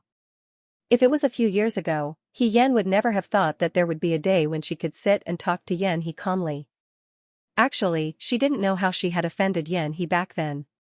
Logically speaking, she hadn't spoken much to Yan He and hadn't hindered him in any way.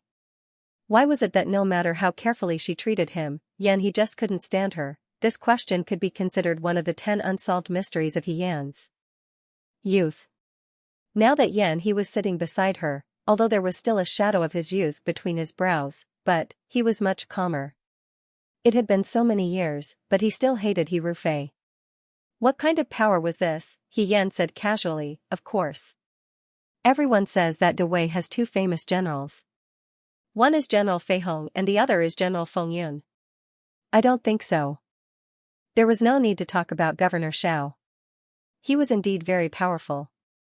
However, that General Fei Hong was not as good as he was described to be. The Rendu is so close to Huayuan, but he did not come to the city's aid. Moreover, he won the battle in Huayuan with a heavy loss. How can he be compared to General Xian? I really don't know how he became famous. Generally speaking, if one cursed He Rufei to death, they would be able to gain Yan He's favor. This was definitely true. As expected, Yan He's eyes lit up when he heard this. He laughed and said, Muan Lang, I think you are very different from others. Just based on this point alone, you are already better than many people. Although I don't agree with what you said about Xiao Huijin, He Rufei, you are absolutely right. He really can't be compared to me. He Yan rolled his eyes silently in his heart and said, yes, but General Xian, you also don't like General Fei Hong? I thought that all generals liked him. Don't like him? Yan He shook his head and said unconcernedly, not really. I just feel that he is disappointing and doesn't deserve this title. He Yan was elated. Was this going to reveal the top 10 unsolved mysteries of her youth? After so many years, she finally knew the reason why He was always targeting her. What do you mean by disappointing? Yen tilted her head and looked at him. Her eyes were filled with genuine doubts. Because they both disliked Rufei, he found the young man in front of him more pleasing to the eye. He said without thinking, of course he is disappointing. He received Xiao Huijin's swordsmanship guidance, but he still practiced to that extent. If it was me, I could do 10,000 times better than him. Xiao Huijin was also a very strange person. What kind of foresight did he have? He didn't teach the academy's outstanding talents, but instead spent time teaching a fool. However, he was stingy with sparring with me. Tell me, how can there be such a person in this world? Swordsmanship, guidance? Yes, he looked at her and said, you didn't expect it, right? The so-called unparalleled swordsmanship of General Fei Hong was actually taught by Xiao Huijin. Do you think he is crazy? Yen looked at He in a daze. His mind was blank. At this moment, he did not know how to respond. There was only one thought that kept surging in his mind. How could it be? How could it be? No, no way. Yen tried to make his expression look relaxed. Military Governor Xiao is not such a warm-hearted person. I knew you would have this reaction. He was a little impatient. That's why I've been too lazy to mention this to anyone all these years. No one would believe me anyway. However, I can swear on my head that this matter is absolutely true. That year when we were studying in the school, Xiao Huijin, that lunatic, actually wrote notes to Rufei every day to teach him swordsmanship. He seemed to be thinking about the past. His eyes were still filled with disbelief. Every day was simply terrifying. At that time, he was still young and full of vigor. Before Xiao Huijin left the mountain, he had taken the first place in the Xianxia school. After Xiao Huijin entered the Xianxia school, he could only take the second place. This feeling was actually very infuriating. Either he had never been the first and would always be the second, or he had been the first and would always be the first. However, he had always been the first and then the second, and had never surpassed the first. This was actually very damaging to his confidence. It would make others think that he was no match for Xiao Ju. They were all geniuses. Who would really submit to the other? He wished that he could spend 12 hours a day studying and the other 12 hours to compete with Xiao Ju. After all, he would gain something from every competition. Know thyself and know thy enemy to be victorious in every battle. Unfortunately, this second young master Xiao was not a patient person. He could even ignore the teacher's words. As for him, he would completely ignore him. He had challenged him 8 to 10 times. If Xiao Ju could reply once, he would be in a good mood. He was also arrogant. However, compared to Xiao Ju's calm indifference, he was still slightly inferior. He was almost angered to death by Xiao Ju. Therefore, when he was young, he didn't have to worry about food or clothing. His life was smooth sailing. The only adversity he faced was Xiao Ju. At that time, he thought that his only wish in life was to defeat Xiao Ju. In the Virtuous Prosperity Dojo, the competition for first and second place was so fierce. Similarly, there was no lack of people pursuing the first and second place from the bottom, such as Lin Shuanghe and Rufei. Lin Shuanghe was fine. As a descendant of the imperial physician clan, his ambitions did not lie in this field. It was fine even if he did not excel in civil or military matters. However, the eldest young master of the He clan was very strange. Rufei was especially diligent and serious. Even if the improvement was small, he still wanted to try every possibility. Towards such people, he could only look down on them at most, but he could not say that he hated them. For a genius like him to look at mediocre people, there was always a sense of superiority. However, something changed He's opinion. The matter of Rufei practicing swordsmanship at night, he had accidentally discovered it. Rather than saying that he was chasing after Rufei's footsteps, it was more accurate to say that he was paying attention to Xiao Ju's every move. On a certain night, he saw Xiao Ju sitting in the backyard watching Rufei practice swordsmanship. He used his clever brain to think for a long time, but could not figure out the reason behind it. What was Xiao Ju doing? couldn't sleep and came out to watch the performance? Or did he think that such a clumsy Hirufei would make him laugh? But if that was the case, then it was fine if it was just 1 or 2 days, but he came every day. No wonder he was always sleeping in the dojo during the day. So it was because he did not sleep at night. Xiaoju practiced swordsmanship with Hirufei every night, but he did not say or do anything. He only drank tea. Hirufei also had a good temperament. Even though he was being watched like a monkey, he did not get angry. He diligently did his own things. And for some reason, he also came out every day and secretly watched. He only felt that Xiaoju must be up to something. He definitely would not do such a useless thing. Later on, when he looked back at himself, he only felt that he could not bear to look at himself. If there were other people in the backyard who looked at them, they would probably think that the Xianxia dojo had raised 3 lunatics. But at that time, he only had one thought. He wanted to see what Xiaoju was up to. In the end, he really did find a clue. Hirufei's swordsmanship improved day by day. This was a little strange. Hirufei was in the dojo and the teacher who taught him was also very outstanding. But he did not seem to improve so quickly. And Hirufei, who practiced swordsmanship at night, was able to fix the especially obvious problems of the previous day. Compared to the beginning, his swordsmanship had improved greatly. He did not believe that Hirufei had such intelligence. He thought for a long time in his heart. As expected, he caught Xiaoju, who left a note on Hirufei's table. He opened the letter. It was densely filled with the flaws of last night's swordsmanship and the areas that needed improvement. He said sourly, "You are more meticulous than the teacher in the dojo."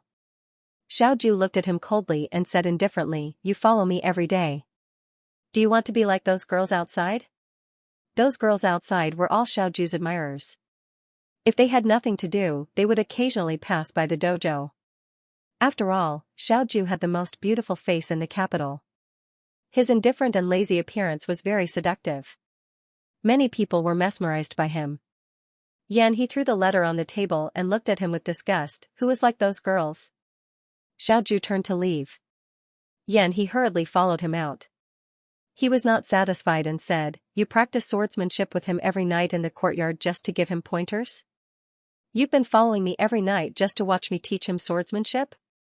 Xiaoju's reply was perfunctory. "You are crazy." He said in disbelief, "You are wasting your time on that kind of person." Although he did not like Xiaoju, he had to admit that Xiaoju was very talented. Just like how he treated Xiaoju as a rival, in Yanhe's heart, Xiaoju should also treat him as a rival. He should practice hard every day to maintain his first place. But now, it seemed that not only was he not diligent, he did not care about himself. Instead, he went to watch the last place practice swordsmanship and give him pointers? He found it hard to understand and felt angry. Did this mean that in Xiaoju's heart, he was not as eye-catching as Hirufei? What was this? "Hey, are you listening to me?" Seeing that Xiaoju was ignoring him, he was anxious. He walked in front of Xiaoju. "Why are you wasting your time on that kind of trash?" "Is that so?" Xiaoju's beautiful eyes glanced at him. He walked up the rockery and found a place to lie down. He put his hands behind his head and closed his eyes. "I don't think so." "Don't think so? Don't think he is trash?" "You." He said angrily, "You give him pointers every day, but he only improved a little. There are so many people in the Xianxia dojo, why did you choose Hirufei? Do you want to try teaching the last place to first place to satisfy your desire? Then let me tell you, give up. With Hirufei's talent, it is impossible." Xiaoju said, "I am not that bored." His indifferent attitude made he even angrier. He turned around and walked out. "I am going to tell Hirufei to stop hogging you. Using the first place in the Xianxia dojo to teach you to this level, what a joke." Xiaoju's lazy voice came from behind. "Competition." He stopped in his tracks. "What?" "In the future, if you want to compete with me, I will agree 3 times. He did not open his eyes.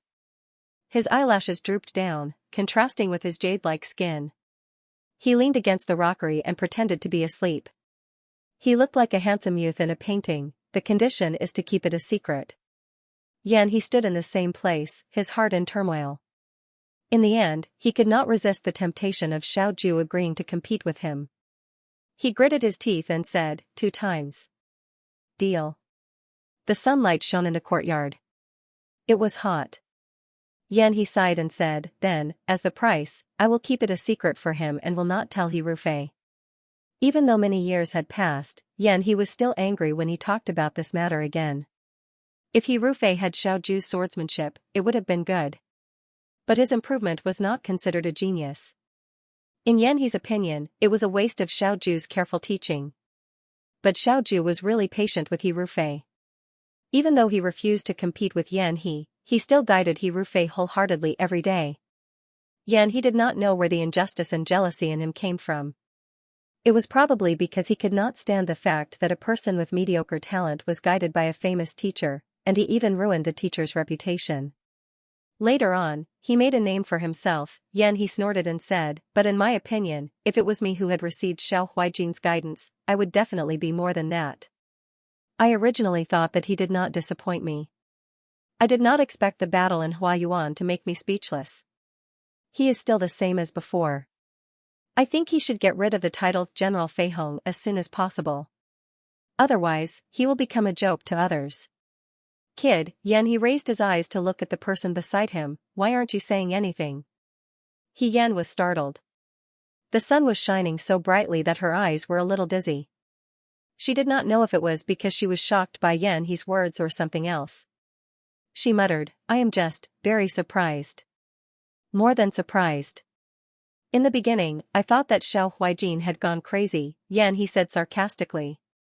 Also, logically speaking, he Rufei owed Xiao Huijin such a big favor. I thought that their relationship was very good. I did not expect that in these few years, the two of them were not very close. This time, the Rundu is in trouble.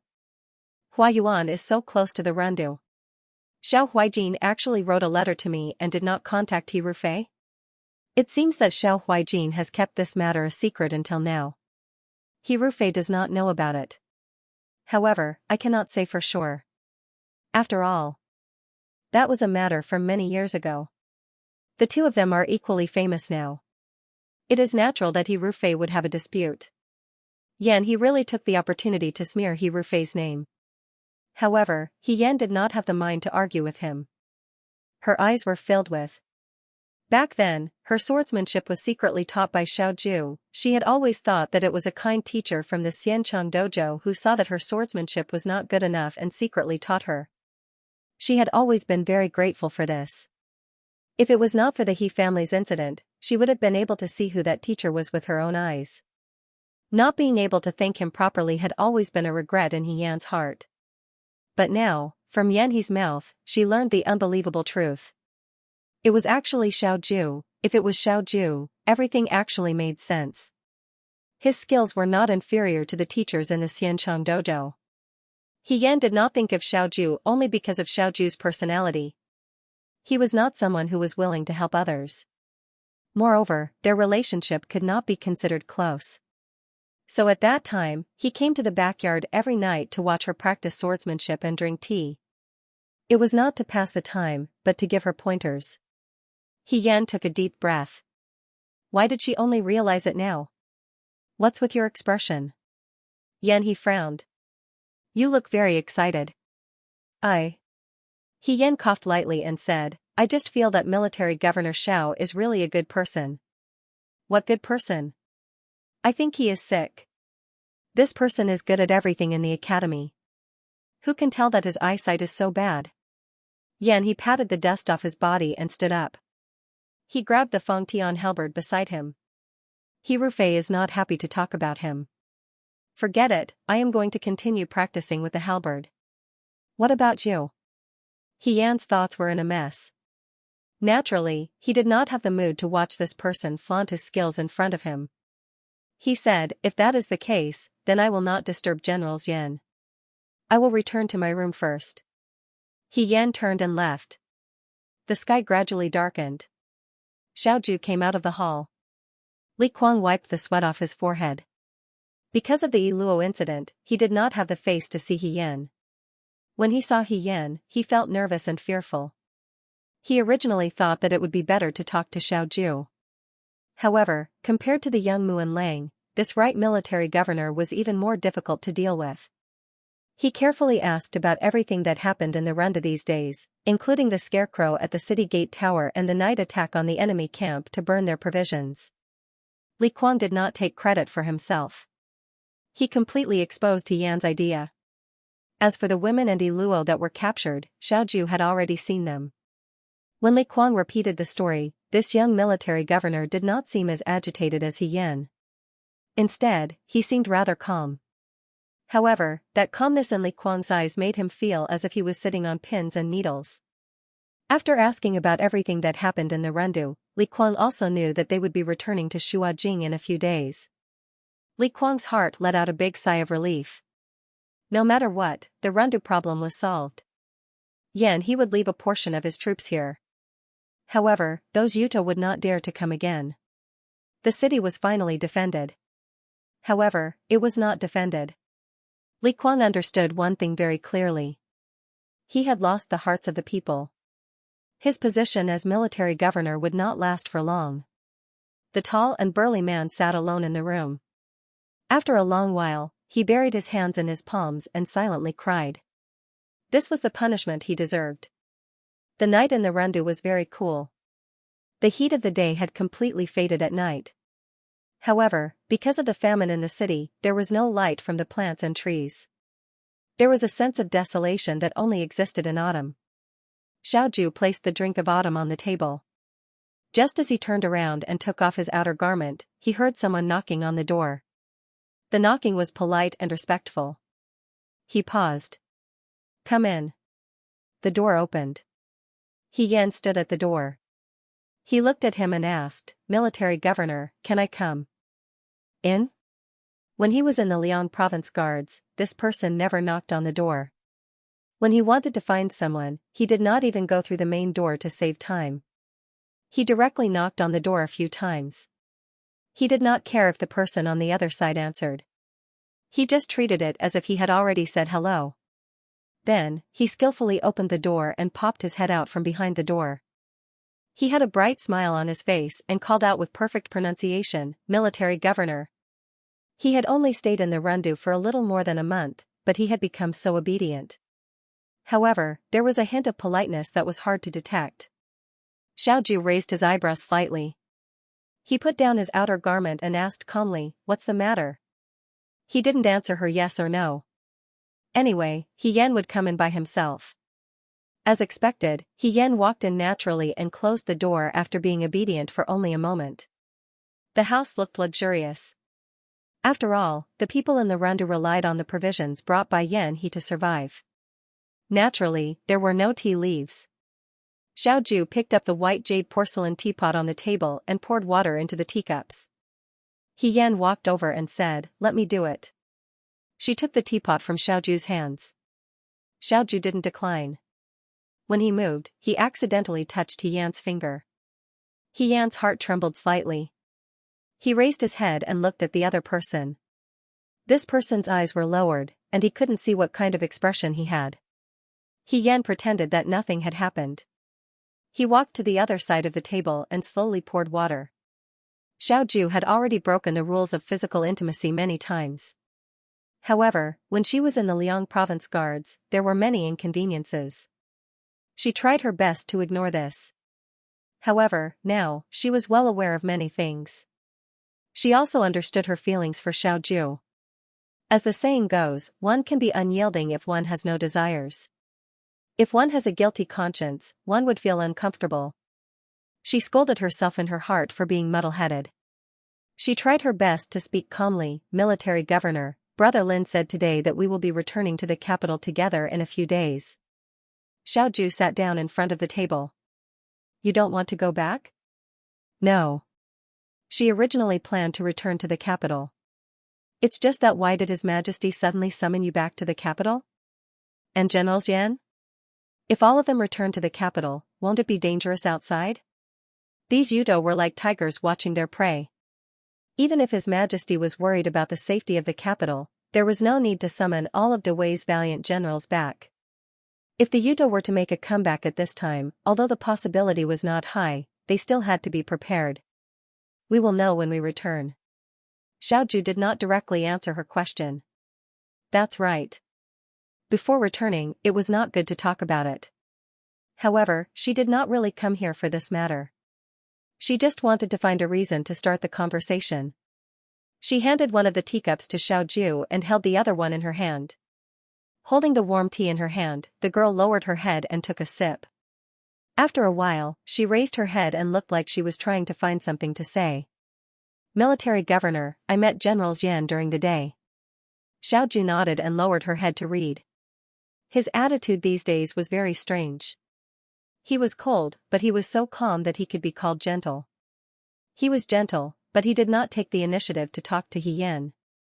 Of course, he did not take the initiative to cause trouble for He Yan. He Yan did not understand this subtle sense of distance. General Xian seems to dislike General Fei Hong very much. He Yan could only bite the bullet and continue. I sat with him for a while and listened to him talk. Only then did I know that Military Governor, General Fei Hong, and General Xian are classmates. Her pretentious tone made Xiaoju pause for a moment. After a while, she said, stay away from him. He Yan pushed the teacup forward and looked at her. I asked General Xian why he hated young Master He so much. General Xian told me. She deliberately dragged her words and looked at Xiaoju's reaction. General Xian was jealous because you taught General Fei Hong swordsmanship every night. That's why he hated him for so many years. He Yan held her chin and asked. With a puzzled expression, so Military Governor, do you actually like General Fei Hong? She looked like a curious subordinate who wanted to hear about her superior's story, but her heart was beating very fast. Although Yan he said so, He Yan still wanted to verify it personally. He didn't know if what Yan he said was true, and he didn't know why Xiaoju did this. Xiaoju closed the book and looked at her calmly. I'm not gay. I didn't say you were gay. He Yan said, what I mean is, do you admire General Fei Hong a lot? That's why you helped him secretly? Were you really the one who taught him swordsmanship every night? Xiaoju did not say anything. Based on his personality, this was a silent admission. He Yan suddenly sat up straight. It was hard to describe how she felt at this moment. After a while, she asked, why did you teach him? Xiaoju looked up at her. Why are you asking this? He Yan lowered her head and hid the emotions in her eyes. I just feel that it's not worth it for you. I heard from General Xian that when young Master He was in the Xianxia school, he was not very good at his studies and was very ordinary in both civil and martial arts. I don't know why the Military Governor chose him to teach him swordsmanship. And you did so much, but you didn't tell young Master He? Does young Master He still not know that you were the one who helped him that year? Don't you think it's not worth it for you to do this? It's just a casual act. There's no need to worry. Xiaoju said calmly, what does it matter if he knows or not? He Yan stared straight at him. She thought to herself, it does matter. If I knew it was him, maybe my feelings for him would have lasted longer. Maybe when Su Zhihing appeared, I wouldn't have fallen head over heels for him. She had been lonely for too long. It was Xiaoju who appeared first, but it was too late for her to fall in love. Xiaoju seemed to have noticed her strange expression. He frowned and said, I feel so sorry for the Military Governor. He Yan smiled. But this young Master He is too much. Even if the Military Governor hides your achievements and reputation and doesn't want others to know about it. Young Master He doesn't even know how to investigate the kind person who helped him silently? If you just let him be, he should have found out about you earlier. The Military Governor also contributed to his current reputation. She was so anxious. Xiaoju looked at her thoughtfully. He suddenly smiled and said, actually, he also tried to find me. He Yan was stunned. Under the light, his face was calm and handsome. He seemed to be reminiscing about the past. His beautiful black eyes were deep and there were ripples in them. It almost made people drown. Actually, Xiaoju had seen He Rufei look for people without rhyme or reason. Every time she wrote on the notes, He Rufei expressed her gratitude to him. Some were fearful, some were clumsy, and there was even one time when she tried to catch him. but how could he catch him? He sat on the tree and watched He Rufei walk under the tree. Although he was wearing a mask, he could imagine this person's dejected appearance. It was inexplicably a little pitiful. He finally relented and agreed to let He Rufei see him. Although the result might not be very happy. Once, he and I agreed to meet at the school. And then? Did you meet him? The elegant man lowered his head and said indifferently, I'm going. But he didn't come that night. When she returned to her room, He Yan lay on her bed, tossing and turning restlessly. The window was open, and a little wind came in, blowing her awake. The conversation she had with Xiaoju was still ringing in her ears. It turned out that on the night she left the He family to join the army, Xiaoju had actually come to meet her. It was just a freak combination of circumstances that caused them to miss each other. Once they missed each other, there wouldn't be another chance. Just like how He Yan didn't know that the person who secretly taught him swordsmanship back then was Xiaoju, the current Xiaoju wouldn't know that the person he secretly helped back then had changed. She tried so hard to hide her identity, and so much she wanted to thank him as his classmate back then. It turned out that she and Xiaoju had so many fateful encounters in both her previous and current lives. It was just that their fates were short, and it just had to happen now. He Yan sat up, thought for a while, and got off the bed with determination. She walked to the table and lit the oil lamp with a match. Zhao Ximing was a scholar, and the 4 treasures of the study were placed everywhere in the room. She ground the ink, found a piece of paper, sat down at the table, and started writing slowly. All the matters in the Rendu were settled in 3 days. It was also time for Xiaoju and the others to leave. Before He Yan left, she found Zhao Ximing. After the Iluo incident, He Yan didn't speak to Li Kuang again. Every time she saw Li Kuang, she would think of the sweet girl with dimples on her cheeks when she smiled. She thought that Li Kuang was the same. Every time he bumped into He Yan, he would avoid her gaze. So there were some things that she didn't want to mention to Li Kuang. Zhao Ximing was sitting in the room, reading official documents. The Rendu was besieged by the Yuto, and the merchants in the city went on strike. Everything was in a mess. Now that the Yuto had been defeated and the Rendu had returned to its peaceful state, it would take time to restore its peaceful days. Master Zhao. He Yan walked into the room and called out to him. Zhao Ximing raised his head from the documents. Seeing that it was He Yan, he paused for a moment, then stood up and said with a warm smile, Xiao He Darren, what brings you here today? Zhao Ximing liked He Yan very much. He was a scholar, so he couldn't get along with a boorish man like Li Kuang. As for Xiaoju and Yan He, one was cold while the other was arrogant. Just looking at them made him fearful. He Yan, on the other hand, was different. He was young, intelligent, brave, kind, and loyal. He was also handsome and elegant. At first glance, one could tell that he was cultured and likable. If it weren't for the fact that his granddaughter was too young, Zhao Ximing would have wanted to recruit this young man as his grandson-in-law. He Yan smiled and said, Lord Zhao is too polite. I am here to bid farewell to Mr. Zhao. Tomorrow, I will be returning to Shuajing with the governor. Thank you for taking care of me during my stay in the Rendu. Zhao Ximing liked this young man even more. Look at him, he even specially came to bid farewell to him. He was very polite. He smiled and replied, Xiao He Darren, please don't say that. You are the benefactor who saved the Rendu. This time, I didn't have much to entertain you when I came to the Rendu. Instead, I caused Xiao He Darren to suffer a lot. If Xiao He Darren comes to the Rendu again in the future, I will definitely treat you well. I hope Xiao He Darren won't hold it against me for being rude this time. He Yan supported Zhao Ximing's hand that was about to bow and said, this junior doesn't dare. He actually addressed him as a junior? Zhao Ximing was stunned. Before he could regain his senses, he saw the young man in front of him looking at him with a solemn expression. Actually, I came here today to ask for Lord Zhao's help. Zhao Ximing was not unfamiliar with this expression. Previously, when He Yan asked his men to help pass a message to Yan he also looked like this. Did he have a favor to ask of him again? Zhao Ximing was very pleased. He Yan looked for him instead of Li Kuang. It was clear that he treated him as one of his own. The things that Muan Lang asked for were usually very easy. It was an honor for him to be able to help. Thinking of this, Zhao Shiming smiled and said, "Xiao He Darren, please feel free to ask. I will definitely do my best."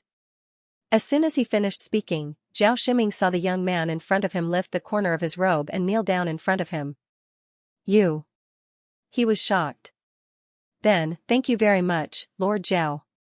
The servants outside did not know what the people inside were talking about. After a while, when He Yan walked out of the door, the servants went in to serve tea. Only then did they see Zhao Shiming slumped in front of the table. He looked absent-minded and his gaze was unfocused. "Master?" The servant called out to him. Zhao Shiming finally regained his senses. He swallowed his saliva and said, "It's nothing, it's nothing." He clenched the letter in his hand tightly. On the other side, He Yan walked out of the door and took a deep breath. She did not know whether her decision was right or wrong, but it seemed to be the best way to get Xiaoju out of the picture. A person walked towards her. She was as delicate and beautiful as a flower. It was Xianxia. When Xianxia saw He Yan, she bowed and greeted He Yan, "He Darren." Now, she did not call He Yan young master He. Instead, she called him He Darren. "Miss Xiang," He Yan replied. When he saw that she was holding something that looked like clothes in her hands, he could not help but take a second look. Xiang noticed her gaze and smiled. "Fourth young master asked this servant to tidy up a bit. We will be leaving for Shuo capital tomorrow. The weather in Rendu is very good, so the clothes will dry quickly." "Returning to Shuo capital?" He Yan frowned slightly. "You are also leaving tomorrow?" Chu Zhao was originally on his way back to Shuo capital, but he was trapped in the city because of the Yuto siege. Now that the Yuto had left, they naturally had to leave as well. However, he did not expect that he would be traveling with Xiaoju. "Yes," Xiang replied with a smile. "Military Governor Xiao also knows that fourth young master is traveling with everyone. There might be other Yuto along the way, so it is better to have more people to take care of each other." Xiaoju did not want to take care of Chu Zhao. However, since Xiaoju already knew about this, it was useless for her to say anything more. That day, when Li Kuang wanted to kill the captive women, Chu Zhao also stood up for him. No matter what his goal was, He Yan should thank him on the surface. "Help me thank fourth young master for standing on the side of the captive women in front of the army commander that day," He Yan said. Xiang's eyes curved into crescents. "Yes, He Darren." After He Yan left, Xiang carried the clothes back into the room. Chu Zhao was standing in front of the window. Xiang packed the clothes into a bag. Her movements were very fast, and in just a moment, everything was packed up. "Fourth young master," Xiang walked to Chu Zhao's side and said in a low voice, "Just now on the road, this servant met Miss He. Miss He asked this servant to thank fourth young master for standing up for the captive women in front of Lord Li." Chu Zhao smiled and did not say anything. After a moment of silence, Xiang said, "Fourth young master should not have done that." Chu Zhao, "Oh? Perhaps the Prime Minister's men are in the city. If the Prime Minister sees fourth young master like this, he will not be happy." Su Jingfu was a person who hated others who acted on their own initiative. Since the Rendu incident had nothing to do with him, not only did Chu Zhao speak up, but he also brought up Su Jingfu. Once Su Jingfu knew about this, he would definitely be unhappy with Chu Zhao. "What's done is done. Don't worry." Chu Zhao smiled slightly. "As for the Prime Minister, I will explain it to him." "Why did young master do that?" Xiang asked softly. "Even if young master did not do anything, with Miss He's ability, no one would be able to make things difficult for her." Chu Zhao did not answer. He only looked at the sky outside the window. Why? It was probably because the way she stood in front of those women reminded him of the time when he was young in the brothel. When someone bullied him, Yi Runmei stood in front of him. In his life, he rarely had anyone to protect him. Other than Yi Runmei, He Yan was the only one who could protect him. She protected those women just like how she protected him in Jiang. One person protected another without any selfish motives, without any blood ties, and without any intimate relationship. She just did it because she felt that it was the right thing to do. She was so flamboyant that it made people envious. She was so upright that it made people jealous. She was like a ray of light that even people who were close to her could not help but be illuminated. That was why he stood up at that moment and thought that he was a righteous and brave person. However, he was not a ray of light after all. He was just a shadow. The day to leave the Rendu had arrived. Li Kuang and Zhao Shiming went out of the city to send them off. The southern prefecture soldiers and the Liangzhou guards did not set off with Xiaoju. They were rushing back to the capital and only brought Yan He's troops with them. The city was bleak. Although there was sunlight, it seemed to be covered with a layer of faint gray. He Yan felt sentimental. The last time she left the Rendu, she was still Deputy General He. She also chatted and laughed with Li Kuang. Now that she was leaving the Rendu, the two of them were no longer the same as before. Time flew by quickly. The grapevines in the Rendu had already grown into new clumps. A group of people stood at the city gate. He Yan was about to get on her horse when she suddenly heard someone's voice behind her. Lord Xiaohe. He Yan turned her head to look. She saw that many people had gathered in front of the Rendu city gate. They did not dare to go forward. They just stood on both sides of the street and looked at them silently. A group of women walked out from the end of the crowd. The one who called out to her was the leader. They were dressed in neat clothes, and there were still scars on their faces that had not yet healed.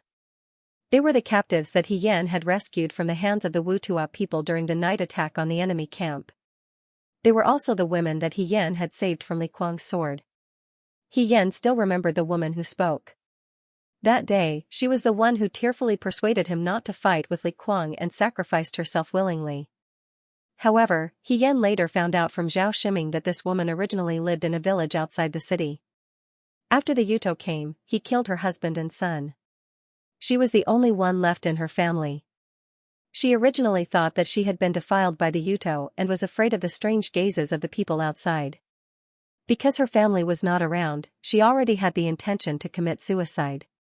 Therefore, when Li Kuang came to find her, she was the first to accept. That day, if He Yan did not stand up, if Xiaoju did not arrive, perhaps these women would have died under Li Kuang's sword. Li Kuang's expression was a little uneasy. There were many things that one did not realize in the current situation. But when things were over and one looked back, one would realize how crazy they were. Those women walked in front of He Yan and knelt down. Without saying a word, they kowtowed to He Yan a few times. He Yan was stunned. You all, thank you, Lord Xiaohe, they said. The women's spirits were much better than before. Perhaps it was the food that He Yan brought that filled their stomachs, or perhaps it was the words that he said that day that gave them the courage to live on. Zhao Shiming walked to He Yan's side and said in a low voice, Lord Xiaohe, these women, those who still have family members have gone home. Those who are homeless have been placed together by the government. They will work, and in the future, the situation that Lord Xiaohe is worried about will not happen. He solemnly promised He Yan, I will take good care of them. He Yan was slightly relieved. He bowed to Zhao Shiming. Thank you, Lord Zhao. Zhao Shiming stroked his beard and smiled. It's my duty. Since they are from the Rendu, as the parent official of the Rendu, I should take good care of them. He Yan also smiled. There were many things in the world that would change for the better bit by bit. As long as someone did it, change would eventually happen, no matter how small the change was. She helped the leader of the women up and said softly, let them get up too. Live well in the future. Remember, I saved your lives. No matter what, don't give up on your lives. The woman nodded. Yan He stood under the city gate, he crossed his arms and said, why does this fellow look more popular than you? He cast a sidelong glance at Xiaoju, isn't he your subordinate? Why aren't you better than him? Lin Shuanghe smiled and said, brother, he is gentle and amiable. Of course, everyone likes him. There aren't many people in the world who are considerate of others. There are even fewer people who are willing to draw their swords for the sake of others' safety. Yan He couldn't stand Lin Shuanghe's unprofessional behavior. He sneered, what's wrong with brother He? Is everyone in the Liang province guard so chaotic? Chaotic? Lin Shuanghe nodded. There are even more chaotic. It's just that you don't know about it. Xiang stood beside Chu Zhao and quietly watched as the girl bid farewell to the women she saved and boarded the carriage. The citizens of the Rendu city and the city guards didn't say anything, but their gazes followed He Yan with gratitude. She was indeed a likable girl, whether it was in Jiang or the Rendu. Let's go. Chu Zhao turned around and boarded his own carriage. The city gates opened and the soldiers and horses marched. The sunlight shone on the end of the long road. It was like a bright road that led to the future. It took 10 days to reach Jinling from the Rendu city. After passing Jinling city, they went straight to Shuo capital. The soldiers and horses that were hurrying on their way sat down and rested in the bushes. Lin Shuanghe was watching He Yan roasting eggs. He was a pampered young master who didn't do any household chores. Naturally, he couldn't do such rough chores. He Yan knew how to cook too, but he saw that the fish he roasted was so black that it was hard to eat. Later on, he decided to do it himself. Xiaoju was talking to Qiwu on the other side. He Yan and Lin Shuanghe sat together. Lin Shuanghe watched her skillful movements and sighed, "Brother He, you're really good at everything. You can climb over walls and beat hooligans. I've seen so many." He lowered his voice, "None of the women can compare to you. Really, sister, when you reach Shuo capital, you'll still be number one in my heart." He Yan threw the roasted eggs into his arms. "You flatter me." Lin Shuanghe hurriedly peeled the shells and asked her, "When we reach Shuo capital, what do you want to do?" "There's nothing in Liangzhou. Shuo capital is prosperous. If you have time, I'll take you to the market every day." What kind of situation was this? This person still wanted to play. He Yan was speechless for a moment. She thought of another matter and asked Lin Shuanghe, "Oh right, why didn't Dr. Shen come with you to Rendu this time? She should be going back to Shuo capital." When He Yan left the Liangzhou guards, she sealed Shen Mushua's acupoints. Although it was to protect her, she wasn't sure what happened to Shen Mushue after that. This time, Xiaoju, Yan He, and Lin Shuanghe came, but they didn't see Shen Mushue. However, Xiaoju was going back to Shuo capital. Shen Mushue had no reason to stay in the Liangzhou guards alone. "Dr. Shen?" Lin Shuanghe answered matter-of-factly, "She's a girl. When Huijin and I rushed to the Rendu, we didn't rest day and night. How can she stand this? If we bring her along, I'm afraid that she'll slow us down. So it's better not to bring her along. As for the medical officer, I alone am enough." Huijin asked Shen Han and the others to bring Dr. Shen over later. He Yan nodded. In the next moment, Lin Shuanghe's face suddenly came close and looked at her mischievously. "Why did you mention Dr. Shen alone? Are you jealous?" "Jealous? Jealous of what?" He Yan was so scared that she almost smashed his head with the tree branch. Hearing this, she just sat up straight and calmly said, "I sealed her acupoints before I left. I just feel guilty." "Is that really the case?" Lin Shuanghe deliberately dragged out his words, "If that's the case, then Huijin's painstaking efforts will be in vain." He Yan, what painstaking efforts? Lin Shuanghe stuffed an egg into his mouth and said slowly, "You won't care even if I tell you. It's better not to tell you." He Yan was so anxious that she wanted to grab Lin Shuanghe's head and shake it with all her might to see what it was that was shaking out. However, Lin Shuanghe was a cunning person when it came to matters between men and women. Moreover, he was close to Xiaoju. If he really got some confirmation and turned around to tell Xiaoju, they wouldn't even be friends. That would be extremely awkward. She could only sit there reservedly. Even though her heart was pounding, her expression was calm and indifferent. "Then I really don't care. Just don't say it." Lin Shuanghe looked at her pretentious appearance and tried his best to hold back his laughter. He thought to himself, "Let's see how long you can hold back. Young people." Ah, young people, thousands of miles away in Liangzhou, the guard station was busy at this moment. Liang Ping was helping to check if there was anything missing in the room. They were about to leave for Shuojing. A portion of the Liangzhou guard was left behind, and the rest were going to the capital. Shen Han was going to leave with them. Liang Ping, Ma Damei, and the other instructors were going to stay at the Liangzhou guard. Shen Mushue was naturally going to leave as well. Many days ago, when Xiaoju and Lin Shuanghe were about to leave for the Rendu, Shen Mushue had asked to go with them. However, he was rejected by Xiaoju. His rejection was very straightforward and she didn't say why. However, when Lin Xuanhe saw Shen Mushua's ugly expression, he tried to smooth things over with a smile. Miss Shen, the situation in the Rendu is critical. Huijin and I will be traveling day and night. How can a girl like you follow us? If you get hurt, even if you don't mind, I won't be able to bear it. In any case, Xinjiao and the others will leave in the future. When you come back together, Xinjiao will take good care of you. The speed of soldiers and horses is slow and there are many of them. Huijin and I will be relieved to protect you. Isn't that right?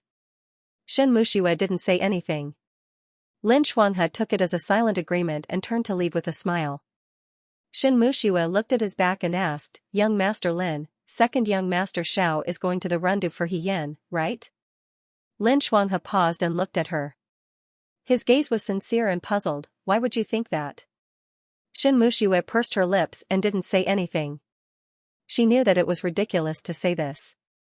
Xiaoju wasn't someone who would easily change for someone, but she still felt uneasy. The sound from outside interrupted her memories. Liang Ping called out to her, Dr. Shen, is there anything else you want to carry on to the carriage?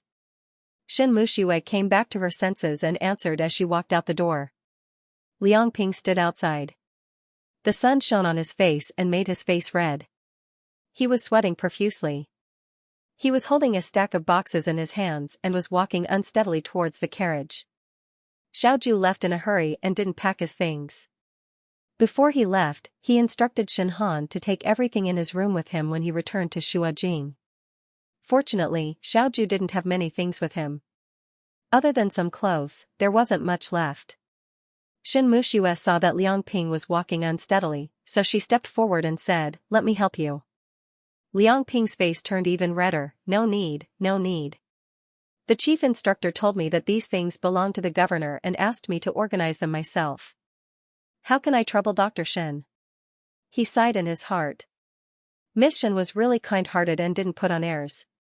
As the daughter of a big family, she didn't despise martial artists like him. Shen Mushue didn't know what Liang Ping was thinking. He only heard that these things belonged to Xiaoju and said, You're carrying so many things at once.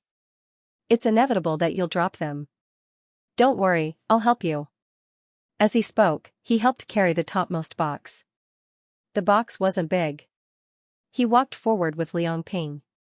Liang Ping wanted to stop him, but it was too late. Seeing that Shen Mushue didn't seem to be struggling, he relaxed a little. He smiled, Thank you, Dr. Shen. The two of them walked to the side of the carriage. Liang Ping let Shen Mushue get on the carriage first. He would go and carry the boxes himself. It was hot outside.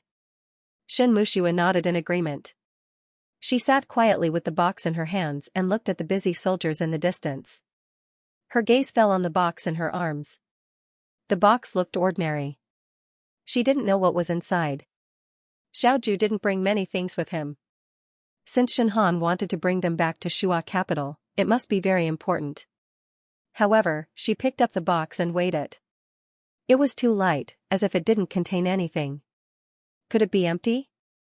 It was rare for her to be curious. It shouldn't be Xiaoju's official documents or letters.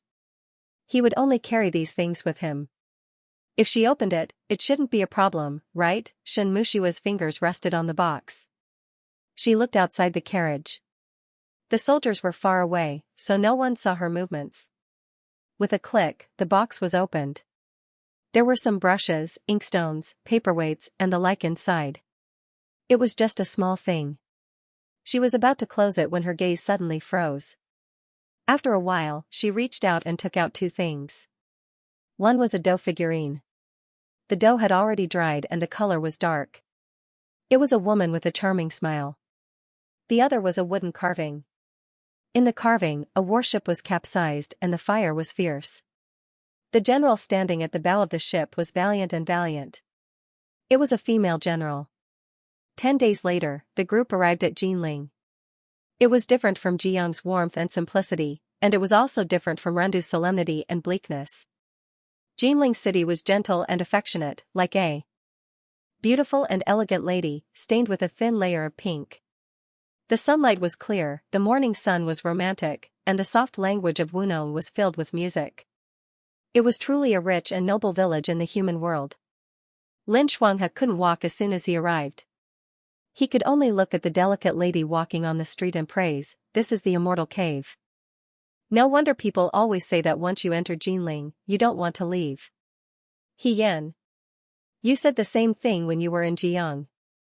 Lin Shuanghe opened his fan, "Brother I'm just doing as the Romans do when in Rome." He Yan, what a good when in Rome do as the Romans do.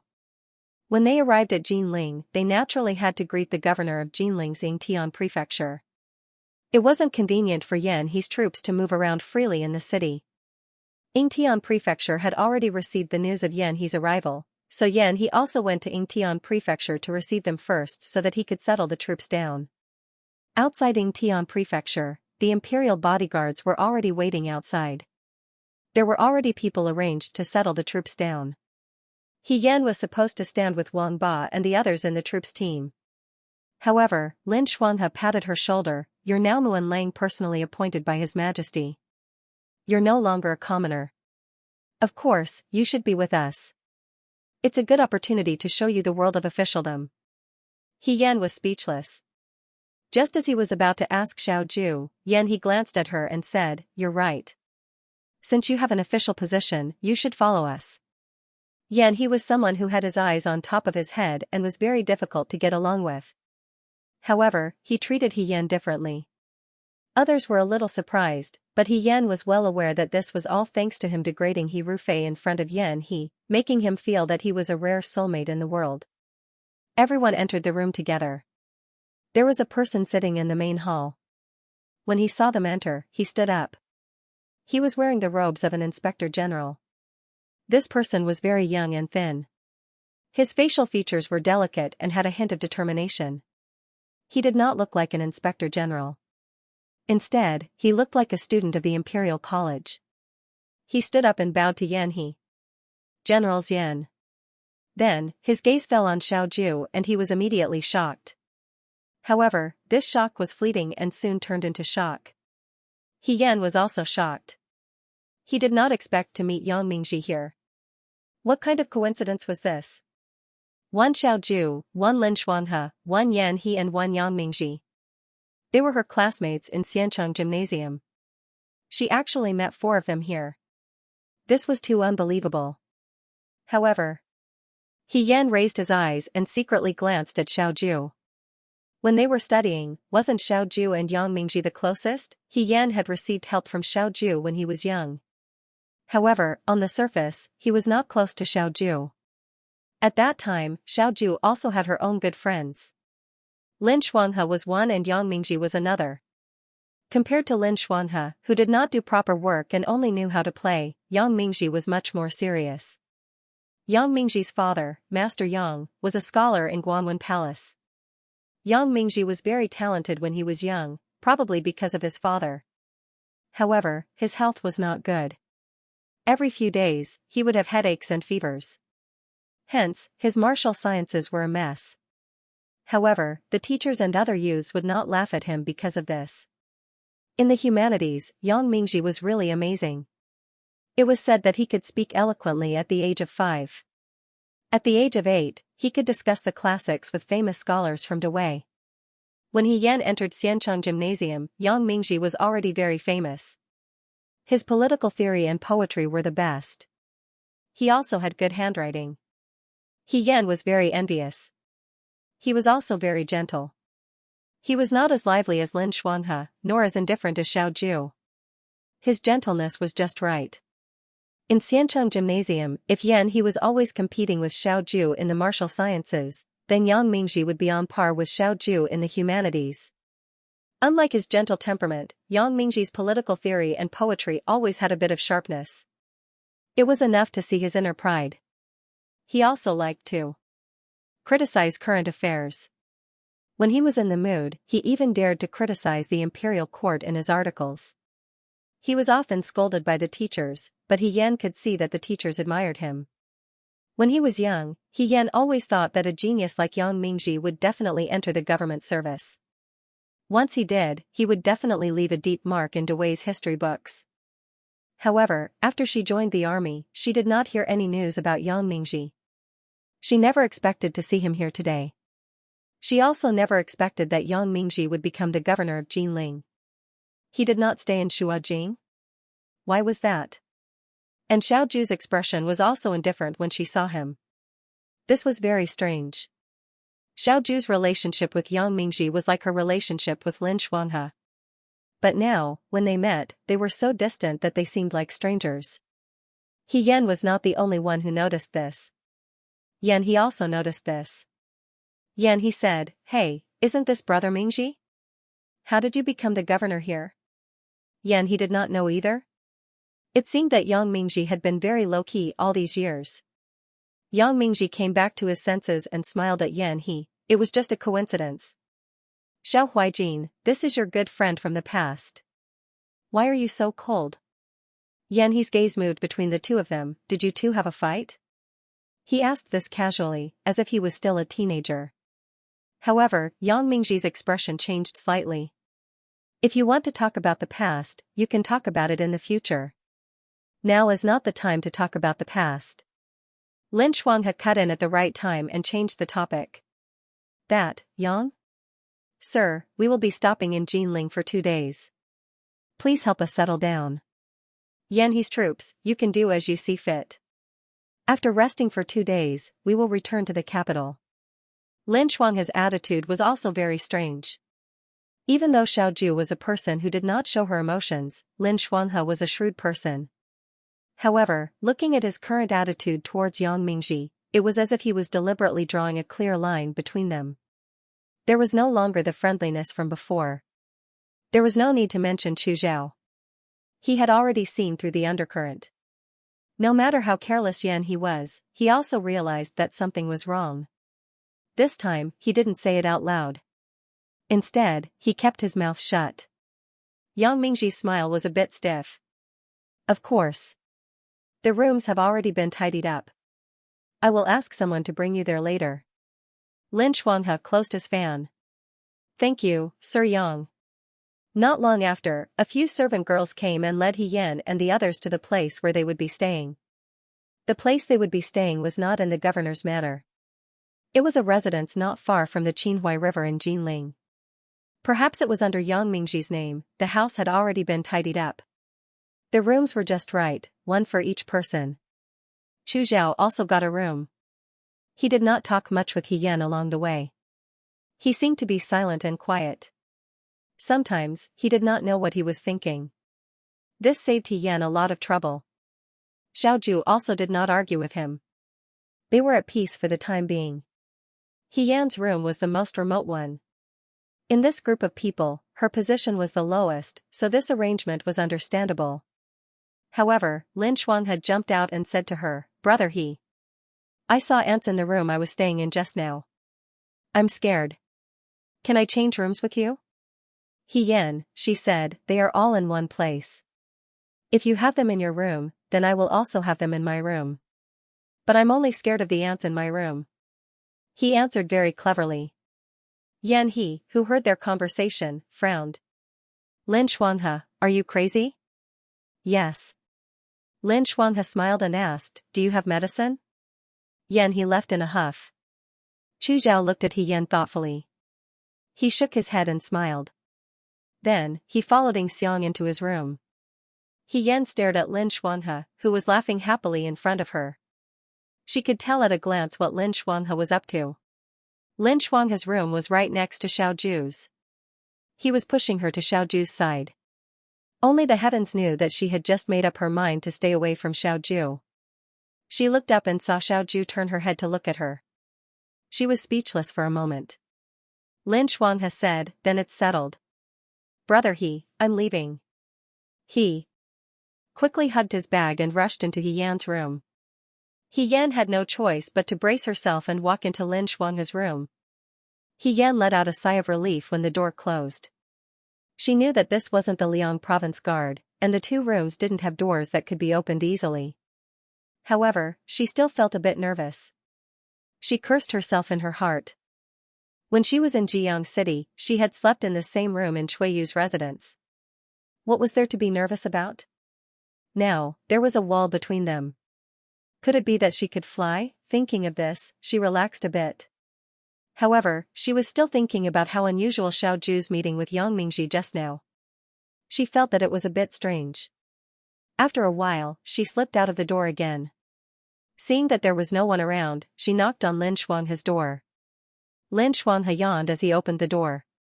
When he saw that it was He Yan, he immediately grabbed the door frame tightly. "Brother He, you have to keep your word. We've already switched rooms, so we definitely can't switch back. I won't leave even if I die." He thought that He Yan was here to switch rooms. He Yan said helplessly, "I'm not here to switch rooms. I have something to ask you." "That's even more unacceptable." Lin Shuanghe said seriously, "I'm a gentleman. We're a single man, a single man. If some people see this, wouldn't it be a big problem?" What nonsense was he spouting? He Yan couldn't be bothered to pay attention to him. He pushed him into the room and followed in, closing the door behind him. Lin Shuanghe was pushed into a chair by He Yan. He covered his chest with both hands and said forcefully, "Sister He, you can't play with your friend's wife. I'm not that kind of person. I'm asking about Yang Mingji." He Yan interrupted him. Lin Shuanghe was stunned. Then, he turned pale with fright. "You've taken a liking to Yang Mingji? Why was there only love in this person's heart?" He Yan took a deep breath. "It's not that I've taken a liking to him. I just want to ask you if anything happened between Official Yang and the governor. Previously, I heard General Xian say that Official Yang is a good friend of the governor. However, when I was outside, I saw that the two of them didn't look like good friends." After saying this in one breath, Lin Shuanghe finally understood the purpose of He Yan's visit. He was stunned for a while. Then, he slowly sat up straight. A worried expression appeared on his usually cheerful face. He sighed and said, "So you've noticed?" He Yan asked, "But did something happen between them?" Actually, Yan Nongguang, Huaijin, and Yang Mingji were classmates. Lin Shuanghe put down the fan in his hand and picked up the teapot beside him.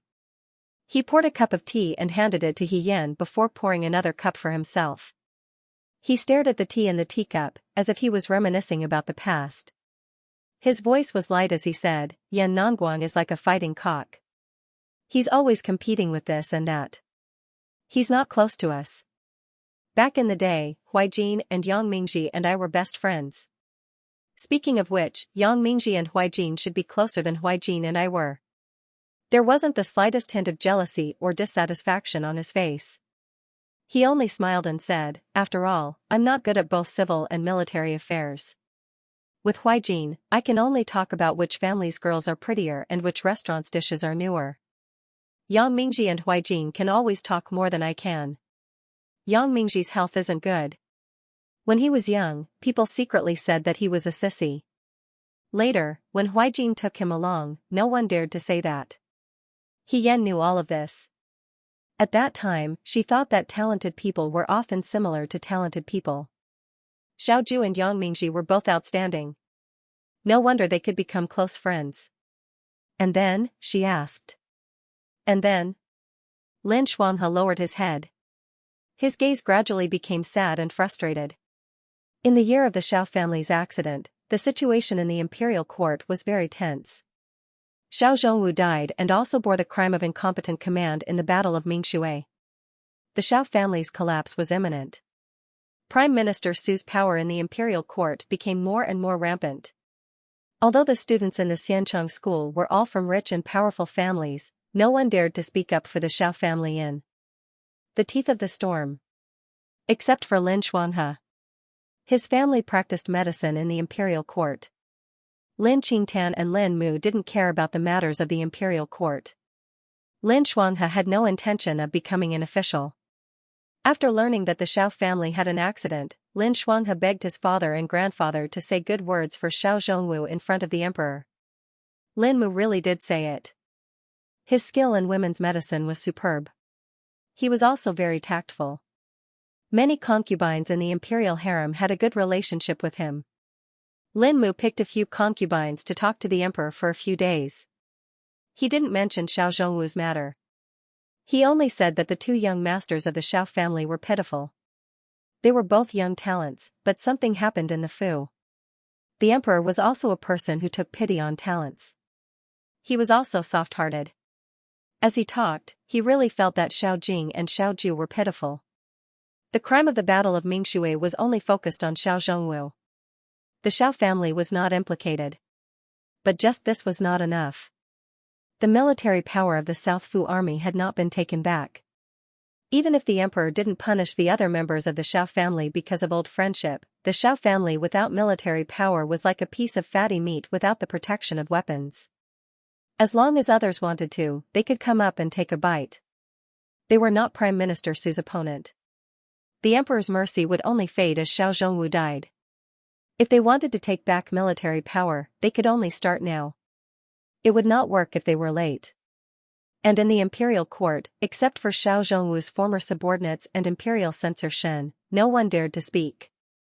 In the Xianxia, Xiao Ju only had two close friends. One was Lin Xuanhe, the other was Yang Mingji. Lin Xuanhe begged his father to speak for Xiao Ju. Yang Mingji's father, Yang Daren, was the scholar of Guanwen Palace Hall. He was once the emperor's hand-picked scholar. Emperor Wen Xian liked him very much. If Yang Daren spoke, the emperor might listen. Xiao Ju asked Yang Mingji for help. Lin Xuanhe still remembered what Yang Mingji said at that time. His eyes were full of anxiety. He patted Xiao Ju's shoulder and said, "Don't worry. I will definitely persuade my father to speak for General Xiao in the imperial court. I asked the emperor to thoroughly investigate the inside story of the Battle of Mingshui. Huaijin, don't worry. Brother Lin and I will always be with you." He was gentle and weak, but his words were powerful. Lin Xuanhe never doubted Yang Mingji's sincerity at that moment. Thinking about it, Xiao Ju also felt the same. So they waited for Yang Mingji's news. 1 day, 2 days, 3 days. Yang Mingji did not come to the Xianxia. He only said that he was sick. Lin Xuanhe and Xiao Ju suspected that Yang Mingji could not leave the residence, or that he was locked up at home. They did not suspect anything else. So after some discussion, the two disguised themselves as servants and sneaked into the Yang residence to find Yang Mingji. At that time, Yang Mingji was practicing calligraphy in his room. There was no lock on the door, no house arrest, and he was not even sick. He looked the same as before. Because he was not as tired at home as he was at school, his complexion was even better. "Mingji," Lin Xuanhe looked at him in surprise, "why didn't you go to the school?" "Huaijin and I thought something had happened to you." Yang Mingji stood up and looked at them. More accurately, he looked at Xiao Ju. He did not speak. Xiao Ju seemed to understand something and said, "Your father." "Sorry." Yang Mingji did not wait for Xiao Ju to finish speaking before interrupting him. "I have broken my promise to you before. My father cannot speak for General Xiao." "Why?" Lin Xuanhe was anxious. "Didn't we agree?" "It's fine," Xiao Ju spoke. He lowered his eyes and said, "I forced you to do this. You don't need to apologize." Lin Xuanhe did not speak. He knew how difficult it was to ask for an explanation at this time. He should not have blamed Yang Mingji. However, the greater the hope, the harder it was to bear the disappointment. He Yan looked at the person in front of him and asked in confusion, "Because of this, did the governor and Governor Yang break off their relationship?" Perhaps it was not that Governor Yang did not work hard for this matter. But because Scholar Yang was unwilling to let it go, he did not succeed. She did not believe that Yang Mingji was a cold-blooded and heartless person because Yang Mingji was actually very kind and amiable. When he was at Xianxia, he Yan did not receive much kindness from the youths. Yang Mingji was definitely one of them. Moreover, a person who was passionate about poetry and policy should be especially righteous and passionate. Lin Xuanhe did not immediately answer her question. He was silent. After a while, he said, "I thought the same that day. Perhaps Yang Mingji had some difficulties." And then? "And then before we left, Yang Mingji said something." His voice was slightly uneven, and the shadow of the past appeared in front of his eyes. Yang Mingji stopped the two people who were about to leave and said, "Huaijin, have you ever thought that perhaps there was no inside story behind the Battle of Mingshui, and that it was because of General Xiao?" Xiao Ju had already walked to the door. Hearing this, he turned his head. The youth's expression was calm, and the outline of his face was as beautiful as a painting. He did not speak. He just walked to Yang Mingji's side and threw a punch. That punch was really ruthless, Lin Shuanghe hissed and gloated. Yang Mingji's health was not good. He was beaten to the point that he had to lie in bed for half a month. Lord Yang was so angry that he almost wrote a memorial, but in the end, he did not. Perhaps he felt sorry for Huaijin. But it was useless, Lin Shuanghe sighed slightly. Not long after that, Huaijin went to the palace to ask for an order. He took 3,000 people to Gua City and became famous after that battle. He Yan did not expect that there was such a thing between Yang Mingji and Xiao Ju. After listening to Lin Shuanghe, he thought for a while. Indeed, Yang Mingji's last words were too hurtful. But why would he do that for no reason? If he did not want to help, then he did not want to help. Why did he have to stab people in the heart like that? Moreover, with Yang Mingji's original personality, he would not be so sharp and mean. If He Yan thought this way, as Yang Mingji's former good friend, Xiao Ju should have thought of this. He Yan asked, what happened after that? Did the governor not contact Sir Yang anymore? Was there any misunderstanding? Lin Shuanghe shook his head. After Huaijin led the troops to Gua City, he rarely returned to the capital. However, not long after Huaijin left, Yang Mingji stopped studying at the Xianxia school. Originally, with his talent, I thought that he would be the top scholar and stay in the capital. With his father's relationship and his own ability, it would not be difficult. However, since then, he seemed to have disappeared without a trace. We are all brothers. He was indeed in the wrong about Huaijin. After that, I stopped contacting him. Therefore, I don't know when he became the governor of Jinling City. It seemed that these brothers had really parted ways. He Yan thought to himself. At this moment, there was a knock on the door, followed by Yan He's impatient urging, Lin Shuanghe, open the door. Lin Shuanghe got up and walked to the door to open it. As soon as he opened the door, he saw Yan He standing at the door. Lin Shuanghe smiled. General Yan, may I know why you are looking for me at such a late hour? Yan He was about to speak when he saw He Yan in the room. He asked suspiciously, why is he in your room? I'm here to see if there are any ants, He Yan said. If there are, I can chase them away for Brother Lin. Yes, yes, yes. Lin Shuanghe said seriously, I invited her here to drive the ants away. Don't randomly suspect my relationship with her. What nonsense. Yan He frowned. Hurry up and change your clothes and follow us. Where are we going? Lin Shuanghe was baffled. Yan He coughed lightly. I'll get someone to tell Yang Mingji that we'll be going to the Qinhuai River for a cruise tonight. As a local governor, he should naturally prepare hospitality for us. Quickly change your clothes and inform Xiao Huaijin. No one had expected Yan He's actions. Lin Shuanghe was dumbfounded. He asked. Why do we need a cruise? With Yang Mingji and Xiao Huaijin's appearance, who are they trying to fool? Yan He said proudly. I can tell at a glance. I'm kind-hearted today and am willing to be a bridge for them. Xiao Huaijin won't come to Jinling every day. If they spend more time together, the misunderstanding will naturally be resolved. He played with the ends of his ponytail. These years, I've been running around outside, so I've learned a lot about the secular world. For example, Xiao Huaijin's personality is not likable. It's impossible for him to resolve the misunderstanding between Yang Mingji and himself. Yang Mingji isn't that annoying. I'm not doing this for Xiao Huaijin. I'm only doing this for Yang Mingji. Seeing that Lin Shuanghe didn't say anything, Yan He raised his chin. How is it? Do you think I'm very magnanimous? Hurry up and thank me for your close friend. He Yan, Lin Shuanghe. I really have to thank you. Yan He was truly a talent. He Yan sighed in his heart.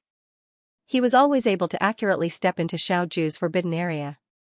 No wonder the two of them didn't see eye to eye when they were in the Xianchang mansion. No need to thank me, Yan He said carelessly. I'll go and tell Chu Xilan. Wait, Lin Shuanghe asked. It's fine if it's Yang Mingji, but why do you have to ask Chu Xilan too? We're all staying here. If he's the only one left, it'll make me look petty. Moreover, as an official, you have to be more tactful. Do you think you're very powerful if you fight like a cockfight? Yan, he sneered. Oh, I forgot. You're not an official, so naturally, you don't know these things. He patted Lin Shuanghe's shoulder and walked towards Chu Zhao's courtyard. Lin Shuanghe and He Yan looked at each other, speechless. As expected of Yan, he pulled in two enemies at once. Yang Mingji wasn't counted. If Chu Zhao was added, Xiaoju would probably be angered to death. She might not even follow them. Sister Lin Shuanghe said, why don't you go and tell Huaijin? He Yan, let's go together. This was going to cost her her life. How could she bear it alone? The two of them dragged their feet and struggled for a moment. Finally, they went to Xiaoju's room and explained what he said. They thought that Xiaoju would definitely not follow them.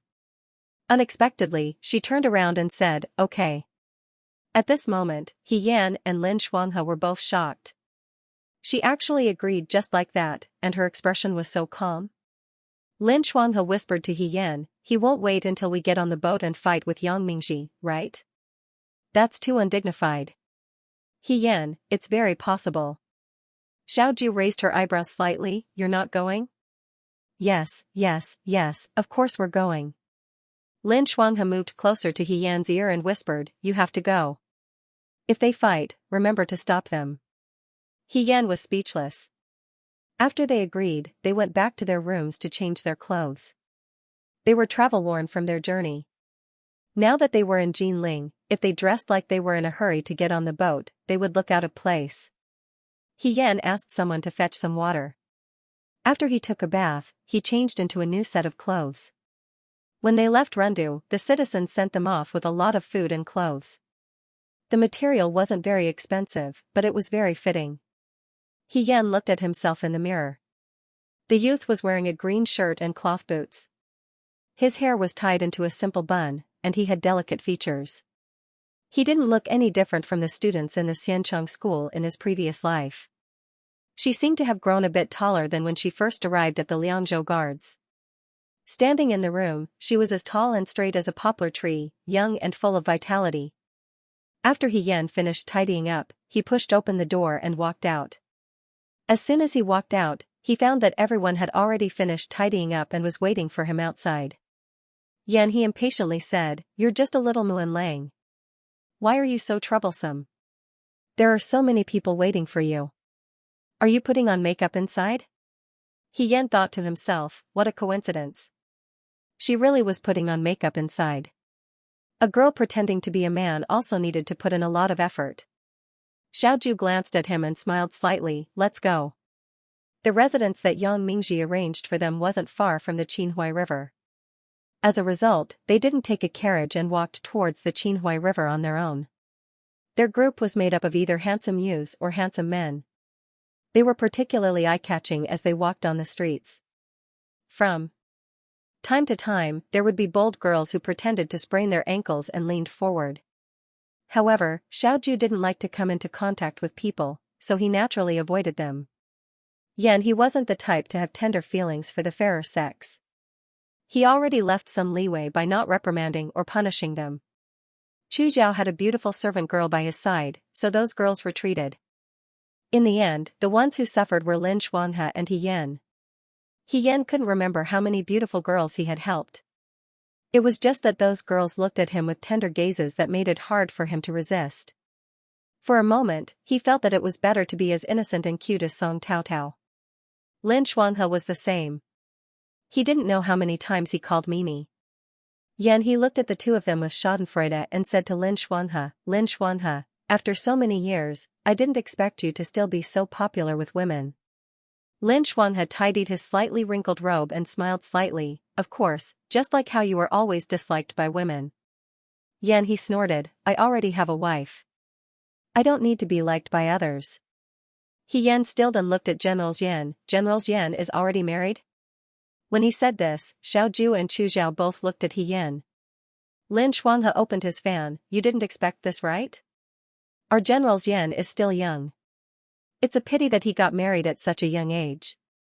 I think you are jealous. Yan, he sneered. He Yan was a little strange.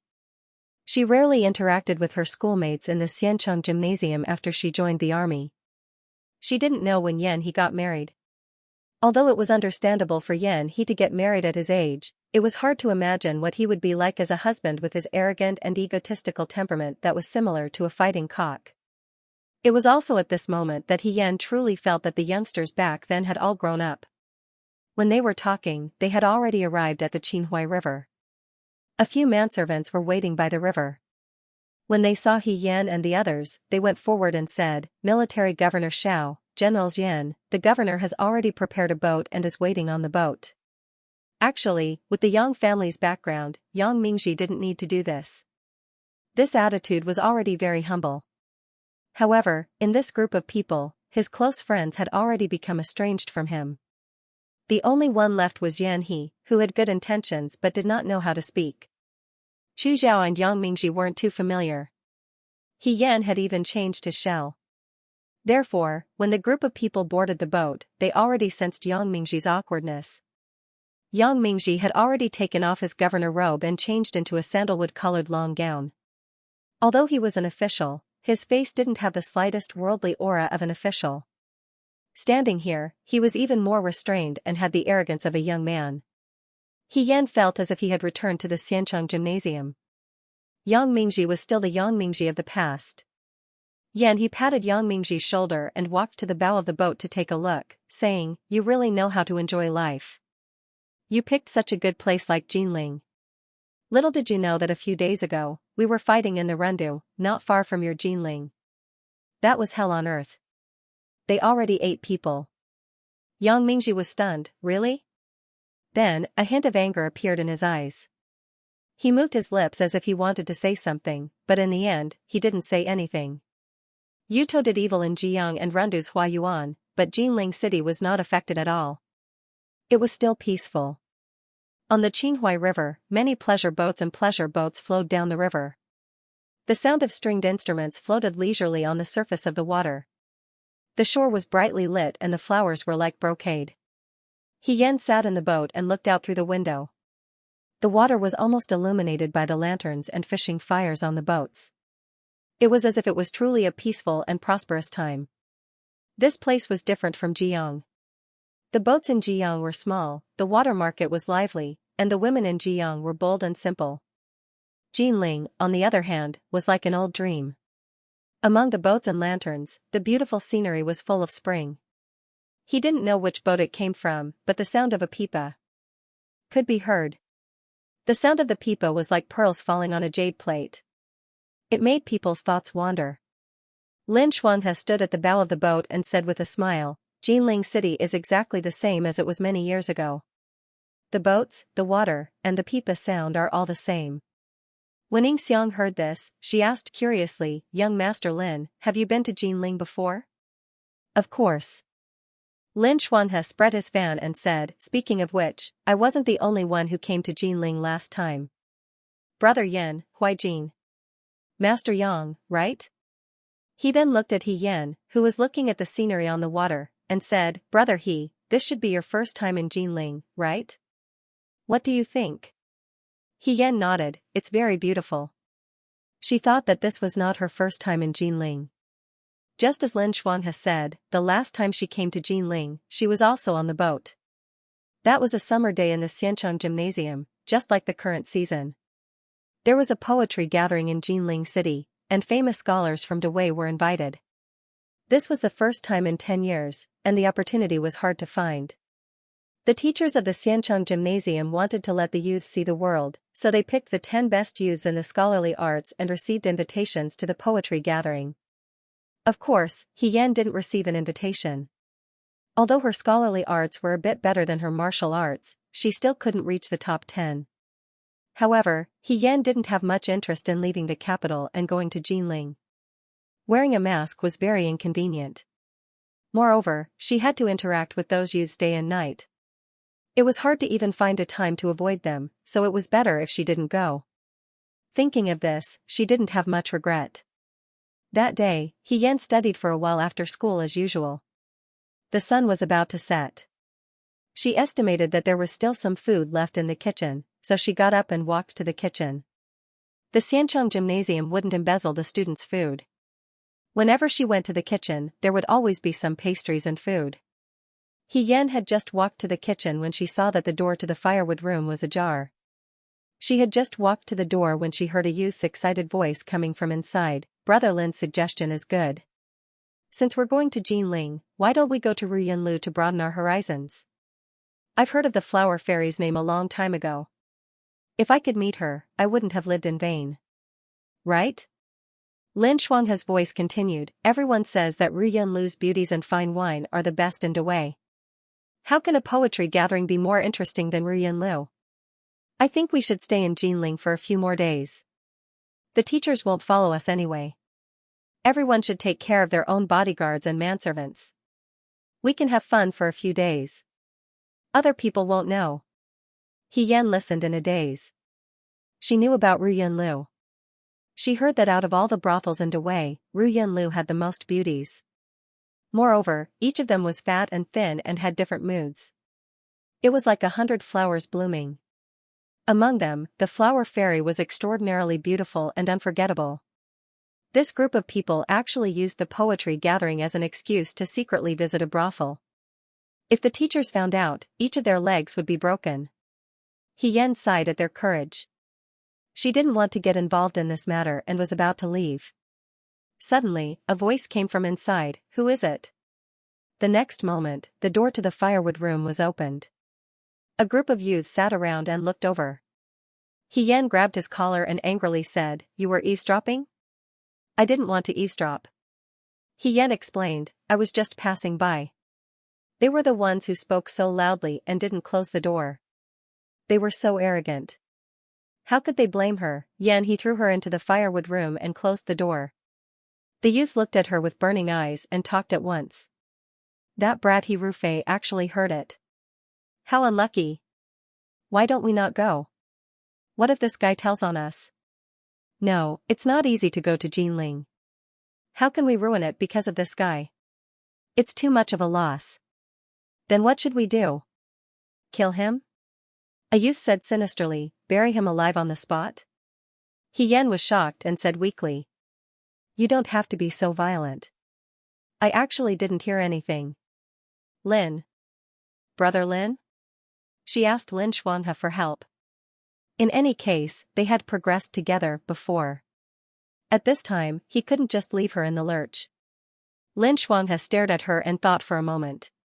He closed his fan. It's not a big deal. I believe that even if brother he heard it, he won't tell on us. Is your belief useful? Yanhe's face was very dark. Are you going to take responsibility if something happens? I won't take responsibility. However, we can just bring him along. Lin Shuanghe spread his hands, this way, he won't harm himself. Lin Shuanghe could always come up with a strange solution for these things. Xian struggled, sir won't agree. I don't have an invitation, you don't have to worry about that. Lin Shuanghe smiled, leave it to me. Just like that, Xian was forced to go to Jinling with the other youths. Lin Shuanghe didn't know where he got the invitation, but Sir agreed. Although madam he was a bit uneasy, He Yuanxing was very supportive. As long as it was something that could bring glory to He Rufei, he was very supportive of it. Therefore, without much effort, Xian went to Jinling with the other youths for the first time. They went by water. It was Xian's first time on a big boat. He vomited so much that he almost threw up his heart and liver. The other youths didn't like to bring a burden like him, so they laughed at his weak body. The only one who had a good relationship with Xian was Lin Shuanghe, but he had already become good friends with the boatman's daughter. When he was free, he would tell stories to the boatman's daughter, which made her laugh non-stop. He didn't have time to care about brother He who was forced to go on this long journey because of him. Xian couldn't say anything about the bitterness in his heart. He raised his head and leaned against the side of the boat, listening to the cheerful laughter of the youths playing cricket. He looked at the cold moon in the sky and felt the cold wind blowing. His heart was particularly cold. Just as he was thinking about whether or not he could fish on this boat, he suddenly saw someone patting his shoulder from behind. Xian subconsciously turned his head. The next moment, something cold was stuffed into his mouth. He was shocked and wanted to scream, so that things slid down his throat and into his stomach. Cough cough cough, Xian coughed violently and looked at the person in front of him. The white-robed youth supported himself with both hands on the side of the boat and casually looked at her. Under the moonlight, his pupils clearly reflected his own image. Xian hurriedly touched his throat and asked, "You, what did you give me to eat?" Xiaoju lazily said, "Poison." "What?" Xian turned pale with fright. "Shoo," he supported his chin with one hand and looked at the distant flowing water. "Don't scream. If you scream too loudly, you will die very quickly." Xian's tears were about to fall. "I have no grievances with you. Why do you want to harm me?" The youth's mouth twitched. His usually lazy face had a hint of evil. "Isn't this because I am afraid that you will tell on me?" "I won't tell on you." Xian panicked. "Quickly give me the antidote." "There is no antidote," Xiaoju indifferently replied. "There is no antidote." He didn't look like he was lying. Xian was stunned for a moment. He only felt that his legs were weak. He couldn't support himself and sat down on the ground. "Why is it like this? So these youths tricked me into coming out just to make it easier to kill me. It seems that this place is indeed very suitable for killing people. If a dead person is thrown into the river, there will be no trace of them. But if they are eaten by fish after they die, will it be cold?" At that time, she was not very brave and had many thoughts. After thinking for a long time, she finally raised her head and asked the youth standing at the bow of the boat, "How many days do I have left to live?" Xiaoju didn't expect her to ask this question. He was startled for a moment and snorted, 5 days. 5 days. Xian murmured, "Only 3 days until we reach Jinling." "Well, there are still 2 days left. I can go and see the flower fairy. Since I am going to die, it is not a loss to see the beauty before I die." She thought so. Xiaoju sneered and didn't answer. Xian hugged the mast of the boat and sat for a while. After an unknown amount of time, she stood up and walked in shakily. After 2 steps, she suddenly realized something. She didn't vomit. Xian understood in hindsight. He jogged in front of Xiaoju. She looked up and asked him excitedly, "Huijin brother, I don't get seasick anymore. Did you just give me medicine for seasickness?" Although the mask covered her face, it couldn't hide the smile on her face and the joy in her voice. Xiaoju looked at her indifferently and curved his lips. Although his tone was gentle, his words were harsh. "Idiot." He turned and walked in. Xian looked at his back and felt that this person was really boring. Medicine for seasickness was fine. Why did he have to tease and scare her? Although she was really scared. Xian couldn't help but laugh when she remembered the funny things that happened when she was young. In the boat not far away, the sound of the pipa came from a woman's singing voice. "Song mountain far away, Wu mountain far away, the small boat travels all the way, the dream is hard to pull back," fleeting life song several times. "It's hard to think, it's hard to hate, but now you and I are separated, the spring breeze is old and young." The woman's voice was gentle and clear. It was even more moving than the sound of the pipa. Lin Shuanghe pointed at the boat with his fan and said, "That's it." Back then, the flower fairy's music was like this too. It lingered in the air for 3 days. He suddenly froze.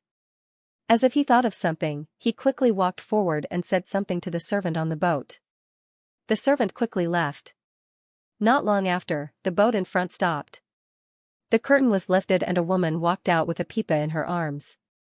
The woman was wearing a light red dress. Her eyes were half curved and her lips were like cherry blossoms. She was soft and gentle, charming and delicate. Standing at the bow of the boat, just her appearance alone was enough to make people's hearts ripple. The lights on the boat made it difficult for people to see her face clearly. However, even if they couldn't see her clearly, they knew that she was a peerless beauty. She held the pipa in her arms and didn't speak. She just bowed to the crowd. It was like an old dream by the Qinhuai River, illuminating the ignorant eyes of the youths. "Traveling fairy?" Lin Shuanghe said in surprise. Huayu Xian, Xian was stunned. Everyone on the boat was stunned when they heard this name. The singer holding the pipa was also shocked. She looked at Lin Shuanghe and stared at him for a long time. Then, she called out uncertainly, "Young Master Lin?" It really was Hua Yuxian. He Yan quickly walked forward. He rubbed his eyes subconsciously, afraid that this was all just a dream. Who would have thought that Lin Shuanghe would really meet Hua Yuxian just as he mentioned her? But, why was Hua Yuxian in Jinling? He Yan was not the only one surprised. Lin Shuanghe said, aren't you married? You followed that scholar surnamed Wang to Yangzhou? Why are you in Jinling? Am I dreaming? He turned to look at everyone. Their reactions told him that it was indeed true. Hua Yuxian looked at everyone on the boat. She was also excited. She calmed herself down and said, I have divorced my husband. Yangzhou is not my hometown after all, so I decided to come back to Jinling. I have only been in Jinling for half a month. I did not expect to meet all the young masters here. Her eyes curved. She was as charming as before. It has been many years since we last met. How are the young masters? Lin Shuanghe moved his lips. After a while, he said, I am fine. But Miss Yuxian, you are now. I have returned to Ruyunlu. Hua Yuxian was very calm. I have always grown up in Ruyunlu. In Jinling, Ruyunlu is also my home. She looked at everyone. If the young masters have nothing to do, why don't you go to Ruyunlu later? Ruyunlu is not as good as it used to be, but it is not bad. Lin Shuanghe turned and asked everyone, let's go to Ruyunlu. It has been so many years. I want to see it again. This time even Yan He, who was always picky, did not say anything. Everyone agreed at the same time. Hua Yuxian saw this and smiled. She ordered the boatman to lead the two boats to the shore. He Yan stared at the blurred lights on the shore. He could not calm down. Half of the beauties in Jinling City were from entering Cloud's restaurant. Every girl in the brothel had a flower name when they reached a certain age. Only Hua Yuxian didn't have a common name like Peony or Peony. She had chosen her name herself. Taking this from a travelogue, it was said that in the country of Qiuzi, there was a pillow, the color of agate. The pillow was the 10 continents, the 3 islands, the 4 seas, and the 5 lakes were all in a dream. It was named the Traveling Immortal Pillow. When Hua Yuxian was young, she especially loved reading travel books. She hoped that she could marry a lover in the future. She longed for her future husband to take her everywhere. He named himself Traveling Immortal. The mother of Entering Cloud's tower also felt that this name was very good, so she called it Flower Fairy, Flower Fairy. When Hua Yuxian was 14 years old, she was already famous in Dawei because of her beauty. She was also very talented and knew everything about music, chess, calligraphy, and painting. Many princes and young masters were willing to throw away a lot of money in exchange for a smile from a beauty. Naturally, she was fully deserving of the title of top courtesan in Entering Cloud's tower. For the youths of Xianchang Dojo, Hua Yuxian was like a fairy from the 9th heaven. Not to mention that the courtesans of the brothel were inferior, for children like them who had strict upbringing and would be beaten until they couldn't get out of bed when they entered the brothel. Hua Yuxian was simply an unattainable dream. They didn't want to get close to her or anything.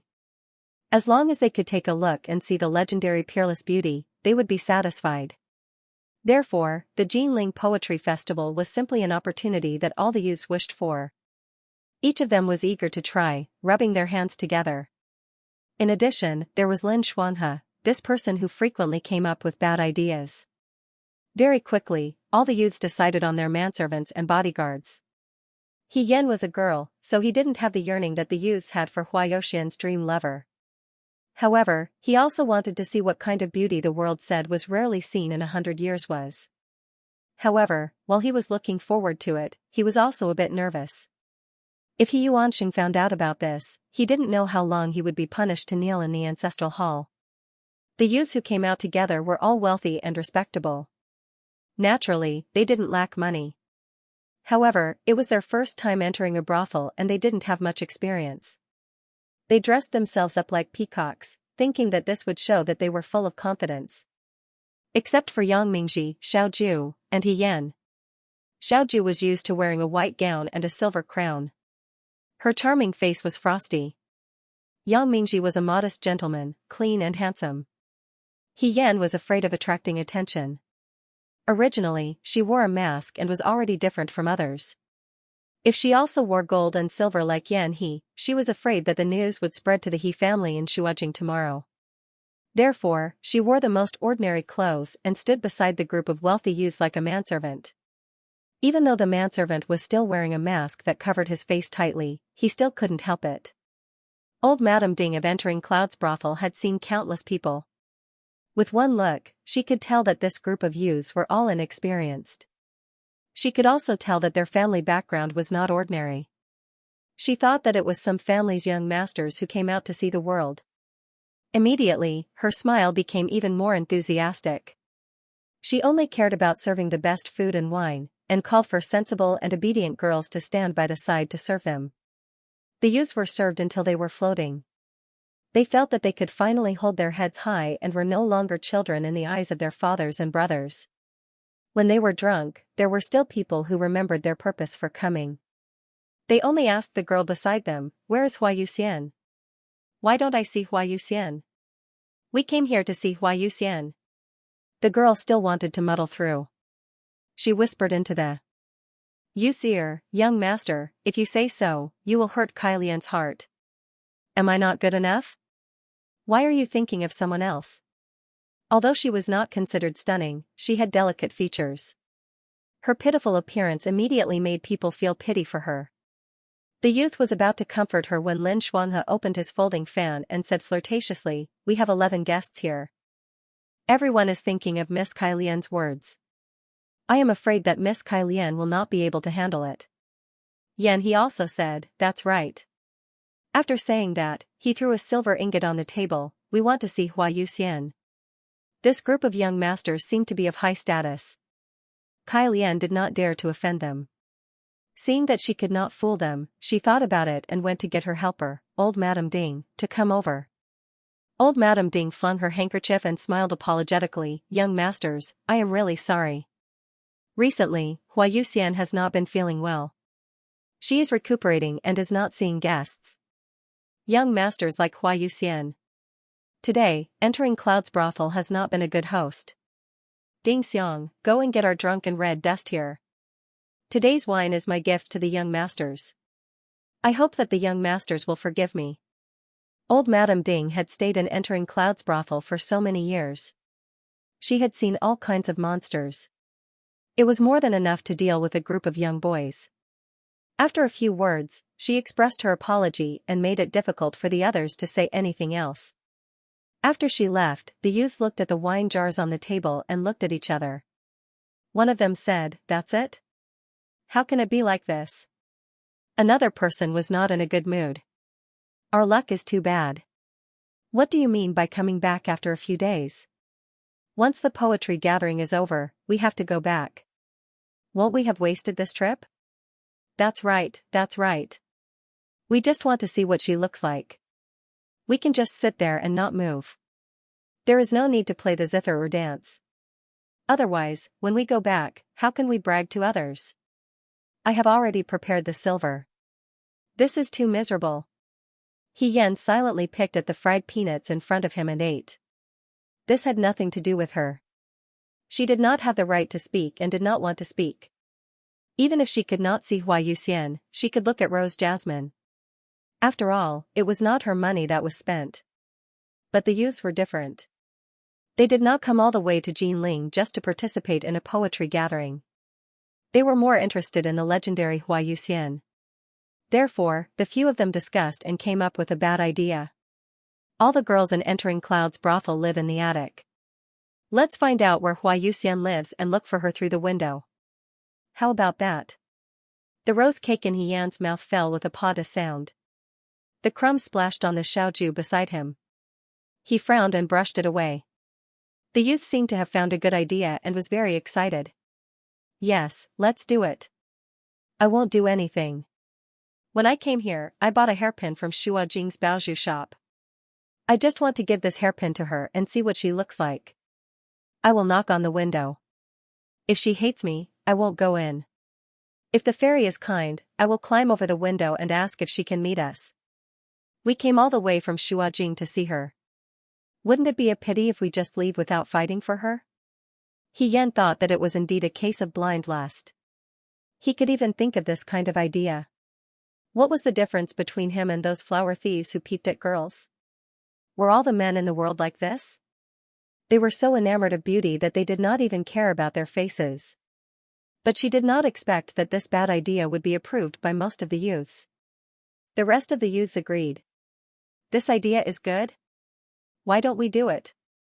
Little Xian restrained herself, but it was probably because she was a woman, so she couldn't help but remind them, if someone finds out, they'll think that we're flower thieves. Moreover, if we enter without an invitation, won't we ruin the reputation of the flower fairy? At that time, the youths were pure and innocent. They did not think that the girls in entering Cloud's brothel did not have a reputation to speak of. After thinking for a while, someone said, "We will knock on the window from outside and pass her a note. If she agrees, we will go in. Before that, we will not enter her room." Xian was speechless. What was the difference? The youths immediately went to find out where Hua Youxian's room was. Although they were a little stupid when it came to sex, they were not really dumb. After all, they were the youths specially selected by Xianchang Hall to participate in the poetry competition. Each of them was smart and generous. Not long after, they found out where Hua Youxian lived from the other girls. Hua Youxian lived on the top floor of the attic. There was a lake behind the house, and there was no one else around. Among the 10 youths, most of them were quite skilled. Generally speaking, the students in Xianchang Hall were not too biased in their studies and martial arts. It was rare to find someone like Yang Mingji, who was good at his studies but terrible at martial arts. The leader of the youths rubbed his palms and was eager to try. He even turned to ask Xiaoju and Yan He, "Why don't you two go first?" After all, these two were the best in martial arts. Climbing over a wall was as easy as walking on flat ground. Xiaoju said, "I'm not going." Yan He said in disgust, "I'm not going either. I'm not a pervert." Lin Shuanghe wanted to go, but he was not good at martial arts. His back hurt from walking too much, let alone climbing over a wall. He could not be the first to go. Yang Mingji had always been polite. He had been forced to come to Cloud Tower by the others, so he would not do something so impolite. Xian's words were automatically ignored by the youths. When the youth saw this, he did not say much. He only spat twice on his hands and silently climbed up with the rope. Xian stood on the ground and looked at the disappearing dot in the night sky. He thought to himself, "That's a little too much." One person climbed through the window, while the others kept watch. After all, if something happened to one person, the students in the hall would not be able to escape. No one wanted to go back and be punished by the family. That was why they kept a close watch. However, the security at the back of Cloud Tower was very lax. They probably thought that no one would dare to openly kidnap someone at this time. Xian was about to break his neck when there was finally some movement on the other side. The rope shook. Not long after, the youth who went up came down. He was excited and his face was flushed red. His classmates beside him asked, "How was it? Did you see her?" The child nodded furiously. The crowd became even more enthusiastic. "How was it? Is the flower fairy really as amazing as the rumors say?" He nodded furiously again. Then how is she?" This person was protective of the fairer sex. He still remembered that the flower fairy had not been feeling well recently. "Is she very haggard? Is it serious? Do we need a famous doctor to take a look?" The youth puffed up his cheeks and said after a while, The flower fairy is locked in the house and under house arrest. When I passed her the note, she opened the window and let me in. She even asked me if I could save her." Everyone looked at each other, not understanding what he meant. Lin Shuanghe put away his fan and asked doubtfully, "Do you mean that Cloud Tower mistreats her?" The youth nodded, then shook his head and stomped his foot. "I don't know. Forget it. Come with me." Everyone was dumbfounded. Xian's heart skipped a beat. This matter was getting out of hand. "It's okay. The flower fairy said that those people only go to her house twice a day. After today, they won't go again. Her door is locked and there are guards downstairs. We can go up and ask what's going on. If there's really a problem, as men, we can't just leave her in the lurch, can we?" Young men around the age of 10 were always looking forward to the day when they could become the hero who saved the beauty. The more beautiful the beauty was, the more powerful the hero would be. If the beauty was a peerless beauty, it would be even better. The hero would definitely become a legend. Xian subconsciously refused. This isn't good, right? How about I stay here and keep a lookout for you? I won't go up. The youth looked at him with burning eyes. What's not good about it? You're weak and easy to bully. If there's any movement, you might run away first. We don't trust you. Brother Mingji, your body is weak. Why don't you keep a lookout? Yang Mingji couldn't ask for anything more and agreed. Xiaoju and Yan he didn't want to go, but after being coaxed by the youths, they finally agreed. Yan wanted to vomit blood, but he couldn't do anything about it. He followed the crowd and climbed up the rope to the attic. The windows of the attic were already open. The youths went in one by one. When they entered the room, they suddenly felt a woman's fragrance. There was only a dim oil lamp in the room. Under the oil lamp, there was a peerless beauty sitting on a rattan chair. There were actually many beauties in Shua City, but the woman in front of them was captivating.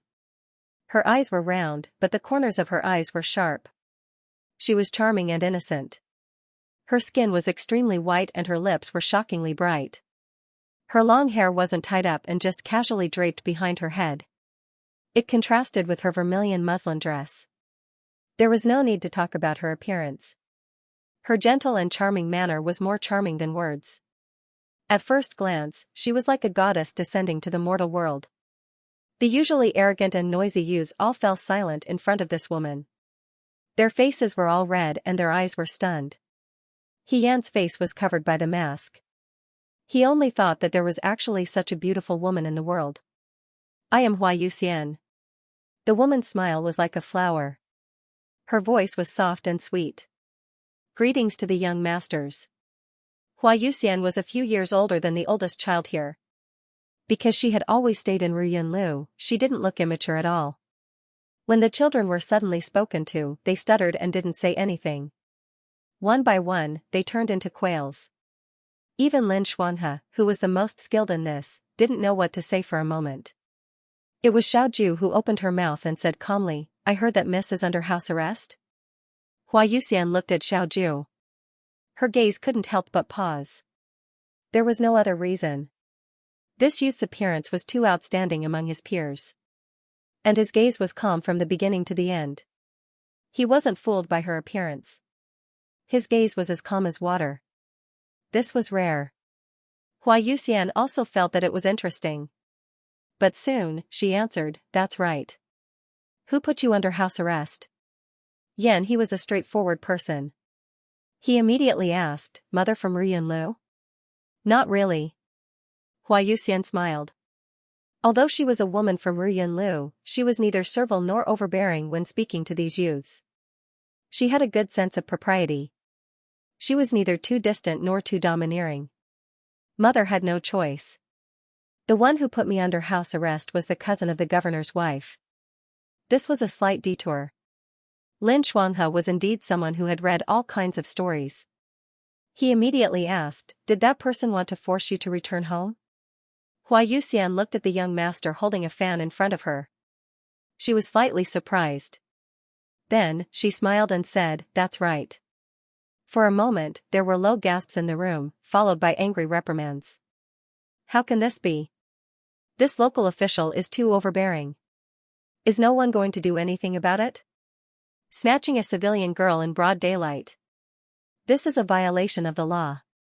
Is there any way to get you out of here? The flower-traveling deity looked at these young youths and smiled. Her voice was also very gentle as she comforted them. Actually, it's fine if it's just the traveling deity. Once you enter the cloud pavilion, you have no choice but to do so. I already knew that this day would come, but because I implicated others, Her expression dimmed, and a layer of worry appeared between her brows. The worry of a beauty was pitiful. Yan he swung his ponytail and said, Miss, if you have something to say, just say it. If you have any difficulties, we may be able to solve them for you. He coughed lightly and praised himself, my family background is much more powerful than that governor. Although he was dressed very extravagantly and his clothes were embroidered with layers of gold and silver thread, one could tell that he was wealthy. Not only him, the group of youths, especially the one in the white robe, did not look like ordinary people. Hua Yuxian had stayed in Ruyunlu since she was young. Although she was not as sharp as Madame Ding, she was better than ordinary people. When he said this, a ray of hope rose in her heart. Here, she was a weak girl. Naturally, she could not go against the government. Even Ruyunlu and Madame Ding had to obey Tianfu. But if this young master was really more powerful than the governor as he said, she might have a chance of survival. It did not matter how she was, what was important was that that person was fine. Thinking about this, Hua Yuxian smiled and looked at He. She asked gently, "May I know young master's name?" He blushed from Hua Yuxian's smile. He was about to say his name when he suddenly remembered that he came to Ruyunlu behind his family's back. He said, "My surname is Yan." "So it's you, young Master Yan." The flower fairy looked at him. "No matter what, I have to thank you, young master." She sighed softly. Actually, I was the cause of all this, just as Lin Xuanhe had guessed. Hua Yuxian was famous in Ruyunlu when she was 14. After she turned 16, there was an endless stream of people who wanted to marry her. Madame Ding could not bear to part with such a money tree. Of course, she wanted to keep Hua Yuxian for a while longer. Besides, they had called each other mother and daughter for many years. There was some warmth between them. Madame Ding was also planning to find a good family to marry Hua Yuxian off when the time came. With Hua Yuxian's status, it was inevitable that she would be criticized as a wife. But if she went to a rich family and served them well for a few years, she would have a son by her side. She would have a good life in the future. But when Hua Yuxian was 18, she fell in love with someone. This person was called Wang Xing. He was not from Jinling. He came from Yangzhou. To be precise, he was the son of a rich silk merchant in Yangzhou. He came to Jinling with his friends for business. He entered Ruyunlu by chance and was stunned by Hua Yuxian. It was love at first sight. Hua Yuxian was so famous. There were countless young men who liked her. Wang Xing was not particularly outstanding among them. But love came out of nowhere. Hua Yuxian fell in love with Wang Xing, who looked like a scholar, among all the young men in Wuling. To be honest, although Wang Xing came from a merchant family, his literary talent was not ordinary. His family hoped that he would pass the exam and become an official. But Wang Xing thought it was too utilitarian. In his entire life, he only wished to travel freely. This was exactly the same as the flower fairy's wish since she was a child. On the first day they met, they drank and chatted all night. Wang Xing's family was in business. He had traveled extensively since he was young. He heard many strange stories. Hua Yuxian, who had never left Ruyunlu, was naturally attracted by these stories. A talented man and a beautiful woman. Under the moonlight, everything came together naturally. Madame Ding looked down on Wang Xing. She felt that Wang Xing's family was just a business. She would rather be a concubine than a merchant's wife. And if Hua Yuxian really followed Wang Xing, she would have to go back to Yangzhou. They would not be able to see each other again. She did not want Hua Yuxian to leave Jinling. "My good daughter, don't be blinded by men. I have seen many in these years." Madame Ding guided her patiently. "If you go to Yangzhou with him and suffer in the future, who will you complain to? You will be the one who suffers." Hua Yuxian smiled perfunctorily. She wanted to redeem herself. These years, she had saved a lot of money. Just as she was about to get enough money to redeem herself, she met an uninvited guest. It was Yingtian Prefecture's governor's wife's younger brother, Tong Qiushi. Tong Qiushi took a liking to Hua Yuxian and waved his hand, offering 1,000 taels of gold to make her his concubine. His sister was the governor at that time and Mother Ding did not dare to offend her. Many of the ladies in entering Cloud's brothel were taken as concubines by officials and nobles. Mother Ding was happy to do them a favor. Firstly, those ladies were willing to do so. It was a good thing that they did not have to show their faces in public. Secondly, for entering Cloud's brothel to be able to stand in Jinling for so many years, they needed favors. But Tong Qiushi took a liking to Hua Yuxian. Hua Youxian's heart was all on Wangxing, and Mother Ding could see it clearly. She also knew that although her daughter looked like she was good with money, she had her own ideas. Now that she was in love with Wangxing, she would not take a liking to Tong Qiushi. She was afraid that she would rather die than live in dishonor and fight to the death. Mother Ding wanted to persuade Tong Qiushi but did not expect this young master Tong to be a tough nut to crack. That night, he sent people to cause a ruckus and almost burned down Entering Cloud's brothel. The governor was henpecked and naturally sided with his brother-in-law. Mother Ding could not say anything. While she was angry at Tong Qiushi for being unreasonable, there was nothing she could do. Although Entering Cloud's brothel knew many officials and rich families, a strong dragon could not defeat a local snake. No matter how beautiful Hua Youxian was, she was just a brothel girl. Offending the governor for a brothel girl was not a good deal.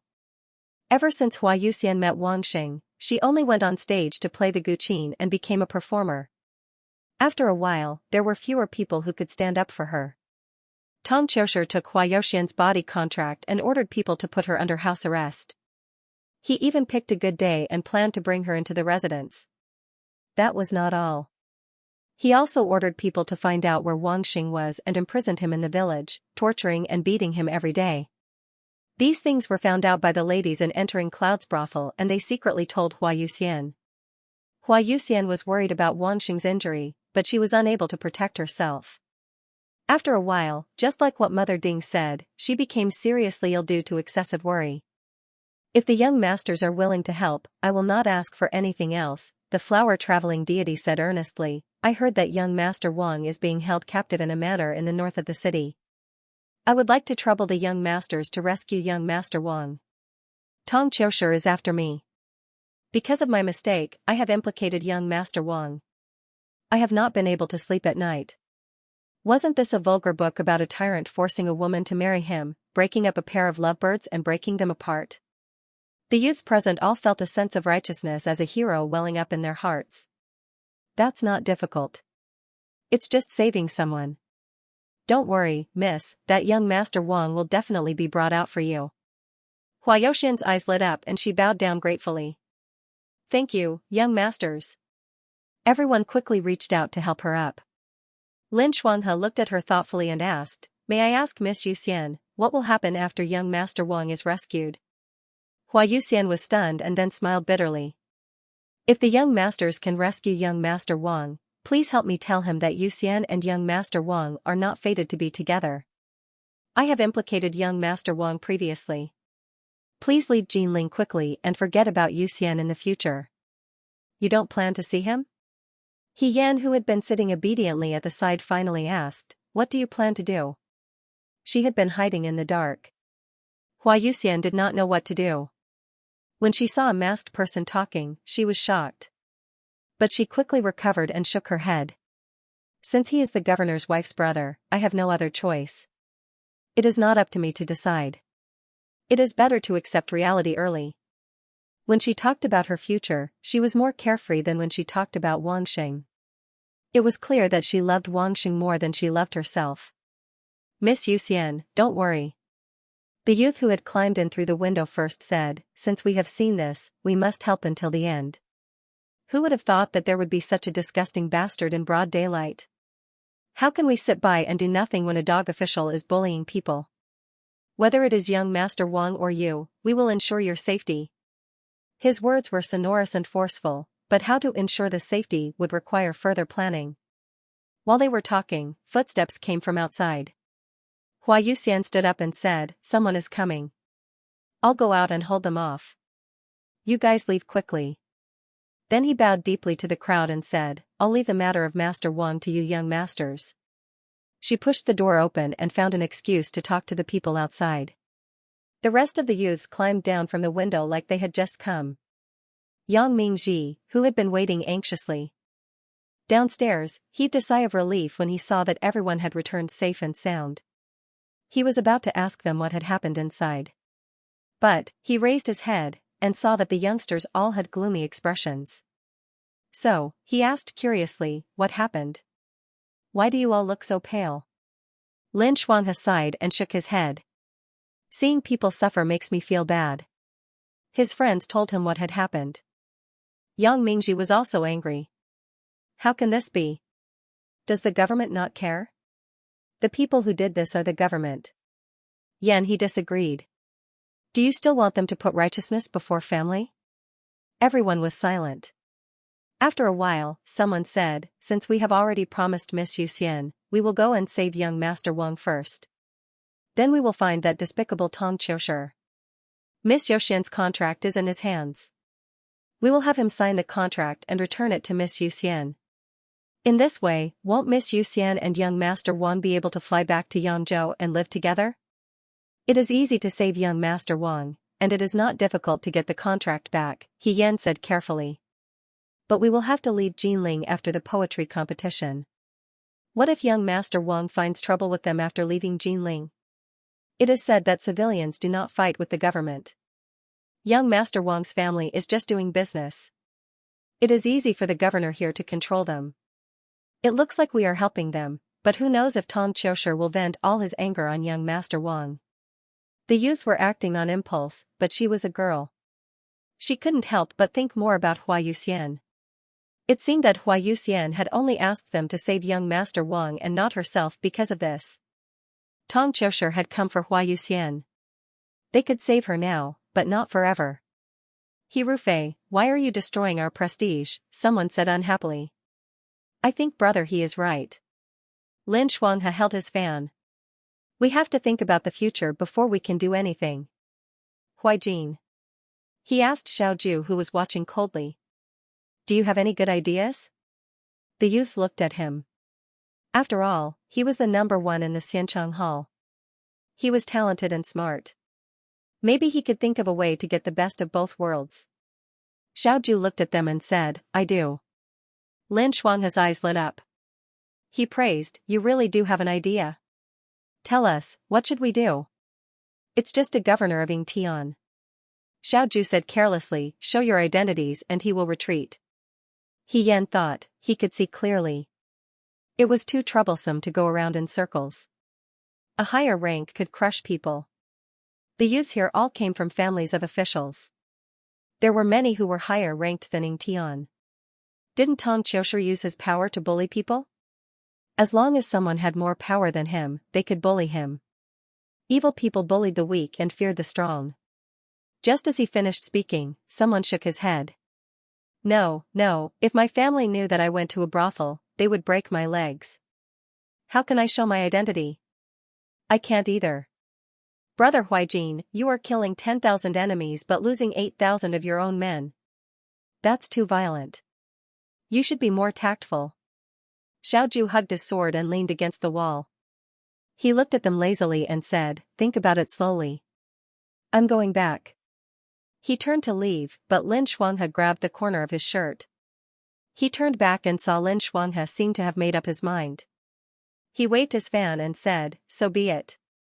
You are afraid, but I am not. Even if my legs are broken, I will save Miss Yuxian and Master Wang. He even provoked his hesitant classmates. Are you still a man? Are you going to watch the girls jump into the fire pit? I, Lin Shuanghe, don't want to be associated with cowards like you. Stay away from me. I will save them alone and be a hero alone. The youths were indignant. Who are you calling cowards? Who isn't a man? I'm not afraid either. Yan he played with the end of his ponytail. His eyes were shining brightly and he looked excited. So what if I'm beaten? It's not like I haven't been beaten before. It's worth it to be beaten for saving people. In this kind of situation, the more people there were, the more lively it would be. Two people took the lead and said, the law cannot be enforced when there are too many people. The youths all agreed. Soon, they expressed that no matter what, they would save Master Wang and Miss Yuxian safely. Xiaoju did not participate in their conversation, but the youth still pulled him along. They crowded around him and begged, Brother Huaijin, come with us too. With you watching over us, we won't make any mistakes. He Yan stood at the side and looked at them with interest. Did they really think that Xiaoju was their father? Xiaoju looked impatient. Finally, he could not stand the persuasion of the crowd and reluctantly agreed. Thus, everyone returned to the inn and thought of a plan. Since we have to reveal our identities, why don't we go directly to the governor's residence? Someone said, let them quickly return Miss Yoxian's body contract and let Master Wang go. How about that? No. Yang Mingji shook his head lightly. According to the law, the body contract is in Tong Qiusher's hands. If we force it, it will be unreasonable. We may even be sued by the guilty party first, and that evil governor's family will be sued. Also, Master Wang is in his hands. It is not good to alert the enemy. What if Tong Qiusher kills Master Wang? What he said made sense. Lin Shuanghe asked sincerely, Mingji, do you have any ideas? Yang Mingji thought for a while. Let's save Master Wang first. Then, we will think of a way to get the body contract. After that, if Tong Qiusher comes looking for us, we will reveal our identities. At that time everything will be settled. They can only ask for trouble. Wonderful. His friend's eyes lit up. If that's the case, then Tong Qiusher will have no choice but to suffer in silence. Even though they usually did not like to use their power to bully others, at a time like this, it was quite refreshing to use their identity to suppress others. When dealing with scoundrels, there is no need to pay attention to the way of a gentleman. Let's see who is more scoundrel. He raised his eyebrows. Then it's decided. We will split into two groups. One group will find the body contract. The other group will go save Master Wang. He made the final decision. Everyone immediately split into groups. Xiao Ju and He each led a group. The governor's residence was heavily guarded. Xiao Ju was skilled and led 4 people to the governor's residence to find the body contract. He led the remaining people to the manor in the north of the city to save Master Wang. After everything was split, Yan raised his hand from the corner and asked weakly. Excuse me, what should I do? Xianchang Hall had selected 10 youths to go to Jinling. Yan had been forced to come by Lin Shuanghe. 10 people divided into 2 groups was suitable. 11 people were not easy to divide. Why don't we let him stay at the inn? He will only drag us down if he goes. No, he frowned. If he stays at the inn, he may drag us down. If the soldiers find us and give us up, the plan will be ruined. He Rufei, you follow me. You are not skilled. When the time comes, you will be on the lookout. Understand? Yan said, okay. She had already perfected the art of decorating the room. Yan didn't mind at all. Yan was still a bit nervous. Although the youths of the Xianchang dojo were the best in Shuajing, they were in Jinling, a place they weren't familiar with. Even if they had identities to protect them, before their identities were exposed, the other party might not be merciful. This was the first time they had to take charge and face the so-called big shot. Hopefully, everything would go smoothly. When night fell, the 2 groups set off. There was a manor in the north of the city that belonged to the Tong family. It was easy to find. There were often servants of the Tong family who were thrown into the manor because they made mistakes. They would be tortured to death within a few days.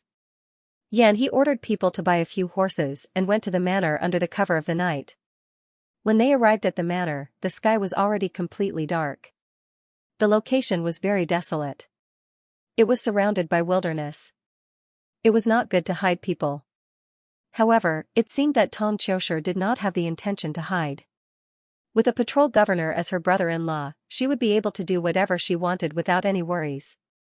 He and the other youths dismounted from their horses. Yan stood in the wilderness at the entrance of the manor to keep watch. He said, you stay here. If someone comes, blow the whistle. We will leave when we find the person. Understand? Yan nodded. She did not speak much. Before she left, Madam He told her that the more she spoke, the more mistakes she would make. She had to be careful with her words. He and the group quickly disappeared into the wilderness. Yan squatted in the weeds in the field. There were many mosquitoes in the summer. The parts of her clothes that were covered were still fine.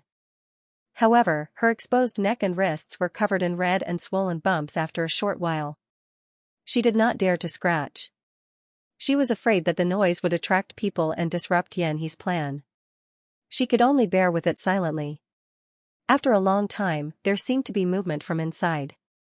Yan stretched her neck. As expected, a group of people came out. The leader was Yan He.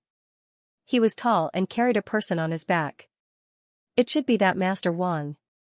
Yan was delighted. She was saved. She was about to wave at Yan He when she heard a loud noise from outside. There are thieves. Catch the thieves. The one with the surname Wang has called for reinforcements. Catch them. It was unknown how many people lived in this manor. Previously, it was pitch black. Yan only thought that it was a desolate place. Now that she heard the shout, she saw torches lit up in all directions. With a rough look, she estimated that there were more than 100 torches. The plan was always foolproof. However, it was extremely difficult to save a person silently. She was on the lookout without making a sound. However, Yan He and the rest created a huge commotion when they tried to save someone. Yan was anxious. There were so many people. They could not fight them head-on. They could only run away. She did not hesitate anymore. She stood out and blew a whistle to signal them to run. In fact, Yan He did run away. The few youths were also panicked by the sudden appearance of the crowd. However, they were still protected by their usual skills. Without saying anything, they ran to the place where the horses were held. They leaped onto the horses and dashed out of the manor. The sound of the horses' hooves came closer and closer. A portion of the people chased after them while a portion of them stayed in the manor. Yan was stunned. They left her behind. She tried her best to catch up with Yan He and the rest. However, how could 2 legs outrun 4 legs?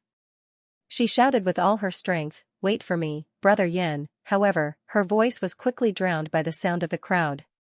She ran until she was exhausted. She could not catch up with them anymore. Unexpectedly, someone whipped her from behind. Yan only felt pain on her back. A bloody mark appeared on her thin clothes. She staggered and fell to the ground. She turned around and looked at the crowd that was getting closer and closer. The person outside came back and scolded, "Boss," she ran away. "Don't worry." That person stared at Yan. His expression was ferocious. They even caught a young one. "If Master Tong wants her, send her to him." "Hey." That person lifted her chin and asked, "Was the person just now your accomplice? Who are they? Tell me their whereabouts. I can spare your life." Yan pursed her lips and did not speak. It was not the right time yet. She could only say it after she had obtained the contract. At that time, they would not be able to do anything if she revealed her identity. However, Yan He and the rest would still come back to save her, right? Seeing that she refused to speak, the other party became angry. He kicked her, but Yan grabbed his knee and pulled her down. She jumped up from the ground and turned around to run. "Hey, she's good at fighting." The other party wiped the blood from the corner of his mouth. "Catch her." After a long period of practice, her skills were actually not that bad. However, she could not win against so many people with her bare hands. If Yan He had given her a weapon to defend herself, she would not be so weak. Yan was beaten up and carried to the leader's hands. The leader looked at her and made a tisk sound. He said, "Why are you wearing a mask? Is it because it's too ugly and you don't want to scare people?" Someone beside him made a malicious guess. "Why don't you take it off and take a look?" "That's true. If you wear such a thing, you won't be able to see his face." "Take it off, take it off." Yan was shocked and struggled desperately. When she came to Jinling, Mrs. He had warned her repeatedly not to reveal her identity. If she took off the mask here, these people would not give it back to her. Even if she met her classmates in the future, they would only see Yan's face. Then, Yan could only be He Rufei for the rest of her life. Moreover, they might find out that she was a woman. Yan shivered and tried to get rid of the shackles. "Huh? Is he scared?" Someone said, "This mute seems to be someone who likes to look beautiful." When he heard that she had to take off the mask, he became anxious. "Now that you mention it, I want to take it off even more." The leader looked at Yan's struggle and said gloomily, "Take it off." He Yan was directly pressed to the ground. Someone held her chin and forced her to raise her head. Then, someone tried to pry off the mask on her face. However, there was a mechanism on the mask. No one could open it except for her. That person tried for a long time, but the mask didn't move at all. Instead, he was tired and sweating. He looked at the leader and said, "Leader, this is not right. I can't take off the mask." "Why can't you take it off?" The leader shouted, "Let me do it." He grabbed He Yan's neck and tried to pry off the mask. However, it was impossible for him to do it. He Yan was also in pain. There was a mechanism on the mask. If someone tried to take it off by force, the harder they tried, the more uncomfortable she would feel. The people here didn't have any kindness to her. They didn't care whether she was in pain or not. He Yan only felt that her head was about to explode. She thought, why hasn't Yan He come yet? Why haven't they found out that I'm missing? The leader pressed her face to the ground. The smell of mud went into his mouth. Probably because the mask covered her face, he couldn't see He Yan's crying and panicking face. The leader was in a worse mood. He ordered the two people beside him, "Hold him tightly. If I don't let him taste some pain, he won't know how powerful I am. I don't believe that there's a mouth in this world that I can't pry open." There was a series of ping ping pang pang pang sounds, as if they were looking for torture instruments. Even if they had never eaten pork, they had seen pigs run. He Yan had heard a lot of these private torture cases before. "Brat." The leader used a shoe to nudge her face. "Are you still not going to talk? Are you still waiting for your accomplices to come and save you? Don't wait anymore. They won't come back. You'd better be sensible and tell them who took Wangxing away. That way, you can suffer less." He Yan was stepped on until she couldn't move. She thought bitterly, Yan He and the others have really forgotten about me. It was dark in the wilderness. She couldn't see the end of it. She could only hear the insects and birds in the forest. There seemed to be the sound of horse hooves. She put her ear to the ground and heard it clearly. She was startled at first, but then she gradually felt hope. She turned her head slightly and looked at the end of the wilderness.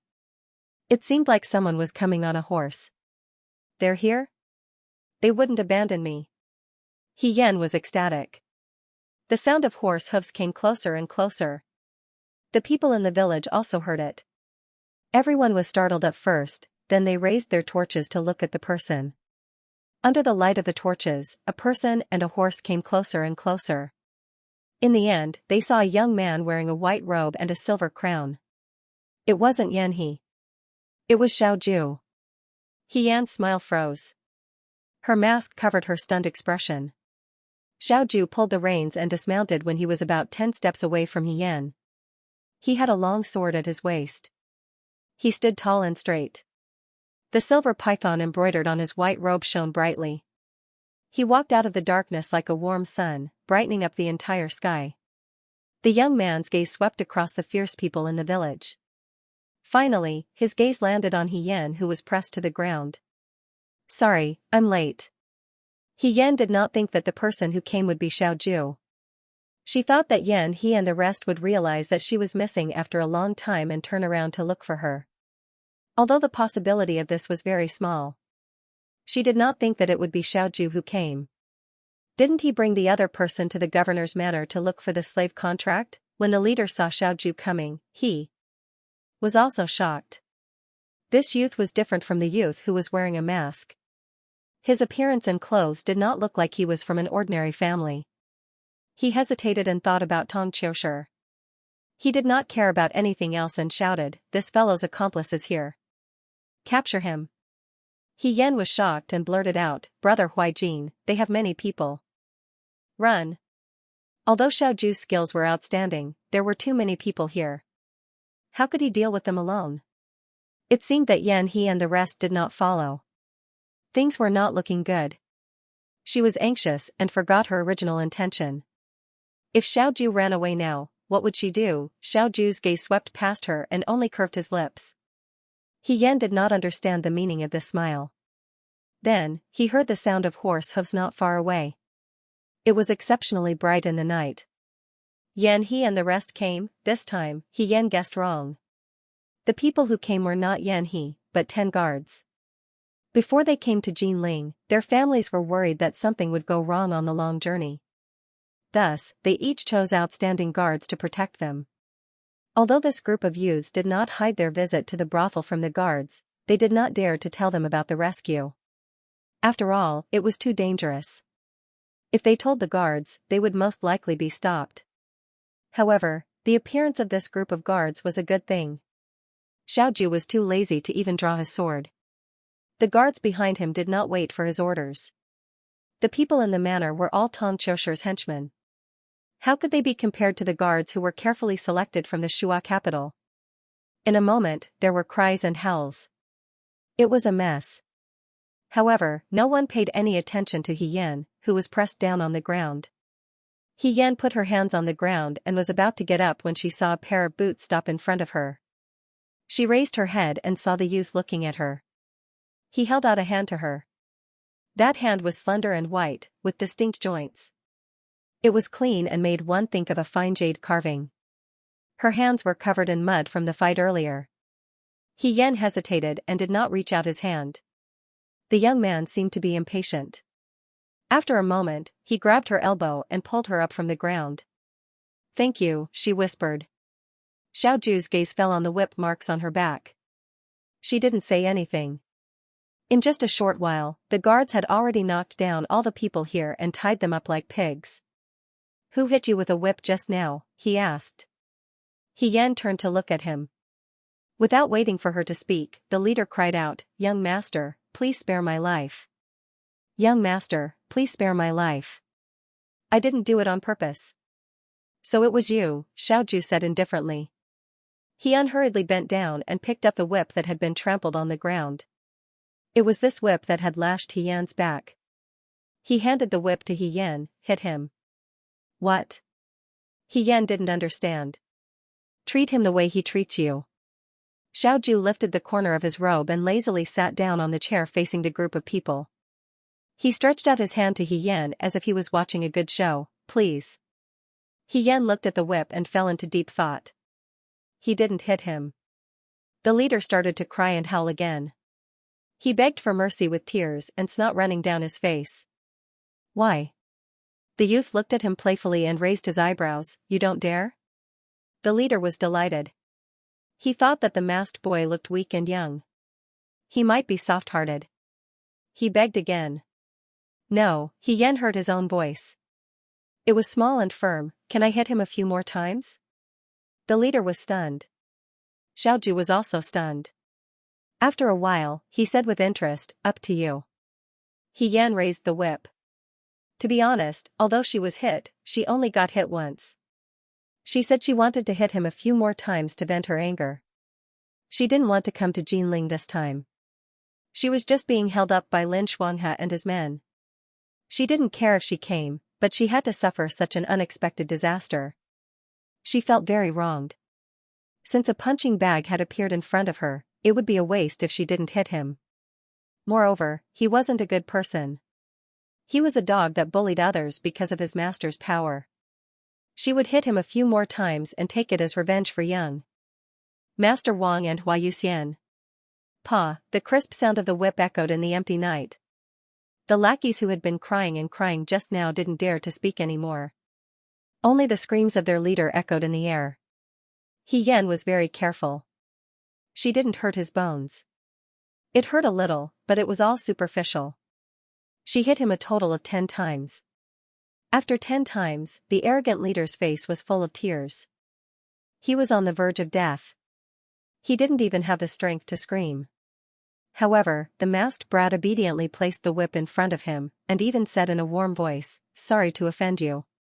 The leader fainted from anger. He Yan walked to Xiaoju. Xiaoju glanced at him. "Done?" "Done." He nodded, stood up, turned and walked out. "If you're done, let's go." The leader fainted after receiving such a beating. Someone in the crowd gathered his courage and shouted, Who are you? You're so arrogant. Aren't you afraid that the governor will find trouble with you? The governor won't let you go." The white-robed young man heard and turned around. The silver python at the corner of his robe was beautiful and evil. His eyes were cold. He laughed sarcastically. I'm afraid that he won't come. Remember to look for me at entering Cloud's tower. I'll be waiting for you. After saying this, he no longer paid any attention to those people and continued to walk forward, following the guards to where they came from. Xian followed beside him. When they reached the horse, Xiaoju asked her, "Can we get on?" Xian nodded and climbed up with difficulty. As soon as she sat down, she felt that there was someone behind her. She was shocked. She didn't expect Xiaoju to be on the same horse as her. She couldn't calm down. Firstly, Xiaoju was a clean person. She was covered in mud. She was dirty and disheveled. However, he didn't dislike her. Secondly, Xian hadn't been so close to anyone for a long time because of her identity. The guards rode their horses out of the manor. Xiaoju's horse moved slowly. They took care of her because she was injured. It was hard to bear the pain from the bumpy ride. Xian's heart warmed. The guards didn't wait for them. Unknowingly, only the two of them were left behind. Xian saw that there was no one around and asked in a small voice, "Brother Huijin, why are you here?" "It's on the way." On the way? They weren't even in the same direction. What was on the way? She was about to speak when Xiaoju asked, "If I didn't appear, what would you do?" "Then I would betray you." Xian didn't even blink as she said, "Your father is General Guangwu. Tong Qiushi wouldn't dare to act rashly." Xiaoju laughed in anger at her words, "You have a good plan. We are in the same boat," Xian said without changing her expression. Xiaoju snorted and didn't continue speaking. Xian pursed her lips. Actually, if Xiaoju didn't come, she probably wouldn't have betrayed them. She would have to hold on for as long as she could. But if she said that, wouldn't it seem like she was easy to bully? She had to let He and the others know that she was very fierce. She would be very angry and condemn them for abandoning their friends. After some time, the road in front of them was no longer a wilderness. It became bustling and lively. They arrived at the city. The guards had probably left after receiving Xiaoju's orders. Xiaoju found an inn and dismounted with Xian. They walked into the inn. "Wait." Xian grabbed her sleeve, "Brother Huijin, aren't we going to meet up with Brother Nanguang and the others? What are we going to do? Stay at an inn?" Xiaoju sized her up, "Are you sure you want to meet Yan Nanguang and the others like this?" Xian was stunned. Only then did she remember that she was beaten up in the village. Not to mention her injuries, her clothes were also dirty. She mumbled, "I see. Thank you, Brother Huijin." Xiaoju called for a room and asked the inn's waiter to get hot water. Xian became nervous again and said to him, "Brother Huijin, when I'm bathing, I don't like people around. Can you leave me alone for a while?" Xiaoju looked at her in disbelief, "I'm your servant?" Xian, You're thinking too much." He mocked, "You can bathe yourself, but what about applying medicine? Those are all minor injuries. It's not a big deal." Xian said. "You're very strange." He stared into Xian's eyes and took a step forward. Xian raised her head and looked back at him. Nervously. Xiaoju said thoughtfully, "Your guards are also too cold to you." When they came to Jinling this time, all the youths were accompanied by their families' guards. These youths were of high status and were valued by their families. The guards were always worried about them. But on the way here, Hirufei's guards were the only ones who were especially cold. Well, they weren't cold, but they weren't very close. For example, tonight, if it were Lin Xuanhe's guards and they knew that Lin Xuanhe was injured, they would have called for a doctor to personally treat Lin Xuanhe. But Hirufei's guards didn't even ask. Hirufei was treated coldly in the He family, but Hirufei was He Yuanqing's eldest son, so it wasn't to this extent. Xian's heart jumped. She didn't expect Xiaoju to notice this. But how could she explain that she was a girl? Not many people in the He family knew about it. Those guards were also ordered by He Yuanqing to not get too close to her. But this became a fatal flaw. Xian tried her best to appear calm. "I have a cold personality and don't like to have too much contact with people. I told them not to get close to me." Even a child wouldn't believe her words. Xiaoju lowered his eyes to look at her. After a while, he nodded and said, okay. He ordered the innkeeper to send in clean clothes and medicine for injuries. He went out and left the room to He Yan. After Xiaoju left, He Yan finally let out a sigh of relief. Dealing with Xiaoju always made people nervous. It was probably because he was sharp and handsome. Just like the giant python with silver scales embroidered on the corner of his robe, he was beautiful yet dangerous, indifferent yet cold. She soaked her whole body in hot water, and the warm feeling gradually calmed her flustered mood. Thinking about what had happened tonight, she gradually recalled a secret excitement. She was still a child in her teens. No matter how obedient she was normally, she still wanted to take an adventure. Although she was beaten up badly, she thought that He and the others had already rescued young Master Wang. Since Xiaoju was here, it meant that the matter of the contract was going smoothly. The Flower Fairy's request was almost half successful. Even after many years, when he thought of this matter, it was enough to make him proud and happy. She washed her body and applied a layer of medicine on her back with difficulty in front of the mirror. Then she changed into the clothes that the innkeeper sent over. She carefully took off her mask. Just now, the people from the manor came to forcefully take off her mask. Although they didn't succeed, they made the mask tighten. There were marks on her face and faint bruises at the corner of her mouth. He Yan sighed. She used a handkerchief to wipe her face. She was shocked when she heard someone knocking on the door. She hurriedly put on her mask and said, "Coming." Then she opened the door. The door opened and Xiaoju walked in. He glanced at her and said, "Done?" He Yan nodded. His gaze fell on He Yan. He suddenly pulled the corners of his mouth. "There is something I am very curious about." He Yan instinctively replied, "What is it?" "Did you really wear a mask because you're ugly?" He asked slowly. Under the bright light, the youth's silhouette was beautiful. His eyes were as moving as autumn water, but they were bright as if they could see through everything. He Yan almost cried out in that instant. But immediately, she kept her biggest secret. Of course. She even mimicked Xiaoju and laughed coldly. "Not everyone is as handsome as Brother Huijin." Second young master Xiao choked when he heard first young master He, who had always done things quietly, suddenly explode with anger. Then, he raised his eyebrows and said carelessly, "That's true." He Yan, he turned and called He Yan, "Since you are done, let's go." He Yan asked, "Where are we going?" "Entering Cloud's Tower." Entering Cloud's Tower was brightly lit.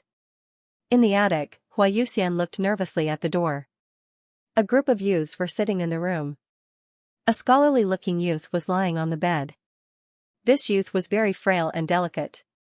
He had already changed his clothes, but there were still scars on his face. At first glance, he looked a bit disheveled. At this moment, his eyes were tightly closed and he was sleeping. "I have roughly bandaged and applied medicine for him." Lin Shuanghe waved his fan. "They are all superficial wounds. But this Master Wang's body is too weak, so he looks a bit scary. After some rest, he will be fine." Then, he muttered, he said he would only practice medicine for women in the future. He made an exception before he finished his apprenticeship. "Ah." Huayuxian bowed to Lin Shuanghe. "Thank you, young Master Lin. It is my duty." "Miss Yuxian, no need to be so polite." Lin Shuanghe smiled. He always had a good attitude towards girls. Tong Qiushi only wanted to torture Wang Xing. He did not want to kill him right from the start. After all, he wanted to keep Wang Xing alive to threaten Huayuxian, so Wang Xing was still alive. The door opened. Everyone's eyes brightened, but quickly dimmed. It was Madame Ding. Madame Ding panicked. She twisted her handkerchief and said in a low voice, "Yuxian, why don't you take Wang Xing away from Jinling before Master Tong finds out?" When this group of people brought the injured Wang Xing into Cloud's Tower, Madame Ding was also shocked. But if she chased them out now, Wang Xing would undoubtedly die. She had no choice but to let them in. Madame Ding did not know the identities of these young masters. She only knew that they were rich young masters from Jinling City who wanted to have fun and come to the rescue of injustice. But while this was fun, there were endless consequences. She was absent-mindedly dealing with the guests downstairs. Finally, she felt that she could not hide the truth. This was no small matter, so she went upstairs to talk. Hua Yuxian shook her head. We can hide now, but we can't hide forever. Moreover, if Yuxian and Master Wang leave, what will you do? Tong Qiushi will definitely not let Cloud's tower go. Since he dared to set fire to Cloud's tower once, he will dare to do it again. Will he disregard the lives of the other sisters for Yuxian? Then what do you want to do? Madame Ding panicked. Tong Qiushi wants me. Hua Yuxian glanced at Wang Xing on the bed. Her expression softened. As long as I listen to him and beg him, Master Wang will be saved. At least he can leave Yangzhou safely. Besides. Hua Yuxian hesitated. There's a young master who hasn't returned yet. If he falls into the hands of those villains and I leave with Sir Wang, they might vent their anger on the young master.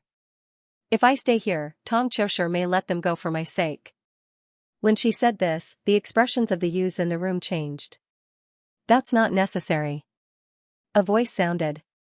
Then the door opened. 2 youths walked in. The white-robed youth in front looked lazy. It's not to the point of sacrificing you. Huaijin. Brother He. Suddenly, a clamor of voices rang out in the room. Then, all the youngsters gathered around with a hula sound. I knew that Brother Huaijin would definitely be able to rescue Brother He. Brother He is blessed by the heavens. How could he be so easily caught? Brother He, are you all right? Are you hurt? He Yan was stunned. It was the first time she was treated like the moon surrounded by stars. It was also the first time she was cared for like this. For a moment, he was overwhelmed by the favor and almost forgot about the fact that he had been abandoned. He Yan shuffled forward and scratched his head. His expression was very uncomfortable. He walked in front of her and said, sorry. He Yan stilled. At that time, I was too panicked. Speaking of this, Yan He's expression was vexed. I only cared about taking Master Wang away. I thought you would follow. I didn't think. He could not explain himself. He Rufei was really an insignificant person in the Xianxia dojo. For a proud son of heaven like him, He Rufei did not even enter his eyes. This time in Jinling City, He Rufei did not participate too much in the youth's activities. Sometimes, if he did not take the initiative to speak, everyone would have forgotten that He Rufei was in this group of people. Therefore, when the villager made his move, none of them remembered that there was a sentry around. When they met up with the other group, Xiaoju looked at them and asked with a frown, why don't I see He Rufei? At this time, Yan He and the rest remembered that they seemed to have forgotten about He Rufei. Yan He was about to look for him when he was stopped by Xiaoju. Xiaoju looked at him lightly and said, I'll go.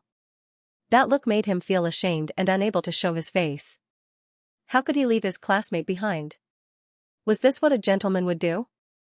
Moreover, He Rufei's skills were extremely weak and he was as timid as a mouse. If he fell into the group of people, he would not have a good time. The more he thought about it, the more scared he became. He was about to get on the horse when Xiaoju pulled him down. I'll go, Yan He said, you can't do it alone, they have a lot of people. I'll go with the guards, Xiaoju said lightly, you take the others to entering Cloud's restaurant. Yan He stared blankly as Xiaoju rode the horse and disappeared at the end of the street. His heart felt extremely uncomfortable. After arriving at entering Cloud's restaurant, he did not have the heart to do other things. He was thinking about He Rufei and was afraid that Xiaoju would not be able to save him if she was late, or not be able to save him at all. Until this moment. Seeing He Rufei appear safe and sound, Yan He's heart finally relaxed. What followed was endless guilt and disdain towards himself. Hit me. The young man raised his head, his ponytail bouncing up and down. He was clearly apologizing, but he also showed an arrogant attitude. I'm sorry. He Yan looked at him in shock and wanted to laugh. She held back her laughter and said, it's okay, Brother Huaijin came to save me. They did not have time to beat me up, I did not lose anything. Xiaoju's eyes moved slightly and laughed, but did not expose her lie. Hearing He Yan's words, Yan He breathed a sigh of relief and felt much better. A youth asked, Brother Huaijin, now that everyone is here and the contract is in our hands, Master Wang has been saved, what should we do next? Mother Ding was anxious. Since everyone is here, let's quickly send Master Wang out of Jinling. She knew that Hua Yuxian was right. Hua Yuxian was the most important. If Hua Yuxian left with them, the entire Entering Clouds restaurant would be in trouble. If they sent Wang Xing out, at least this trip would not be in vain. Hua Yuxian nodded and walked to Wang Xing's side. Looking at her lover's face, her eyes were filled with longing and tears. After this parting, the mountains were high and the rivers were long. They would never meet again in this lifetime. She was just about to help Wang Xing up when suddenly, a sword blocked in front of her. Hua Yuxian looked up and saw the most handsome youth in the white robe sitting on the chair. He did not look at her and pointed the tip of his sword at her, blocking her way with the sword hilt. No need. Young master. Hua Yuxian did not understand. The youth looked at her calmly and smiled. Why are you running? They will be here soon. What? Mother Ding was shocked and trembled. Who are they? As if to prove his words, in the next moment, there was a hurried knock on the door. The door was pushed open and the girl called Kai Lian, whom they had met before, rushed in. She said in a panic, Mother, traveling immortal, bad news. Master Tong brought the officers from the governor's residence and surrounded Entering Clouds restaurant. He said that Entering Clouds restaurant is hiding a criminal and helping the villain. He wants us to hand him over quickly. What should we do? Mother Ding turned to look at them and was terrified. What should we do? Below the Cloud Entering restaurant, it was completely surrounded. The guests had all been chased out, and the soldiers blocked the entrance. The girls stood on both sides in fear, looking uneasily at the man in the lead. It was a man wearing a dark green robe with gold lining. His clothes were extremely exquisite and luxurious, but the more luxurious it was, the more it made his face look shabbier. He was extremely tall and strong, and his skin was very dark. His eyes were almost a slit, and his face was oily. Standing there, he looked fierce and barbaric, and his expression was fierce. This was the younger brother of the governor's wife, that young master Tong Qiushi. Tong Qiushi scolded, Go capture him. The next moment, someone's voice sounded, using the word capture. This young master does not seem very polite. Tong Qiushi looked up and saw a group of people coming down leisurely. The one who spoke was a 15 or 16-year-old youth. He had a graceful bearing, and held a folding fan in his hand. He even had a gentle and refined smile on his face, even though that smile was very dazzling.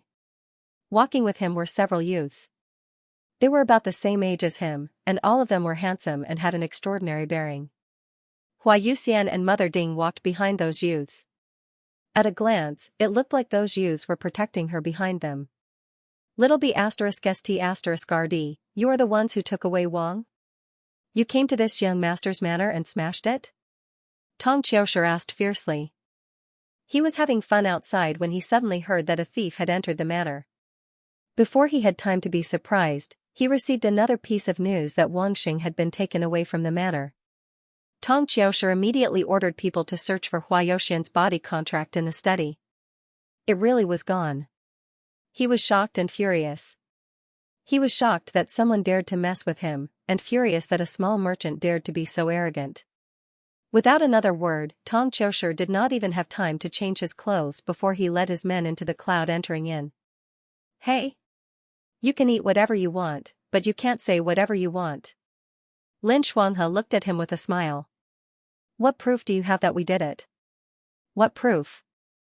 Of course, it was because this group of people had actually swaggered around and told people to look for them at Entering Clouds restaurant. Tong Qiushi had never seen such a fearless person.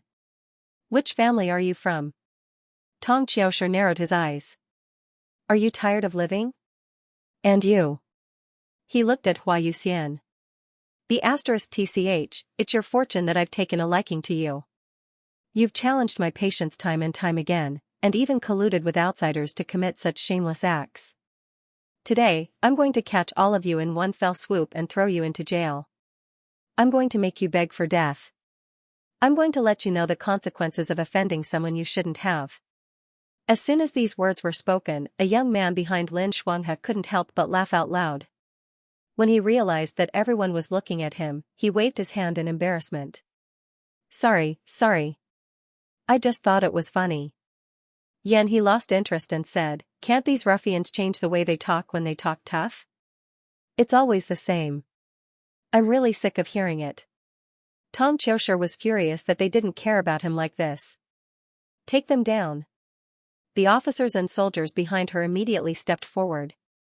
Mrs. Ding was shocked. At this moment, suddenly, dozens of guards in black rushed out from all directions of entering Cloud's tower like ghosts. They stood in front of the youths and silently pulled out the sabers at their waists. The sabers shone brightly. In an instant, cold light overflowed and a murderous aura filled the air. The girls in the restaurant jumped in fright and screamed in unison. Hua Yuxian also couldn't help but grip the corners of her skirt and look in shock at the youths in front of her. Yan he tilted his head and played with the ponytail that hung in front of his chest. He said, boring. No one knew where these guards had come from, or when they had sneaked into Cloud entering restaurant. Other than Xiao Ju, these guards were all under his orders after they returned from the village. They must have received his orders and had been hiding here. How dare you? Tong Qiushi was also shocked. He was used to being a tyrant in Jinling. Even the rich families of Jinling didn't dare to act rashly in front of him because of his brother-in-law. He didn't expect to bite a hard bone this time. Not only did they kidnap people right under his nose, even now, with the soldiers at the door, they still dared to call people to fight. Swords were drawn and bows were on the verge of breaking out. Tong Qiushi stepped back. Although he was a tyrant, to him, he was a useless person who didn't know anything. He was afraid that these guards would implicate him. He said, this is looking down on an official of the imperial court. Take them down now, regardless of whether they live or die. Yang Mingji stood out and said warmly, young master, you don't have an official position. We are looking down on an official of the imperial court. You kidnapped my people. Putting aside whether or not young master Wang was kidnapped by us, he's from Yangzhou and not your servant. How can he be your people? Could it be that you set up a torture chamber and imprisoned people for no reason? If we are talking about this, the one who broke the law is you. Yang Mingji was good at arguing. How could Tong Qiushi win against him? He was forced to the point where he couldn't say anything. He became angry out of humiliation and said, don't waste time with them. Kill them. Kill? Someone spoke. His voice was light as if he found it funny. He tilted his head and said, are you sure? This youth was very tall. Even if he wasn't standing at the front, he could be seen at a glance. In addition, his appearance was outstanding. It was hard for people to ignore him. He stood lazily and said lightly, if you say kill first, then we will attack.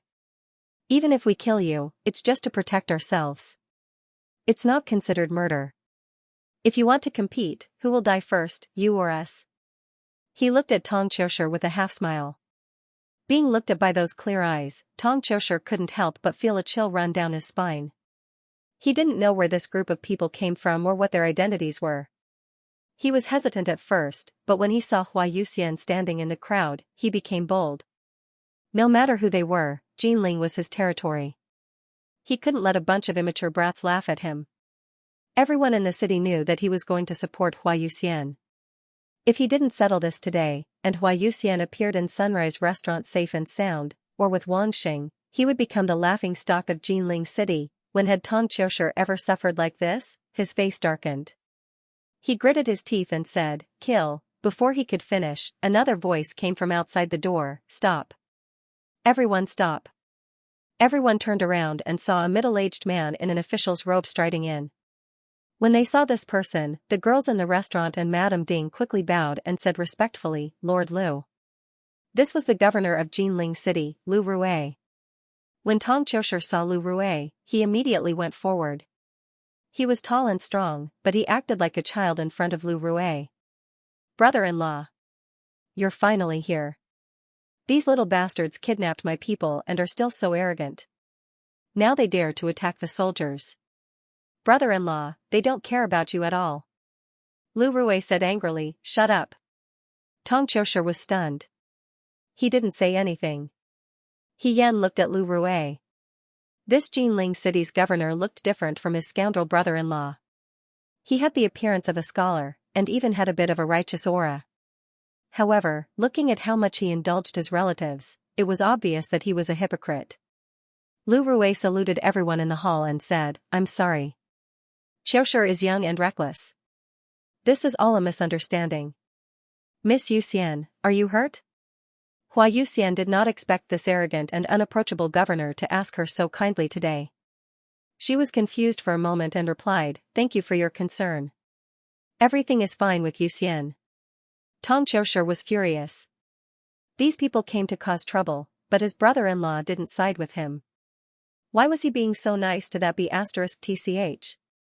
Madame Ding, on the other hand, saw through the situation. She glanced at the group of youths and sighed. Her daughter was lucky to have met such a noble person. "That's good." Lu Rui smiled and looked at the others. He asked, "Young masters, you're not from Jinling, right? Where are you from? What are you doing in Jinling?" Lu Rui's heart was pounding. Tonight, he was outside when he heard someone report that a thief had broken into the governor's residence. Lu Rui was shocked. Why would someone want to attack the governor's residence? Later, the servant reported that the flower Yoshin's contract was lost. Lu Rui had also heard about Tong Qiushi's matter. However, he had always turned a blind eye to these matters and allowed Tong Qiushi to bully others. This time, Lu Rui originally thought that it was Wang Xing who sent people to take revenge. At first, he was angry. A small merchant dared to be so impudent. However, later, a servant sent an invitation saying that it was found in the study. It was probably left behind by the person who came. Lu Rui was stunned when he saw the invitation. It was an invitation to the Jinling poetry meet. The person who was invited was called Yan He. He came from the left and right vanguard commander's residence. He was just the governor of Jinling. He didn't dare to be compared to a primary second-rank high official in Shuajing. Lu Rui was a smart person. The person who came didn't leave anything behind except for this poetry meet invitation. It was obvious that he was purposely showing his identity. He didn't dare to interfere. Before he could warn Tong Qiushi not to act rashly, he heard that Tong Qiushi had brought soldiers to block the person at entering Cloud's restaurant. Lu Rui was so frightened that he immediately rushed over. Luckily, he was able to stop them before they acted. "Sir is very perceptive. We are indeed not from Jinling," Yang Mingji gave a modest smile. "We came from Shuajing to Jinling specifically to attend the Jinling poetry meet." It really was a poetry meet. Lu Rui had an idea. He just didn't know which vanguard commander's son was in this group. His mind was in turmoil, but he didn't show it on his face. He only smiled and said, "Jinling City is really lucky to have such important guests like the young masters." "I don't think so?" Lin Shuanghe waved his fan. "Just now, Sir's relative was yelling at us. It scared us to death. He also called us little bastards." Lin Shuanghe pretended to be distressed as he thought. "In my life, it was the first time someone called me that. When I go back, I'll tell my father and see if he will be angry. After all, I'm a little bastard and he's..." Lu Rui was sweating like rain. He kicked Tong Qiushi to the ground and scolded, "Disrespectful. Hurry and apologize to the young master." Tong Qiushi was kicked unexpectedly. He was furious. He didn't know Yan He's identity and wasn't as nervous as Lu Rui. He struggled and said, "They kidnapped my people. Not to mention that Wang Xing, they also stole Hua Yoshian's body contract." "The body contract you were talking about, is this?" Yan He took out a piece of paper from his sleeve. When he saw this piece of paper, Tong Qiushi said, "Yes, this is it. You really did steal it. Young Master Tong's words are wrong. This body contract has always been in entering Cloud's tower. After all, Ding Mama has raised Lady Yuxian for so many years. If it's yours, how much silver did young Master Tong spend? Is there a record of it in the accounts?" Tong Qiushi couldn't speak. He was used to doing business without any cost. Even women were the same. He had taken a fancy to Hua Yuxian and forced Ding Mama to give him the body contract without spending a single cent. When he asked about the silver and the accounts, of course there was no trace. Lin Shuanghe laughed. "Could it be that Ding Mama gave Lady Yuxian to you of her own accord? Such a living person, and she gave it to you for free. In our Shua Jing, even if you give a cat or a dog, you have to give something in return. What, in your Jinling, you can give it away for free? Or? He changed the topic and his smile became brighter. Is this how it is in the governor's residence? This was accusing him of being greedy and accepting bribes. Lu Rui's expression changed. Without waiting for Tong Qiushi to retort, he immediately said, "This kid must be crazy to speak nonsense. The body contract is naturally in Lady Youxian's hands. As for Lady Youxian being Tong Qiushi's person, that is nonsense. Lady Youxian is from entering Cloud's Tower. The entire Jinling city knows that. She has nothing to do with our Lu family." Tong Qiushi still wanted to speak, but Lu Rui's quick-witted servant had already stepped forward and used a handkerchief to gag him. Yang Mingji's expression was gentle, as if he really believed Lu Rui's words. He kindly said, "I see. However, official Lu should teach her own cousin well. Since he has nothing to do with Lady Youxian, yet he goes around saying that Lady Youxian is from your Lu family. He even wants to kill us. In this way, won't Lord Lu be blamed for all the evil that young Master Tong does in the future? As the saying goes, one's glory is glory, one's loss is loss. Others will not differentiate between official Lu and young Master Tong.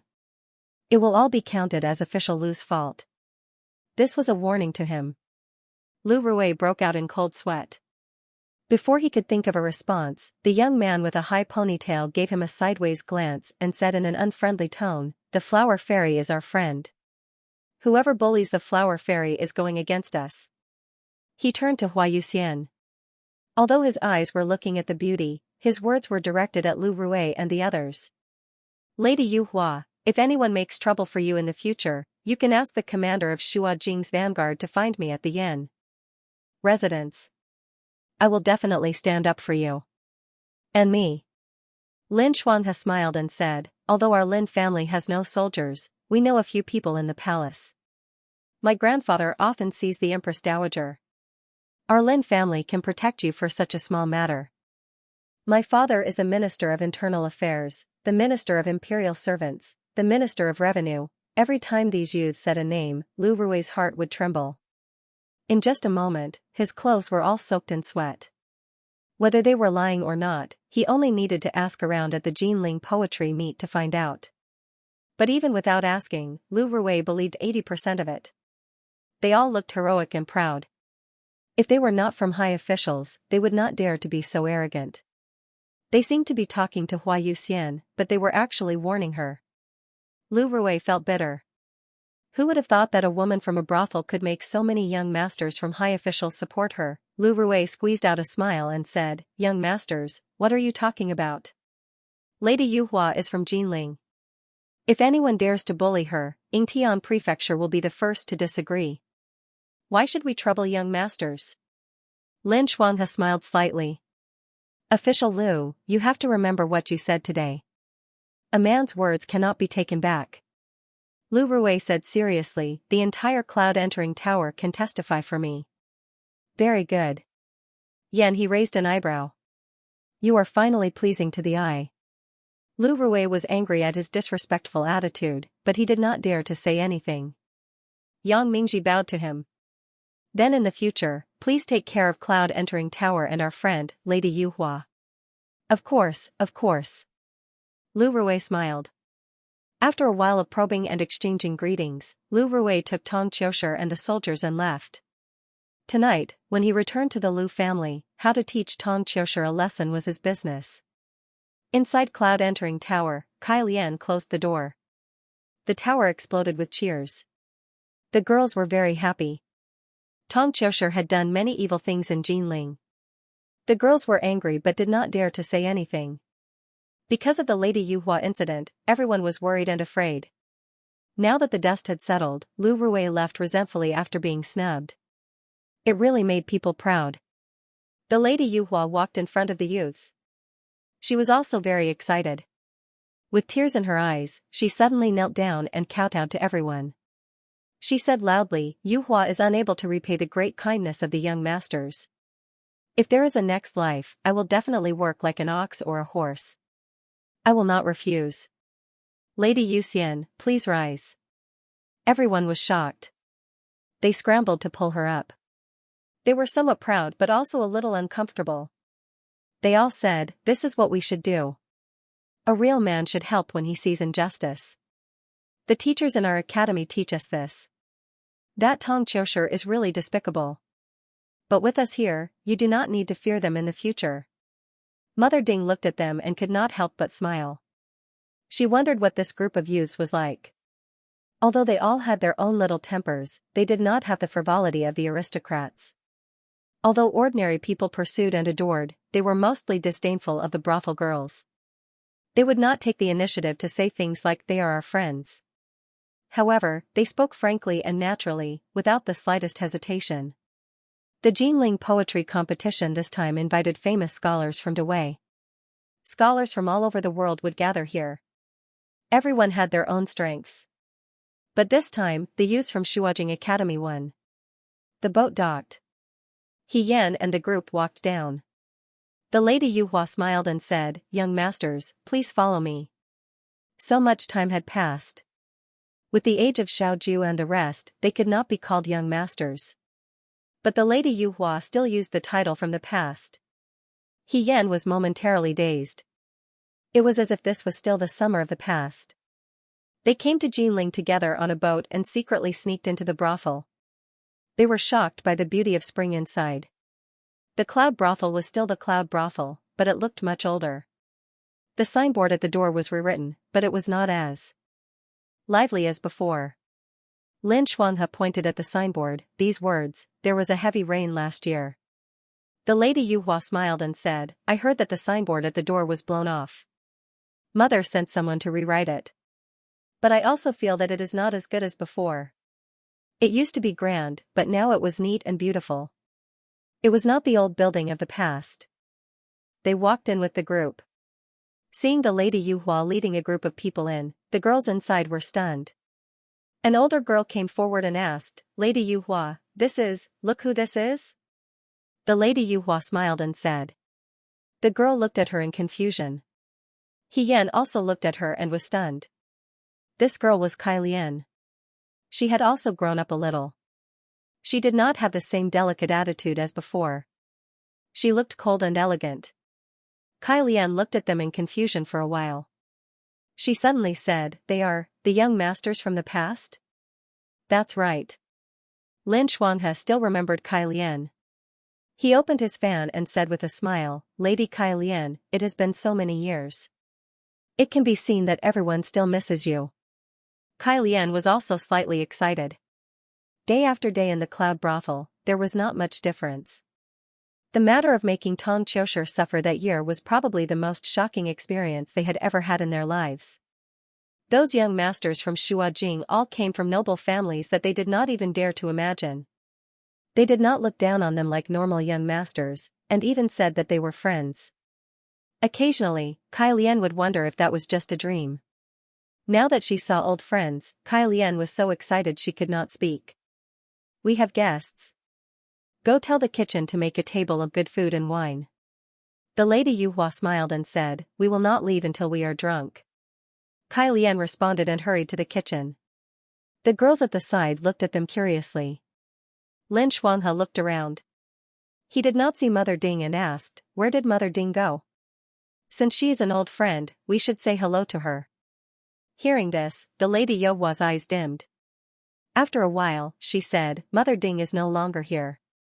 It turned out that 2 years after the Lady Yuhua went to Yangzhou with Wang Xing, Mother Ding caught a cold and could not get out of bed. It was originally thought to be a minor illness, but it got worse and worse. In the end, it looked like she was about to die. Mother Ding did not have any children.